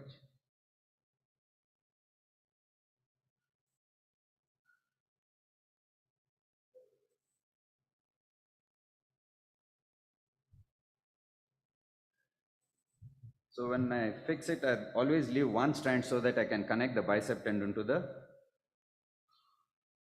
anchor.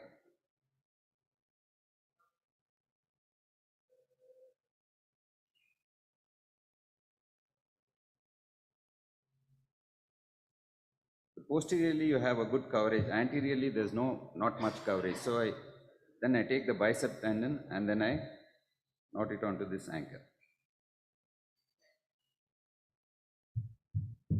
And rehab protocol is the same as a single row technique. Thank you. Thank you. We'll go ahead with the next talk by Dr. Roshan Wade. He will be speaking on failed cuff repair, my approach.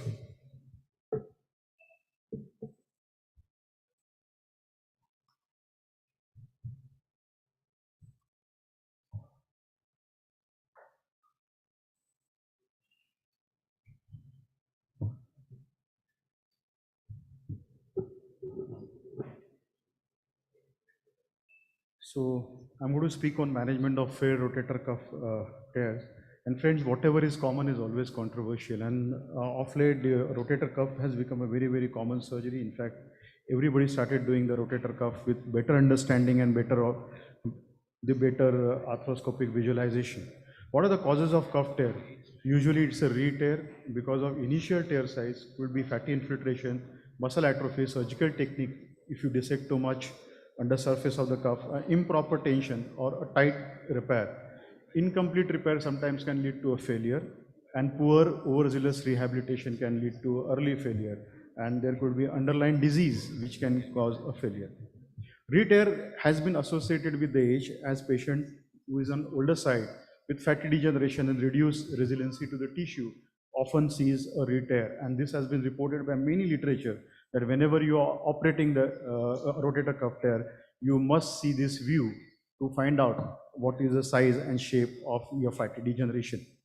The modified tendon maturing score has been described by Day, and he had described it as one of the criteria where you can study the healing of the rotator cuff post repair.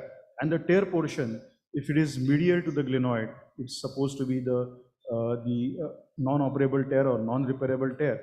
And the maturity can be defined as either continuity in growth of the tendon, or it could be fibrocartilaginous formation or the tide mark, which is studied on MRI. So how do you decide the failed rotator cuff repair? Take this case.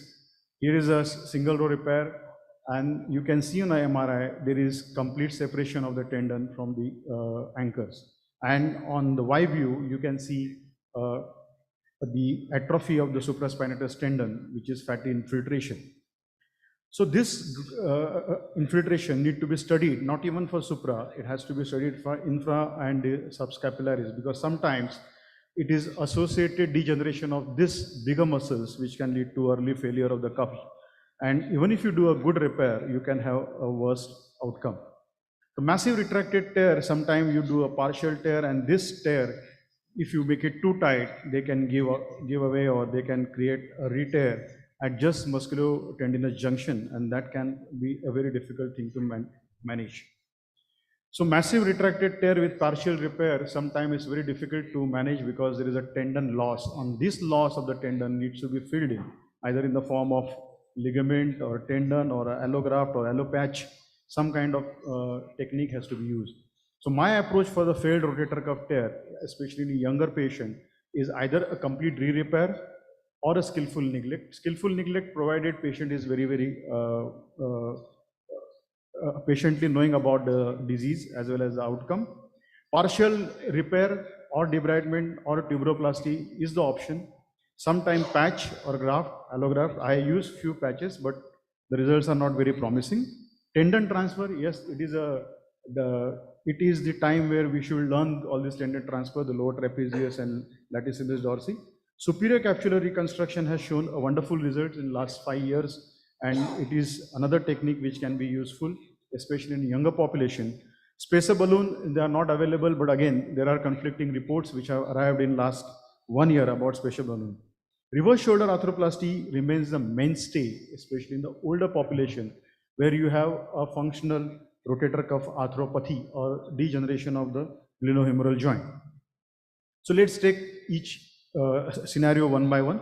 This is a partial repair. Either you can do an incomplete repair or you can do a medialization or margin convergence, so as to achieve a spacer effect of the remaining rotator cuff anteriorly and posteriorly.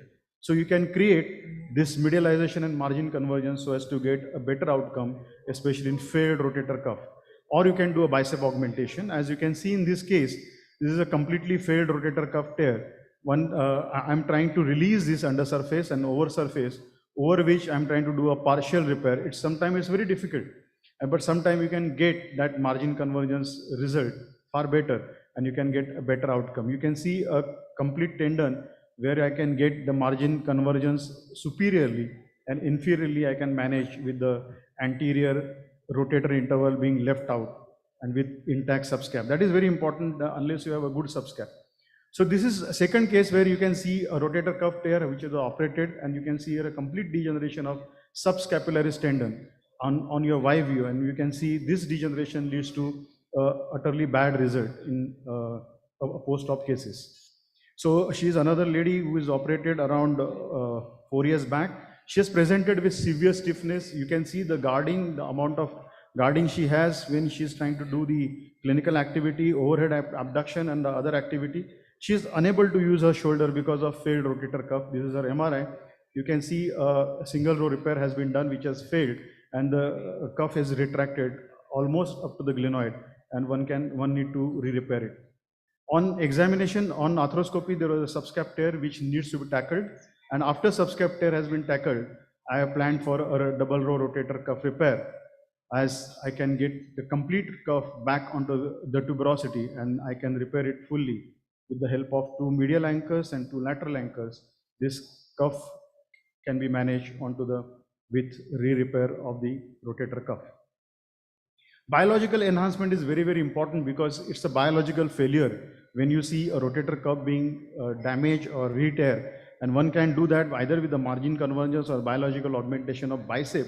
But more enhancing biological things could be either a microfracture onto the tuberosity or PRP or BMAC, or nowadays we have patches, we can enhance the tendon healing or the cuff healing onto the tuberosity.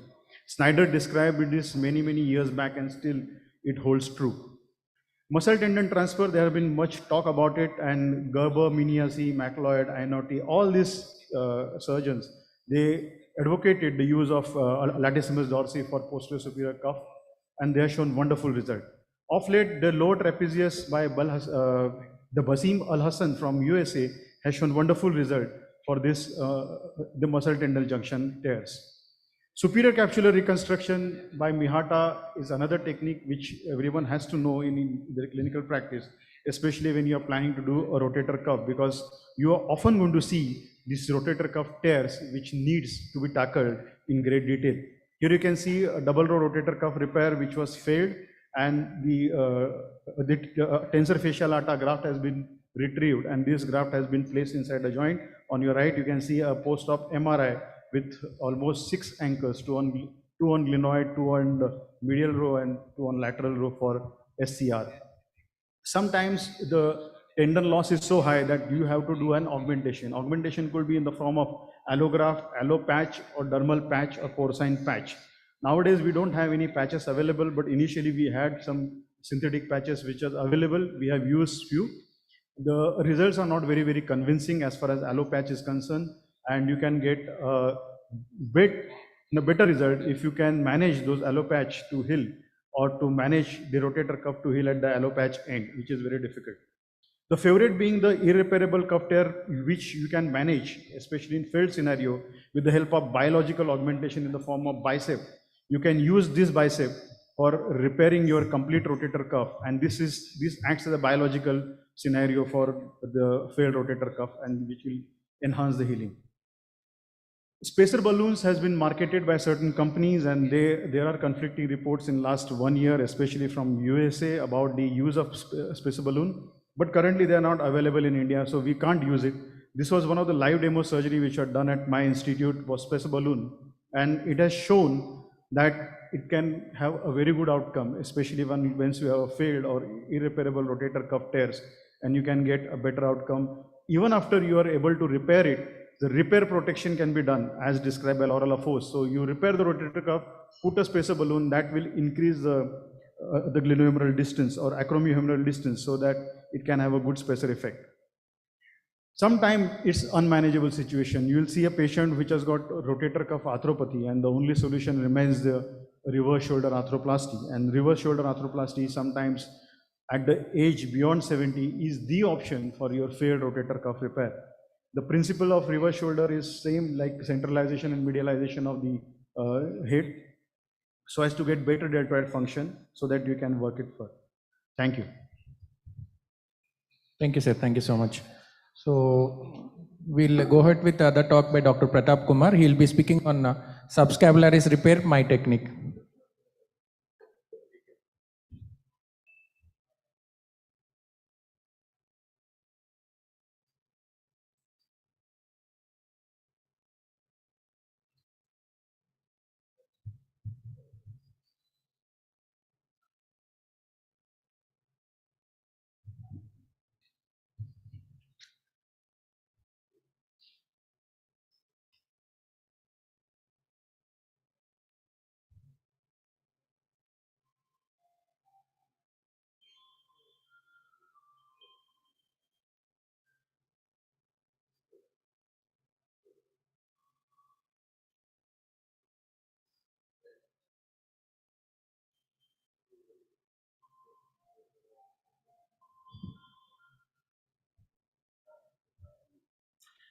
Good afternoon. I'm going to speak on subscapularis repair, okay, arthroscopic subscapularis repair. I'm just going into the technique. B-chair position, and if it's isolated subscapularis, posterior viewing portal, anterior portal, and anterolateral portal. And if it's associated with the massive cuff tear with the supraspinatus, then I will go for with the posterior, anterior, and the usual lateral portals. I will directly go on to that. Okay. It's not playing here. What I'm doing is I'm clearing the soft tissues from there, and also I'm clearing the subscap tendon. Okay, you can see that the subscap tendon is clarity is a bit low. The subscap tendon is cleared off, and also I'm clearing the footprint.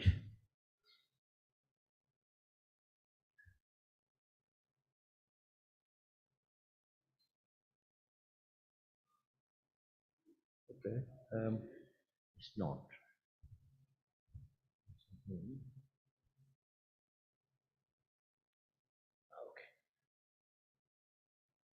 Okay, that's my anchor coming up. That's a metal anchor coming directly. So it's easy when you coming from the anterior side directly onto your footprint. Okay, so that's a metal anchor I am using there. You can see that once the footprint is prepared,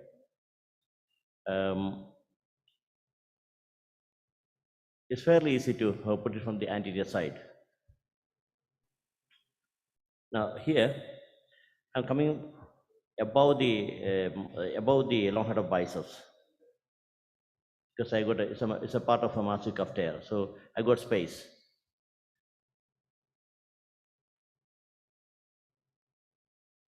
Now you can have a different technique. This is I'm using my expressive needle to take a bite from the subscap tendon. Okay, that is just to demonstrate the technique. Usually my technique is using a bird beak. Okay, it's easy to take a 90 degree. You can pierce 90 degrees, so it's fairly easy to make a stitch into the subscap tendon. Now, once that is done, let me see. Okay, so once that is done, then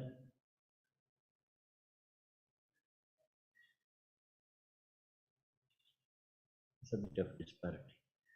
Once that is done, then you can start suturing the tendon. See, that is my first suture coming up. And you will see in a minute, my second suture is also coming up. Okay.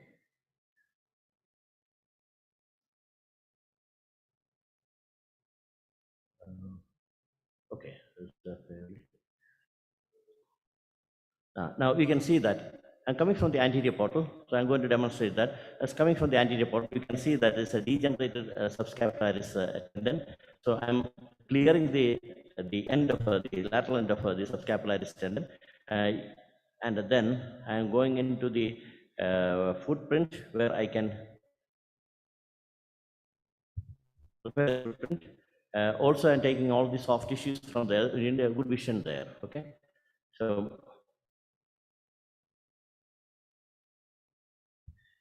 that is my soft tissue shaver coming up, clearing off all the debris tissues from there, and giving a nice end of the subscapularis tendon on the lateral side. Okay, so I'm going to pull on the lateral aspect of the tendon. From there, you can see that that is a footprint coming up. Okay, clearing off the footprint.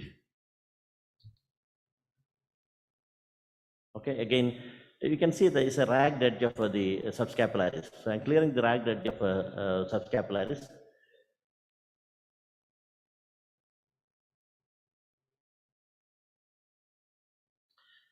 Okay, so I'm just seeing whether there is any attachment distally. Okay, usually, yeah. Okay, you can see that there are some fibers of the distal fibers are still there. So I'm keeping that there.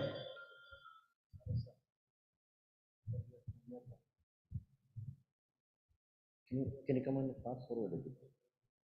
Can you fast forward a bit? Now you can see that I'm coming from the lateral side, lateral. Sorry. No. You started from 90, all again.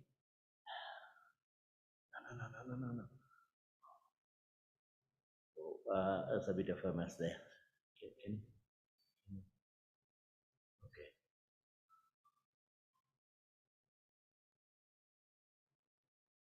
I don't know. Can you go up to there? No. Okay. Sorry. I thought I will save some time.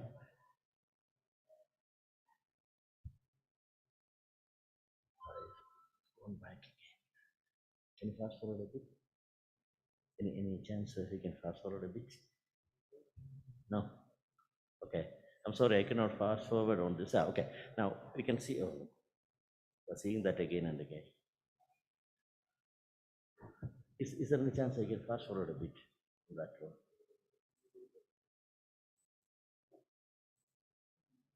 No. Next video. No. Same one. No. Oh, no, that's going on.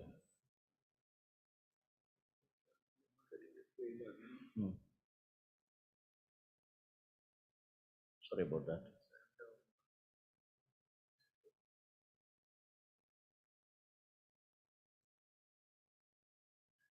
Okay. Now, sorry. Yeah, now I can do that. No.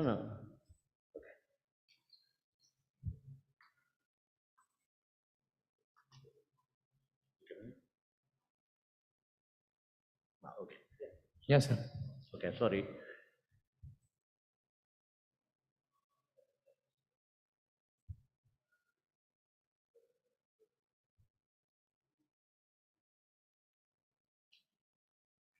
This is better. You can see it properly now.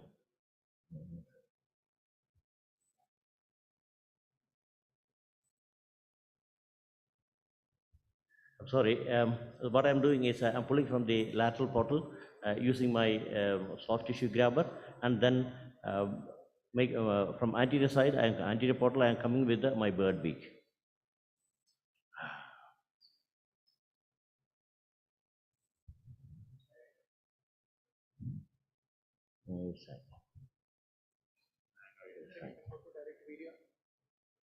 If you can play that video directly, that will be better. Take it off. No, take it off, and we'll go to the direct video. That will be better. I'll show. No. Don't do anything. No, directly, yeah. Take it out. I'll show you. No, don't open it. Which one is that? Try that one.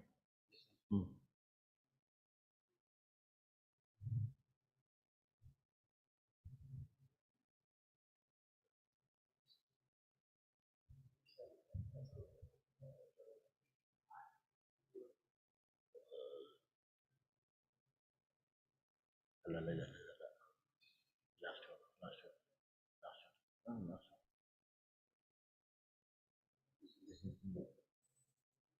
Try that.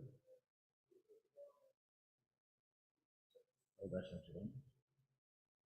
No, take it out. No, that's not the one. No, now it will play. Okay, I see. Okay. Let me.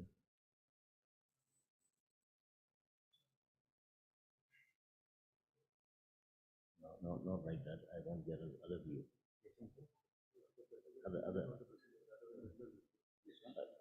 Next one. Next slide. Okay, I want the presentable. No, I want the. Yeah. Like it was coming here, it won't play. No, it was coming like that.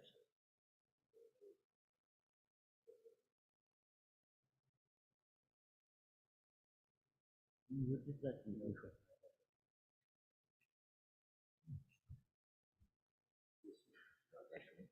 Next one. This one. Okay.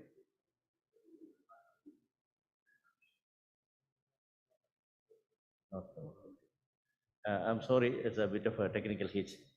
I'll finish off very soon. I'll just about to end that. Yeah, that one. Yes. Okay.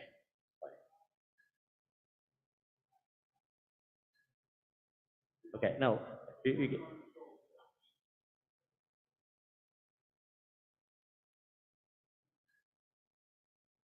oh, it's going to the other one again. Sorry. Can you go back to the? No. I want fast forward, so it should be in the other mode. Sorry. Yeah. That's okay, sir. You can, I Okay, think, sorry. Yeah. we'll carry on like. Yeah. This is okay, sir. Yeah, I'm sorry, I need to show like that only, because, yeah, now you can see that now I'm pulling from the lateral portal. Sorry, the other mode is not working, sorry. I'm pulling from the lateral side, and I'm putting up tension on the subscap tendon, and then directly coming from anteriorly, and then I'm doing a piercing of the tendon using my bird beak, and then I'm taking the bite from there. You can see that, I will show you that again, and you can see that there's a tension on the tendon by pulling from the lateral side, so it's easy to pass the suture. Okay, yeah, my bird beak is coming, and I'm taking a suture. So I will show you that one. Okay, I'll fast forward that. Okay, you can see that I'm pulling on that one, and now I can show that. Yeah, that's the first suture coming.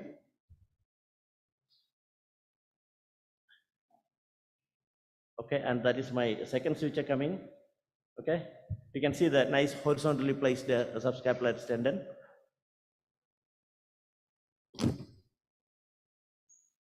Yes. Now, that's the two sutures in place. You can see a nicely horizontally placed tendon. Now I'm going to probe that. Okay, my probe coming in a minute. See, you can see that my probe is coming, and it's well attached there. Okay, so it's easier than what you think. Okay, it's an easier approach and very easy to do that. Thank you very much. I'll see you all in Kumaragam for the SSC meeting, National SSC meeting, the last weekend of October. Okay. Sorry about that. There was a lot of technical hitches. Sorry about that. Okay. Thank you, sir. Thank you so much. So we'll go ahead with next talk by Dr. Ayyappan Nair. He's going to speak about on supercapsular reconstruction in irreparable cuff tears.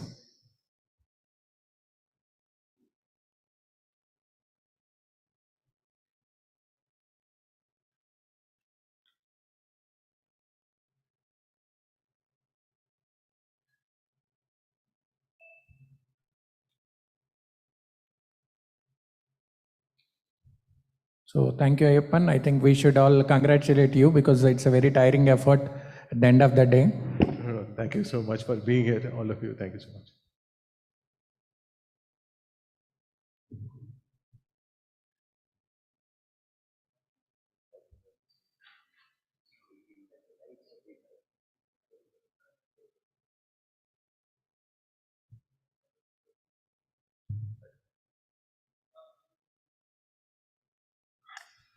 Good evening again, and thanking the chair for being there and all the teachers. So I'll be speaking on the superior capsular reconstruction. I'll just show a few nice cases, and I will not go much into theory at all. So this is a case of a primary repair, which we did. I myself did this primary repair, and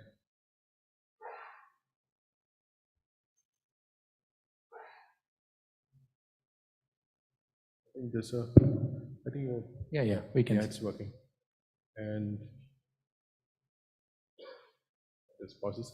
So this patient came with I did a primary repair of the rotator cuff. It's a full thickness rotator cuff tear, and I used 4 suture anchors. The suture bridge was done. But the patient came after a period of 6 weeks. He had a fall, and he came with this. So this is an arthroscopic picture. They show that it is almost everything is ripped out. The suture anchor is in quite bad place. So I did a SER here.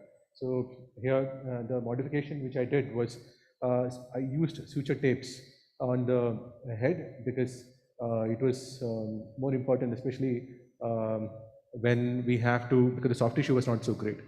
So, and I've taken facial latter, did a measurement point, 2 suture anchors were put in the glenoid, 2 in the head, and I did the measurement, that is anchor to anchor, plus some extra. And a graft was taken and graft was shuttled in. We had that's a suture passage. We use a syringe, there's a 20 cc syringe which is cut linearly and then we push it through. And that the tapes really helped and it came out really nice and this patient went on to do very well.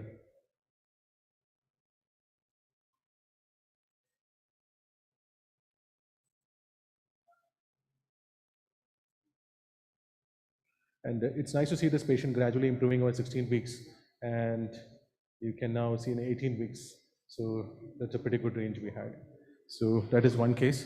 And there's another patient who came with his clinical examination was that his history was he came with pain in the shoulder, signs of inflammation were there, MT can was positive, but it was not a pseudoparalysis at all. Patient was extremely well built and the deltoid was extremely good. And the main concern was pain and weakness.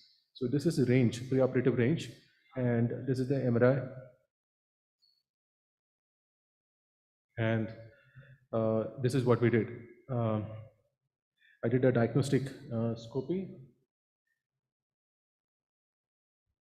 and diagnostic scopy showed this was the condition. It's a maximum retracted tear, and the head was bald, and the biceps was intact. So I do a hybrid technique. That means I use the biceps as well as the facial atta. I use the biceps to cover the anterior portion of the head, and the remaining I cover the facial atta. So after the debridement, you can see on the left side of the screen is a debridement being done, the bone bed isolation and the crifascial isolation. So I've isolated the cuff, mobilized it properly, supraglenoid as well as subacromial. So that's a supraglenoid mobilization.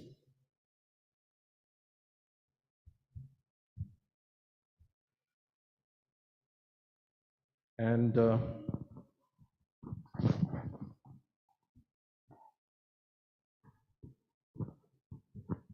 there's a cuff release. Okay, after mobilization, okay, and just checking the excursion of the cuff, I could see that posteriorly it was still coming on. And then on the left side of the screen, you can see the glenoid and the medial row anchors. So normally I try to use all sutures on the medial row, on the glenoid, and even in the middle row. But sometimes if the bone quality is not that great, then I might not use I use a solid anchor for the middle row.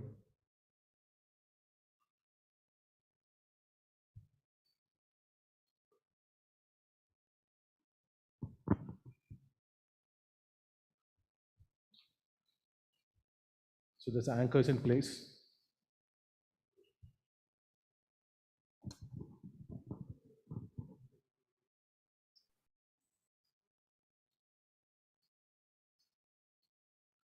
So now the biceps has been tenotomized, that is on the right side, okay, the tenotomy is done on the left side, okay, I've taken especially the anterior anchor, that is the head anchor, the humeral head anchor, the middle row anchor, the anterior one.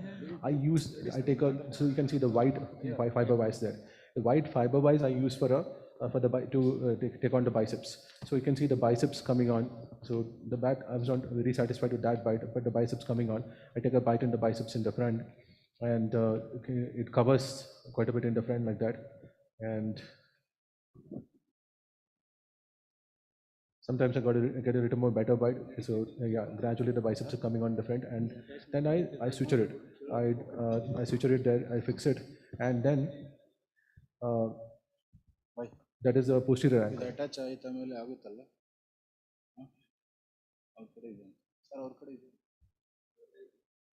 And after that, I would have measured it intraoperatively. That is a point that is from anchors, glenoid anchors to the middle row anchors. And I would say take 1 centimeters extra on the glenoid side and 2 centimeters extra on the head side. And this is a video of the facial atta extraction. So the patient is already in the lateral position. So incision exposing the facial atta, and the harvest. So normally we would like to have at least an 8 mm thickness of graft is ideal.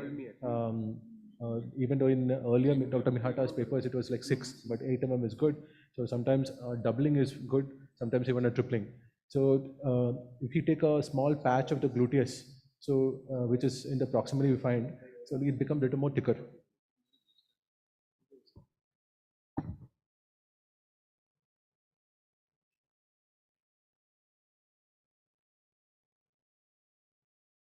And that is a extraction.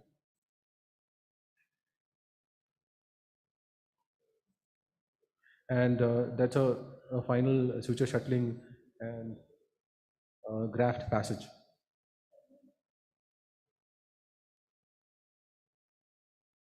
So we can see in the left side pictures I've shown that like how exactly the sutures are managed, and graft passage, and the lateral row anchors. So that's a graft in. And a suture bridge. This is definitely a kind of a modified suture bridge which I do. And this is the picture shows how exactly what the pattern which I've done. And finally a side to side repair. It shows a nice coverage. Side to side I use a spine needle and then shuttle through, sometimes even a bird beak. And this is also good if the patient had good power, full power and painless range, and had excellent range. Thank you so much. Yeah, thanks, Ayappan. So we'll go ahead with next talk by Dr. Rajkumar Amravati. He's going to talk about biceps SCR. Is it same as standard SCR?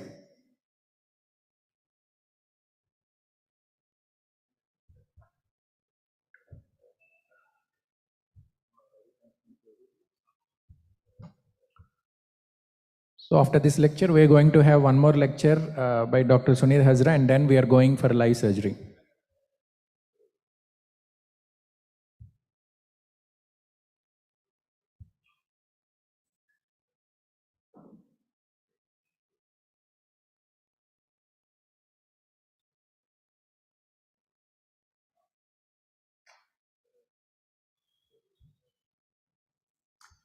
Good afternoon, and I'm sure all of you are awake to listen to our last talk probably of this session. Thank you, chairpersons, for inviting me, and thank you, Ayappan, for inviting me to give a talk on bio-SCR. Philip Conall in his classification has nicely given how the cuffs are torn. Type C and type D are the commonest tears that we see. We also should know Gutli's classification, because beyond 3 and grade 4, it is not possible to do a decent cuff repair when it is massively torn. We also should know how much of the cuff is retracted. There is always a challenge for you to do new things, because routine cuff tear repair anybody can do, but if you want to push yourself and test yourself in the waters, type 3 tears are the one which you need to do. You also should know what is the shape of the tear, and then you will know how to reduce these tears on the head of the humerus. We are given in the past that latissimus dorsi can be transferred and used to repair massive cuff tears and give you good function, especially when the ER2 is not there. But when a massive cuff 2 is there, we have two arms. One is where the limb is functional, and another where the limb is non-functional. When the limb is functional, generally they go ahead and do a biceps stenotomy and a partial repair of the cuff. And when the limb is non-functional and when there is a vertical muscle imbalance, they do reverse shoulder arthroplasty. Reverse shoulder arthroplasty can be combined with muscle transfers when there is both horizontal and vertical imbalance. This is just a crux of how the flow of talk can go. But what is bio-SCR? Allow me to introduce you to bio-SCR, wherein we see a lady who is 70-year-old with all the possible functional losses. And this is how our clinical picture is. You can see that the forward elevation is not great, as well as the external rotation abduction. And she is finding it difficult because she is on her own in the house, and she has to do most of the things by herself. The acromihumeral distance is less than 7 millimeters. And this is how the cuff is torn and retracted. And it is Patte grade 3, Gutler grade 2, and Collins grade 3. as you see a biceps in the shoulder, you should be really happy that something can be done about this shoulder rather than, knocking it off just because you have not given it. You release the tissues, put sutures, traction sutures, so that you can do the releases as Roshan showed, both in the supraglenoid level and the subacromial region. And then you can clear the tissues over the head of the humerus. When there is a massive cuff tear, you make sure that you at least get a decent amount of reduction of the cuff. It is important for us to release the capsule in the joint, because the head capsule is contracted and the forward elevation won't come and the head won't float up if you want to do a massive cuff repair. And we identify the biceps. This is a good biceps. There is no need to sacrifice this. You put your sutures onto the head of the humerus, translate the head of biceps onto the head of the humerus, secure it with 1 or 2 sutures, but don't cut the sutures that you put onto the biceps, because you need them to secure to the cuff that you are going to repair. Once the biceps is secured, this is how you will repair your cuff in a standard fashion. Once you make sure that it comes up to the articular surface, don't try to pull it to the GT, it will not come. Your effort will be in vain. This is a video, but it is a little longer one. I'll just try to run through this if it is possible. That is how the cuff is inside. That is your capsule. This is your cuff. You put your traction sutures onto the cuff and see where it is going to come. So once you start releasing, then only your cuff will move towards the greater tuberosity.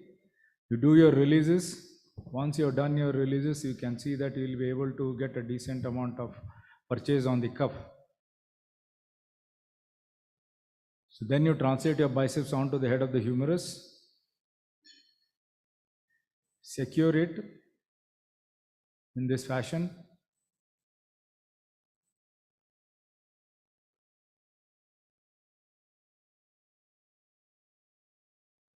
Once it is secured, we follow the principles what Achilles Bostadius has told us, how to repair the cuff onto the biceps, because it will add collagen to the massive cuff that is torn.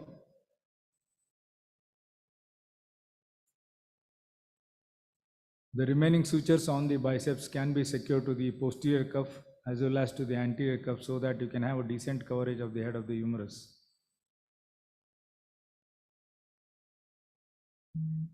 This is how it will look once you close, and it looks, when you begin, that it is a losing battle, but when you do your releases and you get your cuff smoothly onto the head of the humerus. What will be the function? This is the function of this lady in lying down position. You can see she has got good control of the shoulder as of now. This is how is her function. The TheraBand, she can help her to bring her shoulder up above the head of the humerus. This is a working with the TheraBand in the gym. You need some assisted function initially when the cuff is healing. Not everything can be done actively. So you need some assistant in the beginning, and once she is, a good 16 or 20 weeks down the line, you can have a good control of the shoulder and function well. And perturbation of the shoulder is good. This is another case who is 57-year-old with this kind of a function. You can see he works for the Otis Lift company, and obviously he's got a heavy work to do. This is his grade 3 pate and grade 2 Gottlieb again, Phillips colon 3. You identify where the biceps is. Do your releases as I told you in the beginning.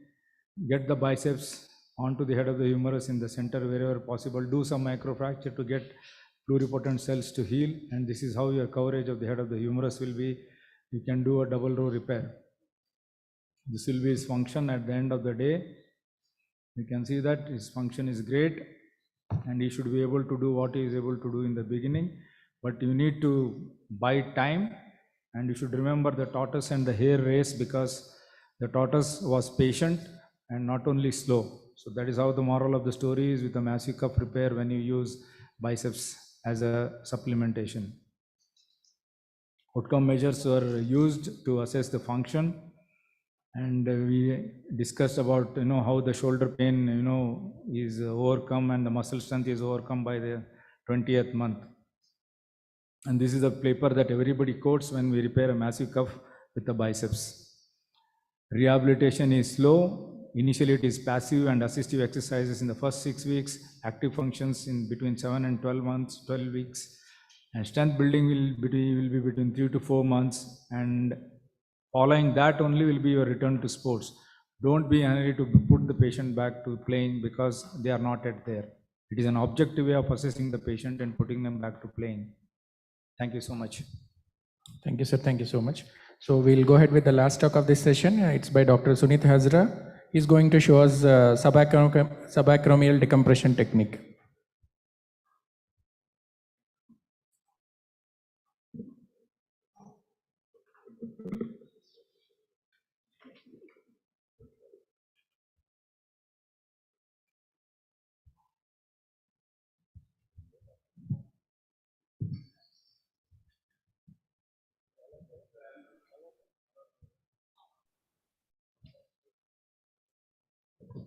Yeah, thank you, Evan, and thank Naresh and Manipal group for giving me the opportunity. I think subacromial decompression as such was a very popular surgery once upon a time, but now it has lost its main issue as far as the subacromial decompression in isolation is concerned.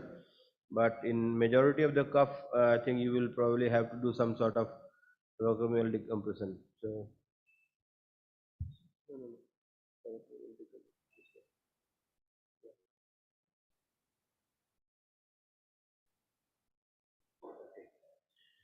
So I think before going into the talk, I would like to request all of you to please submit your articles, because since morning I have learned a lot of things. So I would request everybody to please submit your consider submitting your research work into the Journal of Arthroscopic Surgery and Sports Medicine. I am the editor of it presently, and it's an official publication of Indian Arthroscopy Society. So please consider this as a side source for your publications. So now that my job is to show the video technique of the subacromial decompression. So what we are not talking is physical examination, indications and rehabilitation. So we would like to just give you one shot that the subacromial decompression, that is the bony part, is mainly done in beak type of Bigliani type of acromion, where the acromion is beaked anteriorly. That is the main indications of doing the bony decompression. But majority of the rotator cuff are usually associated with some sort of AC-arthritis and some sort of osteophytes in the acromion on the AC joint in inferior surface. So all those sites you need to decompress, the bony decompression of the subacromial space is required. So what you need to do is you need to have a surgical technique which is simple, which is safe, which is reliable and is reproducible. So for that you need to have a good hemostasis, and I think probably you need to have a less than 100 systolic blood pressure. You can use epinephrine in your saline, or you can use thermal ablation while doing. I think probably the radio frequency is probably one of the most important thing while doing this surgery. So I think this, if you're doing the step by step, you need to do the glenohumeral arthroscopy first, and then you once you excluded everything glenohumeral arthroscopically, then you come back to your bursal debridement, to the all the bursal debridement. Then you need to do your anterior. You need to do your you need to cut your CL ligament from the acromial lateral end, and then you need to do acromioplasty at the end if it is required. So this is just small video. As you can see, we are doing in the subacromial space, and with the radio frequency ablator, you need to remove all the bursal tissue as much as possible. And once you remove from anterior to posterior, you reach the posterior up to the 1 year, you will uncover the bursal curtain, and then you need to clear the as you can see here, the AC ligament attachment is being taken off from the acromion anterolateral end. This is the torn AC ligament. As you can see, this is usually the cause of the subacromial impingement syndrome. I think the hypertrophied and torn AC ligament attachment. As you can see, you release all this AC ligament from the anterolateral part, and then gradually you release the subacromial bursa, which is attached to the acromion under surface. And Once you release them, you will probably see the bony ends very nicely. And once you release the bony part from the acromion undersurface, then you move ahead anteriorly and medially. Probably if there is an osteophyte on the AC joint on medial surface, that is also visible. As you can see, this is the bursal curtain is being debrided. And once you debride the bursal curtain, you go ahead anteriorly and medially. And once you go to the anterior medial part, see, as you can see here, you can see the AC joint. And on under surface of the AC joint, you will probably see that osteophytes is there. So these are the osteophytes which you can see. These are the main thing while doing the rotator cuff repair. If the AC joint arthritis is there, you need to debride all those osteophytes using a burr. And once you debride the osteophytes with your burr, probably if there is any anterior beaking of the acromion is required, then you need to debride that bony part also. But that debridement is usually rarely done nowadays, because majority of the subacromial decompression usually finishes in after removal of the osteophytes on the undersurface of the acromion. As you can see here, the osteophytes is visible very nicely at the AC joint level. And then I think with the, as you will see just in a minute, that probably with the burr you can release all those burr, take down all those osteophytes using the burr. So once you release the osteophytes, you will be able to see the AC joint, and then which usually probably ends your subacromial decompression majority of that. As you can see there, the burr is being used to debride the osteophyte which is at the undersurface of the acromion, protruding to the undersurface. And once you debride this part, and then you come to the anterolateral part, if you feel that the acromion ends also are little protruding inferiorly, then you can debride that as well. But majority of them that's not the case, and it was not that case there in my case as well. So I think take home is really subacromial decompression is required nowadays in isolation. And for the procedure to go smoothly, you need to have good hemostasis and need to follow the step by step. Thank you.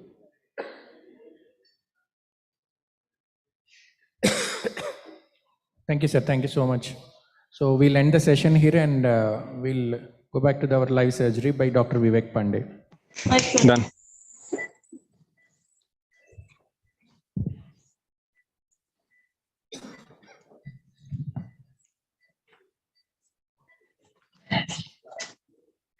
Morning, actually. Sorry. This brother. Probe ready. Probe ready.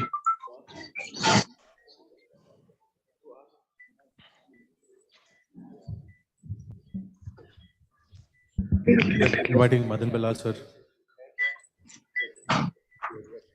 Is any other talk also there? No, I think it's connected. Inviting Madan Balal, sir, onto the stage. Prashant Gurur, Dr. Prashant Gurur. Oh. Pradeep Namade. Rajkumar, sir. Ayappan. Sir. Can you hear me? Yeah, we can see you, sir. Okay, perfect. So here is a 23-year-old boy who has recurrent dislocation about 6 episodes. First was about 4 years. 4 years back, and the last one was 1 year back. Okay. Skinny boy. I don't remember the first episode. Why did it happen? But the joint appeared a bit lax when we started doing arthroscopy. And since morning we were discussing that a couple of patients are actually having the posterolateral tear. So I'll show you here. So this is the posterolateral tear. We have been in the joint for some time, so we expect some amount of this gitch-pitch. Okay, this is the posterolateral tear from, you can say about 3 o'clock onwards to about 5:30, 5 o'clock. Okay. Then we have this is a moderate to medium to large size hill sacks. Okay, here. So since I was kind of little getting late, so I thought I'll just put one anchor here, right? And then just hold this, just pull it posteriorly. Just gently. Vivek, good evening. Good evening. Dr. Rajkumar, allow me to introduce myself. Okay, probe Kodi, brother. So his anterior tissues are very friable. He had a bit of laxity. You can see here that this is not a very great quality capsule. Can you see this? See this, there is already some amount of capsular rent. His labrum is also not a very good quality, though there is a labrum present, but it is something very friable. Okay, so this case is, even though whatever is the size of the hill sacks, I will always do the remplissage. Just hold this, Shiva. Yes, sir. Section. Rajkumar here. Can I Sir, talk sir. to you? Go ahead, sir. Can you just tell briefly the history of this patient if anybody can relate? I just now told. You told? He had a total of six dislocations. Okay. Okay. The first one was, I think, about 4 years back, and the last one is about an year back. Okay. Yeah.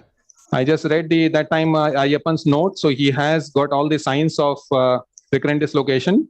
At apprehension test was positive, and First one during swimming. first one was during swimming. Okay. Last one was during bowling. So it means that this gentleman has always been involved in the overhead activities. Now, this is a word of caution. Remember, the people who are involved in overhead activities, one, you will find the tissues to be a bit lax. You can leave this now. Okay. And two, often they have a bit more of the labral tear. So sometimes you'll also find them having posterolabral tear. So examine them in total. Green chia. Dr. Vivek?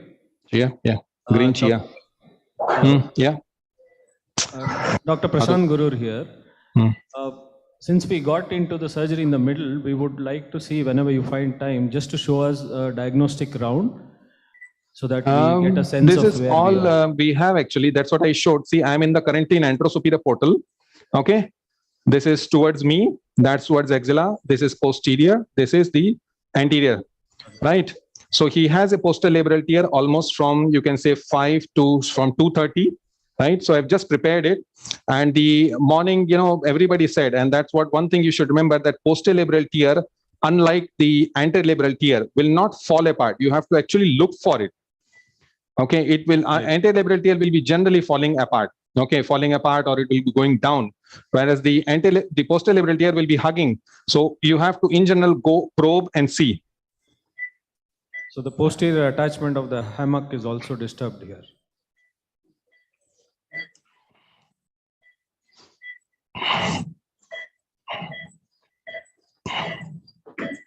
Okay, just hold this in this fashion. So one anchor, all suture anchor, single loaded stative 1.5 with the loaded with the tape we have put already. I'll take one by one because leave the sutures.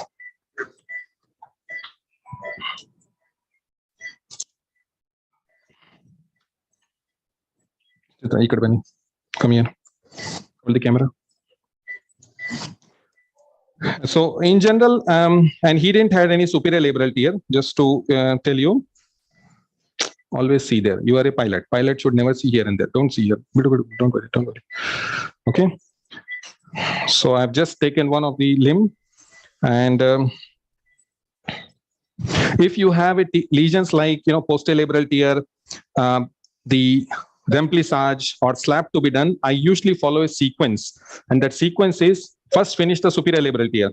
What probably Rajiv was trying to show, because that area is known to get kind of clogged very fast. Followed by, then you do the posterolabral tear, then you come to the remplissage. Once you have put the sutures for remplissage, just don't get like this. And then you can do the, okay.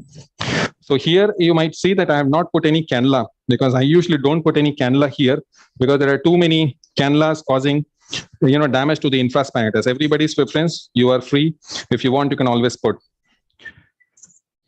So my sequence is slab, posterolabrum, remplissage, then come the anterior labrum. Remplissage you may not tie, you can just put the anchor and leave it. The knot which I am tying is the Nicky's knot. It's a sliding variety. Next anchor ready. Sometimes I put 2, take bite and finish. So Dr. Rajkumar, if you have a lesion like this, what do you do? What is your order of tying? Okay, you have multiple dislocations in this patient. Yes. You do expect not only anterior, as you expect posterior lesion also, which you are rightly treating it. Correct. But I also would like to know if there is more anterior lesion, including the subscap attachment there.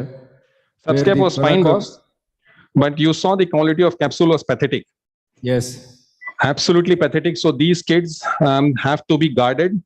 That overhead activities later, swimming can be a problem. And another reason why I would like to have a posterior chakrine in these patients, because the anterior tissues are not good. So if you're not doing remplissage in this patient, trust me, it's a recipe for dislocation. Okay, next anchor, please, quick, fast. Oh, no, stay here. Just keep showing. And your What would plan you- of release of your anterior labrum would be till 7 o'clock, or it will be only till 6? Oh, and it was a bit, so I released it till almost 6. 1 second. 1 second. 1.0. Okay, go. Battery check madida. So the posterior anchors that you're putting through the same posterior portal, or No. have you made It's another a access? port of Wilmington. Mella. Go. Come on. Mella. So Okay. Port of Wilmington is Yeah, it's a 7 o'clock portal. Posterior Okay, and on the superior. posterolateral edge of the acromion. Namkudi. Always ensure that it is hitching onto Gunako. And this one step, generally I myself do, but today I have a very trained fellow with Dr. Ayappan, Dr. Murgesh, who's assisting me. So I'm leaving him do. In general, I don't want a slightest of error. So anchor drilling, I only do, so that I maintain the direction, because one slight mistake in the direction can be a troublesome. Any all suture anchor, when you do, 1 second, Chitra. Remember, once you have done, ensure that you slide it, because that's what is going to make that ball of the suture rounded. Now, I'm going to take a bite again. I have both, at this edge, if you see, actually the straight biter or straight penetrator will be fantastic. This is not the best one, but we have opened only this one. So we'll try to take, No, the left will not do best. Penetrating grasper is not a good choice. Penetrating grasper is never a very great choice, because, brother, do one thing. You have that straight needle Kode.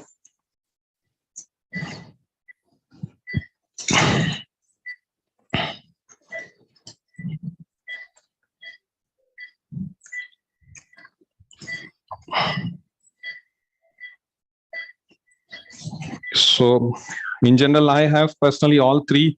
So this is not the best choice, because it will curve in a curve fashion. You'll keep on damaging the tissue. So what I'm going to do is I've just loaded the chia wire on the straight needle. Can you see this? Right? And just come straight. 1 minute.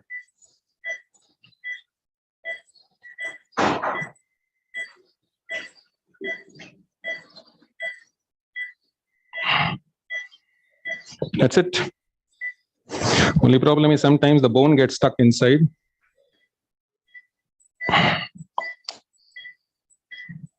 Yes, perfect. Okay, Cody.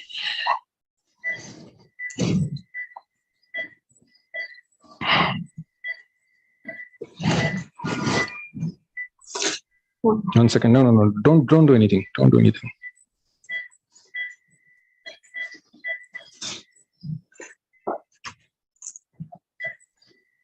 Okay, hold this. So that straight needle often comes very handy. I also use it for the Nevia's portal. You can just bend it a bit. This one also I could have bent it, but since it went straight, no problem. So you can save one suture passing device. Okay. People are not happy here. Just if I save money.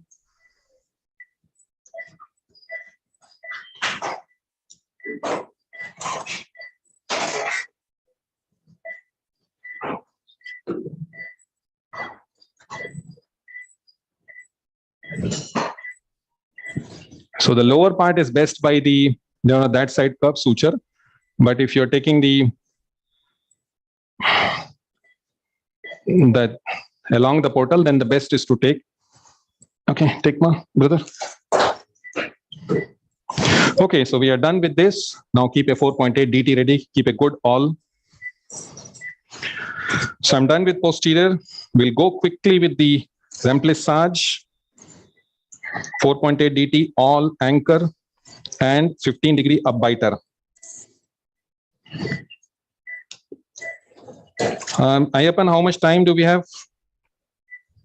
We have time, don't worry. Take your time. Okay, perfect. You're going quicker than normal.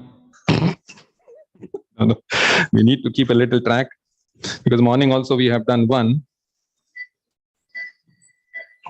So in sliding knot, this is what is most important. Don't pull the other end till you have let the knot tie to get a good knot security, loop security, sorry. Once you have done this, then you go for the other one. I like this particular anchor with the tapes because it's very rugged, very nice. And the long threads, they're not stingy on the length size of the threads. That's it, one more, and we are done with the posterior labrum. Here you always see the knot properly. Don't let any loop being there. Otherwise your knot's going to be loose later. Okay, done. Pro, please. So we have done with the posterior labrum. Vivek. Sirji. What is your tolerance to add remplissage for every case? Zero Or tolerance. You have got I am selective, Hemant Reddy's Shishya. No. No, Because what is over your the thought years when we process to understand why you want to add remplissage for all cases? I'll tell you, sir. So except for very small, I mean, these are all anyway, bit controversial questions and, answers both together because we still don't know the best answer.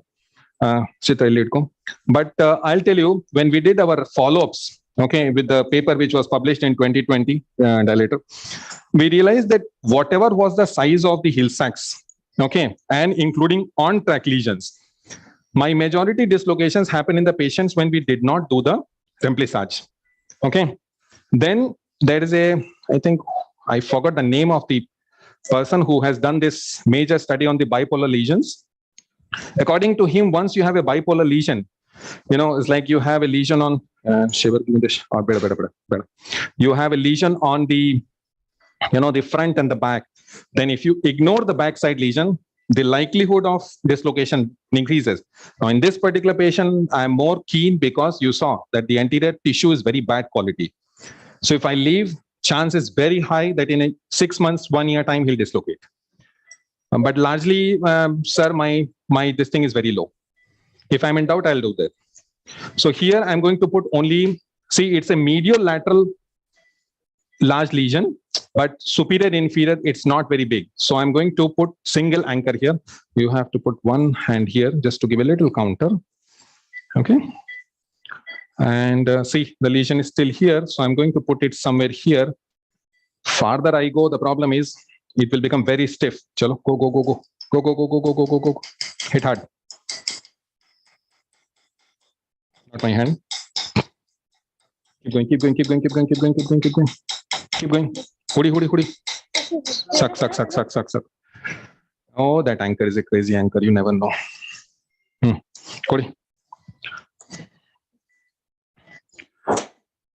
So morning there was a doubt. When you're pushing a metal anchor, it tends to come in. One of the way is just screw in the whole anchor gently like this. Pratap sir was asking. Then you come here, you will never be in a problem. Okay. So you just screw the whole anchor in, gently rotate. That's it. Don't worry, just keep rotating. Any particular reason why you are not using a cannula behind? I don't like it. I'm Ashish Babulkar's chela. He hates cannula, he hates pump. These fellows did not allow me to do without pump. No, I don't. I mean, I have always been doing without that and managed to, keep away the deltoid because the way we take bite, it's okay. It doesn't, it doesn't go into the deltoid. But as I said, everybody should follow what they follow best. I don't like cannulas in most places, so I don't use it. Kodi. Mallet kodi. Now again, a word of caution. See, when you remove the anchor, I just tap it gently. I don't pull the handle. Once you do that, just hold this here, the suture. Always see carefully whether you have gone in. Okay. If you have a slightest of doubt, you can always go back in, unscrew or screw. If you have already removed handle, you cannot do this step. So that's a word of caution for all the beginners. Good. 1 second. No, just 1 second. Vivek, your choice of anchor for hill sacks. Initially, you said you wanted to use metal anchor. Now you are using bio. अरे तो इन लोगों ने यही दिया है, मैं क्या करूं? नहीं, it's okay. I can use anything, sir. Which now these days this 4.8 DT, which I love.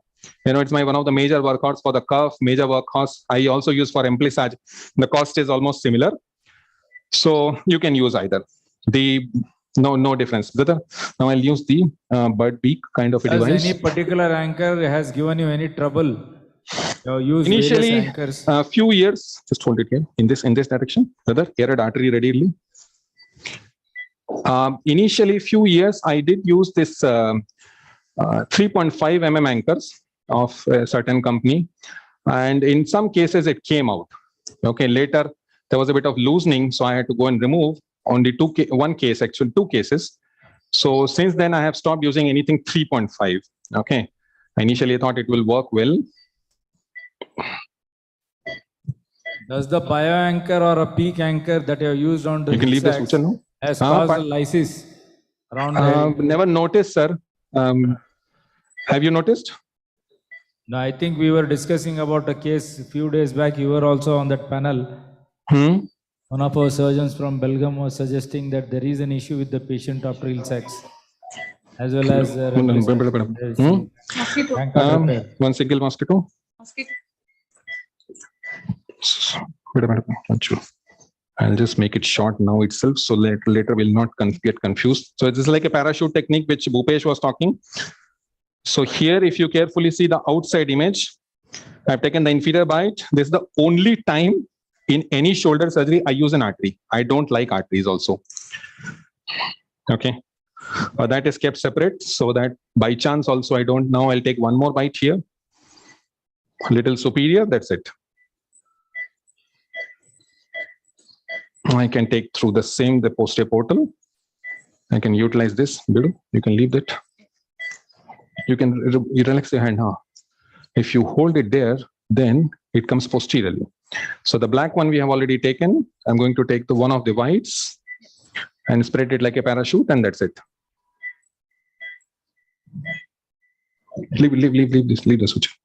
Hold it here and leave. Just drop it. So,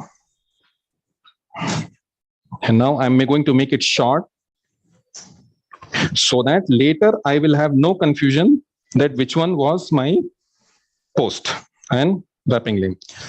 Artery. So now I'm going to put an artery here, and these are kept in a separate fashion. One superior, one inferior. Later you can straight away blindly tie, nothing will happen. That's it. Okay. Right? Sir, any doubts? Okay. Now we go to the front part. Hold it here. Yes. Okay. Open this thing. So you can see the lesion from here. Pro, please. Pro, please. So the lesion is extending from almost, you see, it was actually from here, right? I have extended till here. We need the inside picture. Inside picture, please. Got it. Got it? Okay. So, Madan sir, can you see that? Okay, just elevate it a bit. Yes, that's it. Not too much. And the roll sheet on time, brother. Yes, it's not. Okay, so it was actually till here. We just went a little ahead till about half an hour clock, 1 o'clock extra. Roll sheet adi ali haki. This is not a great roll sheet.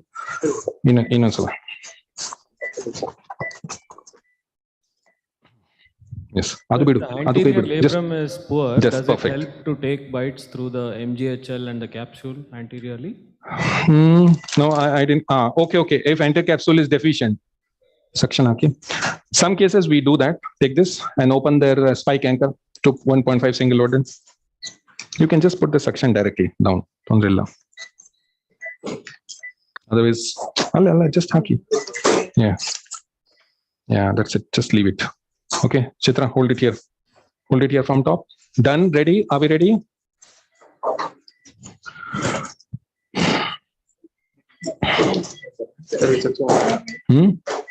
Should I come? It's okay. Let him handle. Anchor. So down where my personal preference is I use a 2.9 or 3 mm anchors which are double loaded. So I take one bite from inferior capsule and one bite from a little about a clock distal clock on either side. But today we don't have here a a double loaded anchor, so I'm going to use a single loaded only. 99% people hold it here. 99% people use only a single loaded anchor, which is also okay. But I've been using for almost like 10 years, not 11 years. Never, degraded. Why did I do that?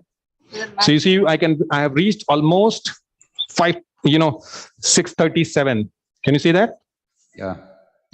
No, mallet, please. What about using a knotless anchor? I'll drill. A knotless anchor, fantastic, sir. But in general, I like this inferior one only knotted. Okay, hold this. Anchor ready, mallet ready, set to go. So as I told you, this particular step, I personally do it myself.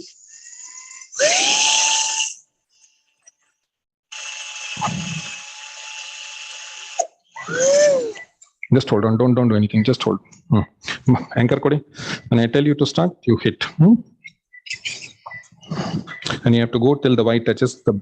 So you can see the anchor, gentle start, gentle tapping, gentle, go.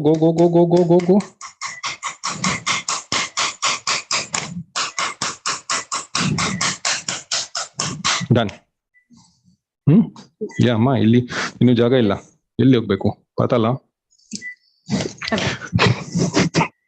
Okay, so we are done here. So I told you this step, I'd never ever leave it on my any assistants. I myself drill, I myself mallet it. And somebody can always show me. Sometimes I don't have anybody, I use my interns. Hold it here. Okay, give me the suture retriever, please. Vivek. Sir. I see that you have prepared your glenoid. There are some surgeons who also remove a piece of cartilage to make the healing of the labrum better to the glenoid. Sir, the problem was here, it was quite bad. The cartilage itself is a bit frayed cartilage, so I've just very well repaired the margins. You want me to remove? I can remove that a bit. No. Do you routinely do it? Do you recommend Yeah. Most of the time. Yes. Ring curate has come because that time it was not there. So okay, give me the ring curate if it is there. Let me do this. If it is there, please give me fast. Otherwise, sir will not let me have a good cup of tea. Kodapa, unta. If cartilage is not there, don't remove it. No. The cartilage is okay. You see, the quality of labrum is funny, pathetic. For a young 23-year-old boy, I didn't expect this. These people have got me into a trap. This Chitra.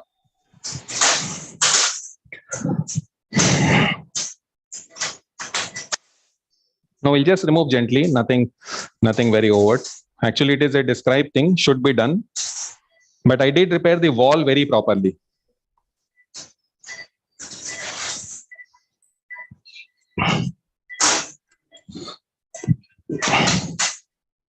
Sikita? Super. Okay, so they got one.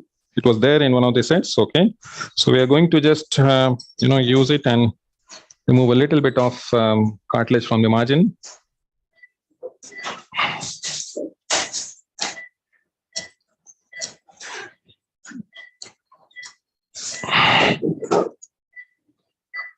You see, Rajkumar sir,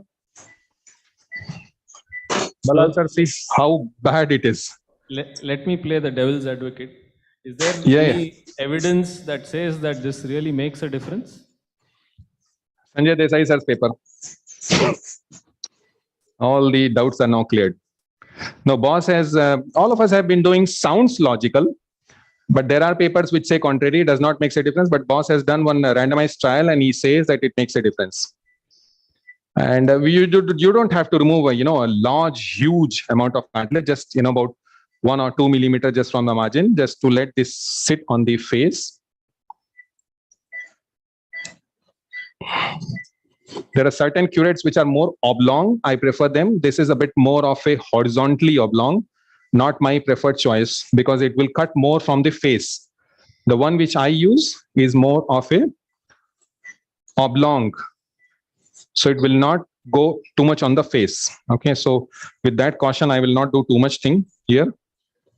Okay, can you just do this, push this on down? Yes, Chitraji, I'll give you this. Now hold this. Now, don't worry. Now hold it here, just from top. Yeah, just keep watching there. Give me that first pass.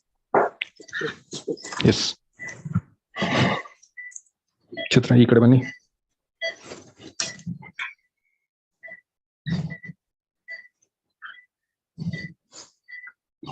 So inferior one, you can use any instrument for long. I've been using this first pass like devices for a very long time. Manchu, just a second, don't worry. Like I have personally expressed you for now a decade and a half, so I use that. And there is a bit of concern. Some people say axillary nerve, ye wo. Bidu, kai bidu.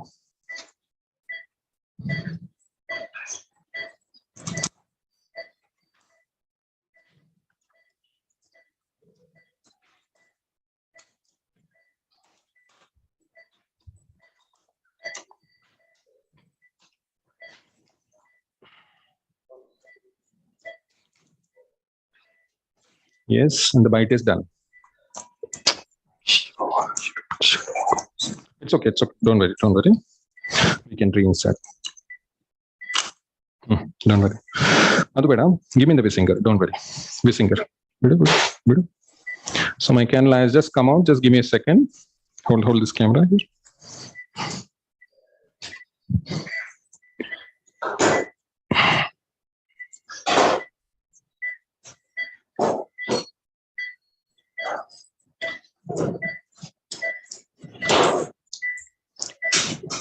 Okay.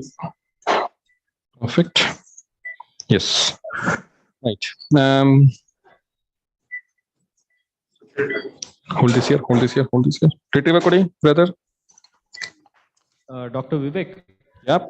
I'm told that we need to break for another session in about 8 to 10 minutes time. So you're doing an excellent job. We want to see one anchor. Yeah. After this, we'll show one more, huh? Yeah. And then we'll go on to the case presentation. Super. Okay. Anyway, morning also we have seen. So I just showed you the posterior labrum, then the remplissage. How do we do this? And you see the amount of tightening, the shift we are going to get. Yeah, that's superb. So that bite is very good. And in fact, I sometimes like a little bit low profile. The first pass is slightly thicker in profile. The certain companies make a little low profile instrument, which are much better, easier to insert. And much more easier. I have stopped using the curved devices for this particular bite for a very long time. And I've never regretted because that saves your time. The curved devices, sometimes, you can keep on taking bite. It goes here, there. In that process, sometimes you end up taking a bite which is too superior.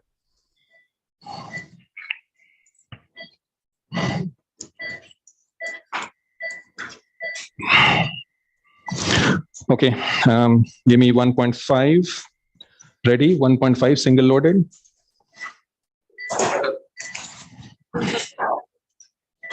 First will be the cutter. Vivek, anteriorly 2 anchors or 3 anchors? Anteriorly minimum of 3 anchors. Not minimum, generally 3 anchors. Very rarely we put 4 anchors. And Madan sir asked, do you use knotless? Yes, I do knotless. Sometimes, especially, there are rare cases when the superior labrum is also a bit, it's kind of a disjunction. It is no more continuous on top here. So what I do, I take this whole bunch in a like a lasso loop, and then I anchor it on top. Now this gap this, you see the huge valley of tissue has to be obliterated. Brother, now give me the left suture passer first. Before I pass an anchor, I want to take a good bite. Left one, yes. Vivek, you are telling your anterior capsule is not great. Yes. The anterior labral tissue is also flimsy. Yes. Right? So do Correct. you want to plan something else anteriorly other than doing your labral repair? Sometimes we do take this little bit of MGHL. Sometimes, let me come at that spot. You see, I've just obliterated the whole thing. Okay, and before I go ahead with my anchor, I want to take this bite, and I want to be very sure. Okay, Chitra, idhar. That's a very nice bite you've got. Yes. Yes, that was very important. If you don't obliterate this valley, it is a recipe of disaster. Would you like to use antegrade suture passes at this point? Pardon? Brother, with the Visinger coding, just remove your hand from there. Remove this. Remove this. Yeah.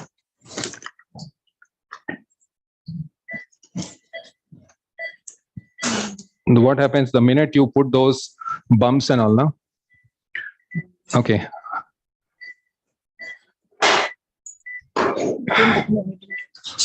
Oh, antegrade suture passer. This one usually will give it trouble. Hold this. Because the hold this camera. Antegrade suture passer, this can be tried, but the only problem is that's all. Build. Antegrade suture passer, here what happens, sometimes you see they are designed only to go straight. They are not designed to go oblique. So then you find difficult to take on the right side. If I have a right antegrade, then it's fine. So you see, we'll take a huge bunch of tissue, and that value of defective tissue will be obliterated. Okay, Chitra, Kode, drill Kode. Sleep. Anchor ready? Sometimes with this kind of tissue, I also do the mattress bites. Okay, rather than a single bite. So other one was here. So I have a space till here. And I need not to come too much on face. This is how it is. Cool. Okay. Give me mallet, please. Mallet first. You will know the captain. The captain of the ship is somewhere else, like Virat Kohli. इधर उधर देख रही है. फिर तो क्या हुआ RCB का? आई तो मुगितु. Hit को गट्टी hit को पा. By तो मुखा नोड़े. Watch your face, ma. Anchors ready? Again, another important thing, always remember when you are, using the non-metal anchors anywhere, it always keep the anchors ready in the hand because you have very little time.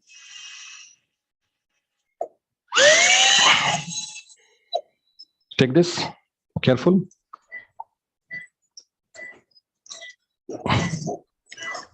So that's a very important message. Very little time you have. Slightest of error. Yeah. Keep your left hand stable. Don't worry about the hand. No. Just don't worry. Hit hard. Until you get your anchor in. Even Chitra ji, bilkul climax pe gayab. Go.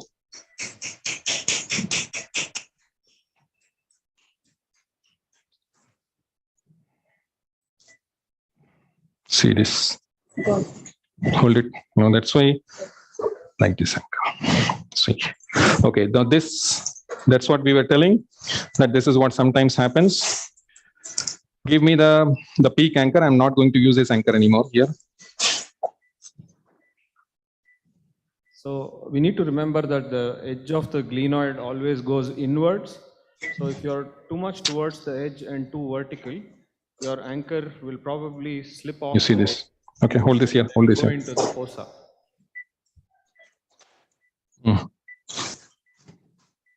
Give me the 2.8.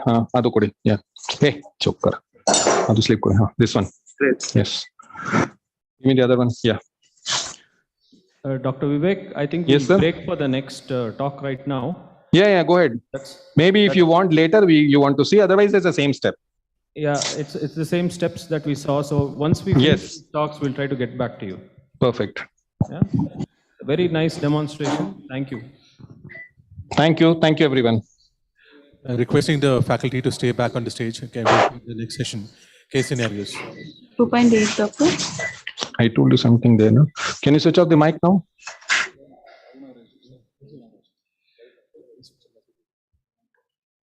Requesting Dr. Raghu Nagaraj to come on the stage for his case presentation.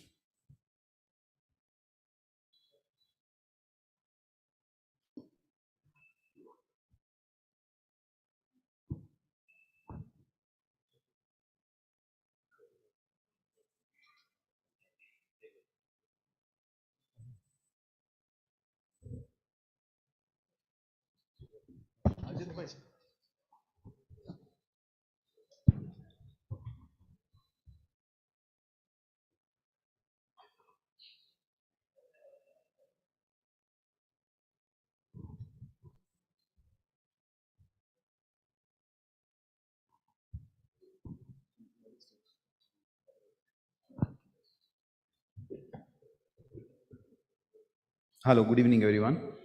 I'm going to present a case on a rotator cuff on a difficult scenario. So here is the history. It's an 85-year-old gentleman presented with complete inability to lift his left arm. So he had a history of fall on outstretched hand, a trivial fall though. The duration of presenting complaints was 12 weeks old. It was treated initially in the sense probably he was advised surgery, but he was not ready, so he didn't go undergo surgery for 3 months. Then he presented to me. There's a known case of diabetic also. Examination findings, typical Codman's point tenderness, classical complete drop arm test positive.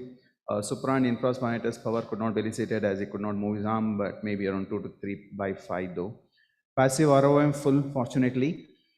Active ROM forward elevation was just 0 to 40 and abduction 0 to 30 degree, with most of it is a false positive movements. I had a good normal neurovascular examination. No the significant finding in terms of biceps complex or a cervical spine related issues. These are the MRI findings. So you can see it's a large to a massive supra and infraspinatus tear with a good impingement syndrome. Fortunately, his biceps labral complex appears to be normal. The sagittal view showing a good retraction. This glenohumeral joint appears to be good. Teres minor is normal, subscap is relatively normal. So the report showed a large to massive complete supra and infraspinatus tear, retracted up to 3 centimeter with a grade 1 to 2 fat atrophy changes, infiltration changes. Teres minor and subscap appear to be normal. Had AC joint orthosis with a normal biceps and the labral complex. So coming to the challenges are not always in the technical and the surgical part. Sometimes challenges are also in the decision making, like in this case. So the few questions related to these issues are: is 85-year too old to consider orthoscopic rotator cuff repair, or should we consider other alternative options? Is 3 months old history too old to consider alternate options like a conservative treatment if he is not willing to go for surgery? Or superior capsule reconstruction should be kept as a backup option? Is reverse shoulder replacement is the first choice in this case considering the age? And what success rate can be conveyed to the patient for orthoscopic repair in this particular case? Coming to the technical challenges, yes, 85-year-old means there'll be definitely, you should think of poor bone quality. So you should keep a lot of alternate options like a cement with anchor, large anchors.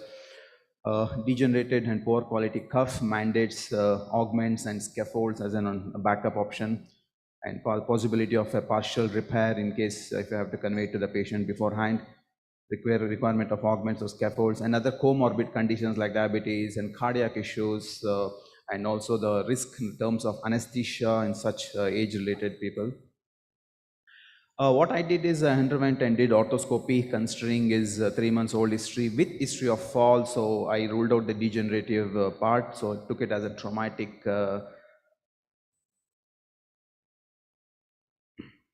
So on orthoscopy, found it to be a large cuff tear with a normal biceps. The biceps labral complex appeared to be normal. In the glenohumeral joint also appeared to be normal. A small degenerative subscapular stele, we just required debridement. So the subacromial scopy showing the impingement and the spur of the acromion. So doing the subacromial decompression. Fortunately, the quality of cuff in this case appeared to be good. So luck was in my favor. So this is the first anchor. The bone quality was a little bad, but we got a good hold. So in such patients, I prefer to put the medial anchors little medial and the lateral anchor lateral to the articular margin. So you can see that we got a good coverage of the cuff, and it's a parachute technique with a double row. So at 8 weeks follow-up, so patient could get a good range of motion. Luckily, so he was an advocate by profession. So he was quite happy with the improvements, and he was lost to follow-up after that. So re-tear is quite high incidence in such patients.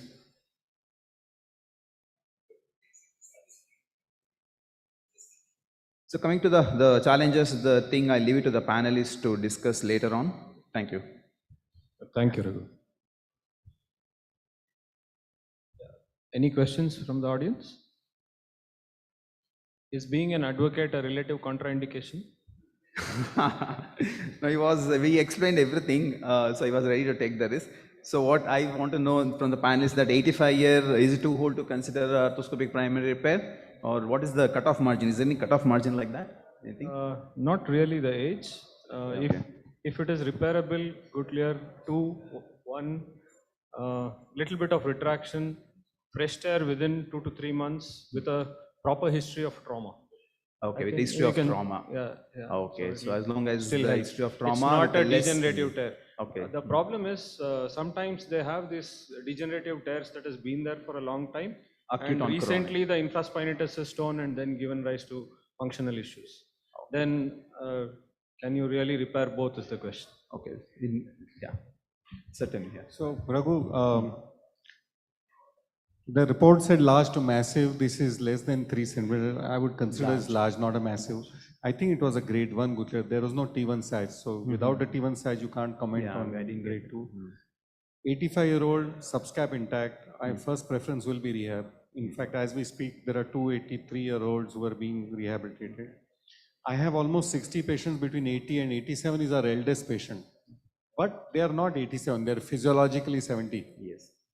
So I would operate those. Somebody who's genuinely 85 doesn't need a repair in the sense that they do exceedingly well if the subscap is intact, because the force couple between subscap and teres minor works brilliant for these patients. You just have to give them pain control, and their demands are also less. When you are in a dilemma, then I use the mama question that if this was your mom, what would you do? So in such cases, there is no harm in giving a rehab. 3 months is not a big deal. As long as they're progressively improving on rehab, you can persevere. Somebody who's a genuine tear in need of surgery will just not tolerate rehab. He'll have so much pain and dysfunction. So we have to treat for functional restoration. So I don't say that what you've done is incorrect, but at 8 weeks, it says nothing. The re-tears happen at 6 months, 1 year, and then they decompensate. But when you had a complete drop on positive, was not able to lift the shoulder, you So can still wait. subscap intact means it's not a true drop arm. The pain inhibition can cause drop arm. If that subscap had gone, then their function is seriously compromised. And they're somebody who's young, independent, will not cope with them. Somebody who's young, I have 85-year-old who are swimmers and they are demanding that you do this, otherwise we will not be able to. Nansik, what do you think? Yes, you got a very nice decision for him. Yeah, if a tear is caused by acute trauma, age is not important. So thank you very much. So congratulations to your decision. Enough, yes. Sir, in such patients, should we keep the SCR as an option provisionally? Suppose if the patient didn't have a history of trauma, it was a degenerative. So should we keep SCR as an option and explain to the patient that on table we might have to do SCR, or can we be more confident that yes, repair can be done? Yes, sir, in 85.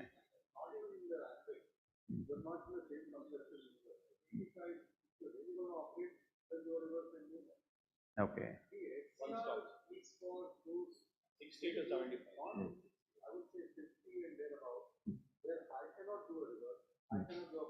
Mhm. Okay.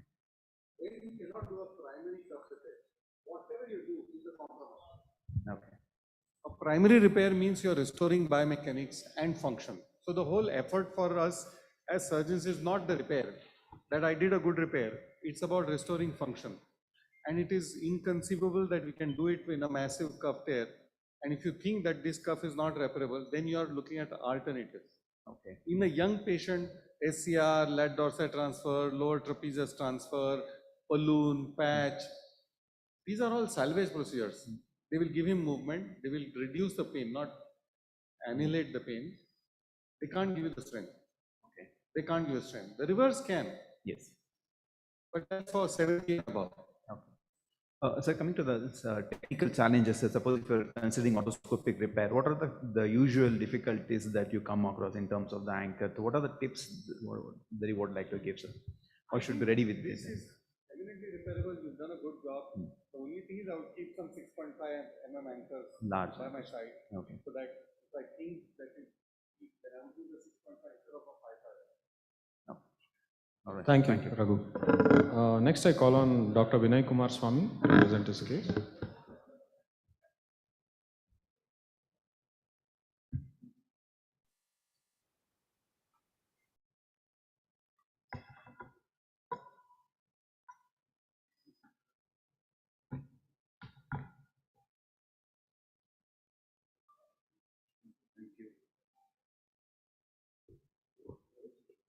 Yeah. Hi. Good evening. Thank you very much for Miscon, Ayapan Nair, and the whole Manipal team for putting up such a grand show together and present one of the cases that I had the experience of doing or coming across. This was a 67-year-old male. He had history of pain in the right shoulder for the last 3 months. The MRI showed a rotator cuff repair, rotator cuff tear, and incidentally I had done a rotator cuff repair on the left shoulder, on the other shoulder, for him 2 years back, which was doing well. And now he came with history of pain in the right shoulder for 3 months, atraumatic, and there was a rotator cuff tear. I did a rotator cuff repair for him using 2 peak suture anchors, single row repair. Patient not as per my advice, but again he went to some physio and he underwent aggressive physiotherapy, started doing active shoulder abduction. He was very happy with the surgery. So at 2 weeks started doing active shoulder abduction, and at 4 weeks he felt a snap in the right shoulder and he could not lift his shoulder anymore. And this was the examination. Right shoulder is the index shoulder, which had undergone which underwent a surgery 4 weeks back. So he heard a snap at 4 weeks post-op and he could not lift or hold his shoulder. Dr. Vinay, sorry to interrupt. So we have another 8 minutes for 2 more cases. I'll do it. So this was the MRI finding. He had a re-tear. Obviously, there were anchors already, and this was the repaired tissue was torn again. So what was the reason for the failure? You think something on the surgeon's part, something on the patient's part? So I think the anchors and the suture material we use are far superior now. 20 years back when we started, we were using Ethibond and those are dicey. So I don't see any reason why active movement should have been started. But to be honest, cross my heart, we have these 5% patients who know they know everything and they start doing it. And we've had patients driving and playing and a couple of them have fallen as well. We've not had a tear, but that's not a guarantee. I think you have to understand biology, that biology does take. That's why I said in the morning when we had the physio Padmanabh session that best not to go aggressive. But this probably is a type 2 failure where the tendon comes off the suture. The suture and anchor is still there. Yes. So he had in this repeat MRI also he had good muscle volume in the supraspinous fossa. So we decided to do a revision rotator cuff repair for him. This was the intraoperative picture. These were the threads which had come off from the that is the margin of the tear, and the anchors were intact. So I had done only a single row rotator cuff repair on the previous occasion. This time we could get enough space to put 2 medial row anchors and 1 lateral row anchor. We ended up doing a double row rotator cuff repair for him, and the follow-up and the results later on were good. So hopefully this time. No, yeah, he was more careful. I was very slow in rehabbing him. It was not my advice that he took while rehabbing initially, but he did well in the follow-up, and the results were good after the second surgery. So what I learned from this is tendon to bone healing is quite slow. Bone to bone healing, tendon to tendon healing, or muscle to muscle healing is quite good. One has to understand that tendon to bone healing is quite slow. One has to be slow in the rehab. Is it a crime to do a single row rotator cuff repair? Had I done a double row rotator cuff repair in the first case, the first scenario, would he not fail? At least 3 published studies that I know, Gary Gartzman, Songo Kim, and one more by Sugaya, that the failure rate with single row is much higher than the double row, for sure, even in the long term. I might as well add another row of anchors for every cuff that you do. Big advocate of double row. Every case, how small or how big it is. No, I mean the small tears which are 10, 20 mm, they don't need a double row. Okay, sir. And patient counseling about the expectation and rehab duration is very important. Thank you. Thank you, Vinay. I call on Dr. Naveen. Are there any questions to Dr. Vinay at this point until we connect for the next talk?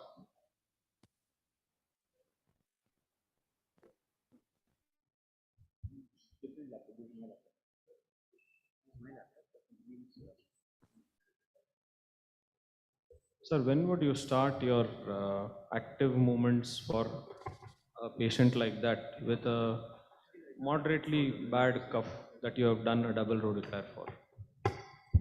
Active? So we don't allow the sling. They all do pendulums, table washes from day one. And third week we start active assisted with a stick. So a large part of that comes from the non-operated arm. The operated arm just follows, but not that they follow everything, but they are strictly told 70, 80 degrees, not beyond that. And 6 weeks we start the rehab directly. We don't even evaluate them. 90% of them pick up and become strong. In joint replacement, any role for doing an ultrasound before you start active exercise? 6 weeks. Such a busy unit. We used to evaluate them at 6 weeks and then. When do your patients become completely normal after a cuff repair? How many months? Cuff is different than bank cuff. Ashish boss. Very predictable. So Ashish I boss. counsel all of them saying that 3.5 months, 80% of them. No, maybe they have not connected. 5% who get better before 3 months, and then the others who can take 5, 6, 7 months also. Yeah, it depends on age, duration, neuropathy, muscle. Thank you. Santosh, like one of these Hari. Thank you, Vinay. Dr. Naveen, your case. So, Santosh ಹೇಳಿದ್ದು ನಮಗೆ ಒಂದು ಬೇಕು. ಇದೆ. Thank Dr. Ayappan Nair and Miscon team for giving me an opportunity to present few of my case for discussion. The first case, it's a 54 years male. It was his right hand which was dominant right hand. He came with history of RTA, following which he had pain and difficulty in movements. And this was his MRI. He had a major cuff tear of supraspinatus. So these are the preoperative images. And Hello. Namdillah. Hello. Dr. Naveen? Yeah. Sorry to interrupt again. I think all the international faculty are online for the next talk, so we need to move We'll quickly. just, that's all, yeah. And this is the post-op follow after 3 years.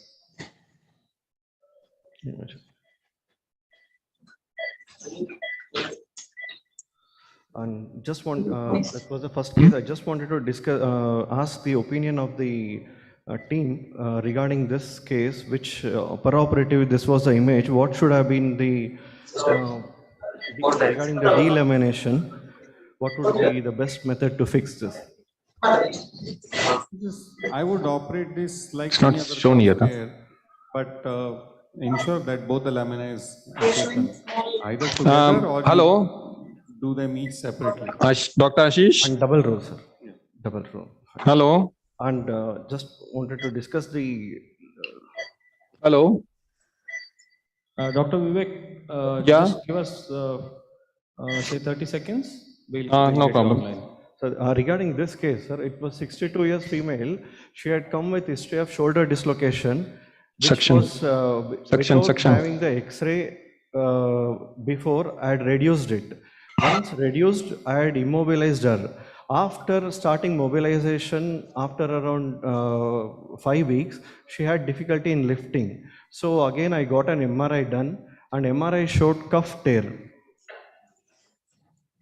Complete. Following which, she had a tuberosity fracture, but the cuff was not attached to the tuberosity. So I went ahead and fixed the cuff directly. Following which, she, even after I started mobilization, she didn't improve. Right now, her movement is only 80 degree of abduction, which is active. Passive, it is 110. And I got an MRI done, repeat MRI, which shows again massive cuff tear, both supraspinatus and infraspinatus. So wanted the opinion what has to be done right now. Now it is 6 months old. Images. So basically, this is probably an old cuff tear with a shoulder dislocation. A cuff tear is also one of the causes for instability in the shoulder. So fixing the GT gets the GT back, but the cuff function is still not there. So if you can repair it or not repair it, those are the two options. So if you can repair the cuff well with a double row, then I think once the GT heals, then you are in good place. If you are not able to repair the cuff, only the shoulder, then you need to treat it as a... Hey, but it should be oblong. This one is good for rotator cuff. Thank you. This is not Dr. good for... Vivek? Yeah? We have you online. Can you have the images? Yeah, if it is shown on the screen, I mean, I can see here. Can you see that? Not yet, not yet. We are not yet. Probe coding. Just give me the probe.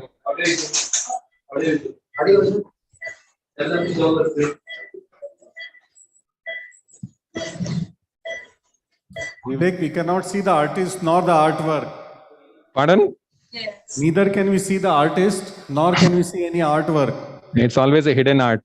When you are the guru, you can imagine. Okay, Ashish. So, this is now a centralized head. This is completely repaired. So down, I have taken a mattress bite. And here I've taken a simple bite. I have also taken a bit of MGHL because you saw the capsule quality was pathetic. This is a remplissage done. And it's a centralized head. Now you also look at the quality of head of the cartilage. Look at this. Look how much is the damage here. So that's what I was telling, here, Murugesh, that you have to write in OT notes. But these people, when they develop osteoarthritis in 10 years, don't blame the surgery. The head was already arthritic. The quality of cartilage anterior is also bad. Look at this. So anyway, we have done what best we could do with this kind of labrum, and rest is, up to him. But overhead sports will carry some amount of risk for him. So with that, I finish this. Ashish, any comments? No, he's just 23, right? Yeah. So would you do some ACI cartilage at the same time? But it's all like, you see, except for this area here, okay, which is superior part actually. The inferior part is here. Rest seems to be okay. So I'll still give him some time. Let's see. Right. Not at this moment. Unless it's a full thickness defect and you create a full thickness. See, this is the area where it is almost grade 4, but this all is patchy. So yes, as you said, this might require some time if he develops any problem of cartilage related. That has, you know, that Ayyappan has to keep it in mind that his cartilage is bad. Okay. Yeah. Next Thank time you. we'll give you a gift wrap patient. Yes. Thank you so much. Thank you, everyone. Thank you. Thank you. Thank you, Vivek. I thank the I whole call team upon, here, the team Dr. of Siddharth anesthesia, the entire OR team, and the team Suronics. Thank you so much. Dr. Siddharth, Thank you. present your case, please. Good evening. I'll be presenting a case where it is not an arthroscopy, but a usual case that I get to see in my practice. Okay, this was a lady who presented to me with a GT fracture, and this photos is 1 year down the line. But there are a lot of issues that had on the way. So this is usually the success way that we try to achieve whenever we have a humerus fracture.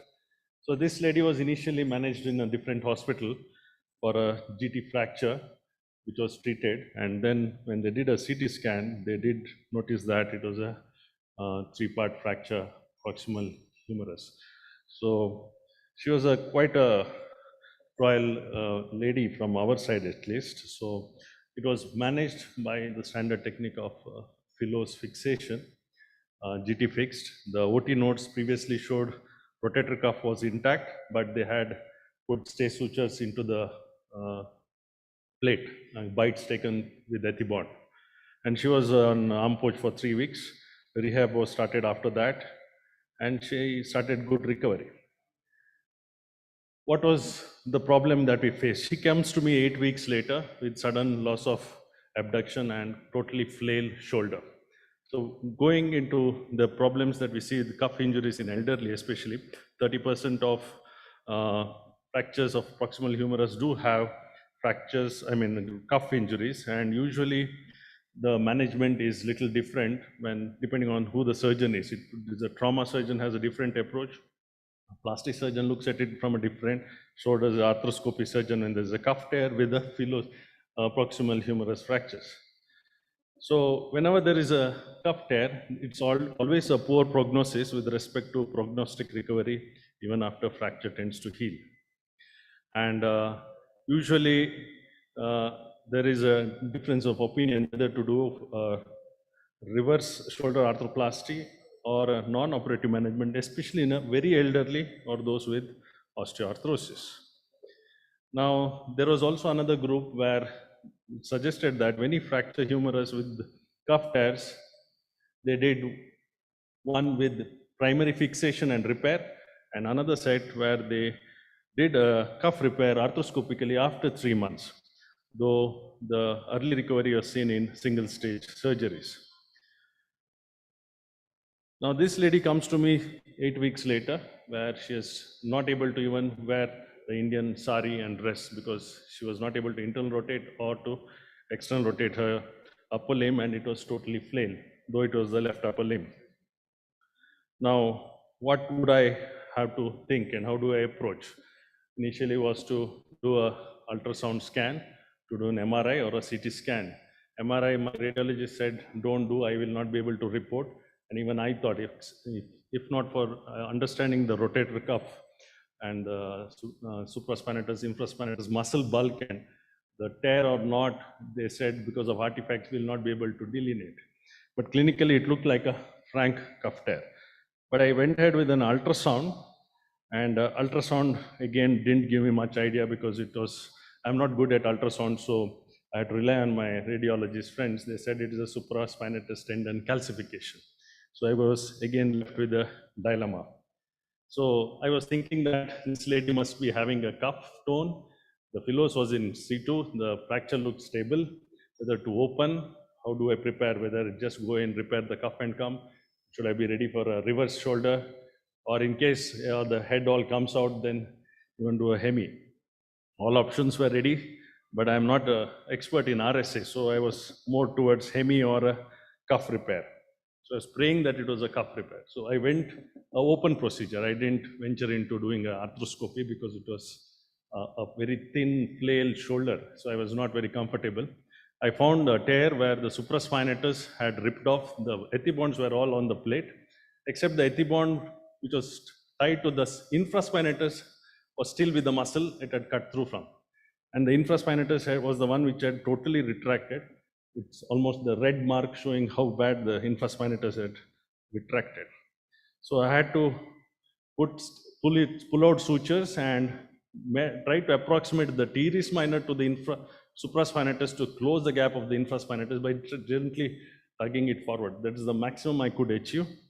And because of a lot of release and tensioning on repair, I had to put her on an abduction splint. So I was very guarded with my rehab. So almost from 45-degree abduction over 3 weeks, I brought it back to neutral. And after that, once she was reasonably comfortable with the pain, I started mobilization. So this is at 3 months after surgery with the X-ray, the fracture was better.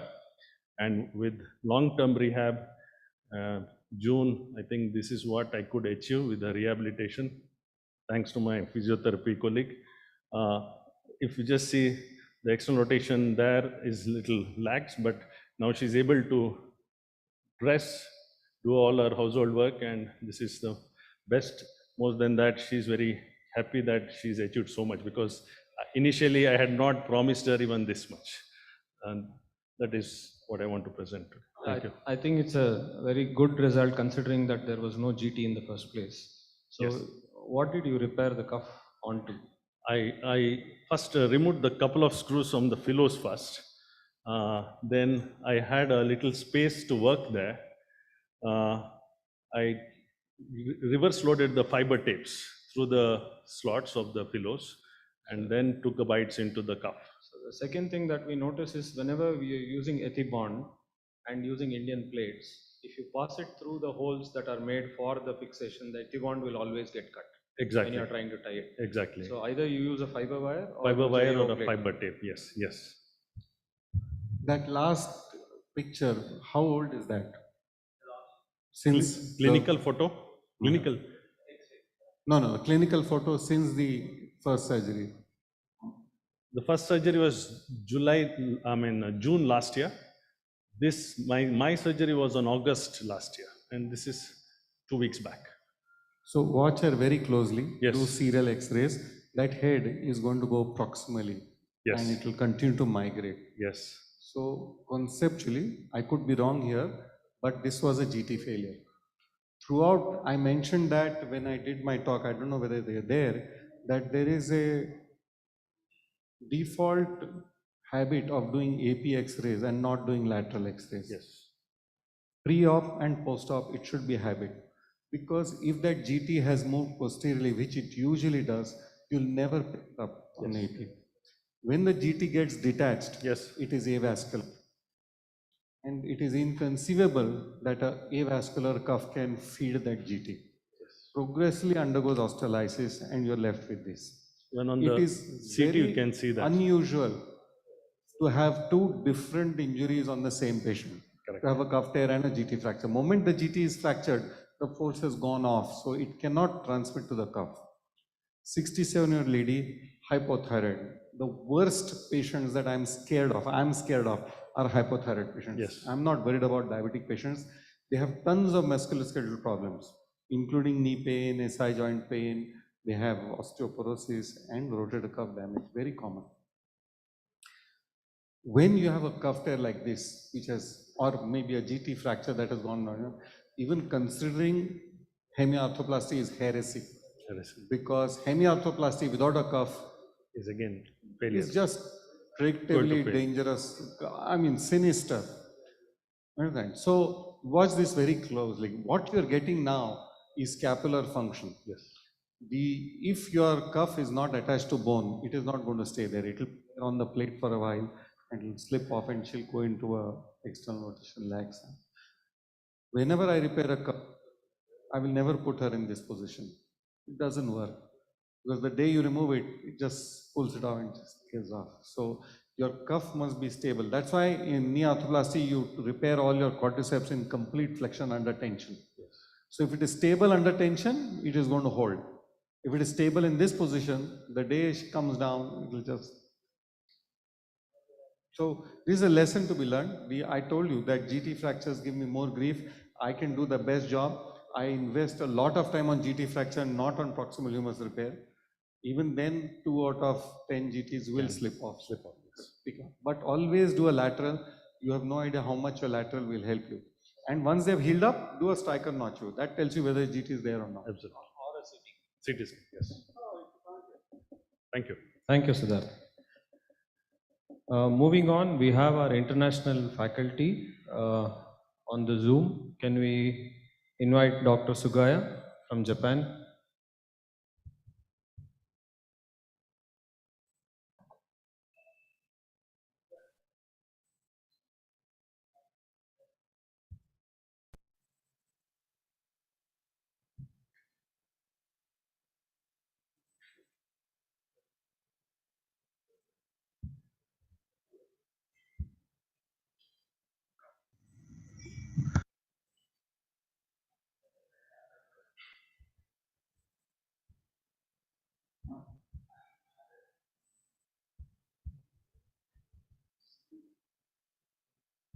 So just as an introduction, Dr. Sugaya does all his cases in beach chair. He's an extremely quick surgeon. Yeah. Dr. Sugaya, are we audible?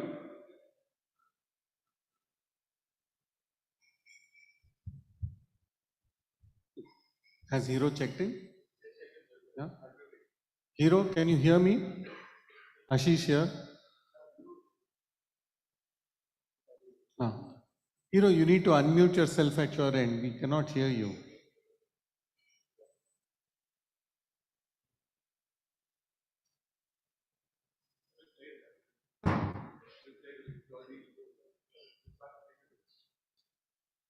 Yeah. So we're playing your video, Hero. Hopefully you should be able to unmute yourself. Say hi when you come in.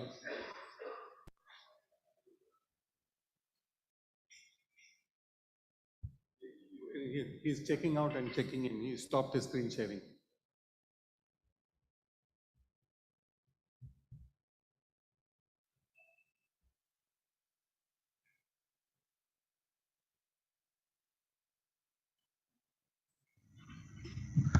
First of all, I'd like to thank Dr. Ayapan for inviting me to this wonderful event.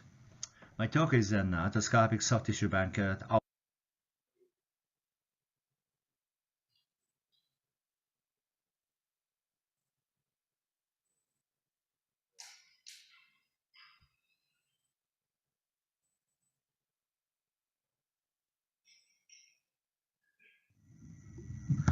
First of all, I'd like to thank Dr. Ayapan for inviting me to this wonderful event. My talk is an arthroscopic soft tissue banquet, always a gold standard to me. These are my disclosures. Soft tissue banquet, many surgeons' perception is anatomical procedure, technically not demanding. However, outcome is unreliable, especially in collision contact athletes.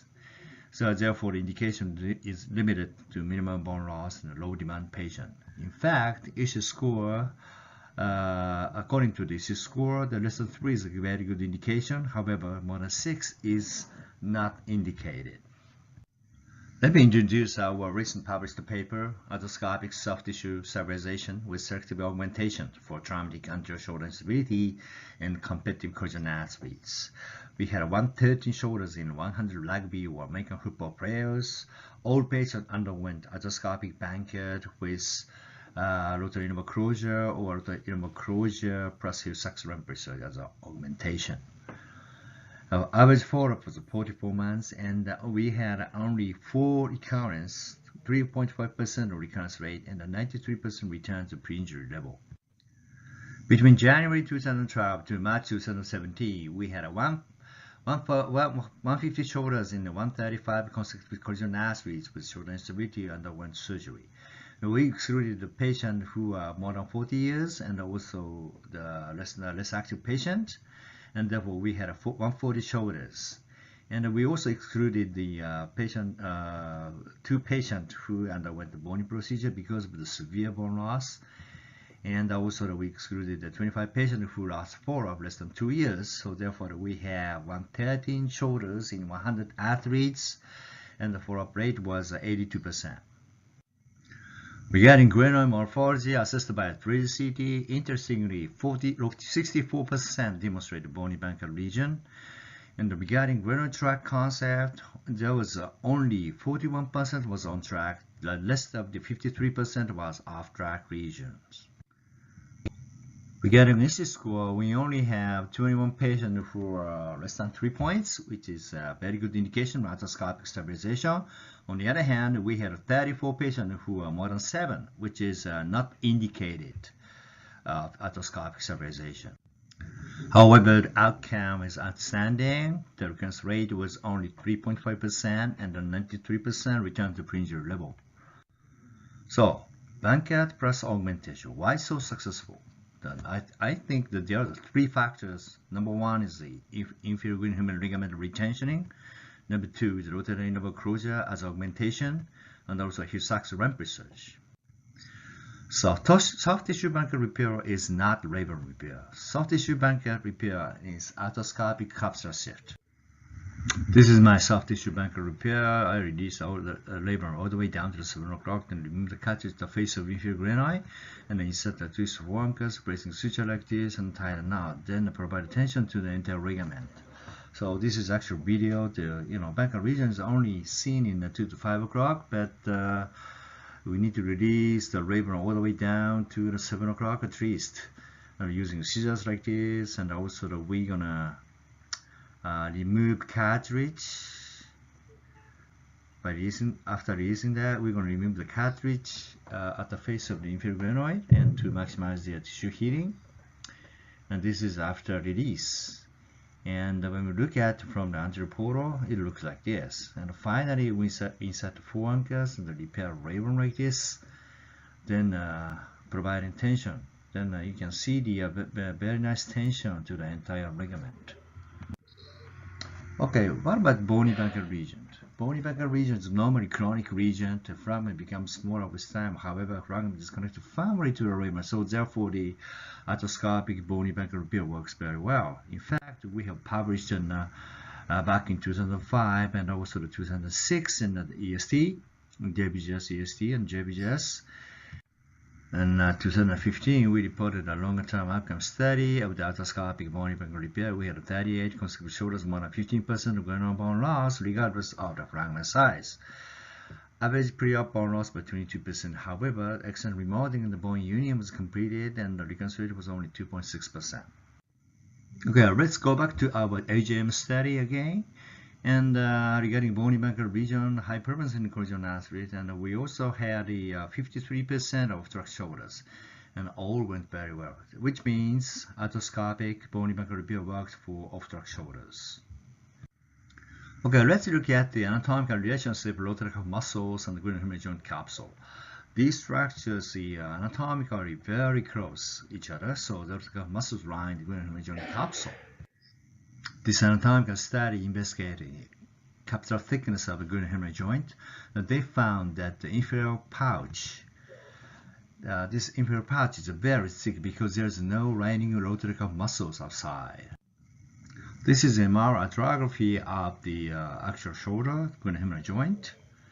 You see, this is the sizable section shows that here. Inferior pouch, there's no lining rotator cuff muscles outside. However, here is rotainable. This is also very no lining rotator cuff muscle, and also the capsule is very thin. So why don't we close this opening? So, okay, this is our rotainable closure. This is a procedure. First, we place the suture to the subscap tendon, and also bring the, and then we bring the arm maximum external rotation aside, and place suture to the soft tissue just behind the biceps tendon. And we normally use 2 sutures, so that's why we repeat the same procedure. When we look at this procedure from birth, this is also the procedure which close the both root of crocodilohumeral ligament, which originates from the base of the crocoid and the insertion of both subscap and the supraspinatus. So the interval closure is the, this is a joint volume reduction procedure. And then we can induce the biofeedback through the restorative proprioception by the ligament retensioning. So Hugh-Sachs rempressage is the first described by the Jim Wolf. This is arthroscopic rempressage. They originally used this procedure for the granular bone loss and the large Hugh-Sachs region. However, we use this procedure as an augmentation for young, high-risk collision contact athletes. So this is posterior rotator cuff structure, this is infraspinous tendon, this is teres minor tendon. In between, the capsule in between these two tendons, we can see like this arthroscopically. So our rempressage is under direct visualization. So first we insert the anchor, two to three anchors to the Hugh-Sachs region, then retrieve the scope, then introduce the scope to the bursa, and under direct visualization we place sutures to the this dotted line. Then after placing suture, we move on to the banker repair, then interval closure with the maximum external rotation, and finally we tie the sutures of rempressage like this. This is our modified Hugh-Sachs rempressage.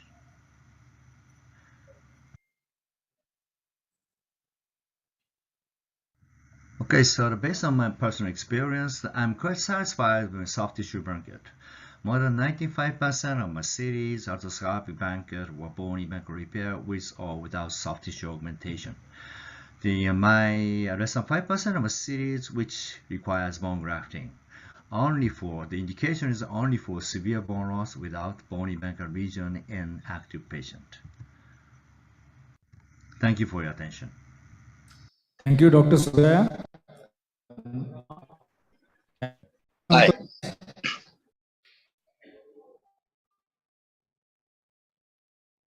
Hello. Hello? Dr. Sugaya, can you hear us? Yes, I can. Thank you for your lucid presentation. Dr. Rajkumar here from Bangalore. Okay. What is your tolerance limit to add remplissage for all patients with recurrent dislocation shoulder? I do rempressage, our modified rempressage for shoulders, in young collision athletes who are around 20 years old and younger. That's my indication. Okay. Is there any case where you have never added a remplissage though there is a patient with recurrent dislocation shoulder? Say it again, please. Say it again, please. Say it again, please. Sorry, I'll say it slow. Is there any case of recurrent dislocation of the shoulder in an young patient where you have never added a remplissage? If so, which are those cases? To me, the rempressage is contraindication of adding rempressage is the little bit older patient, like more than 20, more than 25 years old, 25 years old, and also the 30 years, more than 30 years. So these patients have a great chance of having post-op stiffness by doing rempressage. So that's why these are contraindications. So my indication on rempressage is very clear. Around 20 years old and younger, and collision contact athletes, very active patient. That's my indication. Dr. Sugaya, Dr. Gurur here. Thanks for coming in for the talk. We see that in your series you have a lot of bony Bancards. Yes. Which we don't see very often here. What is your take on having a bony Bancard? Would you still add a remplissage, or repairing the bony Bancards is good enough? The difference, why you don't see the bony Bancard, many bony Bancard. The reason is imaging. Precise 3D CT imaging is very, very important. So if you take 3D CT scan with the human head literally subtracted, maybe you can see around 50% bony Bancard. Yes. Hi, Sugaya. Hi. Hello. Hi. Hi. There's a nice weather in Bangalore. My question is, Yeah. My question is you describe the importance of the interval closure. Yes. Interval closure, yeah. But many doctors don't think interval closure is is necessary because sometimes it's good for MDI induced dislocation, but normal case of dislocation doesn't important. How describe again? Why not? One of my goal of this talk is the everybody make every audience to recognize the importance of the rotor interval closure. So everybody is right now insisting on the importance of Hussack ramp research, but ramp research causes a lot of sometimes causing the severe stiffness. You need to understand that, and also the technically demanding a little bit. But the interval closure is very easy, very easy, straightforward, and easy. So that's why the our paper, AGSM paper published in 2021, there's the first evidence of the rotor interval closure for augmentation. So that's why I want you to try this. So there's some doctors concerned about the interval closure, the external rotation loss after interval closure. But interval closure should be done with the arm maximum external rotation. So maybe more than 60 degree, more than 60 degree of the external rotation is very important. Then you never create your postural stiffness by doing it. So the interval closure is much more easier, straightforward, and the less complicated procedure, and the less complication down to such ramp research. But in suture between two structure is easy, but problems of healing. Do you think some interval closure getting healed over the time? I don't think so. Maybe that's not anatomical one, so that's why I don't expect any healing. But by doing this, the space between the supraspinatus and subscap closes. So that's a goal. So I don't know it's here or not. Yeah. Thank you, Dr. Sugaya. One more last question for Dr. Sugaya. Yes. In MDI, as doctor was asking you about interval closure, do you prepare interval closure along with ASA? Or ASA is a separate entity and you don't want to do it for MDIs? So the MDI, I think the MDI for MDI, the rotor interval closure works very well. That's very important procedure. And if you have patients who have capsular laxity, even traumatic shoulder instability, if you reinforce the capsule, then the interval closure is very effective. Capsular safe plus interval closure provides a very nice, very nice stability of the shoulder. So for MDI, of course, interval closure is indispensable. Thank you, sir. Thank you so much. Sir, this is Ayappan. Thank you so much. And because I've been troubling you for many months, and thank you for obliging and coming online and giving this lecture. Thank you so much. Ayappan, bye-bye. Thank you. Thank you. Thank you, guys. Can we ask Dr. Hamada to present his talk on biomechanics and outcomes in SCR?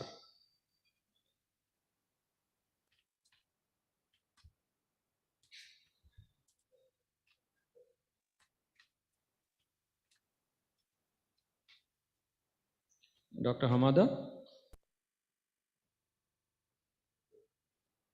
Welcome to Bangalore. Are we audible?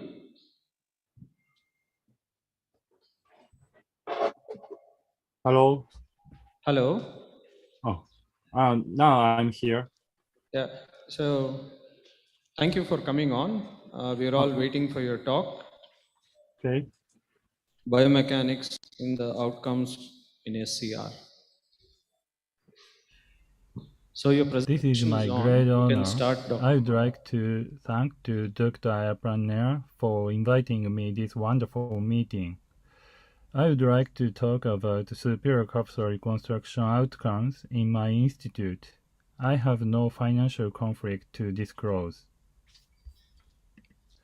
This is our history for irreparable cafeteria.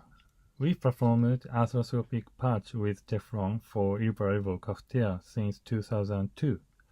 However, we experienced the inflammatory reaction after Teflon patch. Then we changed the material of arthroscopic patch with a fascial rod since 2009. Although the short-term outcomes of fascial rod patch were good, high incidence of graft failure was observed. In 2013, Dr. Mihatar published arthroscopic superior capsular reconstruction, and reverse shoulder arthroplasty was approved in Japan next year. Then we have started both SCR and reverse shoulder arthroplasty since 2014. Our indication of SCR is young active patient with an irreparable cafeteria without arthritic changes of a glenohumeral joint. On the other hand, RSA is indicated for patient more than 70-year-old with shoulder paralysis. This is the number of surgeries for irreparable cafeteria. The number of SCR is increasing. Our procedure of SCR is as follows. We perform it in beach chair position and graft harvesting from contralateral side.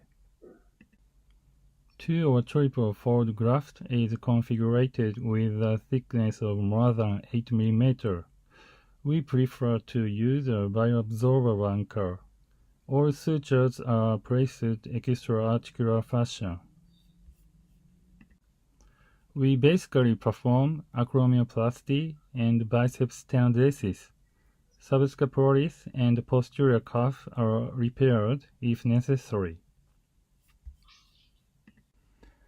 From 2015 to 2019, 56 patients who could for more than 2 years were retrospectively reviewed.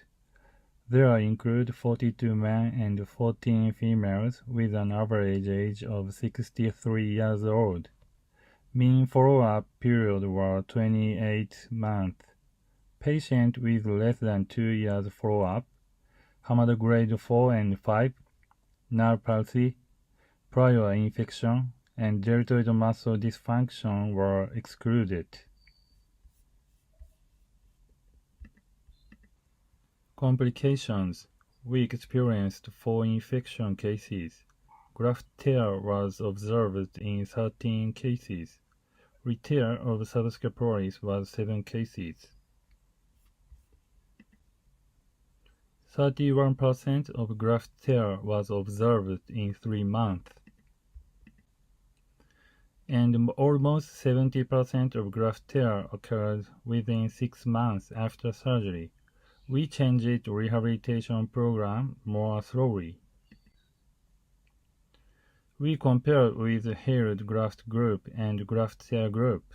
ACS was improved in both groups. However, the healed group was significantly better than graft tear group. Active elevation improved in healed group, and post-op elevation in healed group was significantly better than graft tear group. Post-op external rotation and adduction improved in healed group.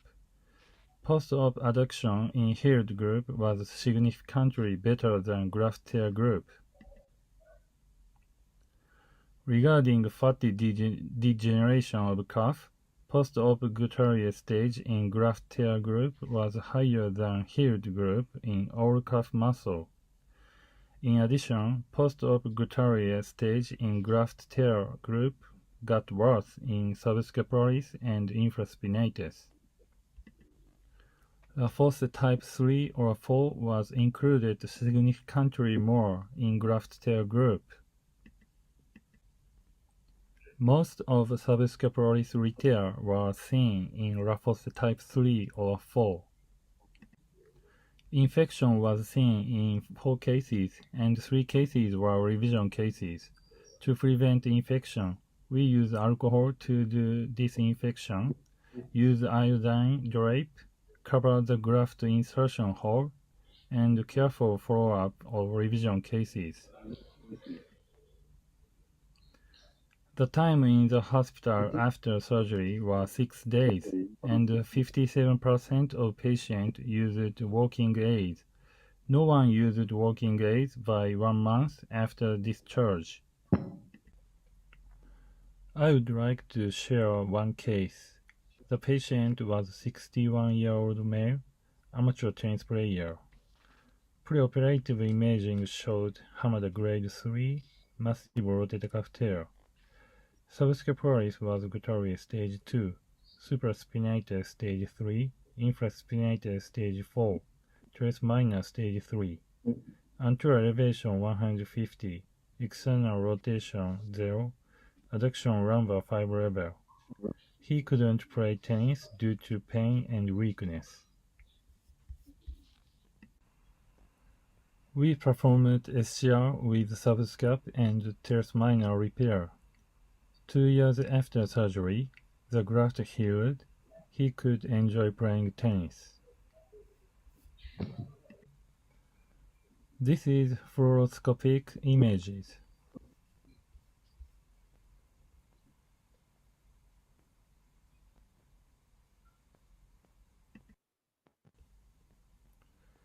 In summary, SCR yield feasible outcomes. Significantly better outcomes were observed in graft healing group. To prevent graft tear through rehab protocol and try to repair infraspinatus and teres minor as much as possible. Beware Raffles type 3 and 4 in subscapularis tear.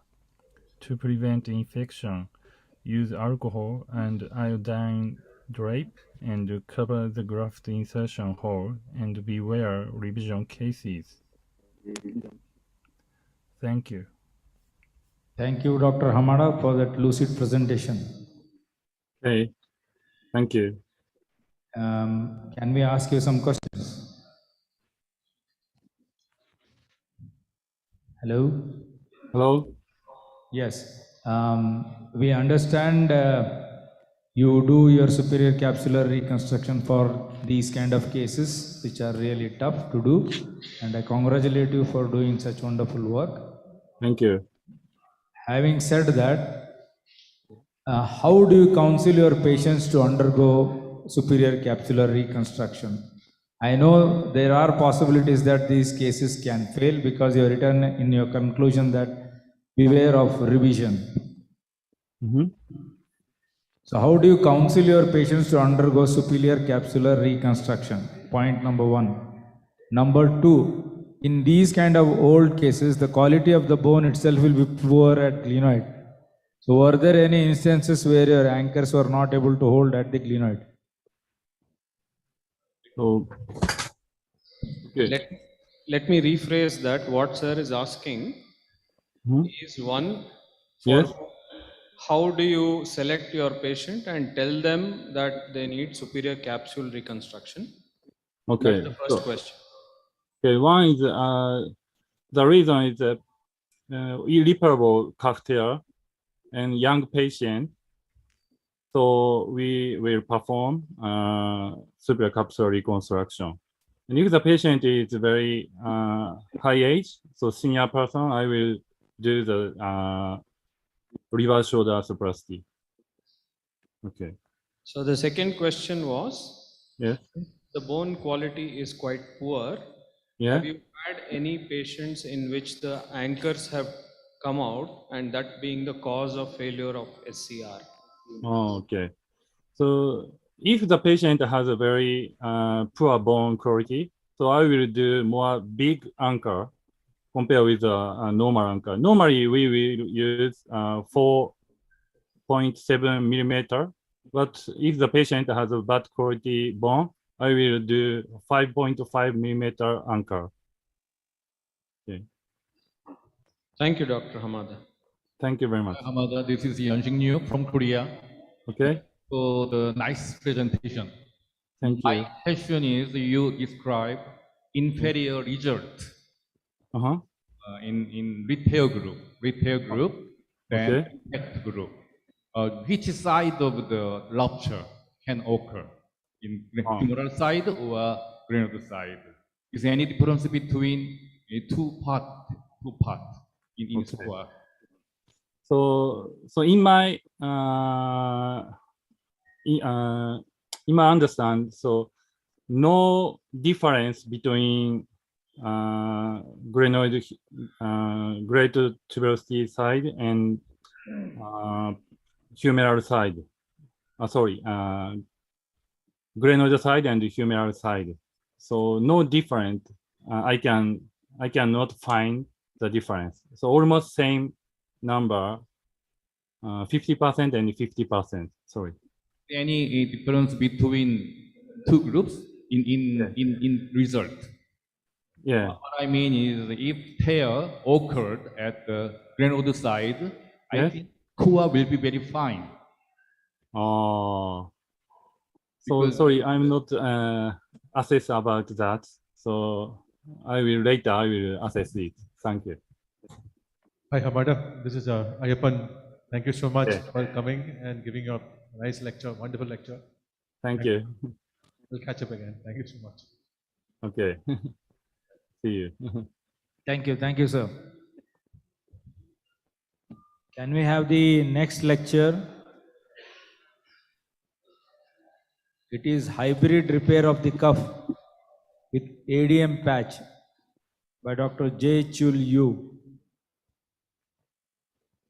Dr. J. Chul. Good morning. My name is JC Yu. I'm from Seoul, Korea. First, I'd like to thank Miscon and the committee and Dr. Nair for inviting for this wonderful meeting. I'll be talking about incomplete repair and some patches. I have no conflict with this talk. As you know, one of the most complex rotator cuff cases in my mind, it's large to massive tears in revision rotator cuff repairs. I think because large to massive tears is so diverse, the patient factor, surgeon factor, and there are many different things. And of course, any revision is sometimes difficult. But I'll focus on large to massive in this talk. So the large to massive tears, you can see there are so many different options that you can make a treatment. So the decision is complex already. And if we can just grade our surgery into something like this, easy, moderate, hard, this is what I can grade, especially in incomplete repair with some patches and SCR, maybe LD transfer the classic way, and some of the reverses are difficult also. So I'll focus on this. So why do we need patches or some bioinductive scaffold? As you know, the revision surgery is mainly due to re-tearing, and it is now generally accepted that healed repair, on average, has a final ASCS score and SAIN score greater than 20 points compared to the unhealed patients. So we need every effort to improve healing and decrease re-tear rate. So we all agree on this point. When I published this in 2018, it's an incomplete repair with the single row plus double row concept. However, the results were relatively good, but we were always dissatisfied with this 20 to 30% re-tear. So if we can have some kind of a bioinductive scaffold or patches, maybe we can decrease that re-tear rate. And there are many, but I think we should focus recent collagen drugs, xenoallografts. In Korea, since 2020, there are many very good ADM in Korea.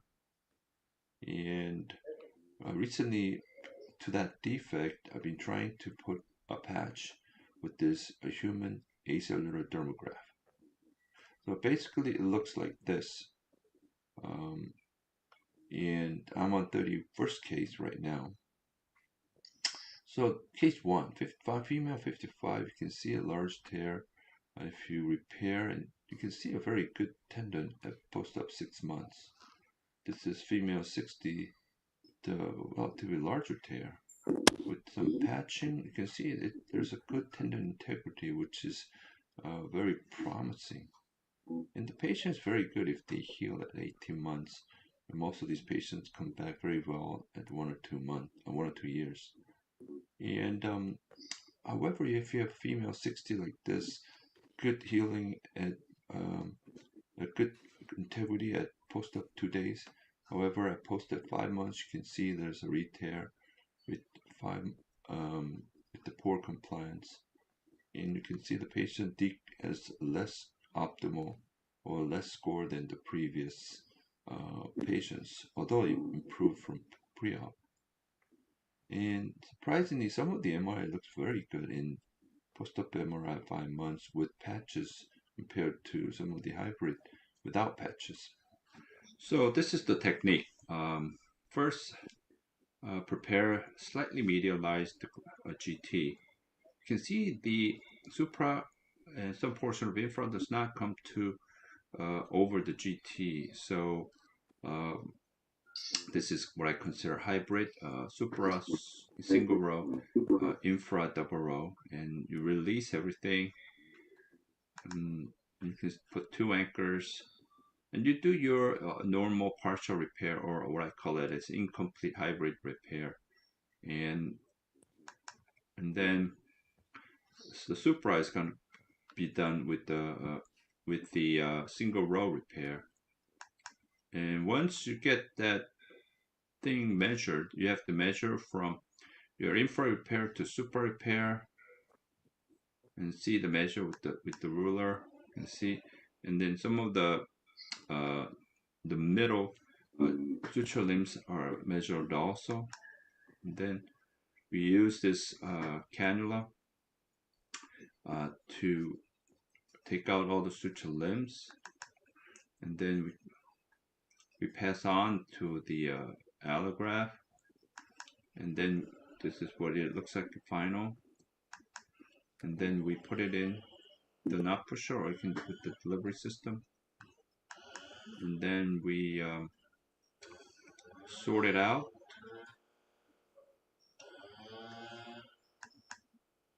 Relay.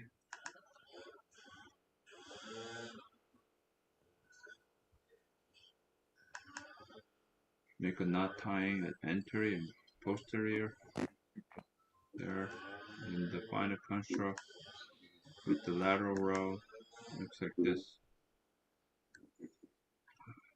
So currently we did biceps long head augmentation, which seemed to have no benefit.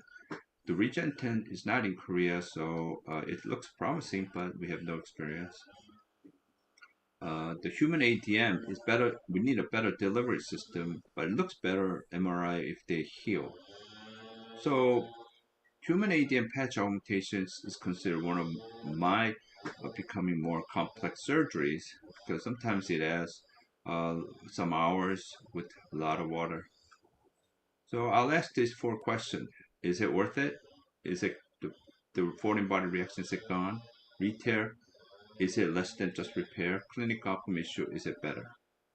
So in my hand, incomplete hybrid repair is about 60-minute surgery or less. Regen 10 might add another 10 from the video.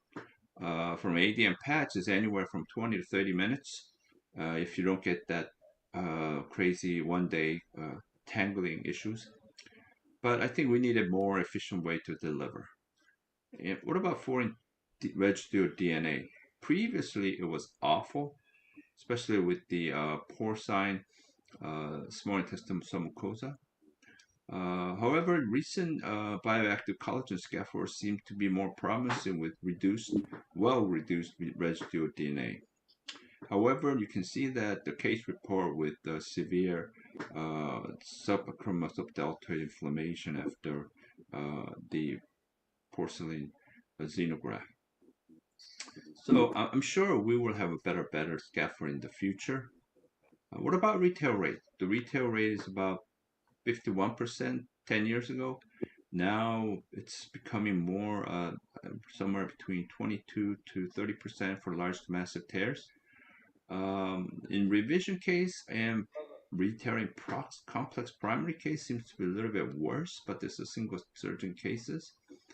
My series show that it's less than 20%, but however, we need much more cases to have this backed it up. And it looks good if it heals. I understand there are several studies that's going on with this region 10, the xenograft. And the partial tear, we usually have 5 to 7. Large tear, we have 20 to 50% retear. And we have some promising results showing this 97% healing and 96% healing. And what about clinical? Clinical, some reports that there's no difference. In revision case, seems to be even worse. However, some studies show that it tells less, and then the score is better, which is not expected. So we think that if it heals, the clinical outcome is better. So in summary, in 2022, all these answer is surgical time worth it? Maybe. Foreign body reaction gone? No, but it recently improved. Retail issue, is it better? Is it less? Not yet, but it's promising. Clinical outcome issue, if the retail is lower, then I think the clinical outcome is better. The most complex issue in my mind with rotator cuff repair is not the technique, but the issue of retail. If we repair and then return to original or even larger size, what is the rationale for repair? Even every effort to improve, to reduce the retear and improve clinical outcome is worth a try. Patch might be one of them. Thank you very much and obrigado. Thank you, Dr. JC, for this wonderful presentation. Dr. Rajkumaria from Bangalore. I understand you are going to augment your rotator cuff tears with a dermal patch to improve the cuff healing. Is that correct? Yes. Good day. Can you hear me? Yes, we can hear you. Okay. First, I'd like to say hi to Dr. Yu, another Yu, my senior there. Thank you. And good to see all my friends, Raju and Ipan. Where did Ashishi go? Anyway, I'd like to first say hi to everyone. Yeah, your question is that whatever effort, I'm not sure if this really works. It's adding another 30 minutes to your surgery is not a good idea. So it has to work, at least have at half of the retail rate than the one before. So I'm on 31st or maybe around 14 by now. So I'll let you know by maybe this year or next year after like 1 or 2 year follow-up. And just like my hybrid technique or incomplete repair, those who healed with the incomplete repairs did very well compared to those who did not heal. And so I think we should make it every effort to heal it. Okay, just in case we are not having access to the dermal graft or the allograft that you're talking about, what are the ways that we can use locally to enhance a cuff which is not repairable? Locally, what all we can do to improve cuff healing? It's a very good question. If you don't have the ADM or if it's not available, I tried the biceps, and there are 3 literatures, including mine, and 2 of them surprisingly came from Korea, one by Dr. Kim Yang-soo and the other by Changjin Shin. And they all say that the biceps augmentation, this is not biceps SCR, this is biceps augmentation, which I have tried, did not really show any difference between just repair. So unfortunately, I don't think biceps really works in my hand. Another thing is that I think if you cannot use allograft, you just have to use autograft, which is, Sugaya here and our Japanese colleagues are here. They're big users of the tensorfasciolata. So, but I'm not sure like if the Indian patients like another scar and pain on their thigh. Koreans just don't like it. They're not like Japanese patients who says they're willing to, because they don't have allograft. I guess they're just willing to accept that. But in Korea, I don't think tensile fasciitis is a good option. So that's what I can think of.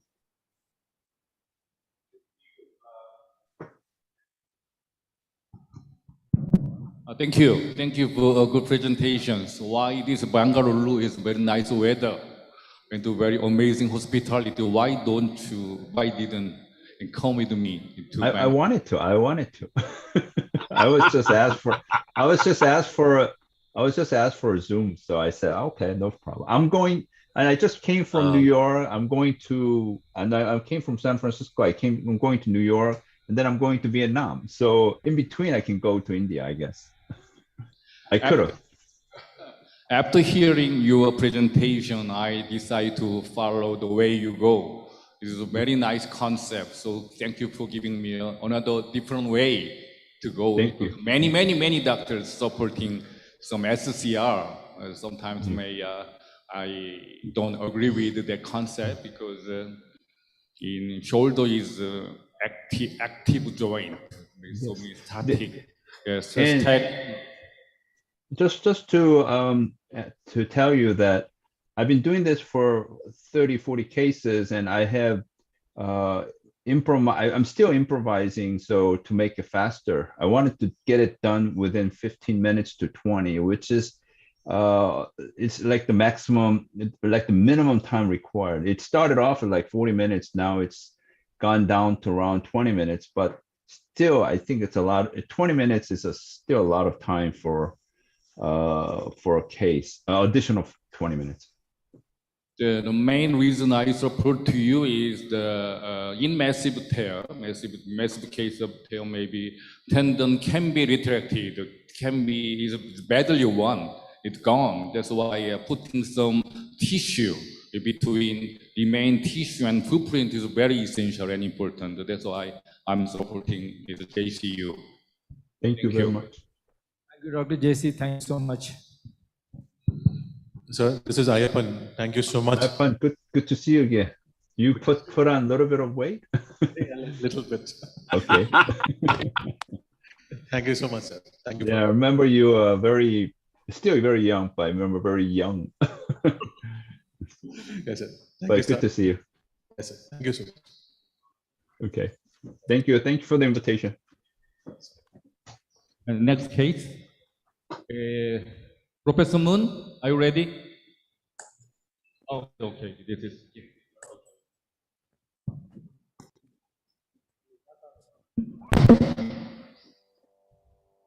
Good morning, ladies and gentlemen.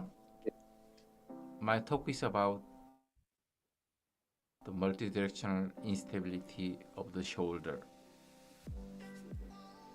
Multidirectional instability is instability in more than one direction. Anterior, posterior, and inferior, even generalized laxity. So before we treat the patient, we need to detecting the patient condition. Also, we need to provide a solution for certain cases. For detecting the patient condition, we apply physical examination and MR arthrogram. You can define the patient condition with the circus test,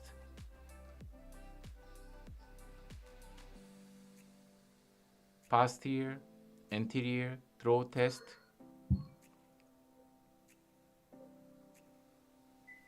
and forward flexion and push posteriorly, and we can detect where the patient can doing compensation by scapula.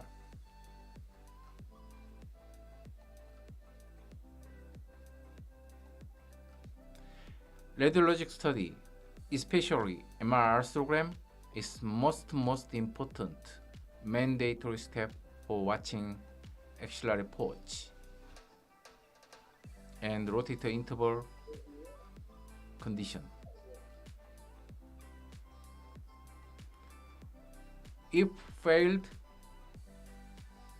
the case who applied rehabilitory protocol, we need to choose the surgery. Our goal of surgery would be restore capsulolabral ligament tension by application and rotator interval closure. Finally, we apply the post-op rehabilitation.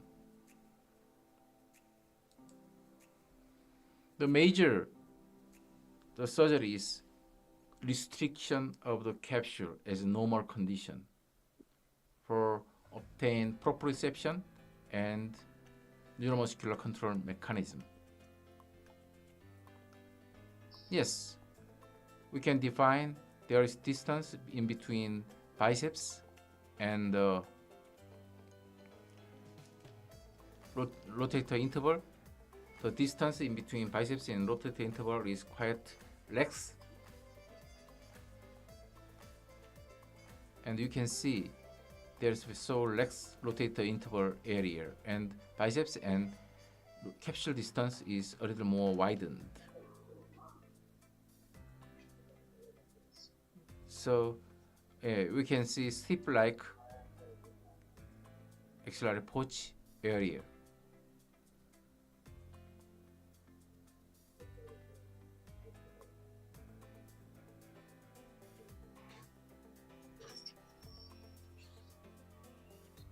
Yes, there is normally there is bumper at the IGHL level, but it is something like the select IGHL. In such a case, we apply the rotator interval closure and inferior application by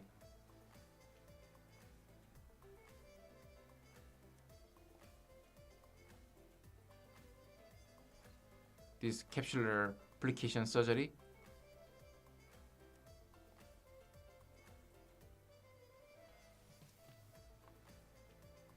Result in shrinkage of the capsule.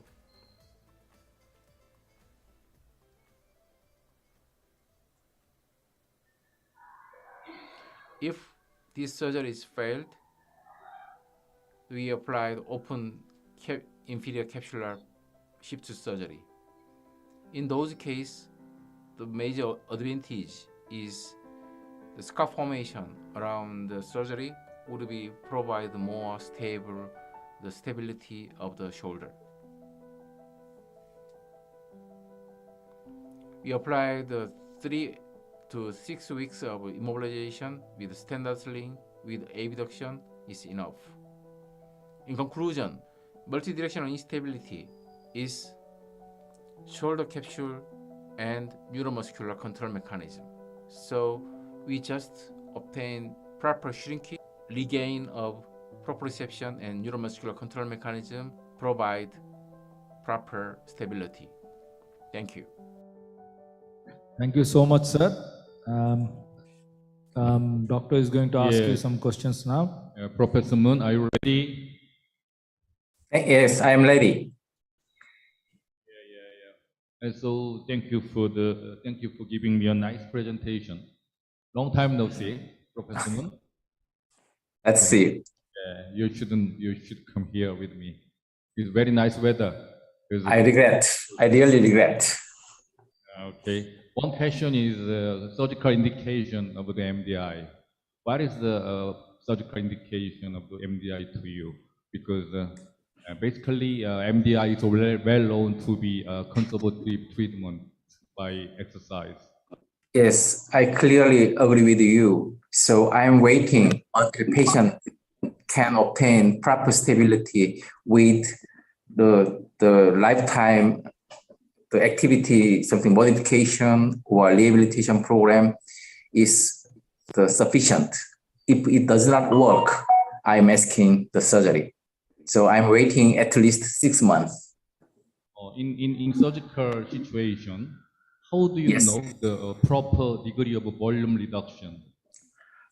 Yes, that's the most important point, Professor Yu. Yes, when I did the restoring the rotator interval and capsule, I'm the apply more maximal traction system rather than normal the shoulder arthroscopic surgery. So I try to the most shrinkage by something the capsular duplication surgery, but during the time time of the time situation, I try to retract the patient arm for obtain proper shoulder the flexibility. That's important. Yes. Yeah. Last question is: have any experience of too much stiffness after repair? Yes, I met few cases. They complain the frozen shoulder like symptom until 6 months or 3 months. So I encourage them or inject into the joint some steroid. After that, they regain their stability, flexibility as the time goes by because they are so young. Yes. Just one question. Yes. When you're taking the bite through the inferior capsule, what are your chances of injuring the nerve below? Excuse me, sir? How do you safeguard the nerve, axillary nerve, while you're taking a bite through the inferior capsule? Yes, it's also one of the very important point. You are right. So when I take this capsule, I pass through more superficial, just nearby the superficial capsular area for avoiding such the side effect.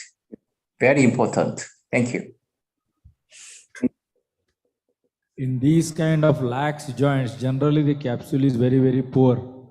Yes. Yes. And suppose these repairs fail, what would be your next option for these kind of patients? Yes. Thank you, sir.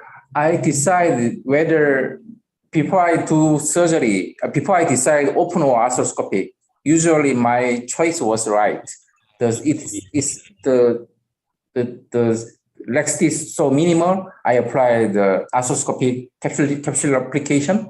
And if it's a little more too lax or dislocation like instability, I apply the open repair. But if some colleague report to me who had failed arthroscopic capsular application, in those cases, I do not hesitate doing open capsular application surgery. After that, patient can obtain the proper stability. Do you have a data on saying yes, the open capsular shift procedures were much better than the arthroscopic capsular procedures in MDIs? I think arthroscopic capsular is first choice. If it failed, maybe next step would be the open capsular application surgery. Then yes, that's my opinion. Thank you, sir. Thank you very much for that. Thank you. Very lucid talk. Can I call upon Dr. Poriwanshi to give his talk on proximal humerus fractures my way?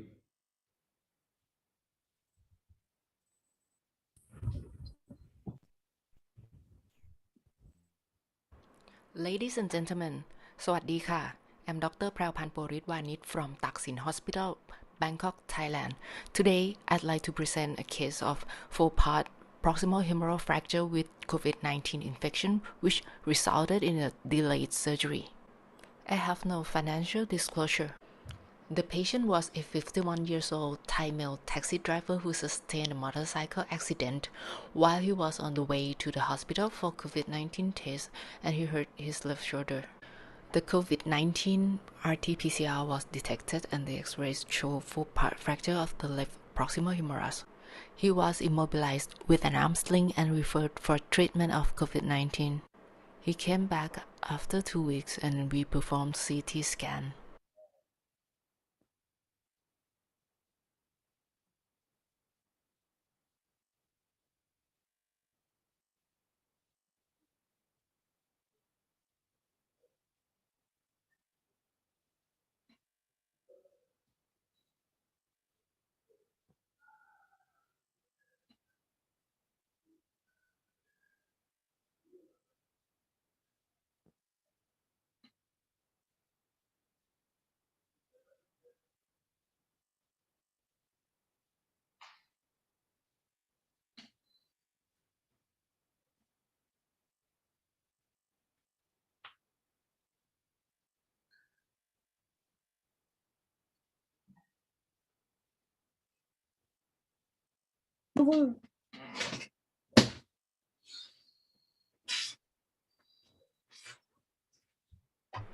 The operation was open reduction and internal fixation using Philos plate and iliac bone graft at 20 days after injury. The patient was placed in B-chair position at about 20 degrees reclination.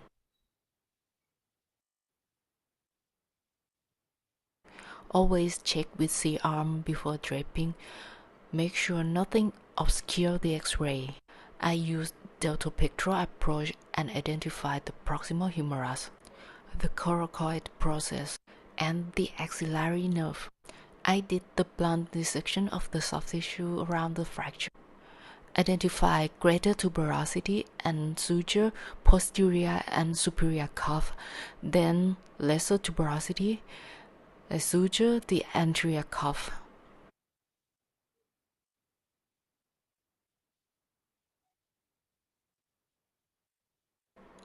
Then identified long head of the biceps and cut it.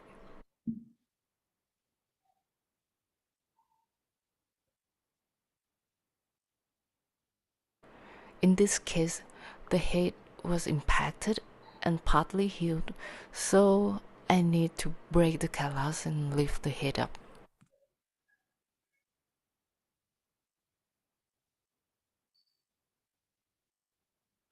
And this is the head after reduction. Tricortical iliac bone graft. The graft was inserted into the bone voiding gap to support the head.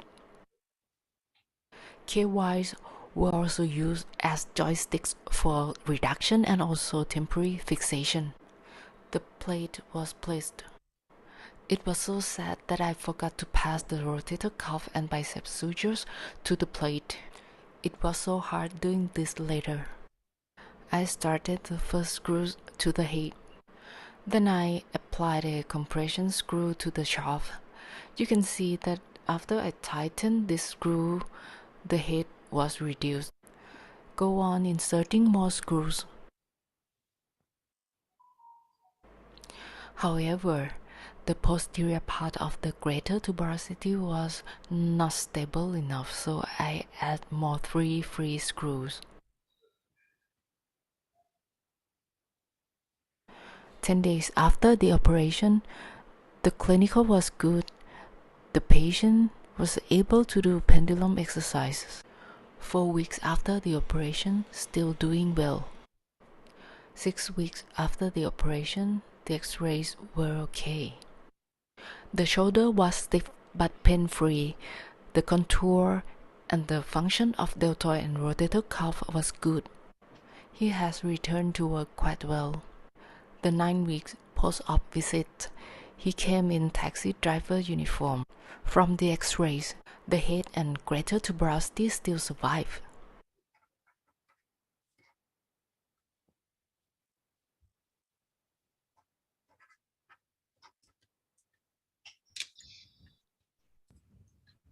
Hello. Lovely. Okay, hi. Good evening. Hi. First, I'd like to. Oh, can you hear me? Okay. Hi, Paul. Can you hear us? Can you hear me? Yes, you're very well audible. Okay. So, thank you so much for the invitation. Is there any reason for using a screw? Were we not able to fix the cuff using suture anchors or just sutures? Do you mean the? Sorry. Yeah, posterior part. If we see the 6 weeks follow-up, the GT seems to have resorbed to some extent. In 6 weeks, I think there's not much resorption. I think, and the function is still good. Maybe from the view of the X-ray that we see the all the changes of the GT, but I think comparing with intraoperative fluoroscopy is not much different if in the same position or in the same view. Dr. Ayapan, are you listening to me? Dr. Ayapan? Sergio, yeah, I can very well listen, yes. Can I ask, can I make a comment? Just 1 second, which I think is important. Yeah, can I? Yes, please go on. Okay, sir. So I just want to make a comment, okay? Dr. Prawan, nice to meet you. I'm Dr. Sergio from Brazil. And besides being a shoulder and elbow surgeon, I do a lot of shoulder and elbow trauma, really hard work. So I would like to highlight two stuffs, and I'm gonna reply the Indian doctor who has made a comment about GT. The first one, and a message to the juniors, is that the doctor had reassembled the medial hinge. And this is one of the big reasons for such a good final clinical and radiological result. So this is something not to be forgotten. But the other stuff is is a comment and a reply to the Indian doctor who has made a question about greater tuberosity reabsorption. So with the high volume we have of such complex traumas here, I can say that the radiographical reabsorption of such greater tuberosity fractures is very common. Is described in literature, and it's not a pathological scenario, but is a radiographical feature. And in spite of that, the reattachment of the posterior superior cuff still remains in spite of the radiographical image. So in the end of the story, you have this is a joke we do in Brazil.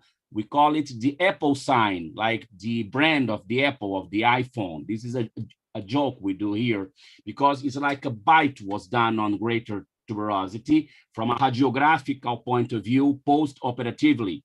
But in spite of that, this is not a problem. This is a radiographical feature, and this will not impede good final clinical results as it happened in your case. I think that Dr. Ayapan and Dr. Rajkumar Amaravati, this is a very important message for the juniors. Thank you, doctor. Thank you so much, Ka. Okay. So if there are no further questions, can we move on to the next talk, subscapularis repair by Dr. Sergio? Okay, thank you. Hello, Pope. Thank you so much again, Pope. Yeah. Oh, thank you, Ka.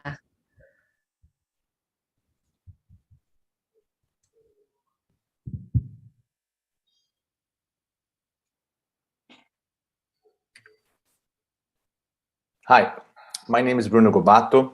I'm speaking directly from Brazil. Thank you, Dr. Napi, for this opportunity. And we're going to speak about the metaverse and shoulder arthroplasty.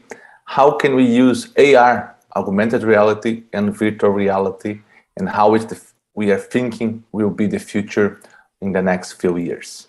So the objective of this presentation is to show examples of real life, real life augmented reality and virtual reality. How can we use for teaching, training, discussing, and performing surgery, and a glimpse into the future. First of all, we know to understand some different terms, which is virtual reality. You can see here in this picture, this guy is totally immersed, so he sees nothing, only the digital world. And when we are speaking about augmented reality, AR is something like Tony Stark, Iron Man. He sees the whole world, and he can see virtual objects in his field of view. This is an example of a VR. It's the OSO VR platform. So you are totally inside a virtual OR room. Then you can use it for training and practicing surgeries. That's not what we are doing. We are using more the augmented reality that we are going to show. But in the future, everything will be merged together in something called extended reality. We don't need to understand the terms. We just need to understand a little bit about the technology. In the future, we are going to have mixed reality, augmented reality, everything together, gaming and artificial intelligence, everything together. And that's what we're going to see. Can we do it free? Yes, we can today. We can do it augmented reality with a piece of paper or in a smartphone app. So we can use this app called Augment, and here we can see the planning of a reverse total shoulder arthroplasty. Even with the graft, we can see here in red, or we can see the planning for a clavicle fracture using our smartphone and a very simple piece of paper. We can do different. We can have the same piece of paper and fold it into a cube like that, which is called that merge cube. And then we are showing here at Exatech booth a planning of the Exatech implant using this kind of technology. So this example we are using, for example, for our medical students. These are 3D models, real life 3D models from patients, from CT scans, and we can use them to teach anatomy. The students can use and see 3D anatomy at their own hands and for free. This app is free, you just need to upload your models. This is an example of reverse total shoulder planning, also using this cube. We're using, in this case, a German implant called Agilon, the implant cast implant. And this example of planning of a proximal humeral fracture that we can have inside the OR room, what we plan to do, how we plan to reduce the graft that we plan to do. And here is our planning for this case using augmented reality. For that, we need some devices we call glasses. I'm using a HoloLens, but there are other glasses and new glasses every time. This is an example of teaching anatomy. I'm teaching the students the external anatomy. So I'm teaching how to do physical exam and how to exam. In this case, we're teaching the iliac crest. Now I'm teaching how to palpate the knee. So I'm showing the digital models where I'm palpating, and then I show where I need to palpate. So for that, we are using augmented reality. This case is how to show and visualize the surgical planning. In this case, a very simple case of a clavicle fracture. So this is a clavicle fracture surgery made with the guidance of augmented reality. So we have the digital models, we have everything we need to do, the lateral and the medial fragment, everywhere each screw should be, and then we are going to use that to replicate our surgery. We can do for planning, for example, reverse total shoulder arthroplasty. This is an app called the Evolutis app, and we can use it for planning, in this case, a reverse total shoulder. Here I am in my home office. We can do different planning. This is a different implant. We are planning first the glenoid axis, then we plan the implant itself, as you can see here, and we can use also 3D printed models, in this case, patient-specific guides. So we are merging everything together. This is the surgery, the view of our surgery in one of our first surgeries. It was a very severe inclinated glenoid. So we should put the implant very inclinated. So we use augmented reality to guide us during the surgery where to place the implant in the correct position. We can do also remote assist. In this case, is a surgeon in Switzerland called Mohitaha. And I'm in my computer, I'm putting an arrow where he should put the osteotomy, and that arrow is placed in his field of view. So he's seeing that arrow glued to the model, to the humeral head. So now he knows where to do the osteotomy. This is an example how we can compare a 3D printed model and augmented reality model. As you can see, they are pretty much very, very similar. We are trying different ways. This is an augmented reality ultrasound. This is the ultrasound from my home office, and we are thinking about future procedures using ultrasound and augmented reality. And also for arthroscopy, we are thinking about how we can use augmented reality in arthroscopy. This is just us testing this kind of technology. It's not ready yet. And this is how we do. This is me with the glass. We project the models, and we can also have, during the surgery, the aid from surgeon. This is the surgeon Thomas Gregory from France and Thomas Erickson. They are seeing everything that I see from my field of view, and I can see them just as you can see. And we are performing the surgery at 2 hands, but 3 heads to perform a surgery. This is me and Dr. Mohitaha from Switzerland planning a surgery ourselves. Dr. Mohi is using the glass. This is a glenoid, and I'm seeing his field of view, and we are discussing how to perform and to plan a reverse total shoulder arthroplasty. This is another example. This is my field of view. I'm using a glass. This is my office, and this is Dr. Mohitaha, and we are planning together a reversed total shoulder arthroplasty. We are discussing what we are going to do. And this is the field of view from Dr. Mohitaha from Switzerland. Now he's seeing me, that's me. And now his field of view, what we are doing, the same planning together, me in my home in Brazil, he is in his home in Switzerland. This is another meeting that we did with Brazil, South Africa, France, and Belgium, 4 surgeons discussing a case that it's from Professor Thomas Gregory, and we have to participate. And this is the surgery that we helped Professor Thomas Gregory to perform a reverse total shoulder with 3 surgeons alive in this procedure. This is another example of a different way as we are doing a round table. We are discussing cases using our avatars with real life roads. We can use image, we can use CT scans. I can show, this is Dr. John showing me what he's finding. And now, again, he's showing the CT what he's understanding. And here is me grabbing now the image and showing him what I think about this case. This was my field of view, and now the field of view from another surgeon, Dr. Mohitaha.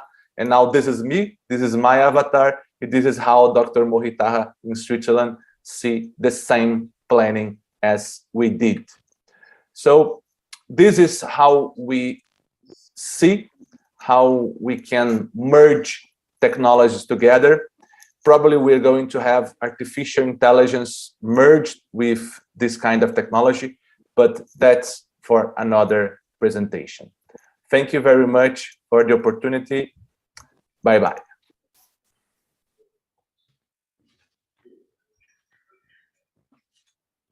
Thank you very much.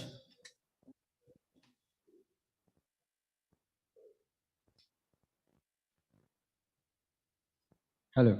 So that was really new to us.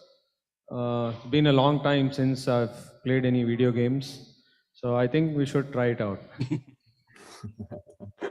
Thank you very much. Thank you for the invitation, Dr. Ipan. It's a pleasure to be here. Can I ask a question, please? Of course. Yeah. Excellent presentation, Dr. Bruno. I am Raju Ishwaran from New Delhi. I'm keen to know all the planning that you showed in this presentation. Was it done on the Augment app? And what brand of HoloLens are you using currently for your surgical procedures? Perfect. I'm using HoloLens 2. We have very few options of glasses today. We are expecting new glasses in the next year, but I use Microsoft HoloLens 2. I do all the planning myself. I do with a regular CAD software, so I'm not attached to any implant or to any brand. I import the CT scan, I import the model from whatever brand I want, Exatec, whatever brand I want. So I do the planning myself. So by that, we are not linked to any specific software. So I do the planning myself, and then I import this planning to the glasses. That's how I can import proximal humeral fracture planning, clavicle planning, or any reverse total shoulder arthroplasty planning for my augmented reality glasses.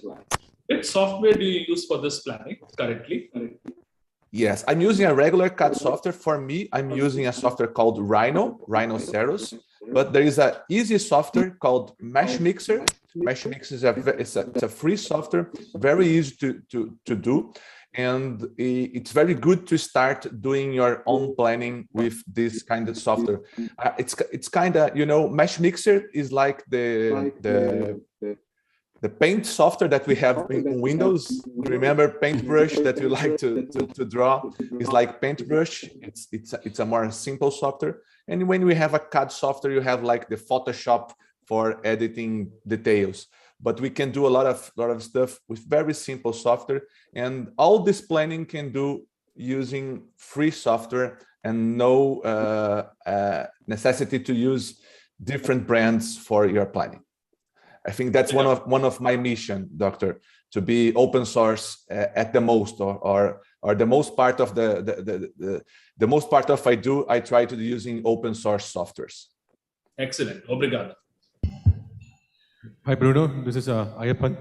Thank you so much. Meet again after many years. Thank you so much for coming online. Excellent lecture. We really loved the second lecture as well, but because of shortage of time, we're not able to play it. Thank you. Thanks for understanding. Bye. Thank you. Congrats for the image and audio quality. It's amazing. So we are half part in another part of the world, and it's amazing, the image quality and the audio. Congrats to everyone there. Thank you so much. For the next talk, can I invite Dr. Sergio for his presentation on subscapularis repair?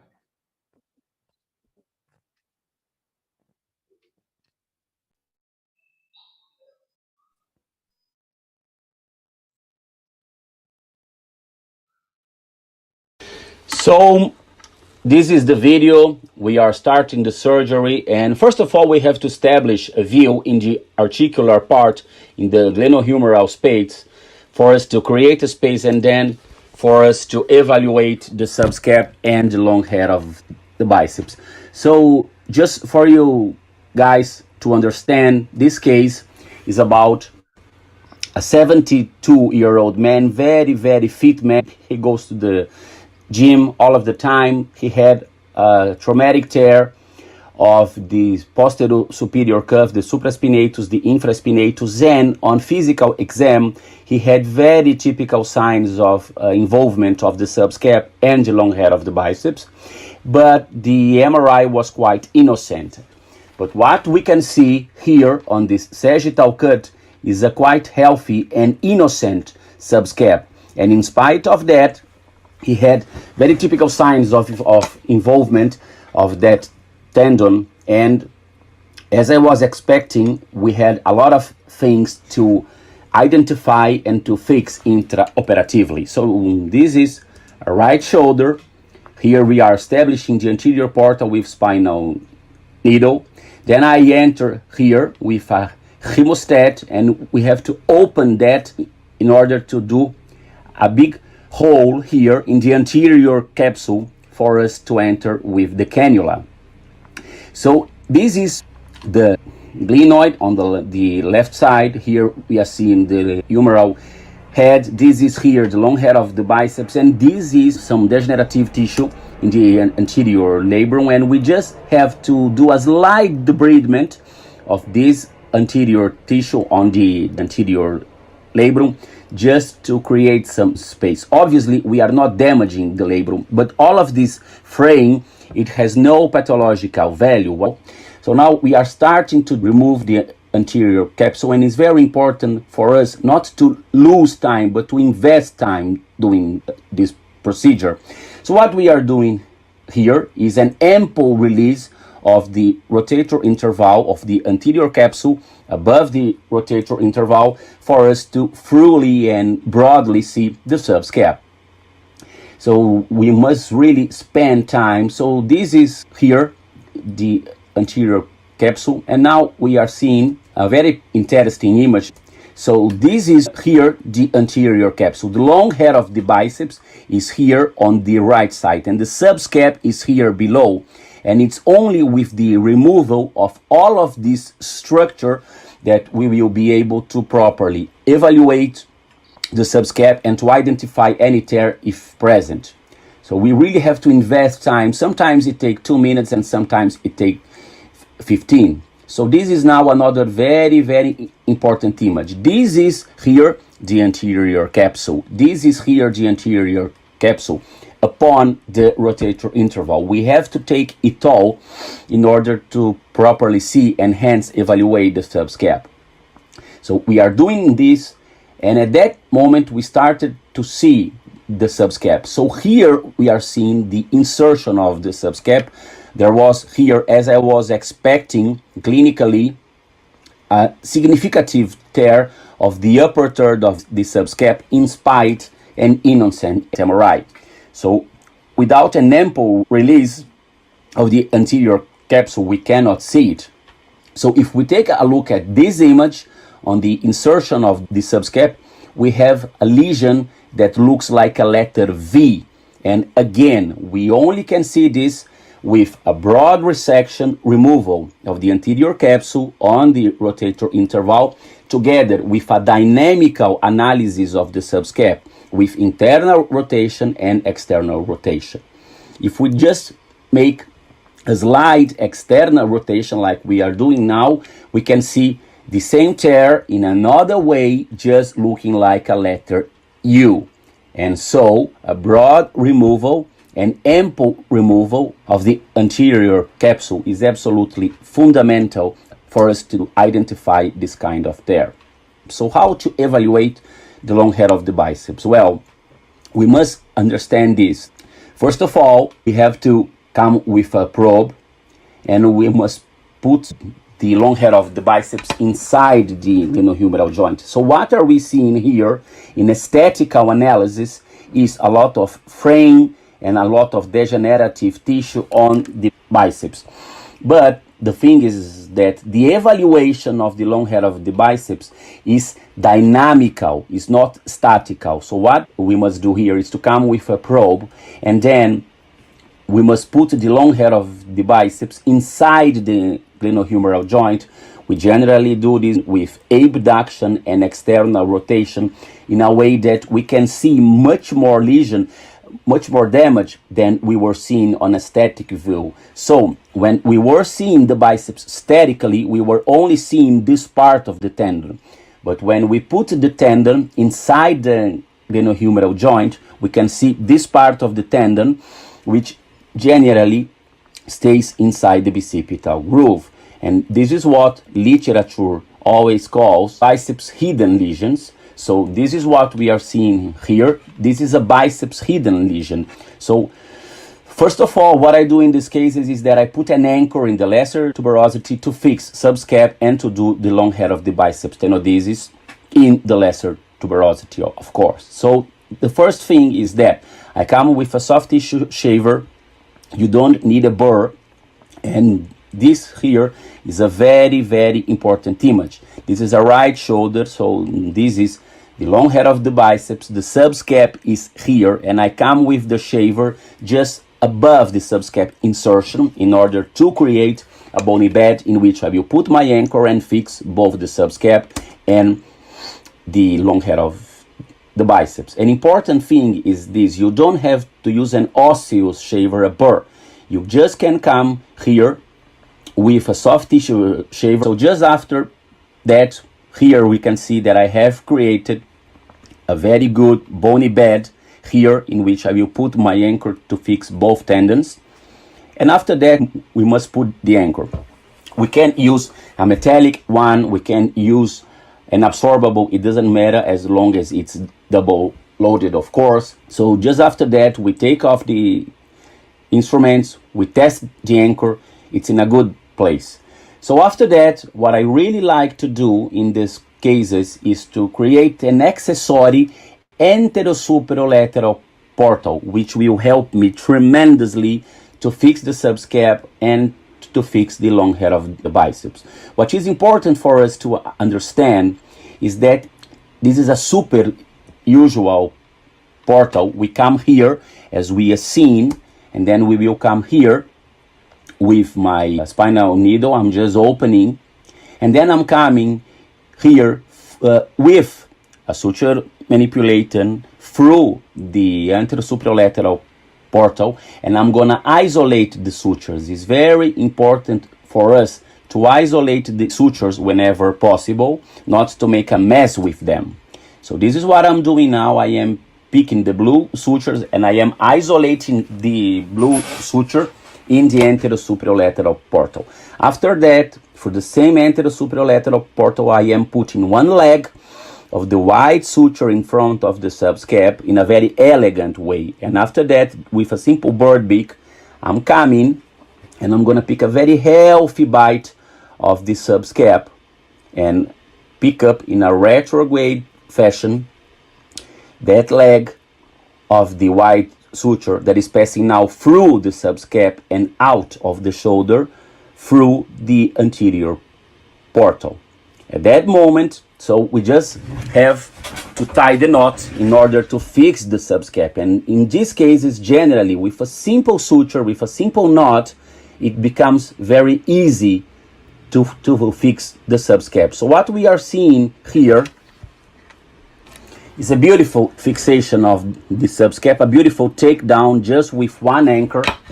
And after that, we will have to go to the biceps tenodesis. So here we are seeing a beautiful fixation of the subscap in the lesser tuberosity. What we are doing here is just cutting the knot, and as a next step we would have to move now to the biceps tenodesis. So what is very important for us to understand is that we have to first do the tenodesis and then the tenotomy. So we shall never do the tenotomy and then the tenodesis, but rather than that, first the biceps tenodesis and then the tenotomy on the root and the anchor of the long head of the biceps on the superior part of glenoid. So what we are doing now is exactly this. As I have said, we do first the tenodesis. So this is here a very pedagogical image. So what we are seeing here, so on the left side here, we are seeing on the MRI the supraspinatus and the posterior superior cuff. And what we are seeing here, which is the edge, the tip of the tendon, is exactly what we are seeing here on thoracoscopy. And the lesion measure exactly from this point to the insertion here on the greater tuberosity, which is exactly this distance from here, the tip of the supraspinatus, here to the insertion of the spinatus on the greater tuberosity on the footprint, which we are seeing here on the inferior part of the screen, here on the right inferior part of the screen. So after that, what I did is I entered it through the anterosuperior portal with a suture manipulator, and I passed one leg of the blue suture, which would not pass through the long head of the biceps from the anterosuperior portal to the anterior portal. And with the suture manipulator, I am putting that leg of the blue suture out of the shoulder on the anterior cannula. And what I'm doing now is, in a very simple way, in a very elegant manner, I am coming here with a bird beak, and from the anterosuperior portal, I am passing the suture through the long head of the biceps. In my opinion, passing from lateral to medial is a very interesting way of passing the suture in the long head of the biceps, because as we are seeing here, we pick up a big bite and a lot of tissue. So then through the anterior portal, I came with my suture manipulator, and I am picking that leg of the suture, and I am passing it through the long head of the biceps from the anterosuperior portal and to the anterior portal. So what we are seeing here in this exactly image, I'm going to show you now. So what we are seeing here, this is the long head of the biceps, and that leg was passing through the long head of the biceps from the anterosuperior portal on the right side of the screen to the anterior portal on the left side of the screen. And after that, we would have to tie the knot to do the biceps tenodesis in the lesser tuberosity. So this is what is being done. And after that suture, that knot was done, we would have to cut it. And after that, the biceps tenodesis was done. Now we are cutting it, and as a final step, so we would have to do the biceps tenotomy. So this is the insertion of the long head of the biceps in the biceps anchor, which is here. this part of the surgery must be done quite fastly with many instruments. An arthroscopic scissor, as we are doing here, you can use a basket, an electrocautery, a radio frequency device. It doesn't matter. We are doing this now with an arthroscopic scissor, but after that we entered it, as we are seeing now, with the shaver to complete the tenotomy. At that moment, we would have to enter with the shaver to do a very fast and slight debridement of the biceps anchor. And now we are finally seeing the final result. So we are seeing here the long head of the biceps. The tenodesis is here in the lesser tuberosity. This is here the subscap, and this is the tip of the long head of the biceps. This is again the subscap. At that moment, that part of the surgery was finished.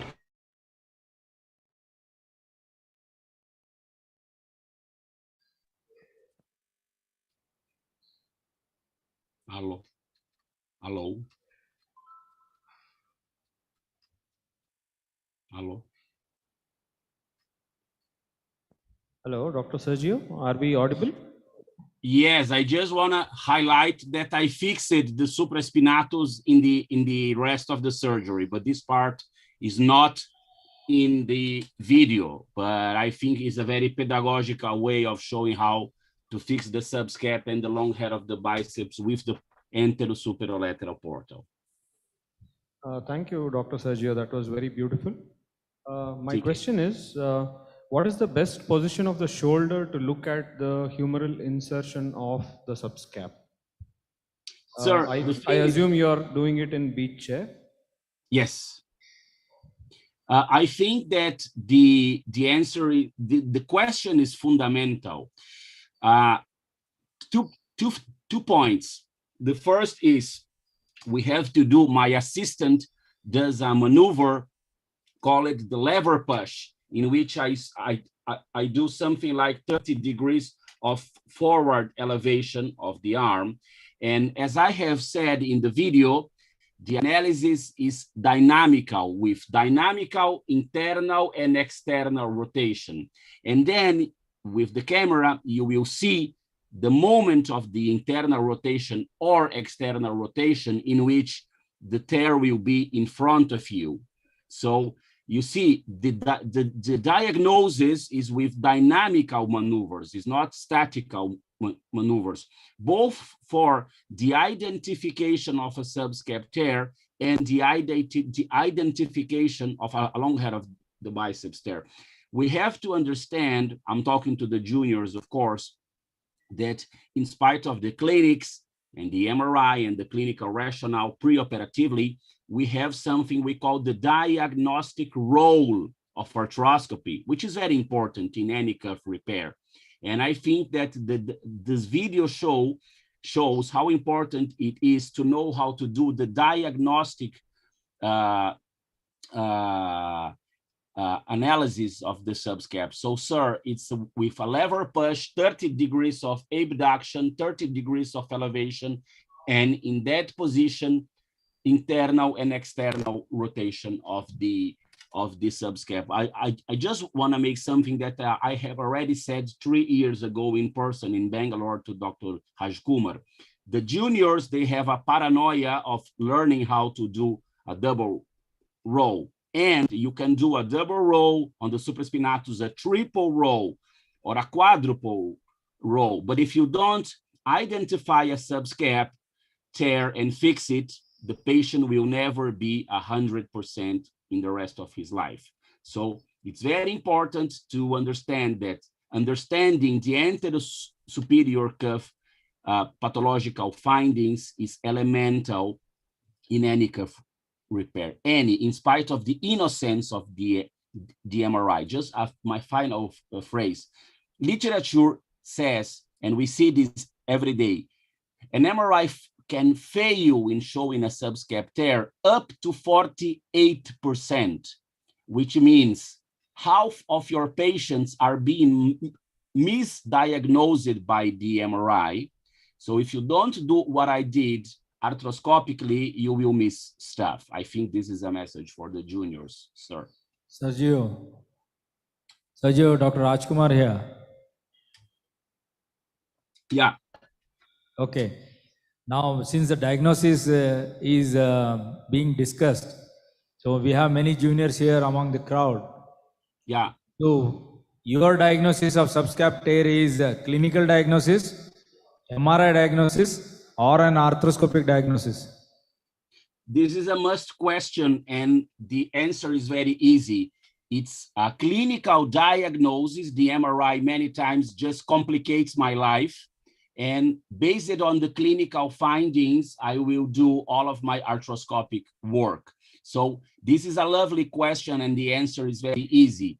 Which, when we talk about subscap tears, which is the problematic part of the story? Clinics, MRI or arthroscopy? The answer is very easy, MRI. And this is and as I say to my residents, this is the lecture that I hate to show to my radiologists, because I say bad stuff about MRI is not easy, but I learned it with them. I'm talking to the audience now. It's not a bad part of MRI. It's a limitation of the method. I'm gonna say it again. It's a limitation of the method. So as we say in Brazil, clinics is sovereign. So when you know how to understand the clinical issues, you know what to look for.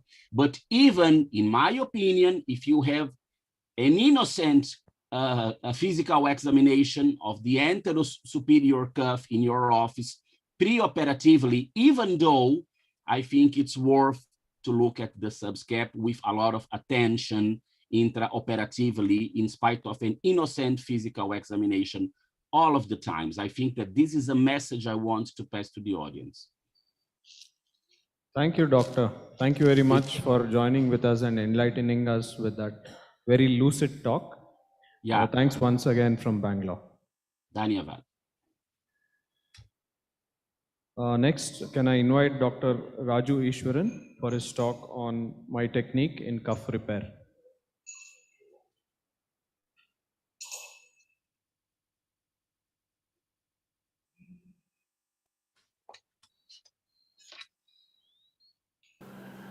Greetings, dear friends. First of all, I'd like to thank the organizers of Miscon, in particular Dr. Ayyappan, for inviting me to speak in this August platform. I'll be speaking on my preferred technique of rotator cuff repair, which is a linked single row rotator cuff repair. Why should you link your anchors in a rotator cuff repair? I take golf as an example. There are multiple grips that you can use while playing golf, and those of who you play golf will know that an overlap grip or an interlock grip in which both the hands are linked together, that leads to a much better swing dynamics. Similarly, when you link your single row anchors together, it improves the final construct, and it also minimizes the amount of gap formation that is seen in between anchors in your cuff repair. Now, what essentially is a linked single row repair, and you'll see this more clearly in the video, but let me explain this diagram. Assuming you have a fairly large cuff tear which needs 3 triple loaded anchors to fix, as you will see in the video. These anchors are labeled as anchor 1, anchor 2 and anchor 3, and each of the 3 sutures coming out of them are labeled as suture 1, suture 2 and suture 3. So they are marked in 3 different colors in blue, red and black respectively. And it is always useful, regardless of whether you do a linked single row repair or a normal single row repair, to keep your suture pattern the very same. So that is one step which ensures consistency. And as you can see, when you have 9 sutures floating around in the subacromial space, there is a lot of potential for confusion, a lot of potential for entanglement of the sutures. So your suture placement should always be consistent. Now coming to anchor 1, the suture 1 and suture 2 are standard, but if you notice, the suture 3 of anchor 1 is taken way in front where you would normally take it. And that's the reason for the linked construct. The anchor 2 suture 1 comes in between the anchor 1 suture 2 and anchor 1 suture 3. Now since there are 3 anchors, the central anchor or the anchor 2 is linked both to anchor 1 and to anchor 3. So essentially the first and the last sutures of the second anchor are the linking sutures. and only one of the sutures, that is the third suture of the first anchor and the first suture of the third anchor, are the linking sutures. And when you tie a knot, you get a very nice and a visually pleasing pattern, which is biomechanically very strong, as you will see in the following video. So here in this video, you see what is a easily reducible rotator cuff, which can be easily brought back down to its footprint. This is the schematic of a linked single row repair, wherein the two anchors are in a way linked together using a construct like this. So I like to use 3 anchors for a tier of this size, and all my anchors are going to be triple loaded. So for the ease of understanding this video, let us label this as anchor 1, the one going next is anchor 2, and the third one is anchor 3. The striped suture which is coming out here is called the suture 1. The plain suture that follows is suture 2, and the tiger suture that follows this is suture 3. So this tiger suture is the linked suture. It is placed a bit more in front than what you would normally do. Now you place the second anchor known as the anchor 2. The key difference lies in playing the suture 1 of anchor 2. So this suture is placed in between suture 2 and suture 3 of anchor 1, as you can see. Now in this step, it is very important to avoid getting the previous 2 sutures in the bite, because it can weaken the thread and sometimes it can result in the thread cutout. That is the only precaution that needs to be taken. Otherwise, the suture 2 is passed in a standard manner. The suture 3 again is the linked suture. It is passed more in front or more anterior than what you would normally do. So that's the pilot hole for the third anchor known as the anchor 3. And the suture 1 of the anchor 3, like the previous anchor, is passed in between suture 2 and suture 3 of anchor 2 to complete the linking. So the middle anchor is linked to both the posterior and the anterior anchor. Here again the same precaution is observed. The instrument is observed very carefully from the point it enters below the rotator cuff so that it doesn't take further bites. The other 2 sutures are passed in a standard manner. When it comes to knot tying, we all have our own individual preferences. I like to tie from anterior to posterior. The suture 3 and suture 2 of anchor 3 are knotted in a standard manner.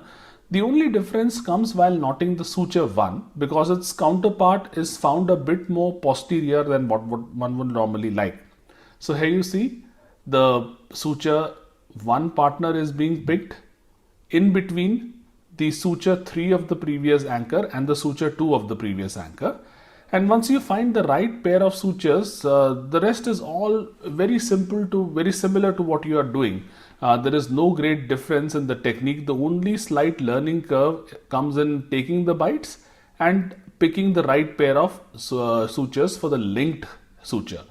So once this particular suture is knotted, you will see that the crisscross appearance that it produces, it minimizes gap formation in the rotator cuff in between the 2 anchors, and it also results in a very visually pleasing appearance. Biomechanical studies have compared this particular suture pattern and the standard suture pattern, and they have found it to be superior in terms of biomechanical strength. So that's the first linkage which is established. Then the suture 2 of the previous anchor is knotted, and that's not shown here. And then when you come to the first suture, you again look for its partner suture in between the suture 2 and the suture 3 of the first anchor. So as you keep on tying these knots and establishing these linkages, you will find that the cuff sits down really well, and the visual appearance that it produces, sometimes it's almost akin to that which is seen after a double row cuff repair. And this is the final look at the linked construct. It's a strong construct, and this is my preferred way of doing a linked single row cuff repair for all my cuff cases.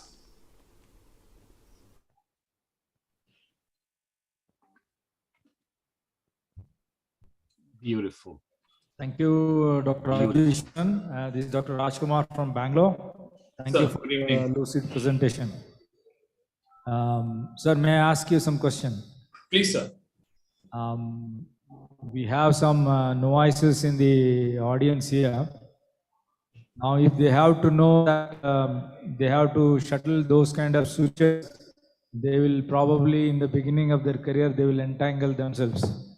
If you have some tips and tricks for them to take home, it will be nice. Point number one. Point number two, if you have so many sutures, engaging the cuff like that, is there a possibility that they can have re-tear early? Is my second question.